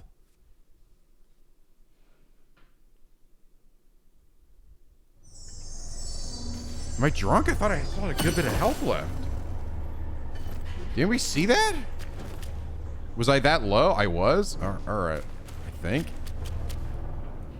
I would love if somebody have clipped that and let me know how, like, was I, like, that low? I could have sworn I had some, but I'm just like, well, I'm dead? I'm dead.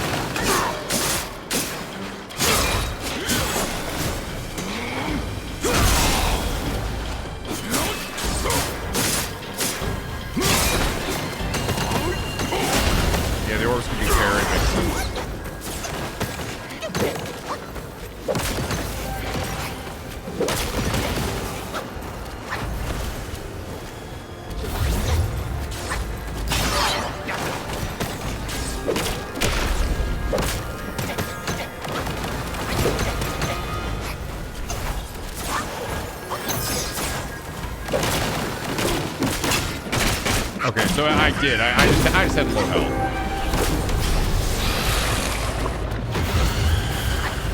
I just got whittled away and didn't realize it.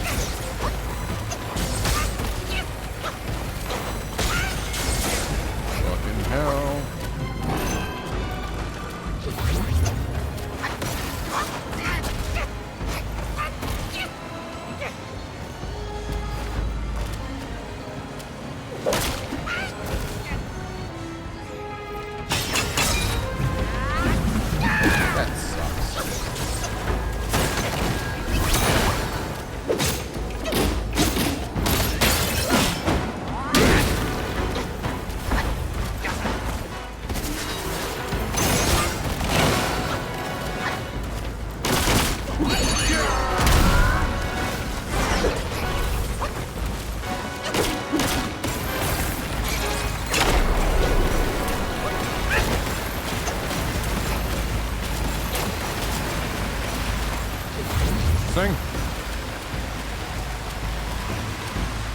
Gonna let you finish.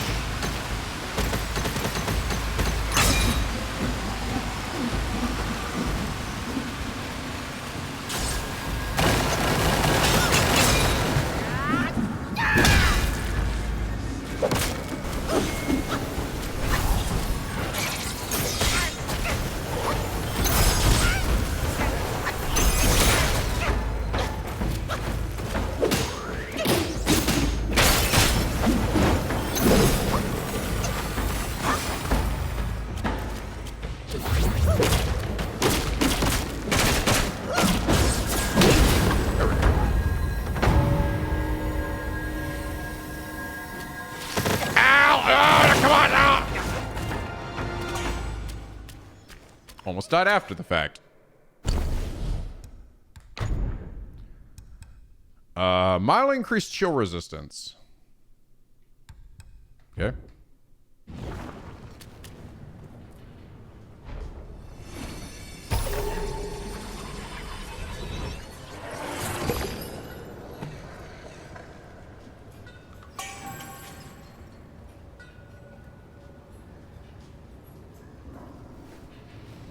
Another spirit, and I guess, and this one can just be used to open doors.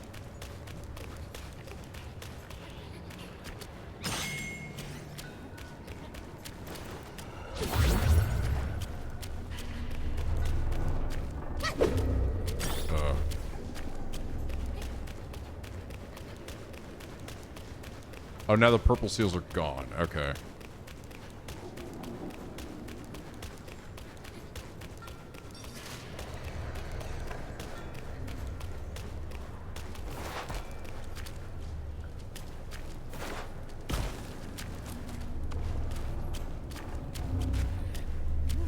You know what that means, guys. Time for us to go do all that again.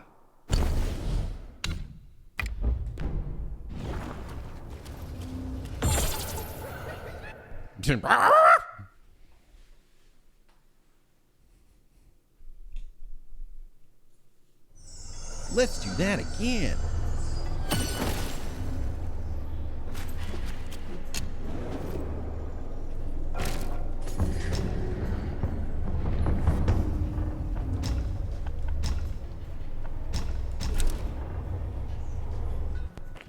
Oh yeah, it actually marks it as an NPC.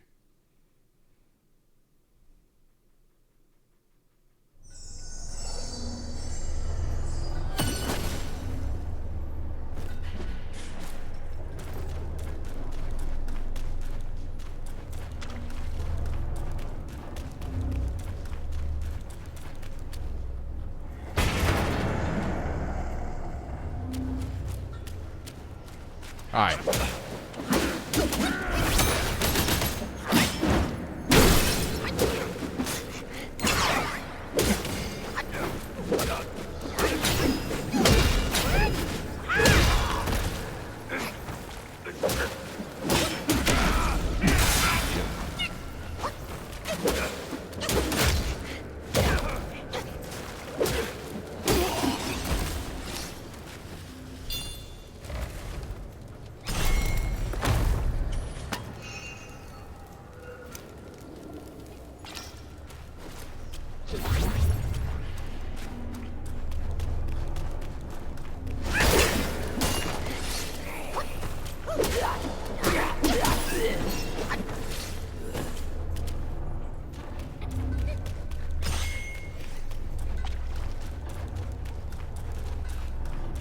I'm so glad I don't have to deal with that shit anymore, dude.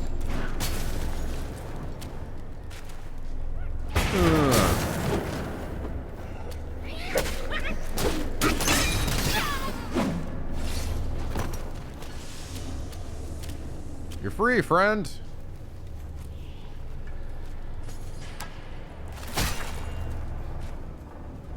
Just gonna take that.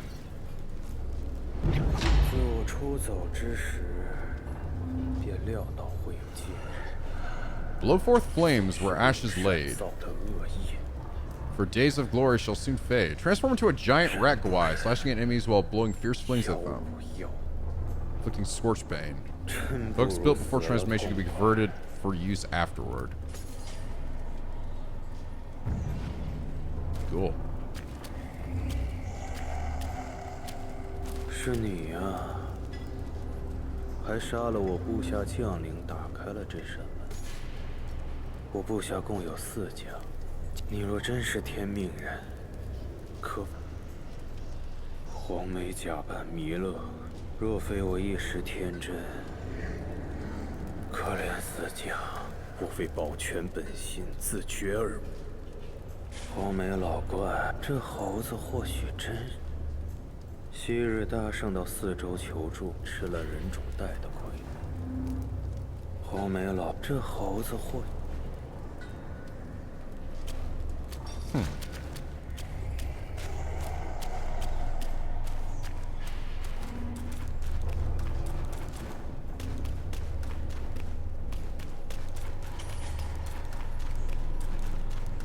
it, I guess. And granted, there's like a fucking shit ton of these doors everywhere, so.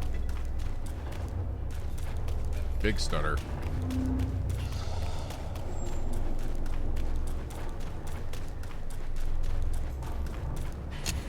Yeah, I've killed 2 captains. Oh, I see. Do I need to go talk to him again once I've killed the other 2?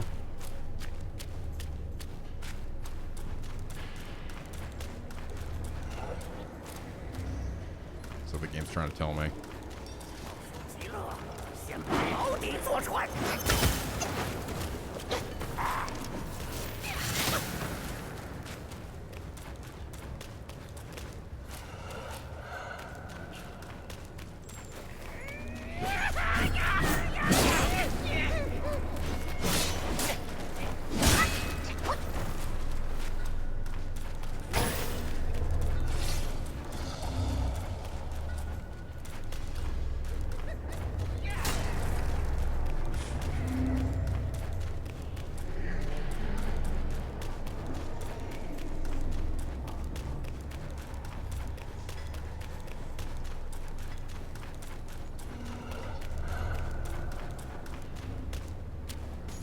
Got that.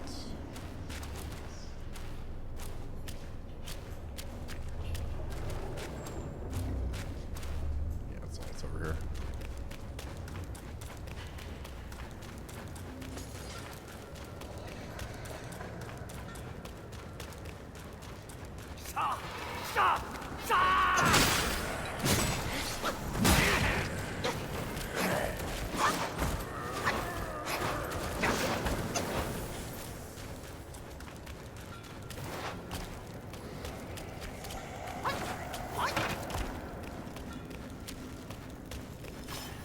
Ow.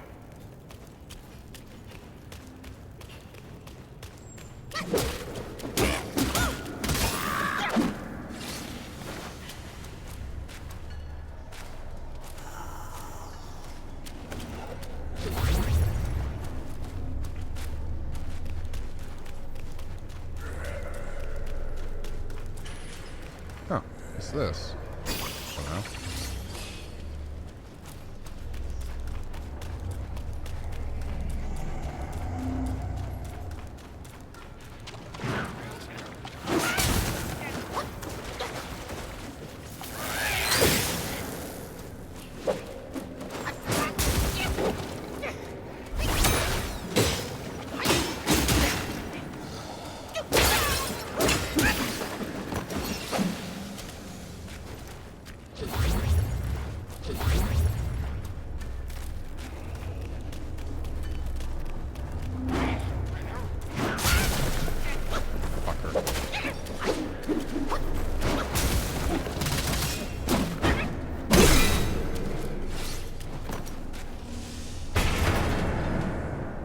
Well, hey, a fella. Damn, you're cool looking.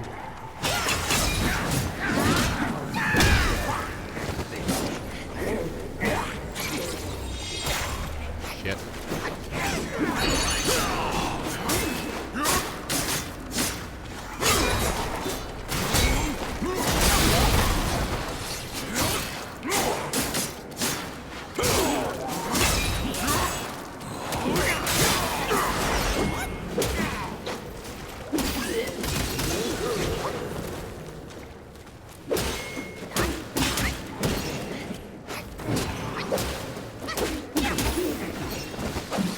Big boy.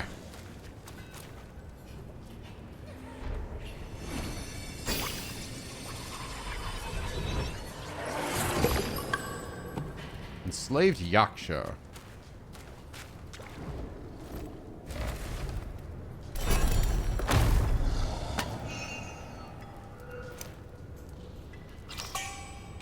Mine core. A lot of those. I should go see that guy actually about that.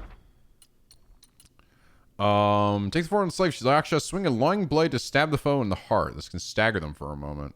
There's a moderate amount of focus. Well, that's a hell of a wind-up.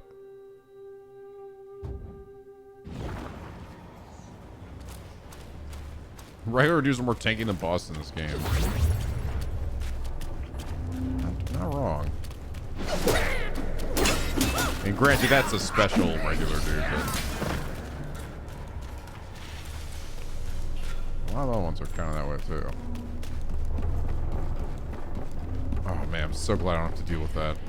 Seriously, this place gets significantly less annoying without having to deal with that HP fucking training shit.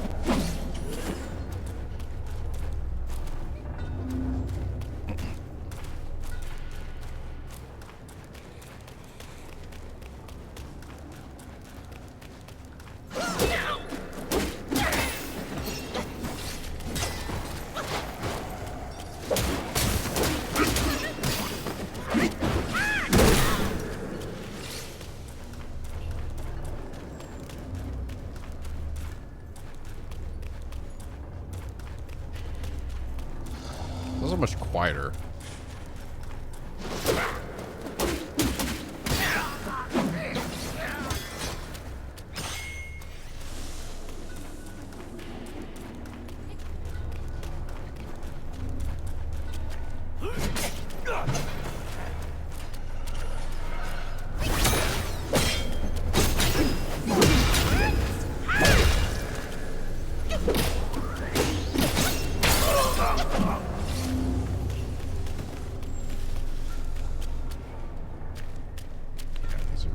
Already. Just keeping an eye out for any doors.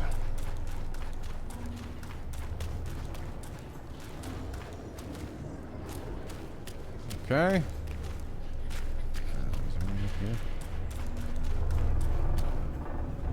Nope.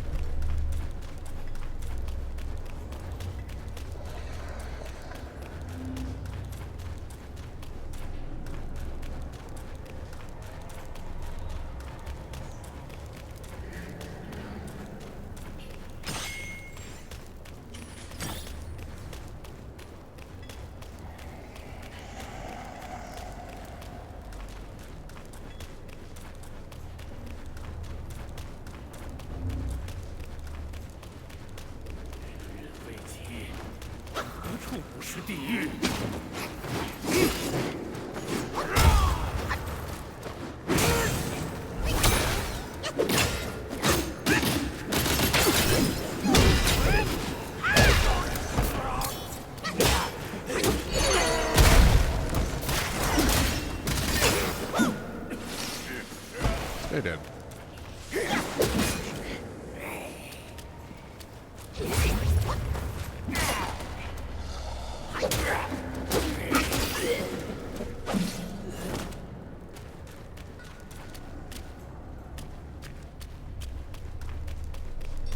Okay, not this way. Is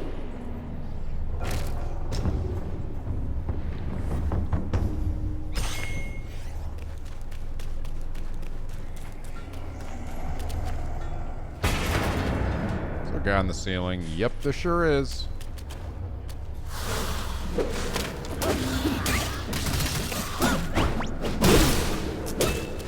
Dixon, thank you for the tier 1, man. Welcome aboard. I hope you enjoy the penguin emotes, dude.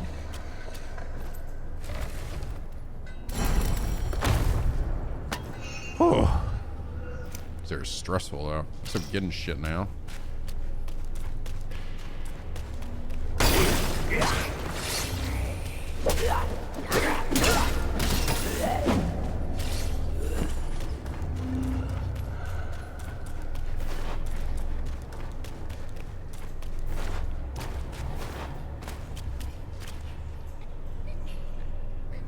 Okay, back to Shithead Alley here. Just, if I can, fucking run past this guy.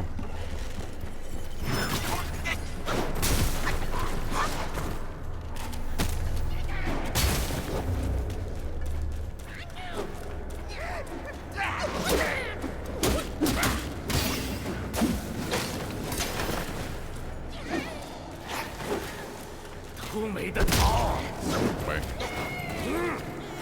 Should have gone back this way.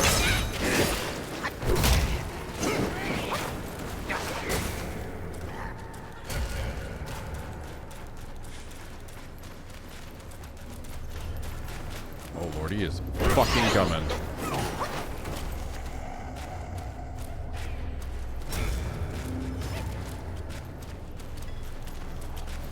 Haha, fucker.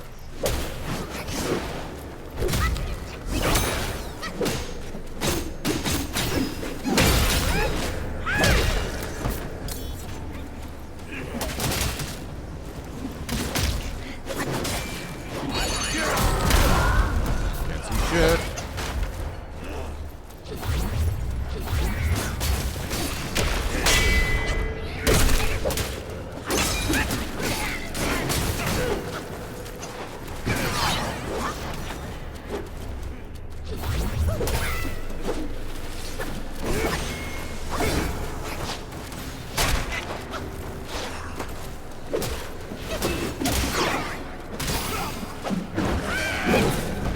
Ooh. Yeah, those guys, when they aggro you, they just don't stop chasing you. No. Don't knock me off the edge.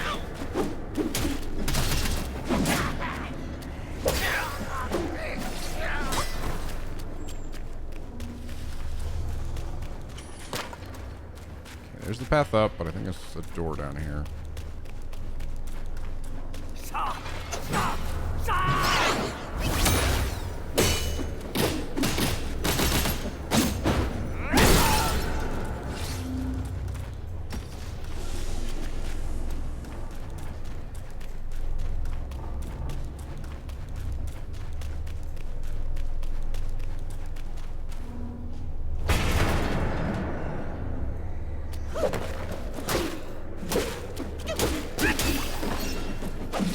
Sneaky.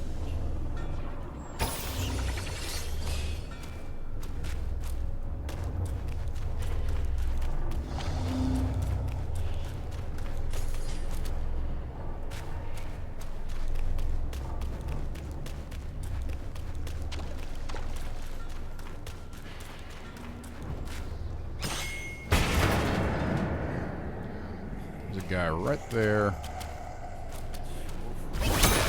You're right there.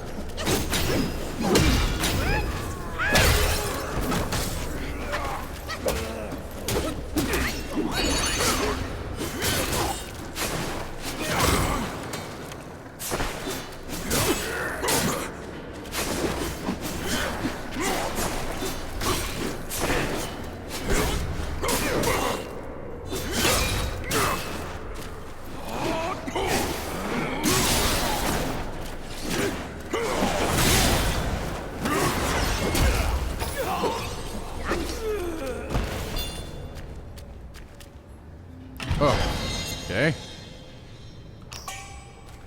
Got so many of those.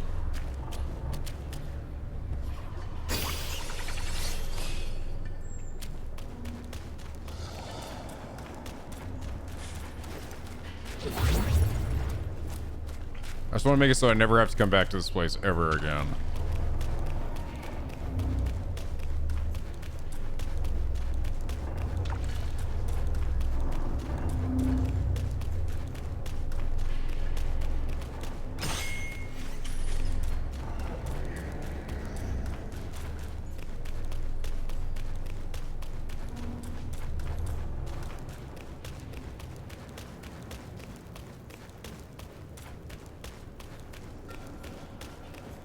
If I can avoid it, at least.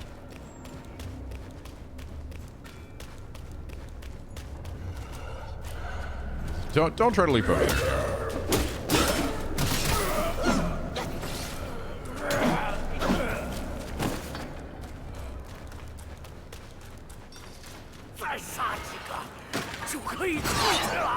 There's a chest in here I didn't get.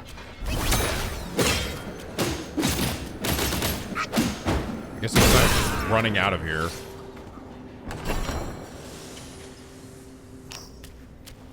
Oh, nothing really. Just more gold pieces.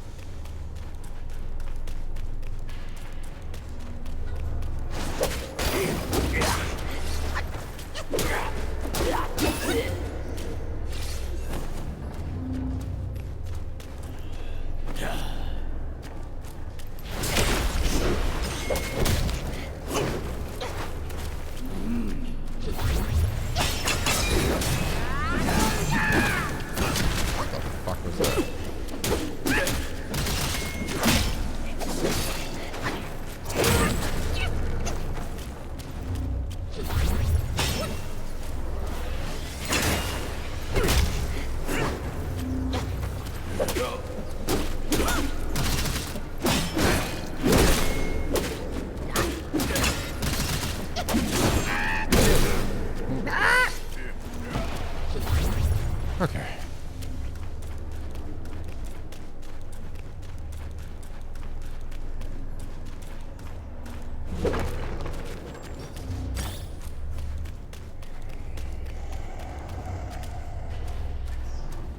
I like growling everywhere. He's throwing me off like I think there's an enemy right nearby.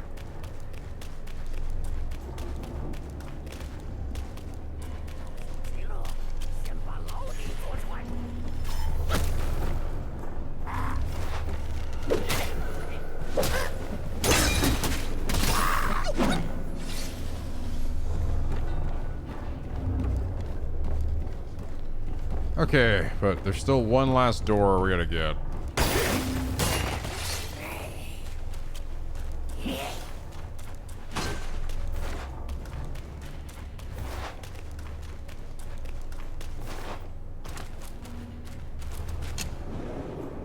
Going back to prison to beat the rest of the prisoners in the warden is a different level. He's like, nah, I ain't done yet. I ain't done beating on you.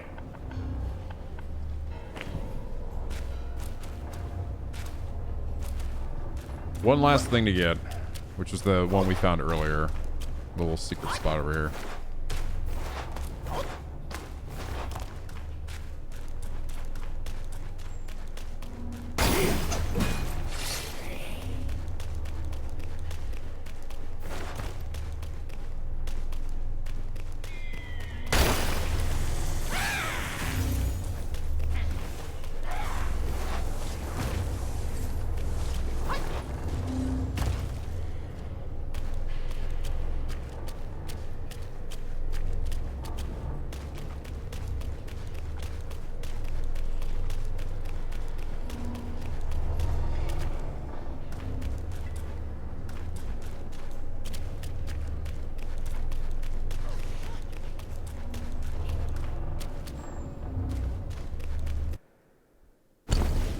Yeah, I haven't really fucked around much with the other stances. I mean, like, I did, yeah,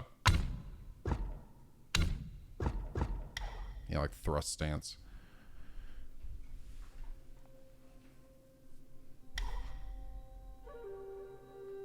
Each style increases stamina recovery when hitting enemies while in thrust stance. Really, stamina recovery.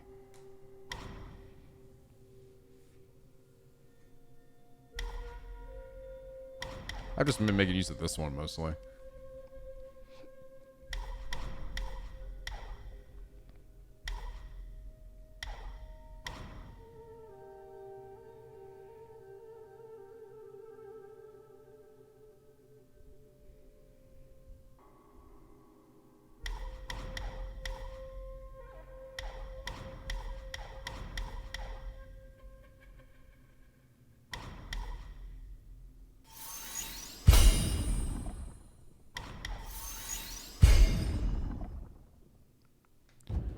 Yeah, baby.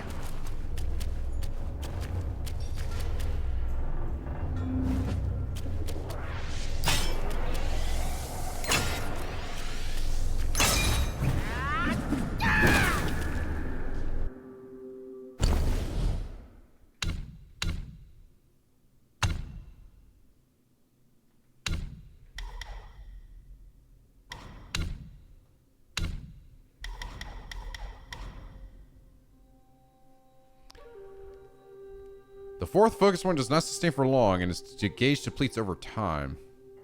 Wait, where is it? I don't even see it here. 1, 2, 3.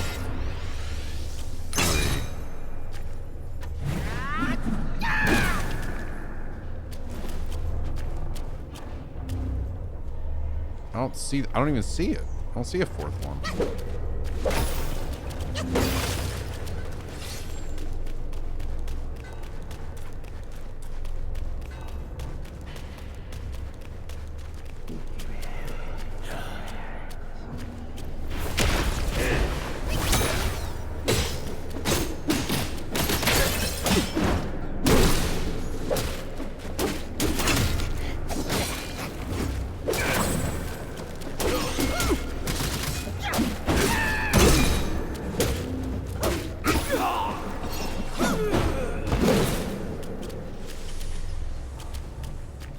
Oh, I lost it. Oh, I see.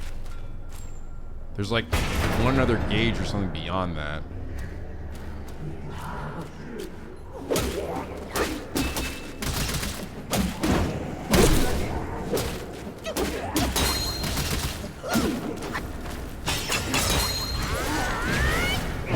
Oh, cool.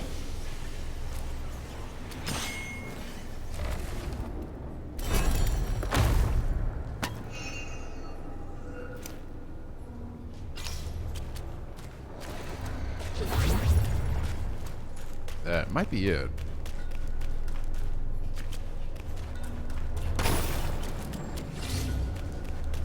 Yep, I think that's it. We did it. We never have to come back here again. Now we need to go see our little medicine guy, so we can upgrade our flask. I think he should be able to do it now.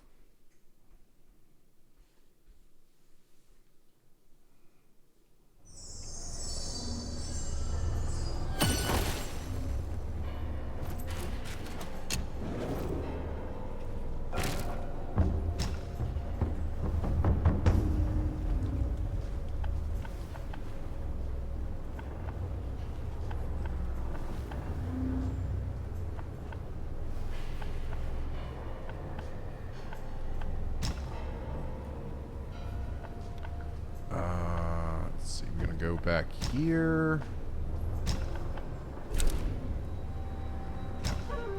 MONKE.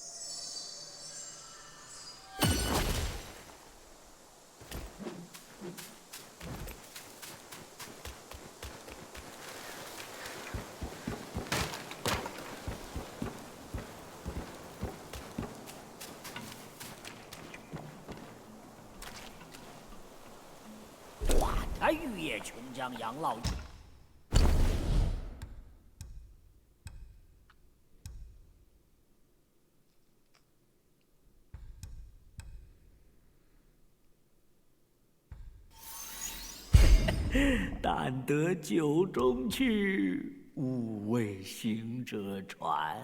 So we're up to 40 now. Oh, we got another slot too. I think. Oh wait, no, not yet. But it will. The next one will get another slot. So got more shit.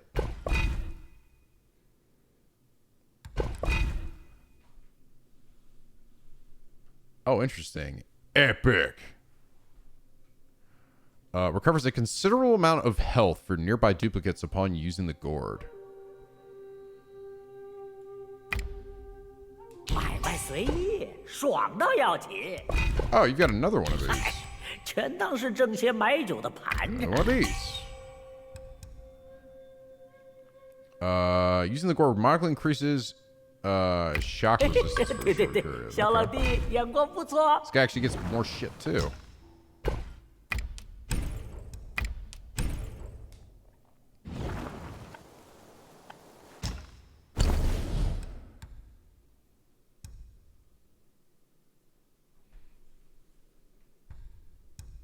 Oh, interesting. I can't actually recover the other one.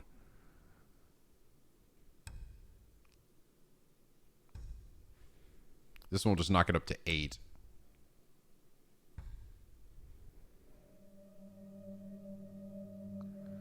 Health recovery for duplicates.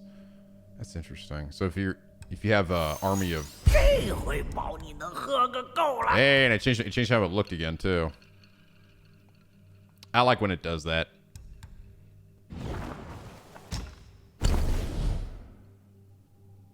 Okay, oh, we're gonna get another soak slot. Fuck yes.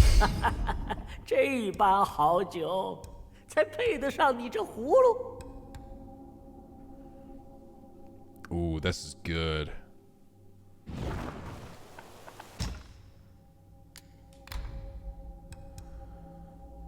Shock resistance. That.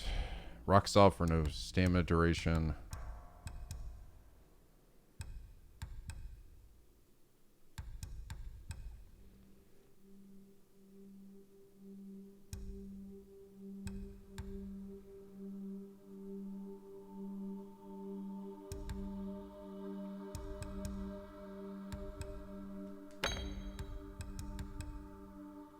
Yeah, that sounds good.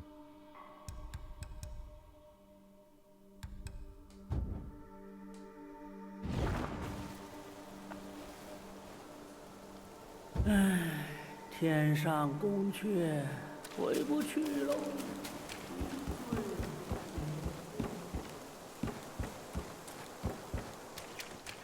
Now I actually want to go see the other one. Because I also have a bunch of mine cores. I know the duplicate one doesn't seem too useful because your little dudes, you know, army dudes, just aren't going to live that long. They're not going to be like the time that they're actually there. Because eventually they will just like despawn, unless he like gets really high.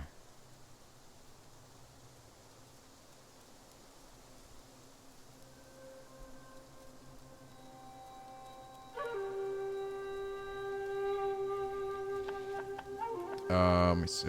Going to...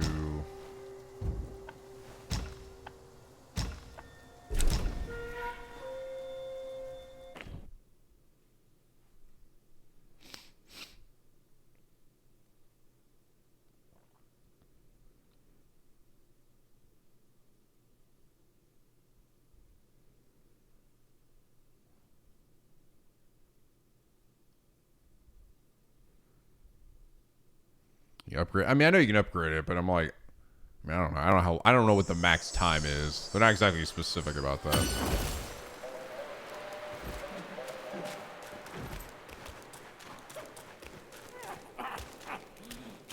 Damn, I'm getting some big stutters, man.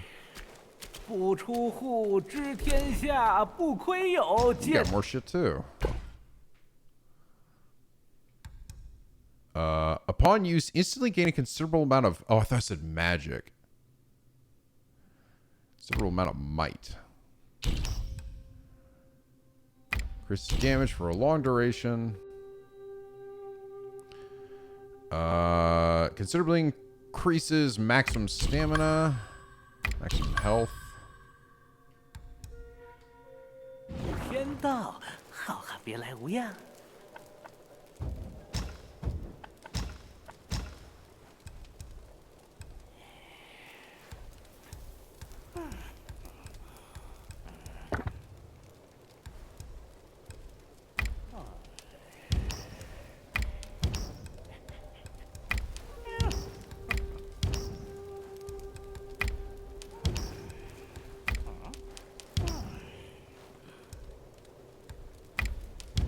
Fucking too much with these, but I probably should.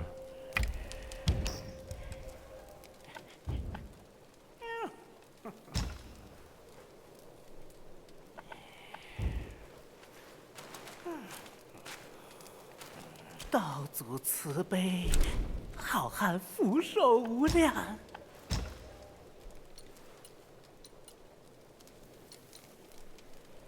These actually do require some will.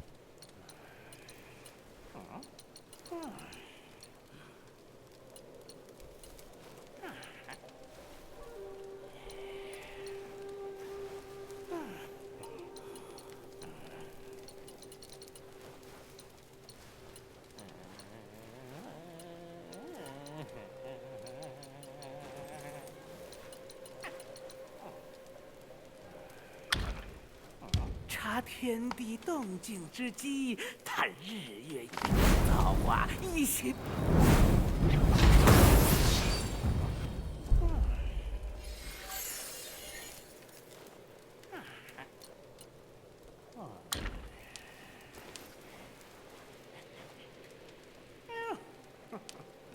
内炼成丹，无之机，探日月。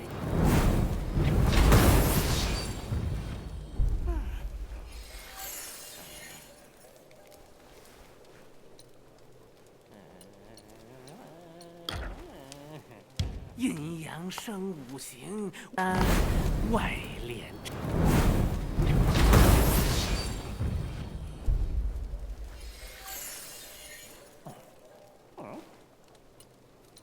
Okie dokie.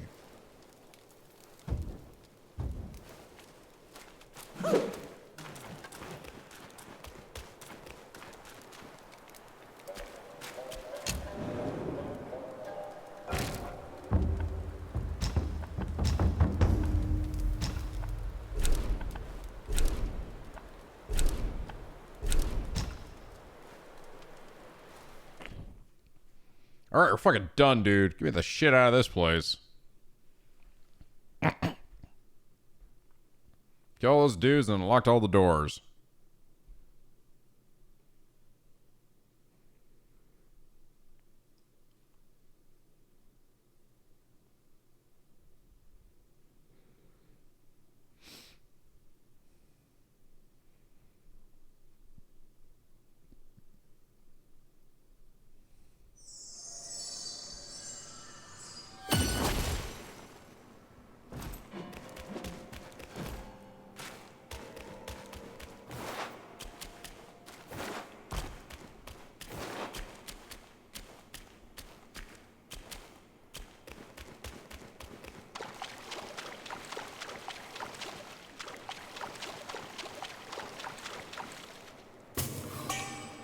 Ha! Another one of these. Funny enough, though, I think I need 2, so...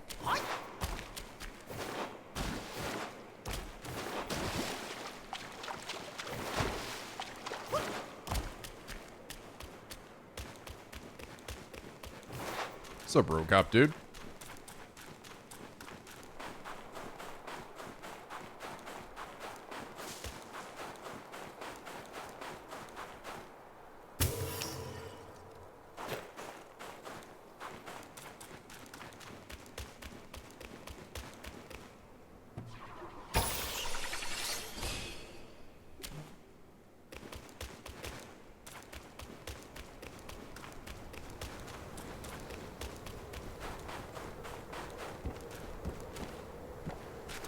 Hello there.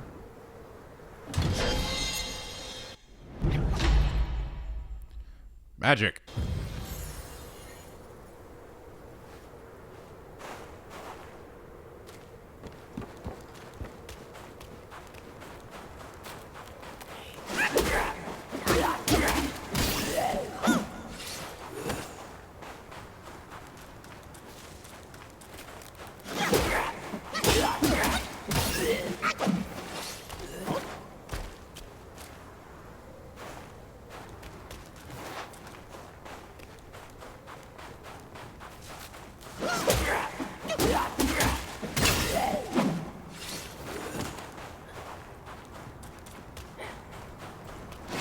Motherfucker, what are you doing?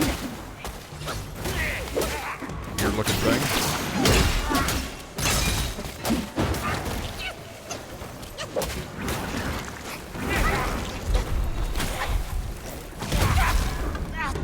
Damn it, would not drink. Ah. Damn, this guy did some damage to me. Ah, son of a bitch. This shit was so far away, though.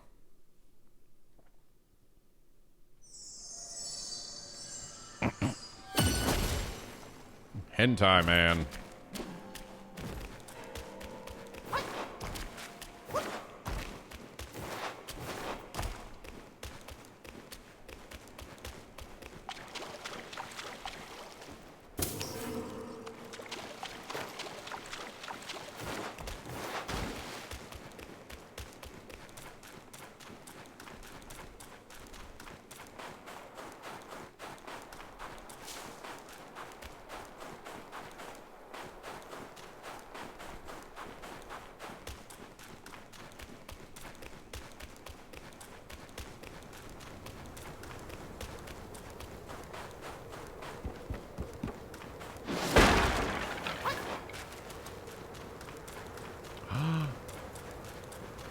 Holy shit. Really?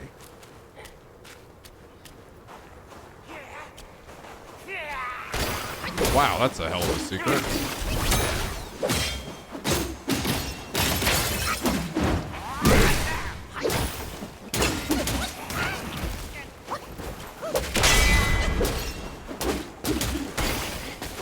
This guy does a ton of damage.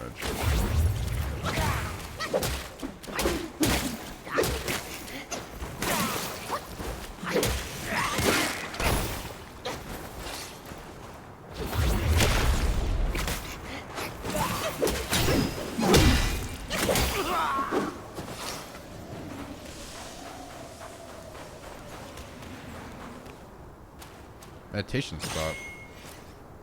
Oh shit. I can't believe there's actually a secret back here.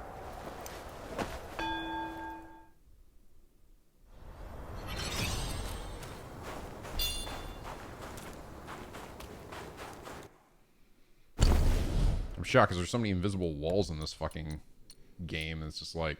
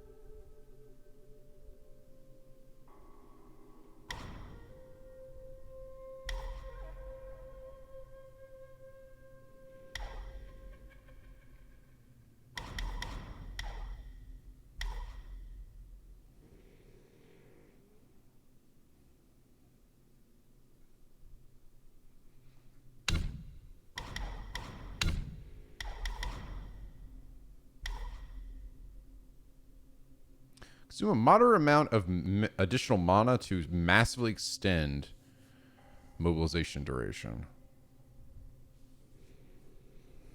Wow.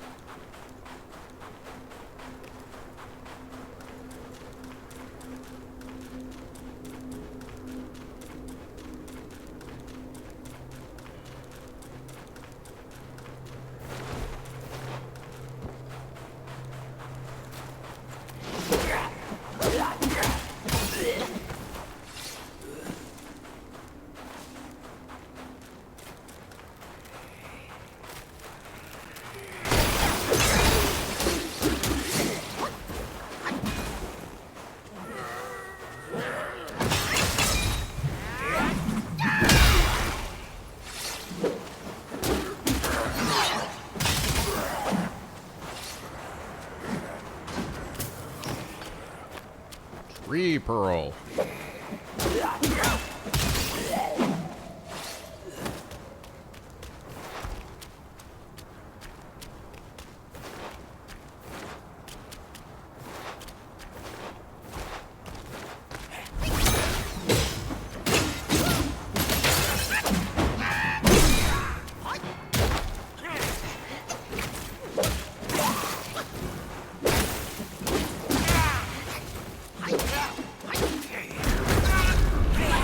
No fucking way. Fuck you, dude. This guy does so much more damage than any other enemy in the game so far. Holy shit. He will just like hit you 3 times and you're fucking dead. Jesus. I'm almost just I'm like blown away by how much damage he's doing. It takes 10 minutes for my guy to heal himself.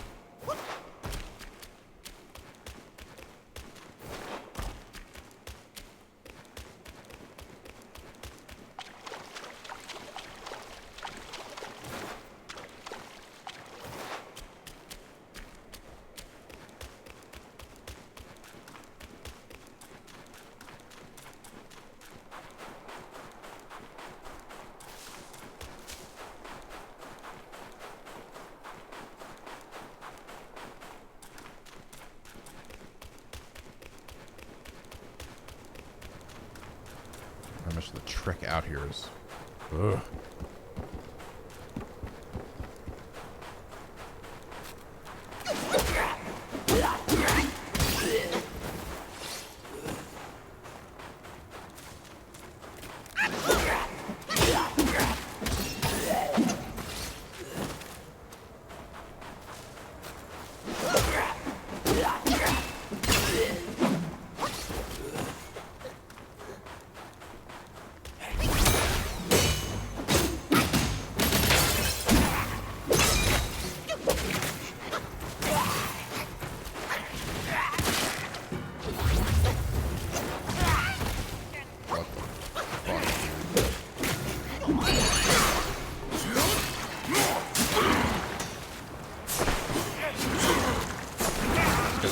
For days and takes so much abuse.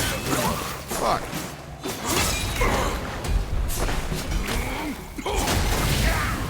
Please die. Please fucking die. Jesus, God Almighty.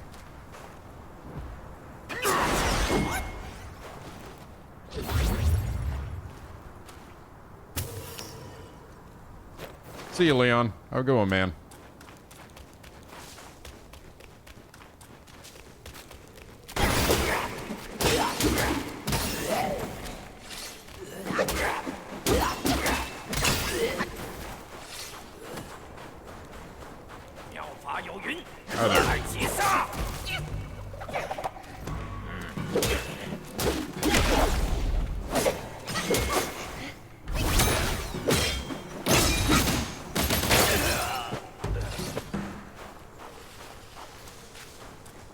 I think actually I keep canceling out of my stone stance before they get me hit me with the hit. Once you get that move that allows you to cancel out of it, I think it's easy to actually accidentally do that.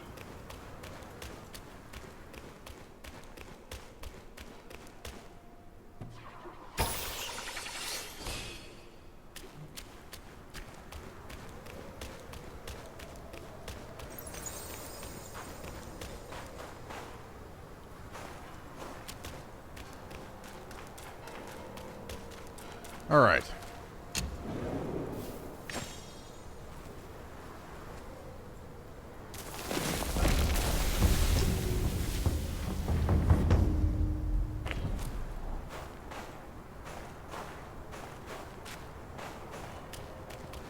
Two ways to go.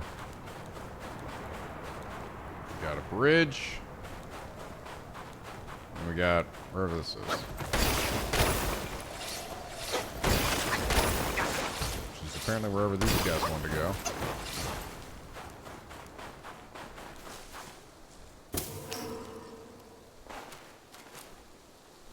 We're going to take the bridge.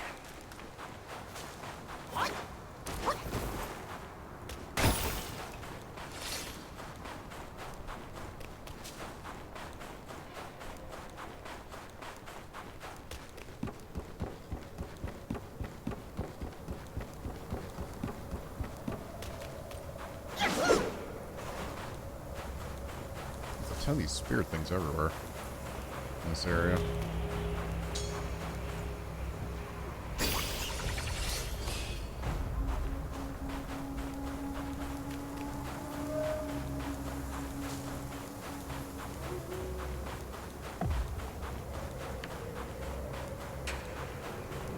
True pearls.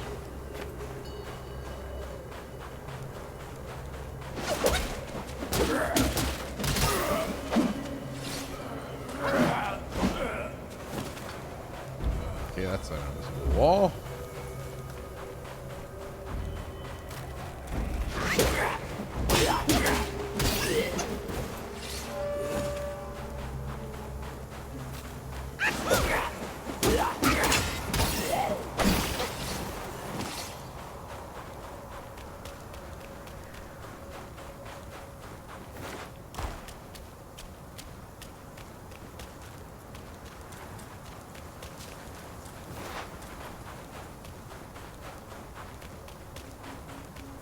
Cool.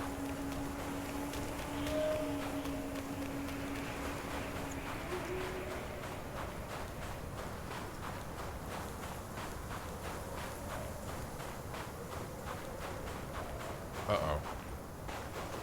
Oh, this is definitely a boss arena.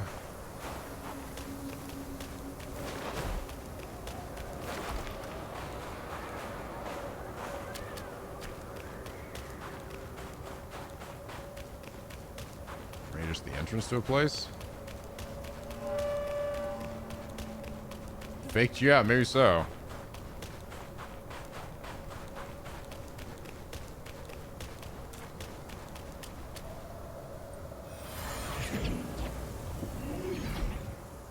Okay.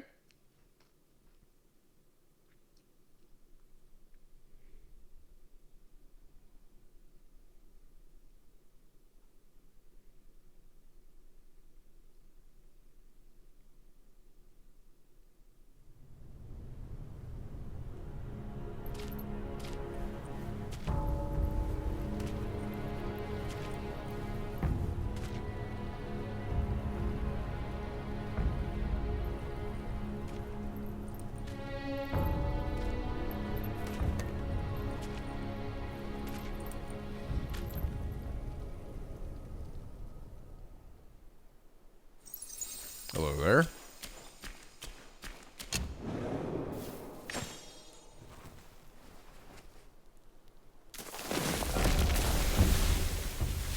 The Great Pagoda.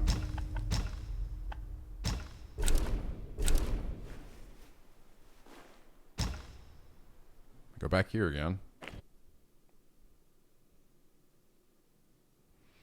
I don't need this area till after this chapter? Really?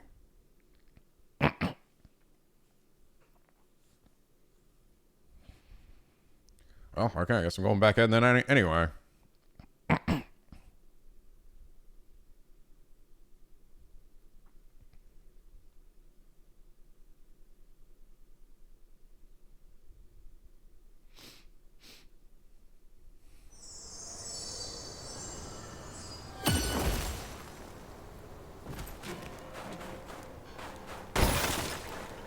Good, mate. Good, mate.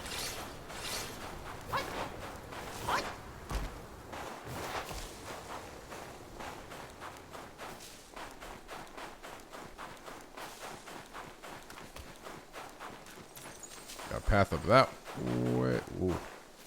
What? Another one? Seriously?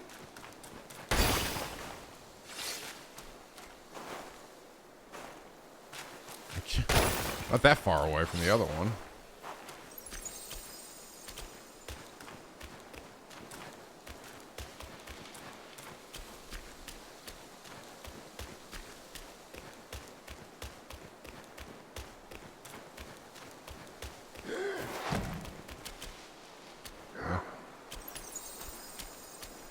Okay, sure, why not? More the merrier.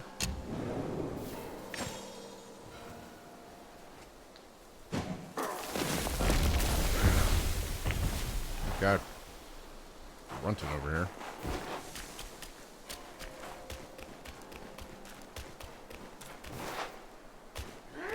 Dang, some big stutters in this area.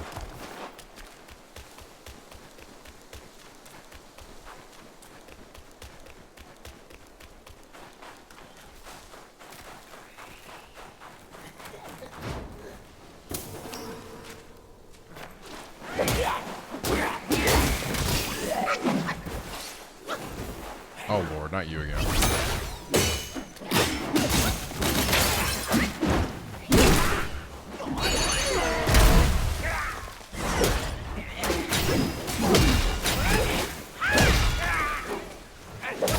Just kill him. The mine core.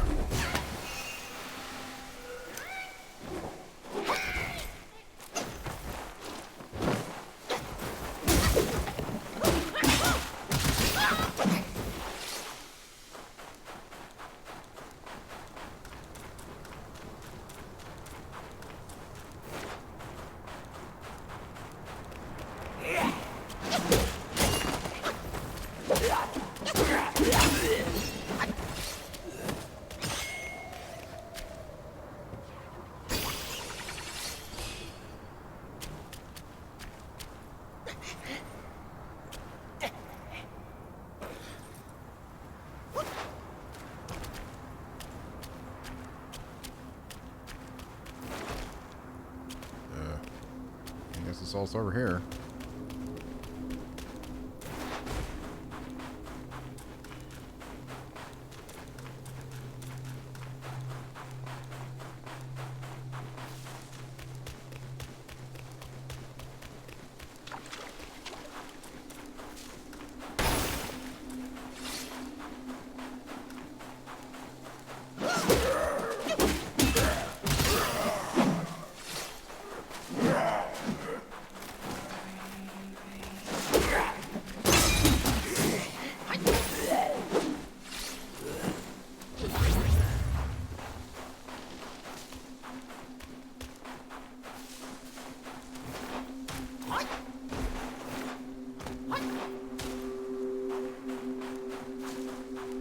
Atmo.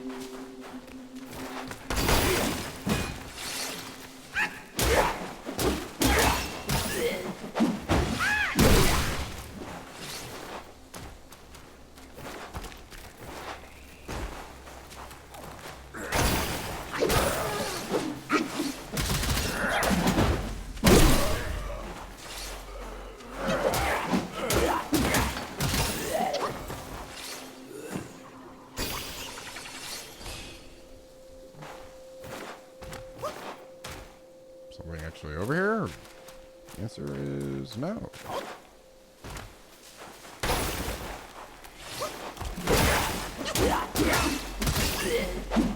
You can lock onto these guys.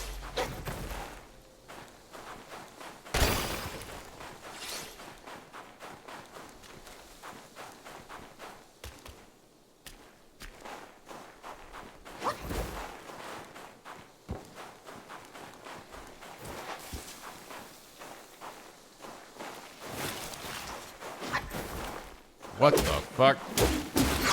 Well, hello there, little tentacle thing. You're new.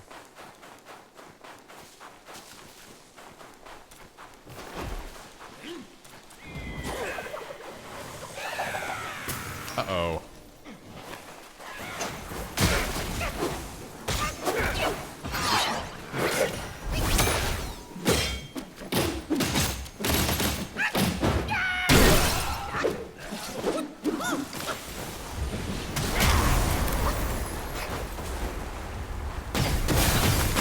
Oh my god.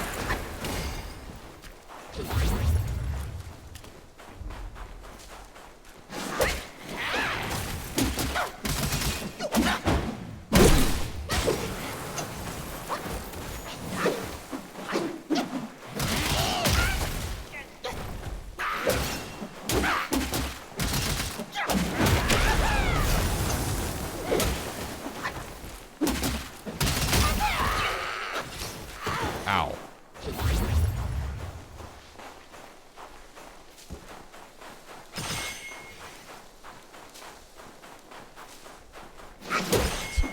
I like imagine these guys are just like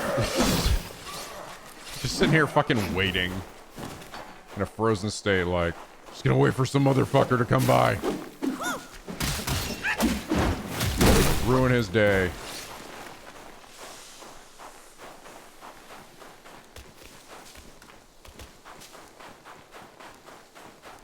God, these environments are so fucking massive. Oh, hey.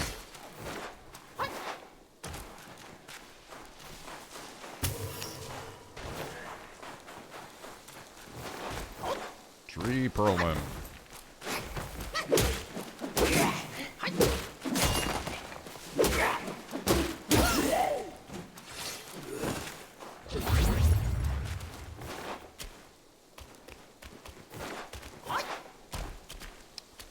Can't go that way. The funny thing is, with this map design they have, like with the actual like cliff sides and stuff, they really could put a lot of cool secrets over here. I mean, granted, the game has plenty of secrets as it is, but it gets so hard to determine exactly what is an actual secret you can get to. Like, no, I can't climb over there. I'm very patient.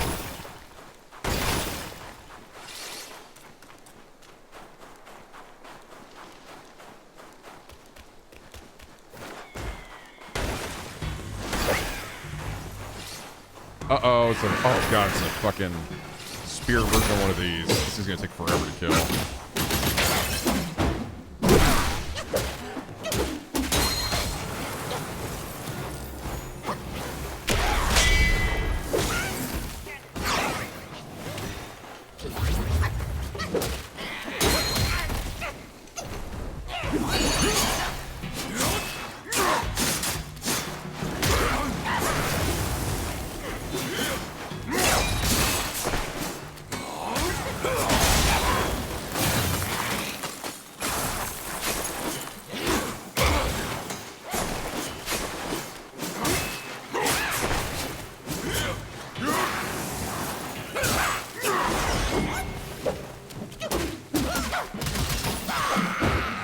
Oh, there we go.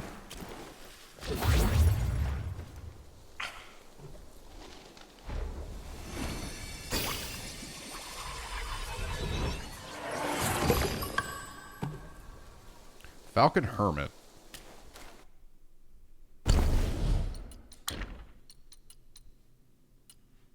Take the form of Falcon Hermit. Summon a gust of wind that deals frost damage multiple times along its path or freeze enemies in place with repeated hits.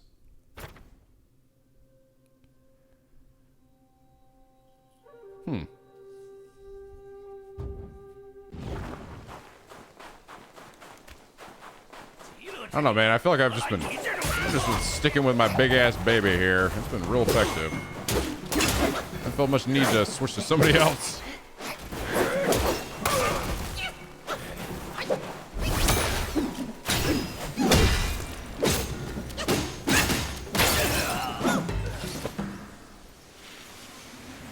It's the baby is surprisingly good.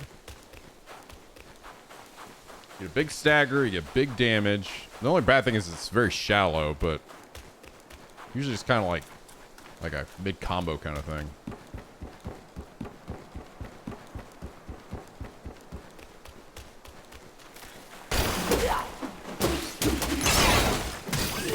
God, the snow effects are fucking crazy. They're so insane looking. Oh good, another one of these guys. So glad. Oh fuck, I'm all out of magic.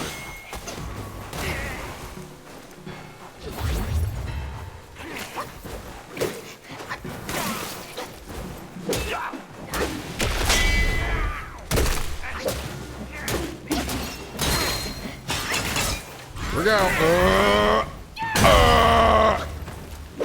Drink.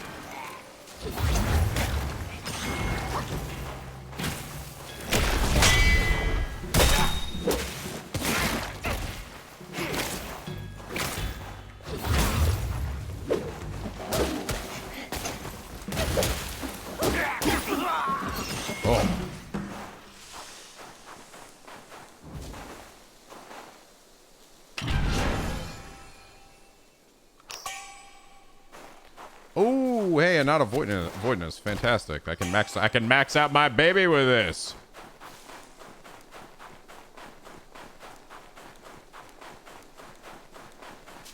Ooh, is this the good tree? Oh no, this is the peach tree.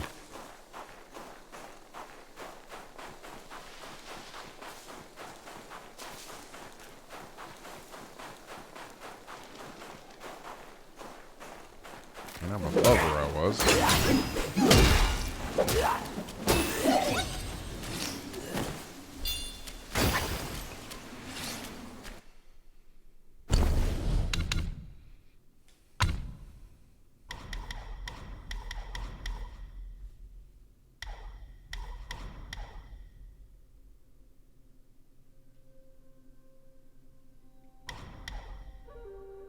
It's not bad.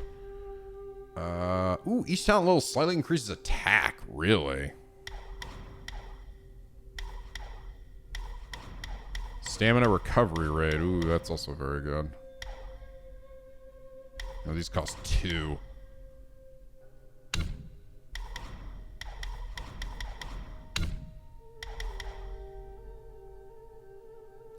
Yeah, definitely this. Cover a moderate amount of mana. That's so good.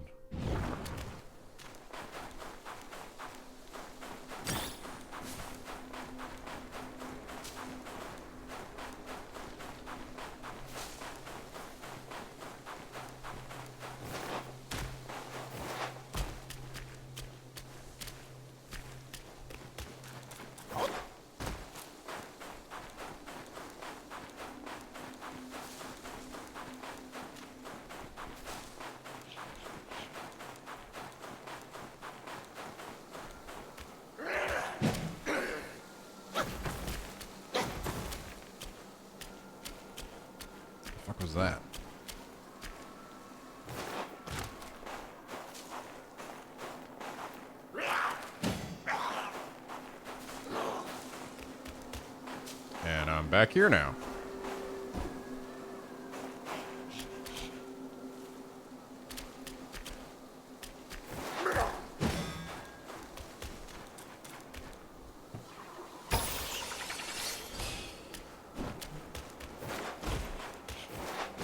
Is it the monkey? I think it is. Mr. Coward Monkey. Fuck him up. But first...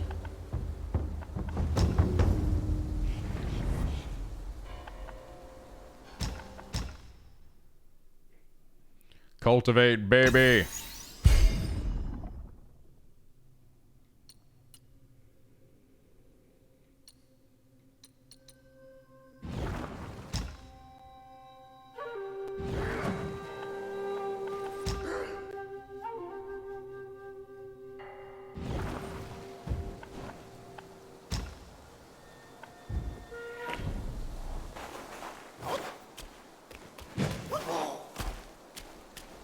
Alright, monkey. 巧了巧了，天寒遇故友，夫复何求？来来来，一起赏雪吟诗。Take care of this guy first.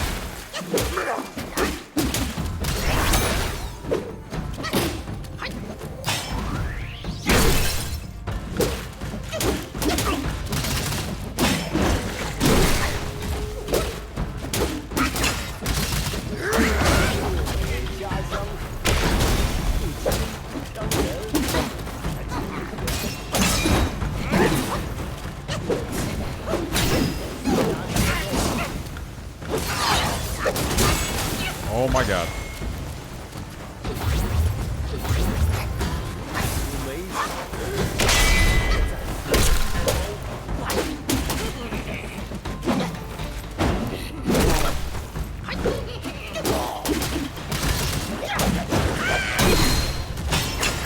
Hold this shit.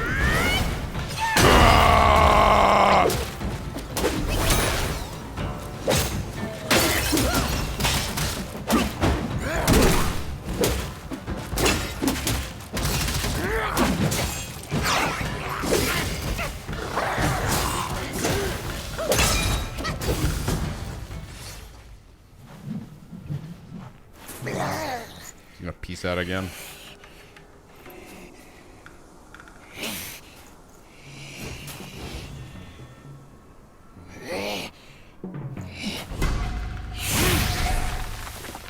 Apparently so.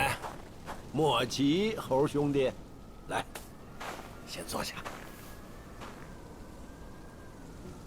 那怪黑毛赤尻，面相尖婉，可不好捉啊。你虽有些粗浅修为，但这极北之地，天寒地冻，胡乱轻造，性命难保。今日既有缘再见，我便教给你一招防身御寒的小神通。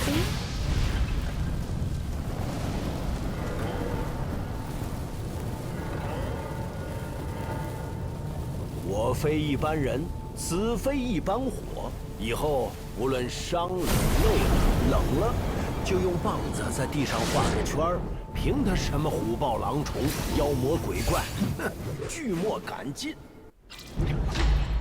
Ring of Fire. A fiery circle drawn by the staff can provide rapid recovery within it. Really? Well, that sounds cool.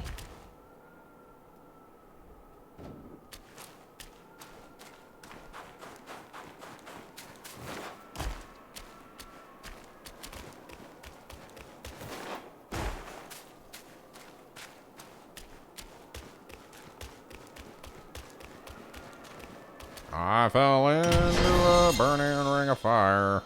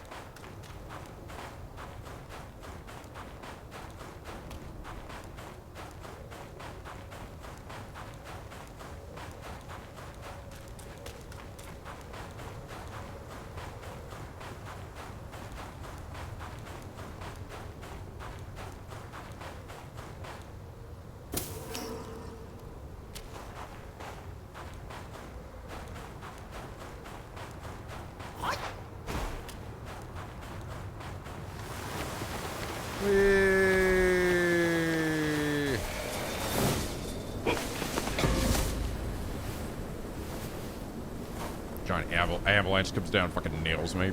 Oh. I like it takes my mask off during like cutscenes like this. You can actually see my face. My monkey face.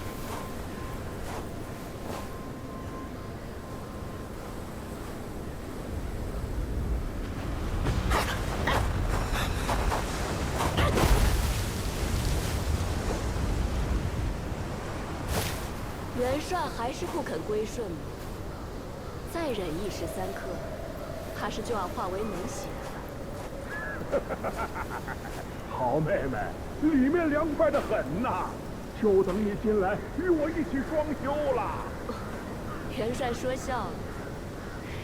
你若放下执念，我自然会劝师傅放了你，到时便可同修大道。哎，我可消受不起。看来那老贼得了师兄的玩意儿，果然功力大涨，连你这冬天小官都被训得服服帖帖。不过听这动静，天命人已赢了塔下的金子。好妹妹，估着这金疙瘩要等不到你师傅来开喽。这金挠是祖师爷的法宝，小小天命人，如何破得了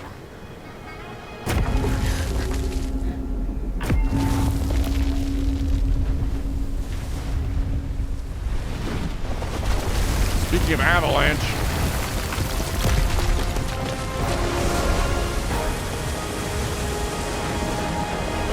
What the fuck is that?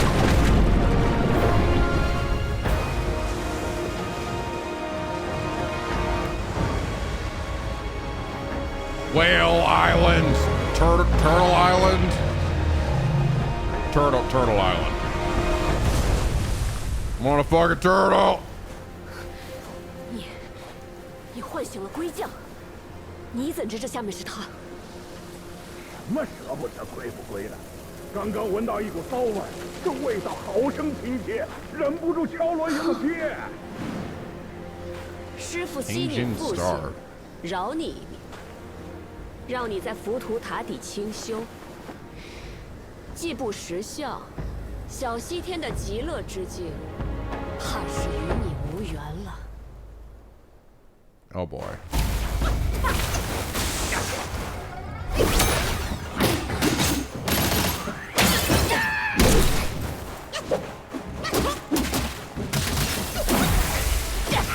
Ow.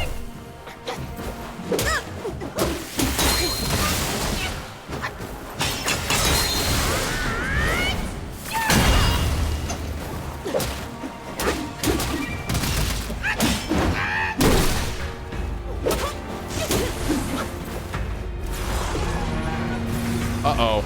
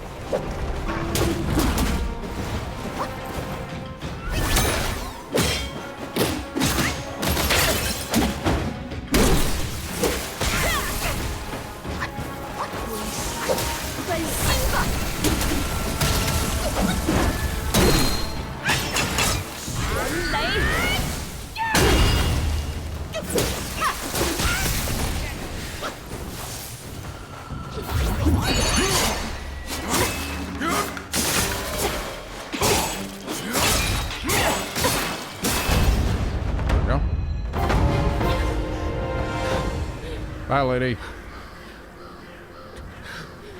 师傅果没说错，猴子最是冥顽，倒也无妨。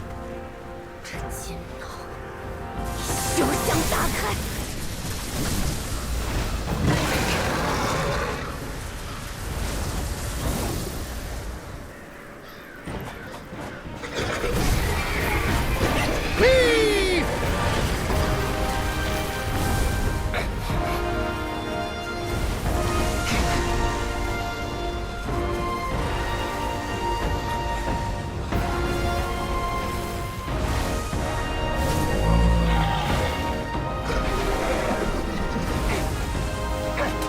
Going places. I'm riding you now.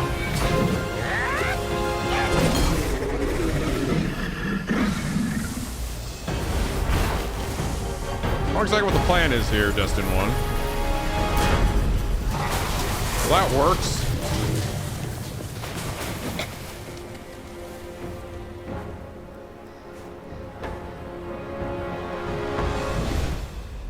Rake.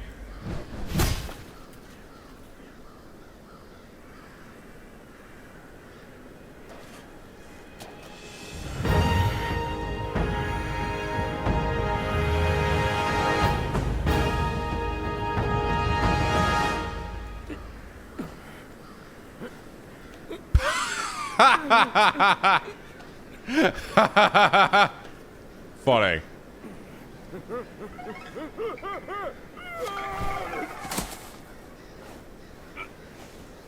He zooms on his face. You're like, oh shit! Look at this huge bitch. Oh. 俄棉花使人呐，拖拖拉拉的，老子我在里面都快噎硬了。 Now we fight. 让开，让开。What are you doing?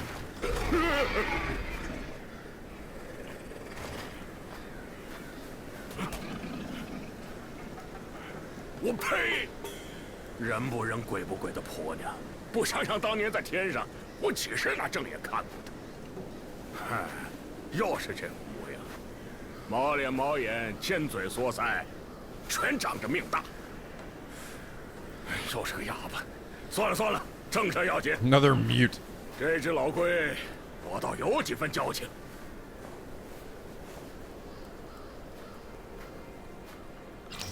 May I do something about her though? Okay. 别咬我！花果山那只老猢狲特地没我来处理，生怕你中了他的算计。他和我说，只要凑齐6根，便能救活大师兄。哼，我且信他一回。我先去叙叙旧，你四处查看一番。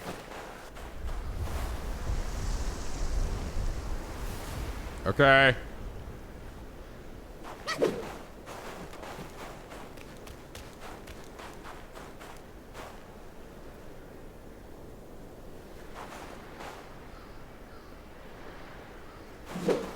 Yeah, I think this thing's just dead now. 吾有因头悬是草河，吾有因四毒师管何故？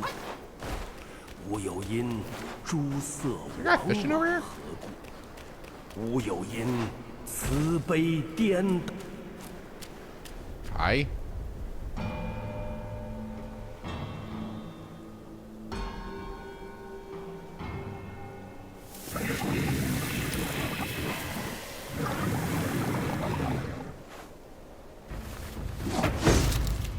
Ah.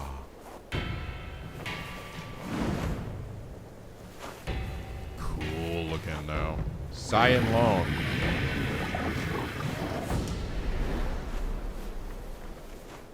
I'm not even healed, am I? Oh well.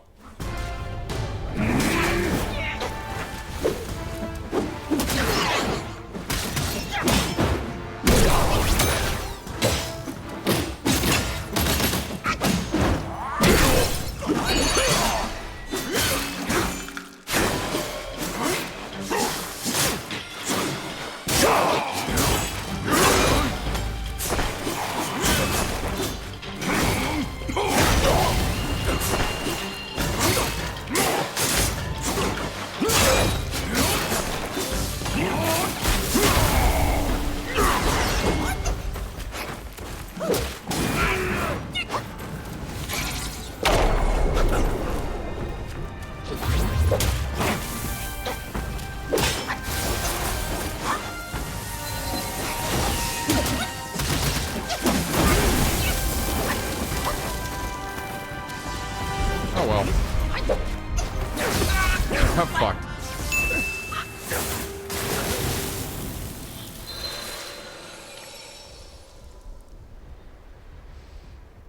Alright, so let's not turn around and immediately walk into that. Where the fuck even am I? I think about it. Oh, good. It was nice enough to... Okay. Thank you. I was like, you didn't find the shrine, dummy.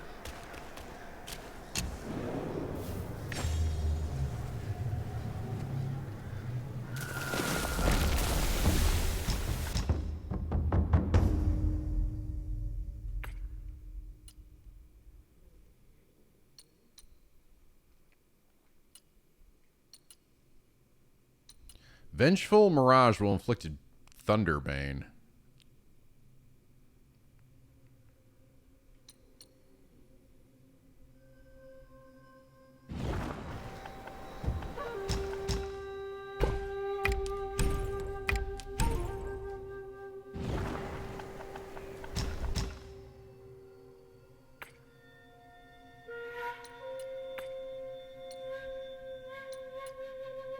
Massively reduce the duration of shock state. Moderately increases thunder damage.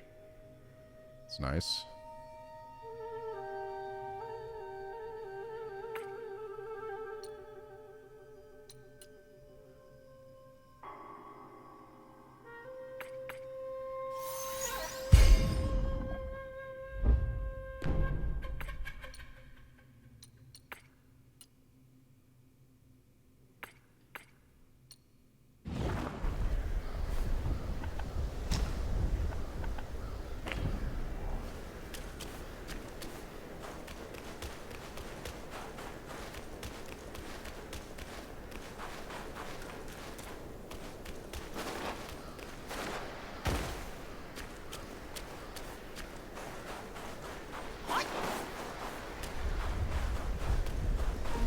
Where am I going here? Going back to the dragon? Trying to.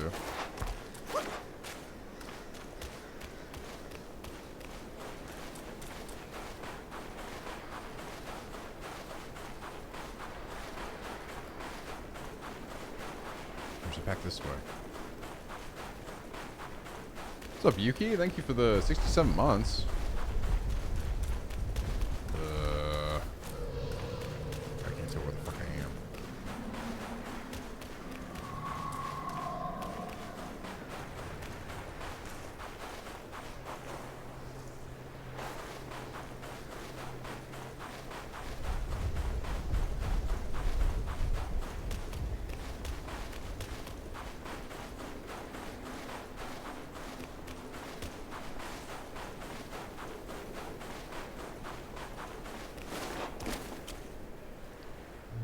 God damn it, I can't tell where I'm going.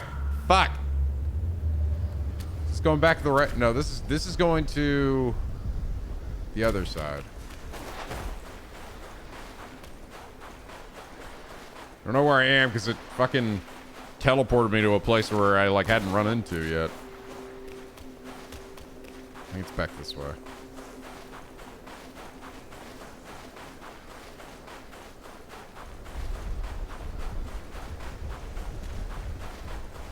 Think.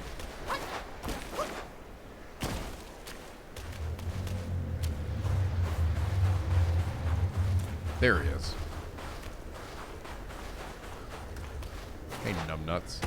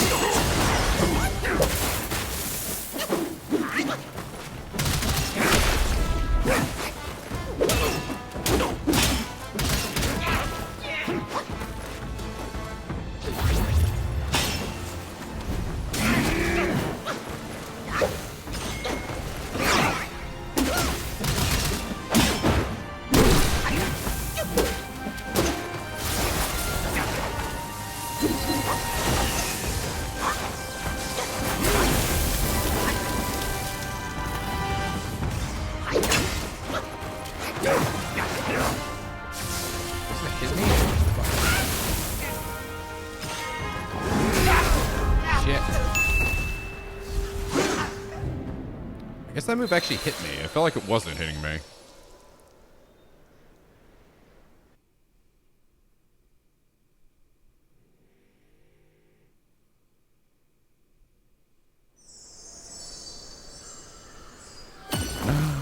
We hit the number of nice deaths. We did it, guys. We did it. Means I can't die anymore. Funny death number, haha.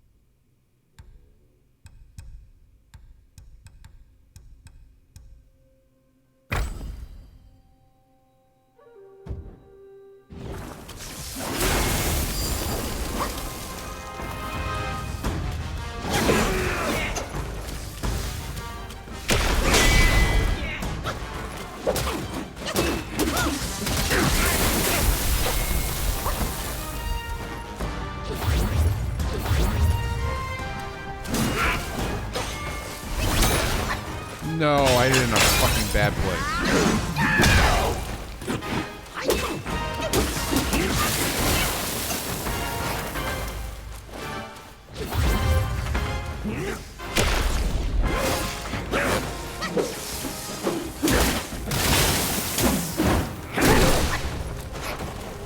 I mean, I guess in the lightning phase, this one just starts really...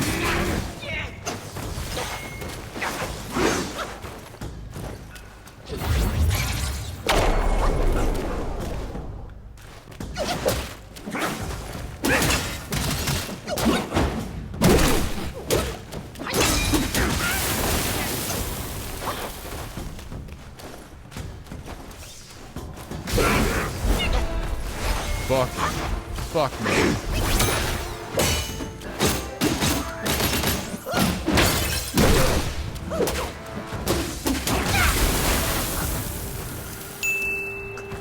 Damn, the lighting shit on him does fucking shit ton of damage.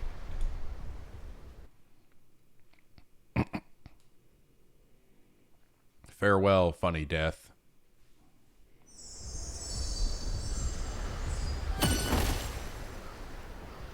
Shall be missed.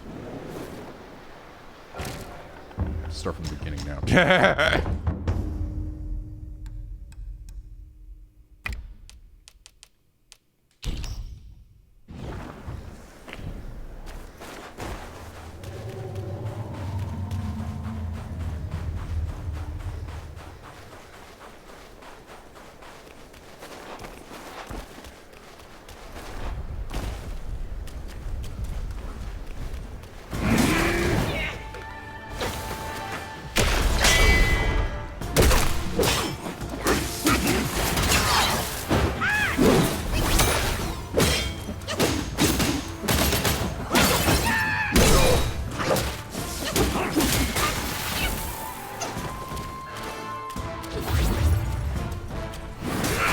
This guy's a lot of damage.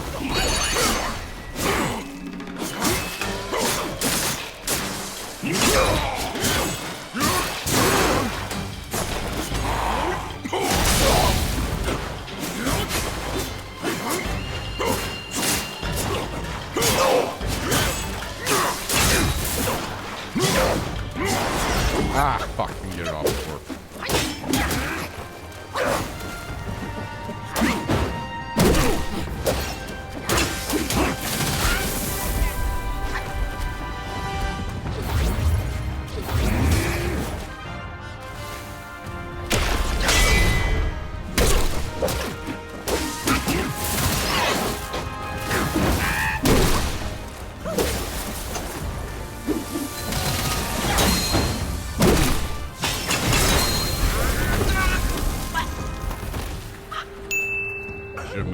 thought maybe I could like stun him out of it or something. I don't know. I got the max level fucking slap, so I was gonna try to hit him, but I was like, maybe I could break him out of it. Nope. I'm just gonna take a shit ton of damage and get fucked up.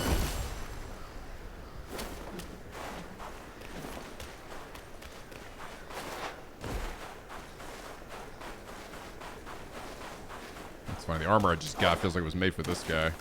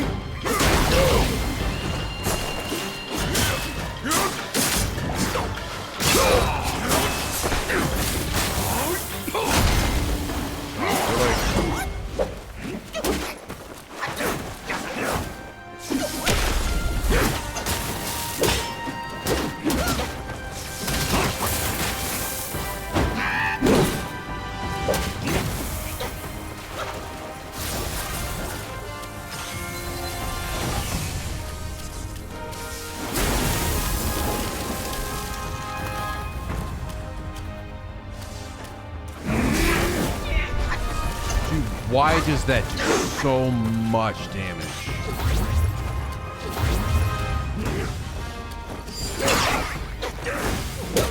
I don't think I was even shocking it at that point. They just inflict shock and then it just does insane damage after that.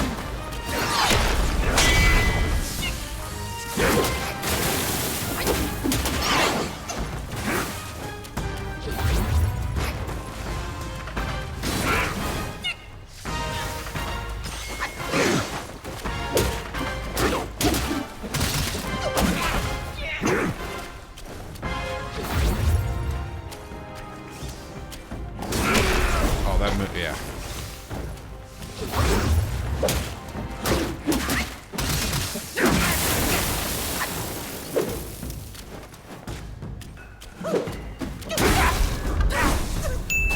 This guy does fucking crazy damage, dude. This guy just does a lot of fucking damage. When he gets his lightning shit, man.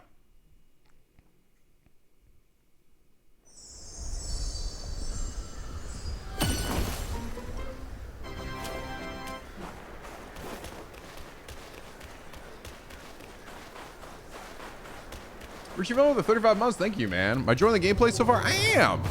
This game has been a lot of fun. Minus one area, but aside from that, it's been pretty damn enjoyable. I gotta remember that.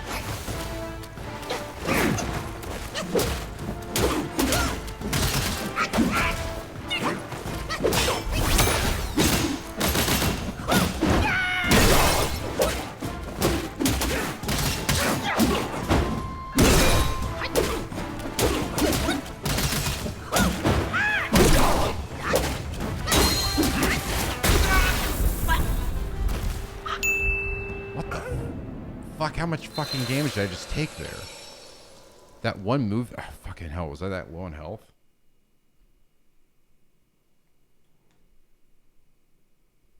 I was getting ready to hit him with my big move again.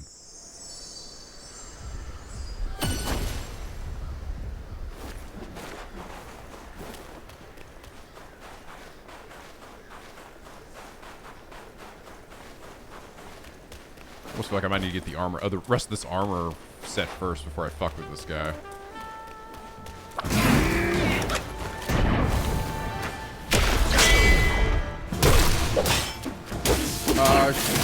John Shock for the gift sub. Thank you, man.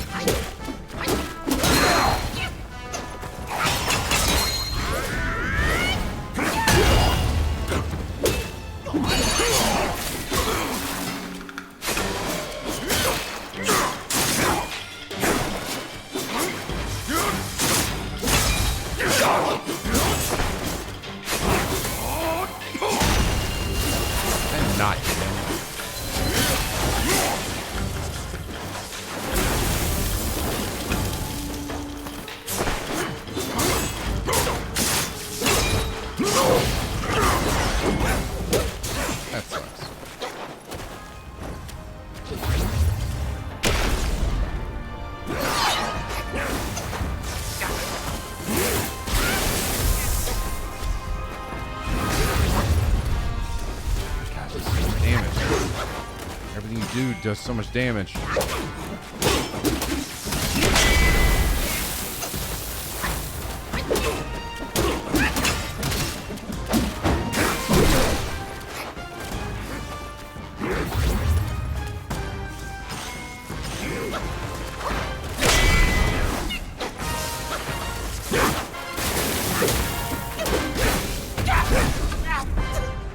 Okay. This is actually the first fight in the whole game where I actually think I'm going to come back later to this. This guy just does insane damage to me. I think I need to get the rest of this armor set before I fuck with him.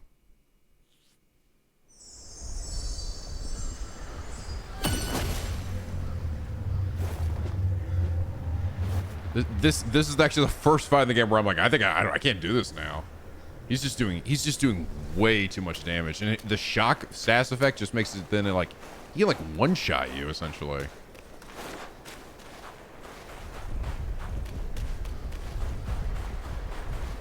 So yeah, I'm actually gonna wait on that one.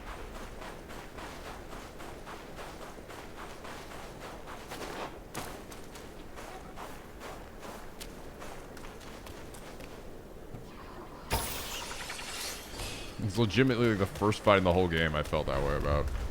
Most fights in the game are just like, yeah, no, I got this. A couple tries. This one, I mean, I could probably get it eventually, but like, it would be like, the whole time it would be like, oh my god, don't get hit, don't get hit. Because everything this guy does is just so much damage.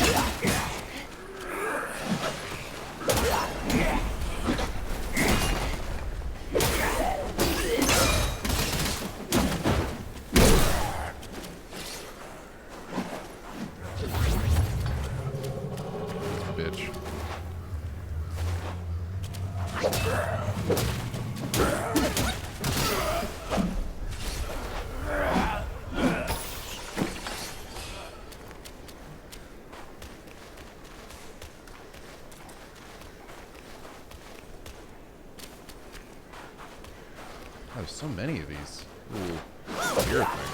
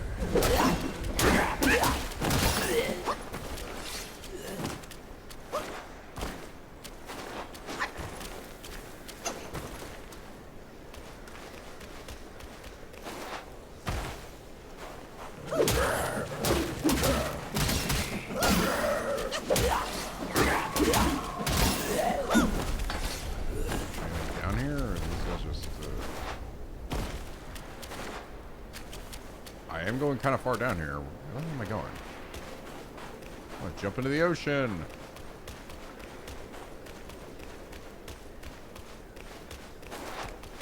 Where the fuck am I going? Found something.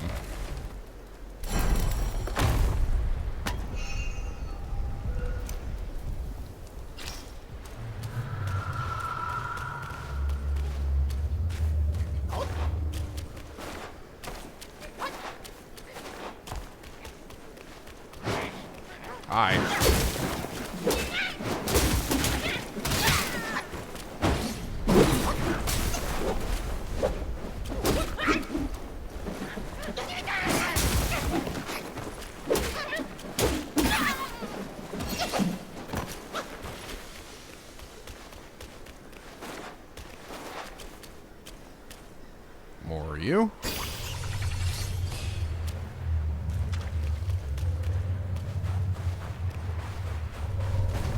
Or you as well?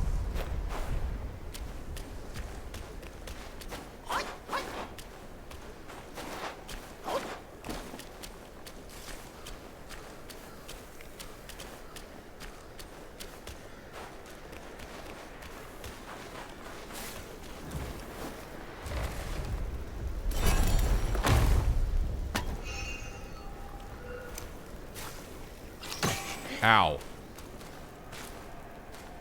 What was that? Oh, you.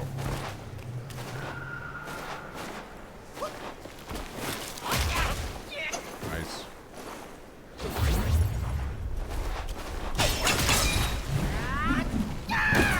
Cool.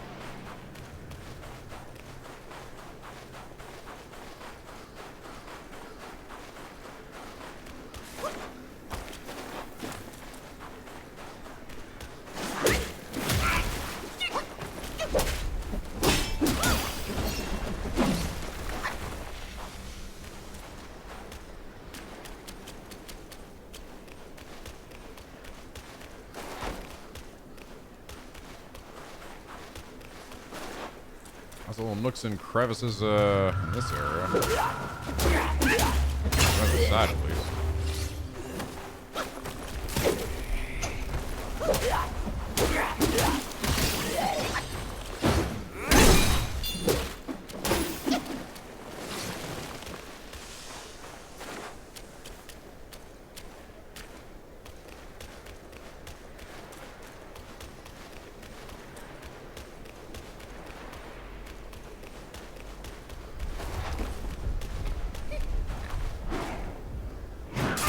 Ow.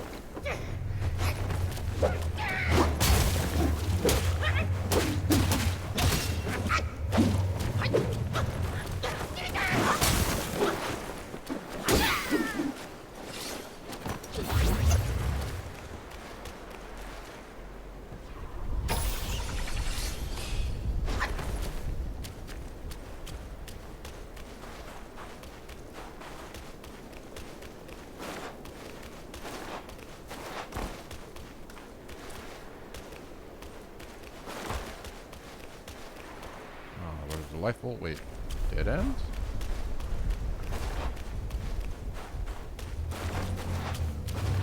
Yep.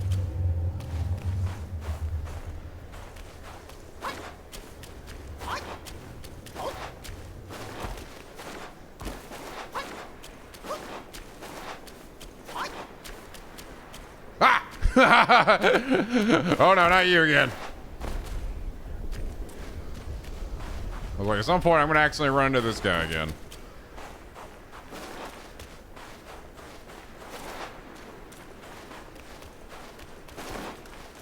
So it's like run around the outer perimeter of this giant turtle.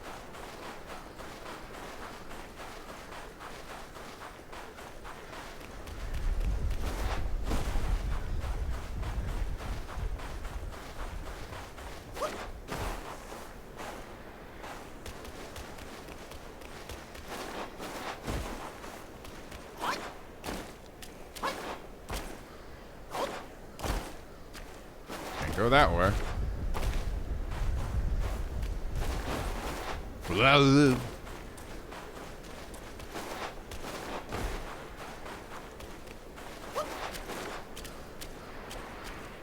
Oh, hey. Oh, I'm glad I checked this.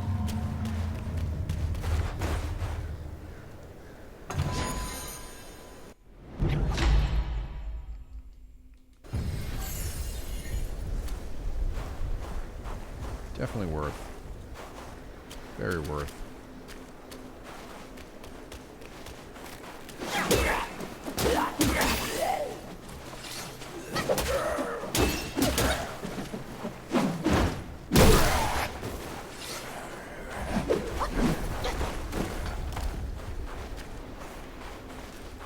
And I think I made myself a full loop here, so I think we can go back.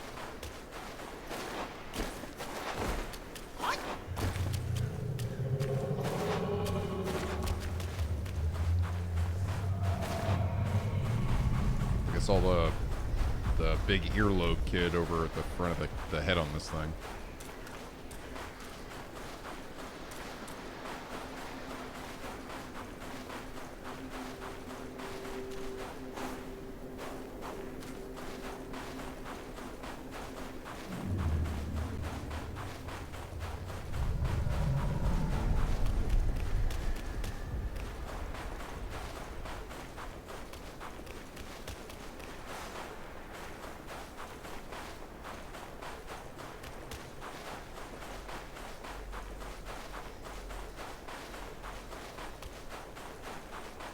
All the birds everywhere.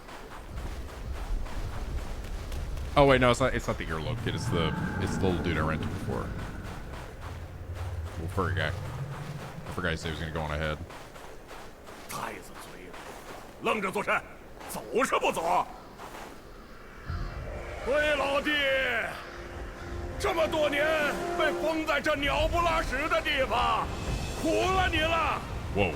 你放心，等靠岸了 PS5 couldn't handle that. 一定上去先砸了那小破庙，给你和蛇兄弟报仇。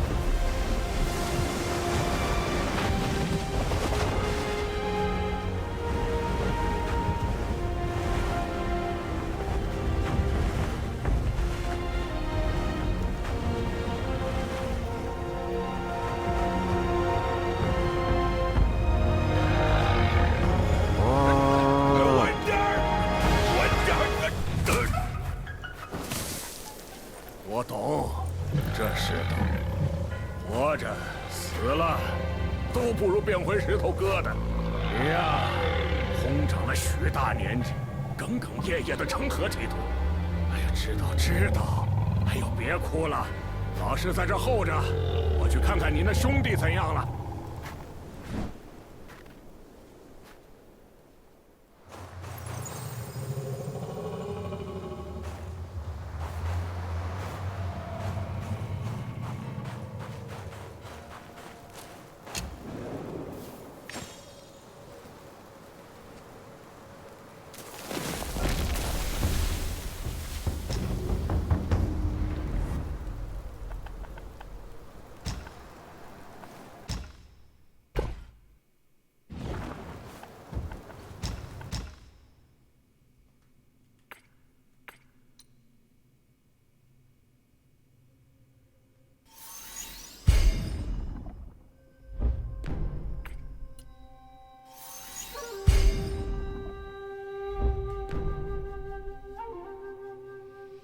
That will definitely help.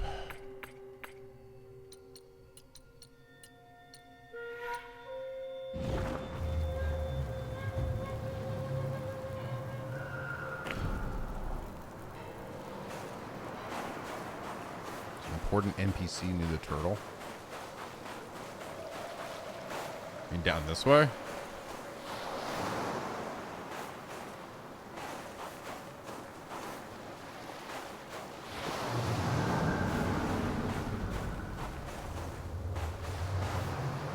Past the flames, so like this way.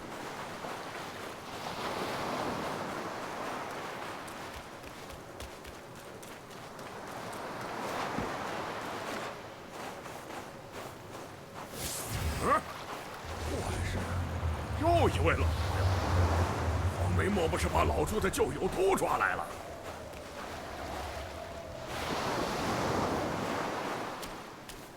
Dragon in the water?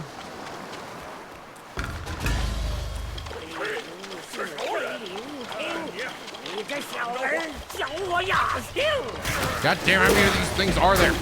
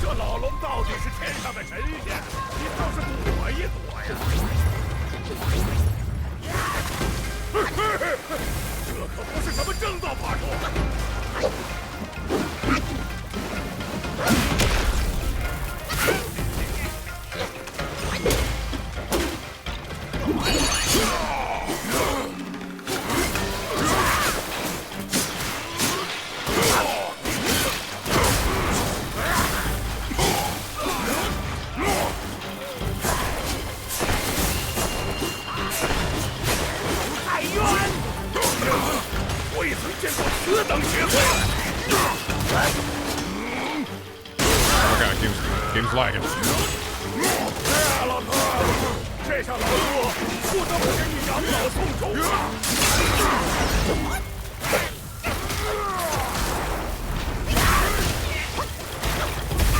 Oh my god, the game is lagging so bad.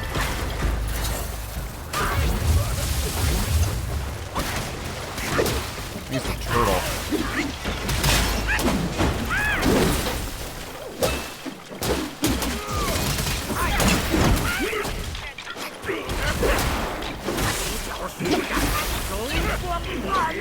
Okay, kill him so the lag stops.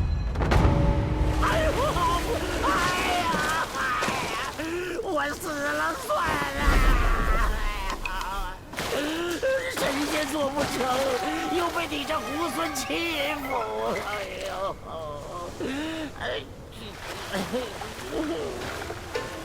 哎呀，老夫横竖是动弹不得了，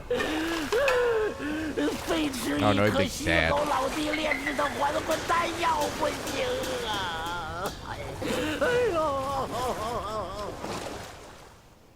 What？ 你怎么还在这儿啊？疼！哎，虚狗老弟好歹以他的脾性，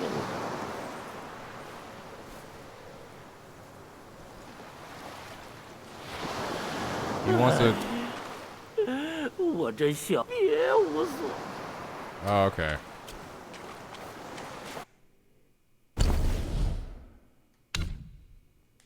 Gotta get me out of this area, dude. This area is running like fucking bud.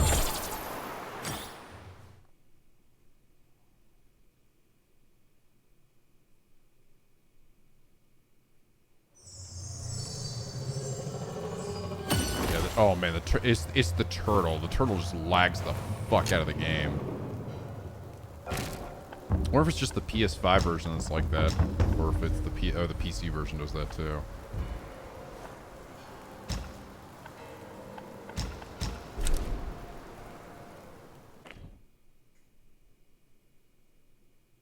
Now it likes for PC as well.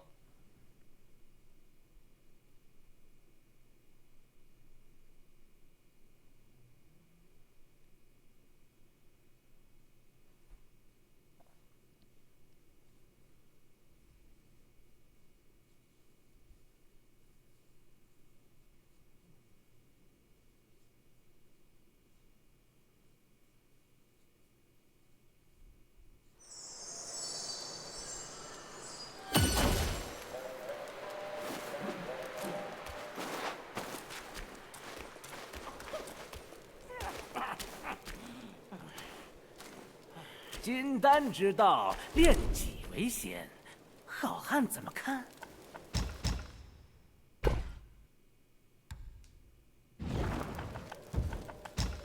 救命之恩，无以为报。这个，便送与好汉吧。 Oh. 不消说，定是那老头欺负你了。好汉莫怪罪，我两个是旧相识，他的脾气我再熟悉不过。这老龙神力仍在，就是馋我的丹了，拿去给他便是。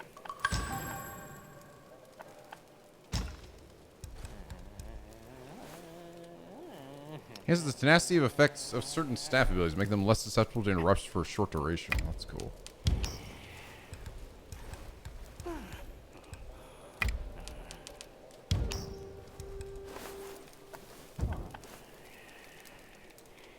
It lags badly for you too.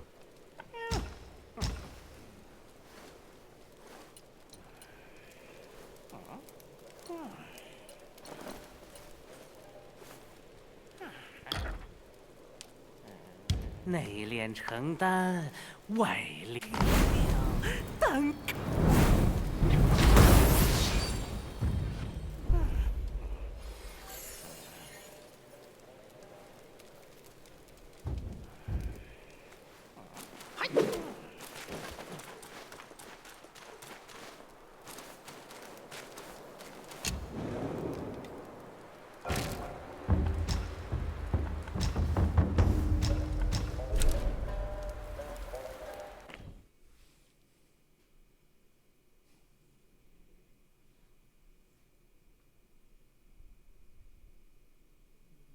All right, this old ass dragon bear. Appreciate this. Comes over and fights me, lets me beat his ass, and then he asks me. Then he demands I go get some dumb shit for him.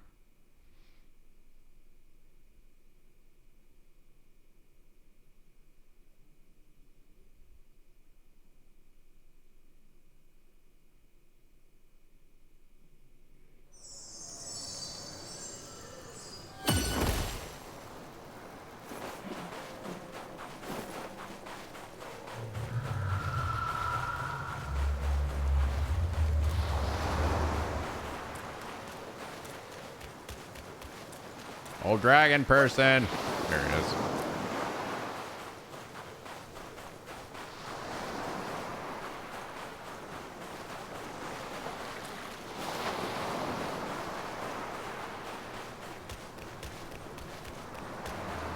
I got a chest over here too. I'm gonna steal this from you.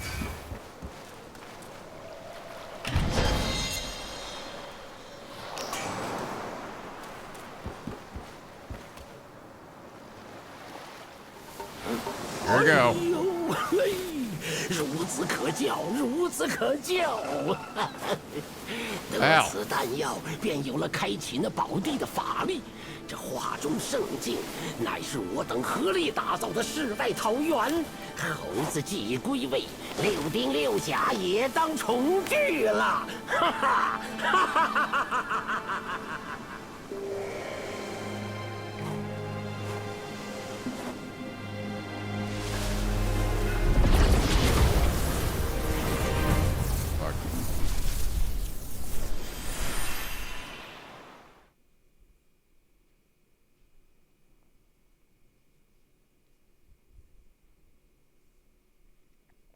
Why do you say he was going to use it, then he just throws it to the side? He's like, yes, with this I will become a god. And he throws it over to this. You take it or not?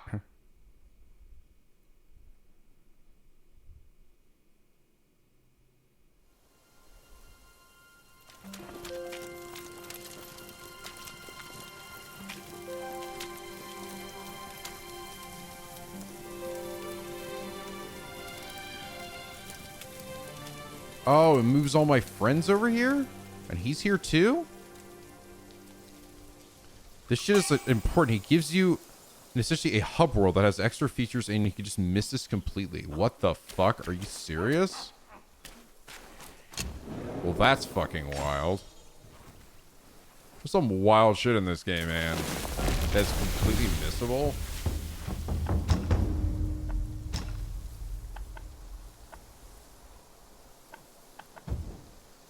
The Rui scroll. Yeah, so now all my friends have moved over here. Except for the ball guy. But he can't really move very well anyway.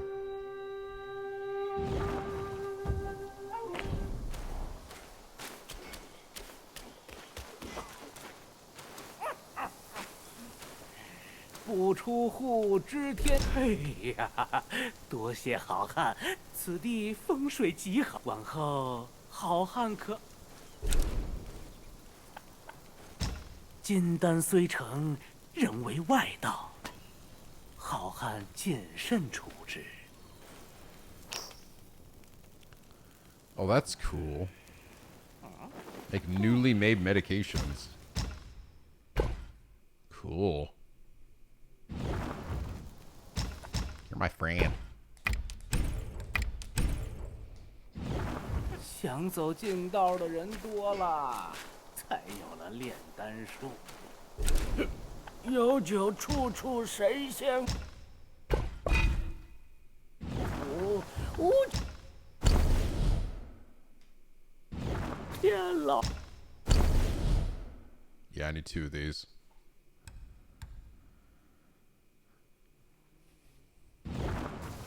下回试试，一气猛喝几口。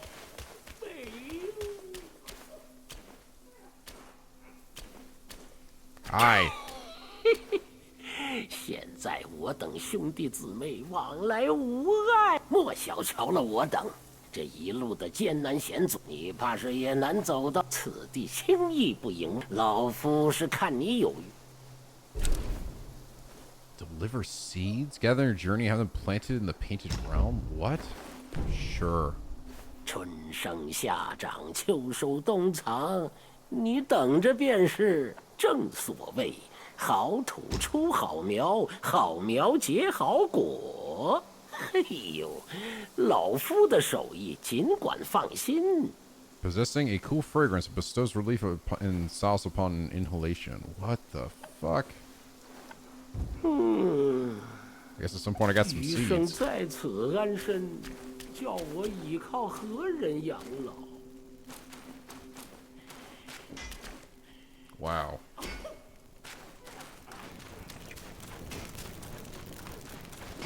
Who the fuck is this? "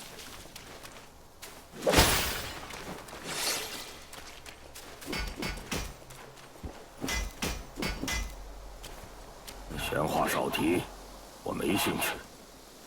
既然来了，我便帮你把那身破铜烂铁换换。" Use sometimes when harvesting, give it here. Okay.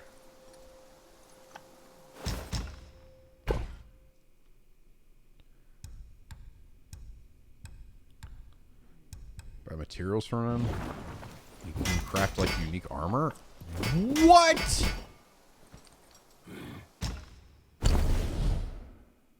Oh my god, you can upgrade armor in this game.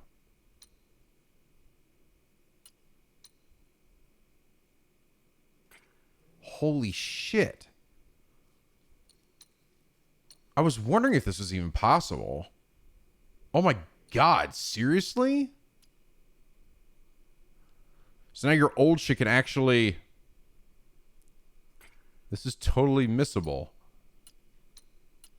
This is wild. That's funny, because I was watching Caleb Hart 42 play this game. And someone had mentioned to him that there was a place that you could upgrade armor or something like that, and he thought they were trolling him because he never found it. Oh my god, it actually is in the game. That's fucking nuts.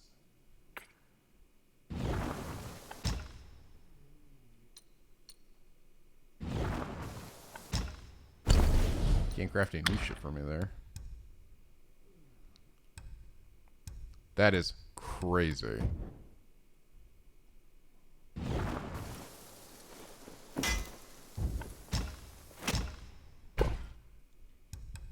That is genuinely crazy.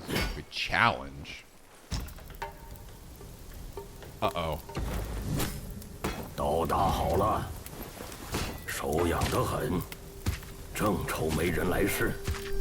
话说前头，我这刀铜胶铁铸，擦着碰着，概不负责。Oh my god.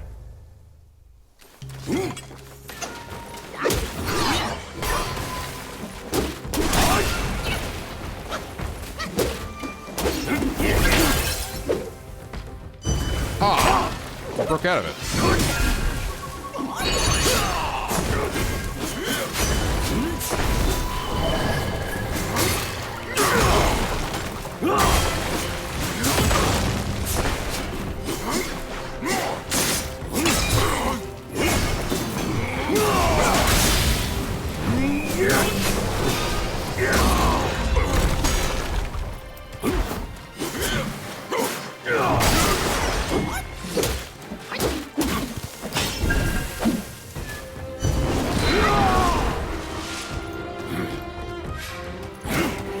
Fuck, ow.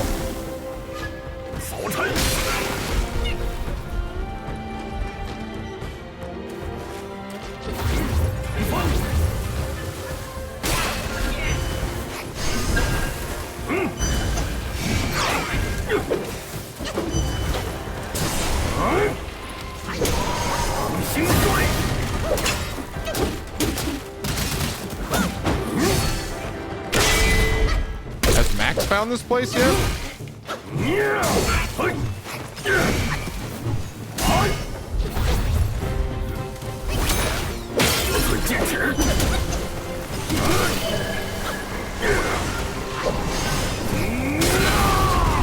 Fuck.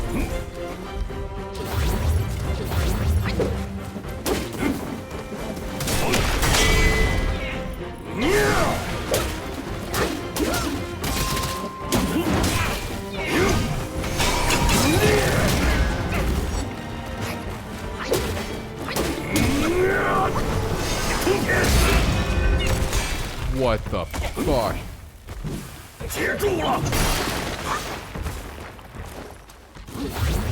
Has Max found this place yet? Oh man, again? Oh, this guy's nuts. You don't think so? Really?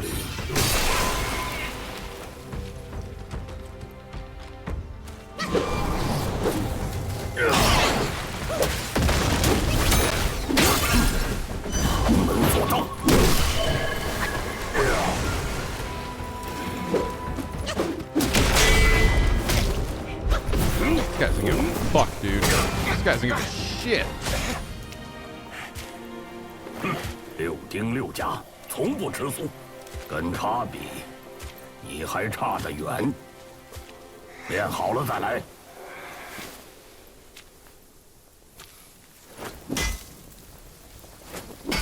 Dude, just like, he doesn't stop. He doesn't stop moving. I mean, I got him to half health. That's not bad.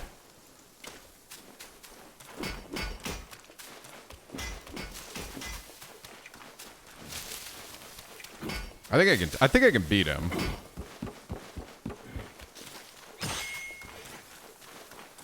You never saw in his travel window. Okay, gotcha. That's crazy, dude. That this is missable? It's like, it's both cool, but also like, should it be? You know, I don't know.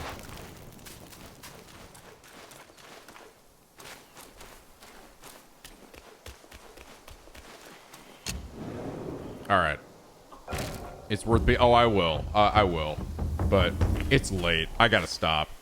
This game's very addicting, man. This game is very fucking addicting. Oh, I didn't even check out this shit, dude. Oh, I have to get rid of Immobilize? Fuck, dude. I don't know if that's worth it. So what is this? A life-saving spell with a simple ring drawn by the staff on the ground grants protection from the cold and prepares for impending confrontation.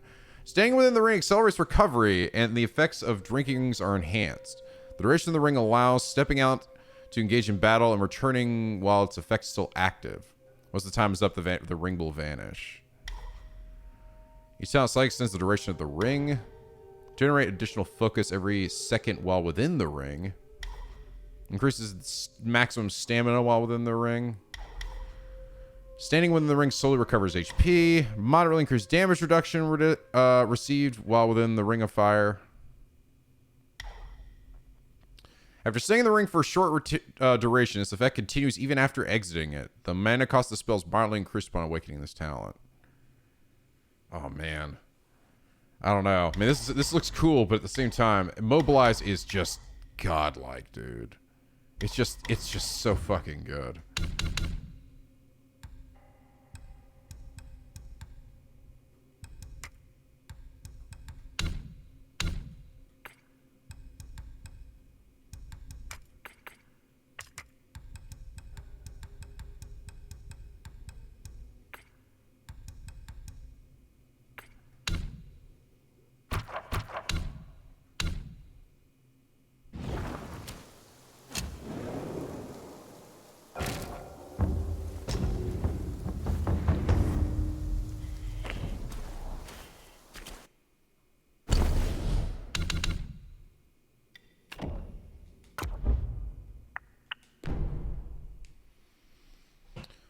Very fun game, though. I'm looking forward to coming back to it.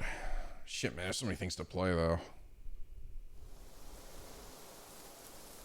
Yeah, no, thank you, God damn it, Dean, for letting me know about that. That was just like any, you're right, that was not just any, like, little thing. That's like, holy wow. That is a significant fucking thing to get. Oh, man. Game is very fun, though, because you're just constantly unlocking shit, you know? And again, I got about 34 more deaths from this. And the funny thing is, most of it was from that fucking prison section. But overall, like, you know, like, most of the bosses I'm beating, like, first try. Like, I don't know. I think it's just, it's fun, though. Like, I actually don't mind the difficulty of it. I think it's actually a nice difficulty. But I also feel very powerful, you know? I like that I can actually stun bosses and shit. That's pretty cool. Yeah, like the Destin one is very, he's a kidded ass monkey, all right?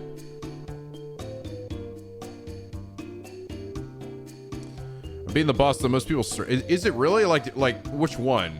Was the lady the ice or lightning lady, or where the hell she was that one that was like just giving a lot of people trouble? That Thunder Dragon guy is hard. He does a ton of damage.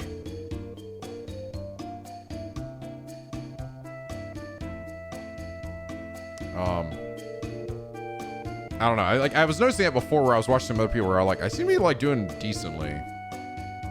The Thunder Dragon beat my ass. It's like, I feel like, yeah. I don't know what it is, but I even compare to like some other people and like some of the dudes or something. I don't know. I feel like I'm like doing all right. I don't know. Whatever reason, I'm just, I guess, vibing with the game enough to do better, to do better than I guess most people. But I'm like, here's the thing. I'm not. This is like, it's not like, man, I'm just such a fucking mad lad gamer. It's like, nah, man, nah. From Software, I mean, it just is that way for sometimes, you know. For whatever reason, maybe the dodging and the timing for that is just like weirdly more natural in this game for me. God gamer. I don't know, man. I have no idea. Do mostly better than me. Well, I appreciate that. I mean, I don't know. I have no idea why. But like I said, it's just the way this game's designed is just clicking with me. Clearly. But fucking shit ton of FromSoft games fuck me up, dude. So I'm definitely not like any better than anybody else here. So whatever reason. So, but yeah, I'm enjoying it. I am enjoying the personally finding the difficulty of this game. I'm also, I mean, I gotta give it to them. There's a fucking shit ton of bosses and a lot of variety to this game. I'm not getting too many. There are like a few like reskinned, repeated bosses, but they're actually not that many. There's just a lot. Like this game is honestly like, it's honestly kind of even blowing away FromSoft in the number of bosses in a lot of their games, except for maybe Elden Ring. Just because it's like, I feel like there's actually like, really, you'll go like a very short time on running around beating just regular enemies on the map before you run to another boss again. But I actually kind of like it. It is very fun. So I think it's also another reason why, like, there hasn't been a ton of deaths, right? It was because until we got to that prison section, I wasn't able to really fall off things, and all I had to really deal with was just the regular shitheads, and they're not generally nearly as bad. Usually. The guy with the legs was pretty bad. And the tentacle guy was pretty bad, but anyway, guys, that's it for me. It's fucking late. I'm super tired. To everyone who gives sub, resub, donate, I really appreciate it. Rob Moz helping keep the chat clean for you guys hanging out with me on another Saturday stream. So we'll be back this week. We'll be continuing with some more Trails and some more Yakuza 5. Look forward to both, because new scenario in Yakuza 5, no idea. And Trails, we're getting to the climax here. Shit's starting getting crazy. So that'll be fun. I don't know if at some point maybe I'll do like a midweek stream to do more Wukong, because it's clearly more like I'm only on chapter 3 and there's 6 chapters. So I almost feel like at some point I might need to do that if I want to keep up with it. But this game's been fun. All right, penguins, that's it for me. Thank you guys for joining me, and as always, till next time, guys, stay classy. Good night, penguins. Have a good one. I'll see y'all soon.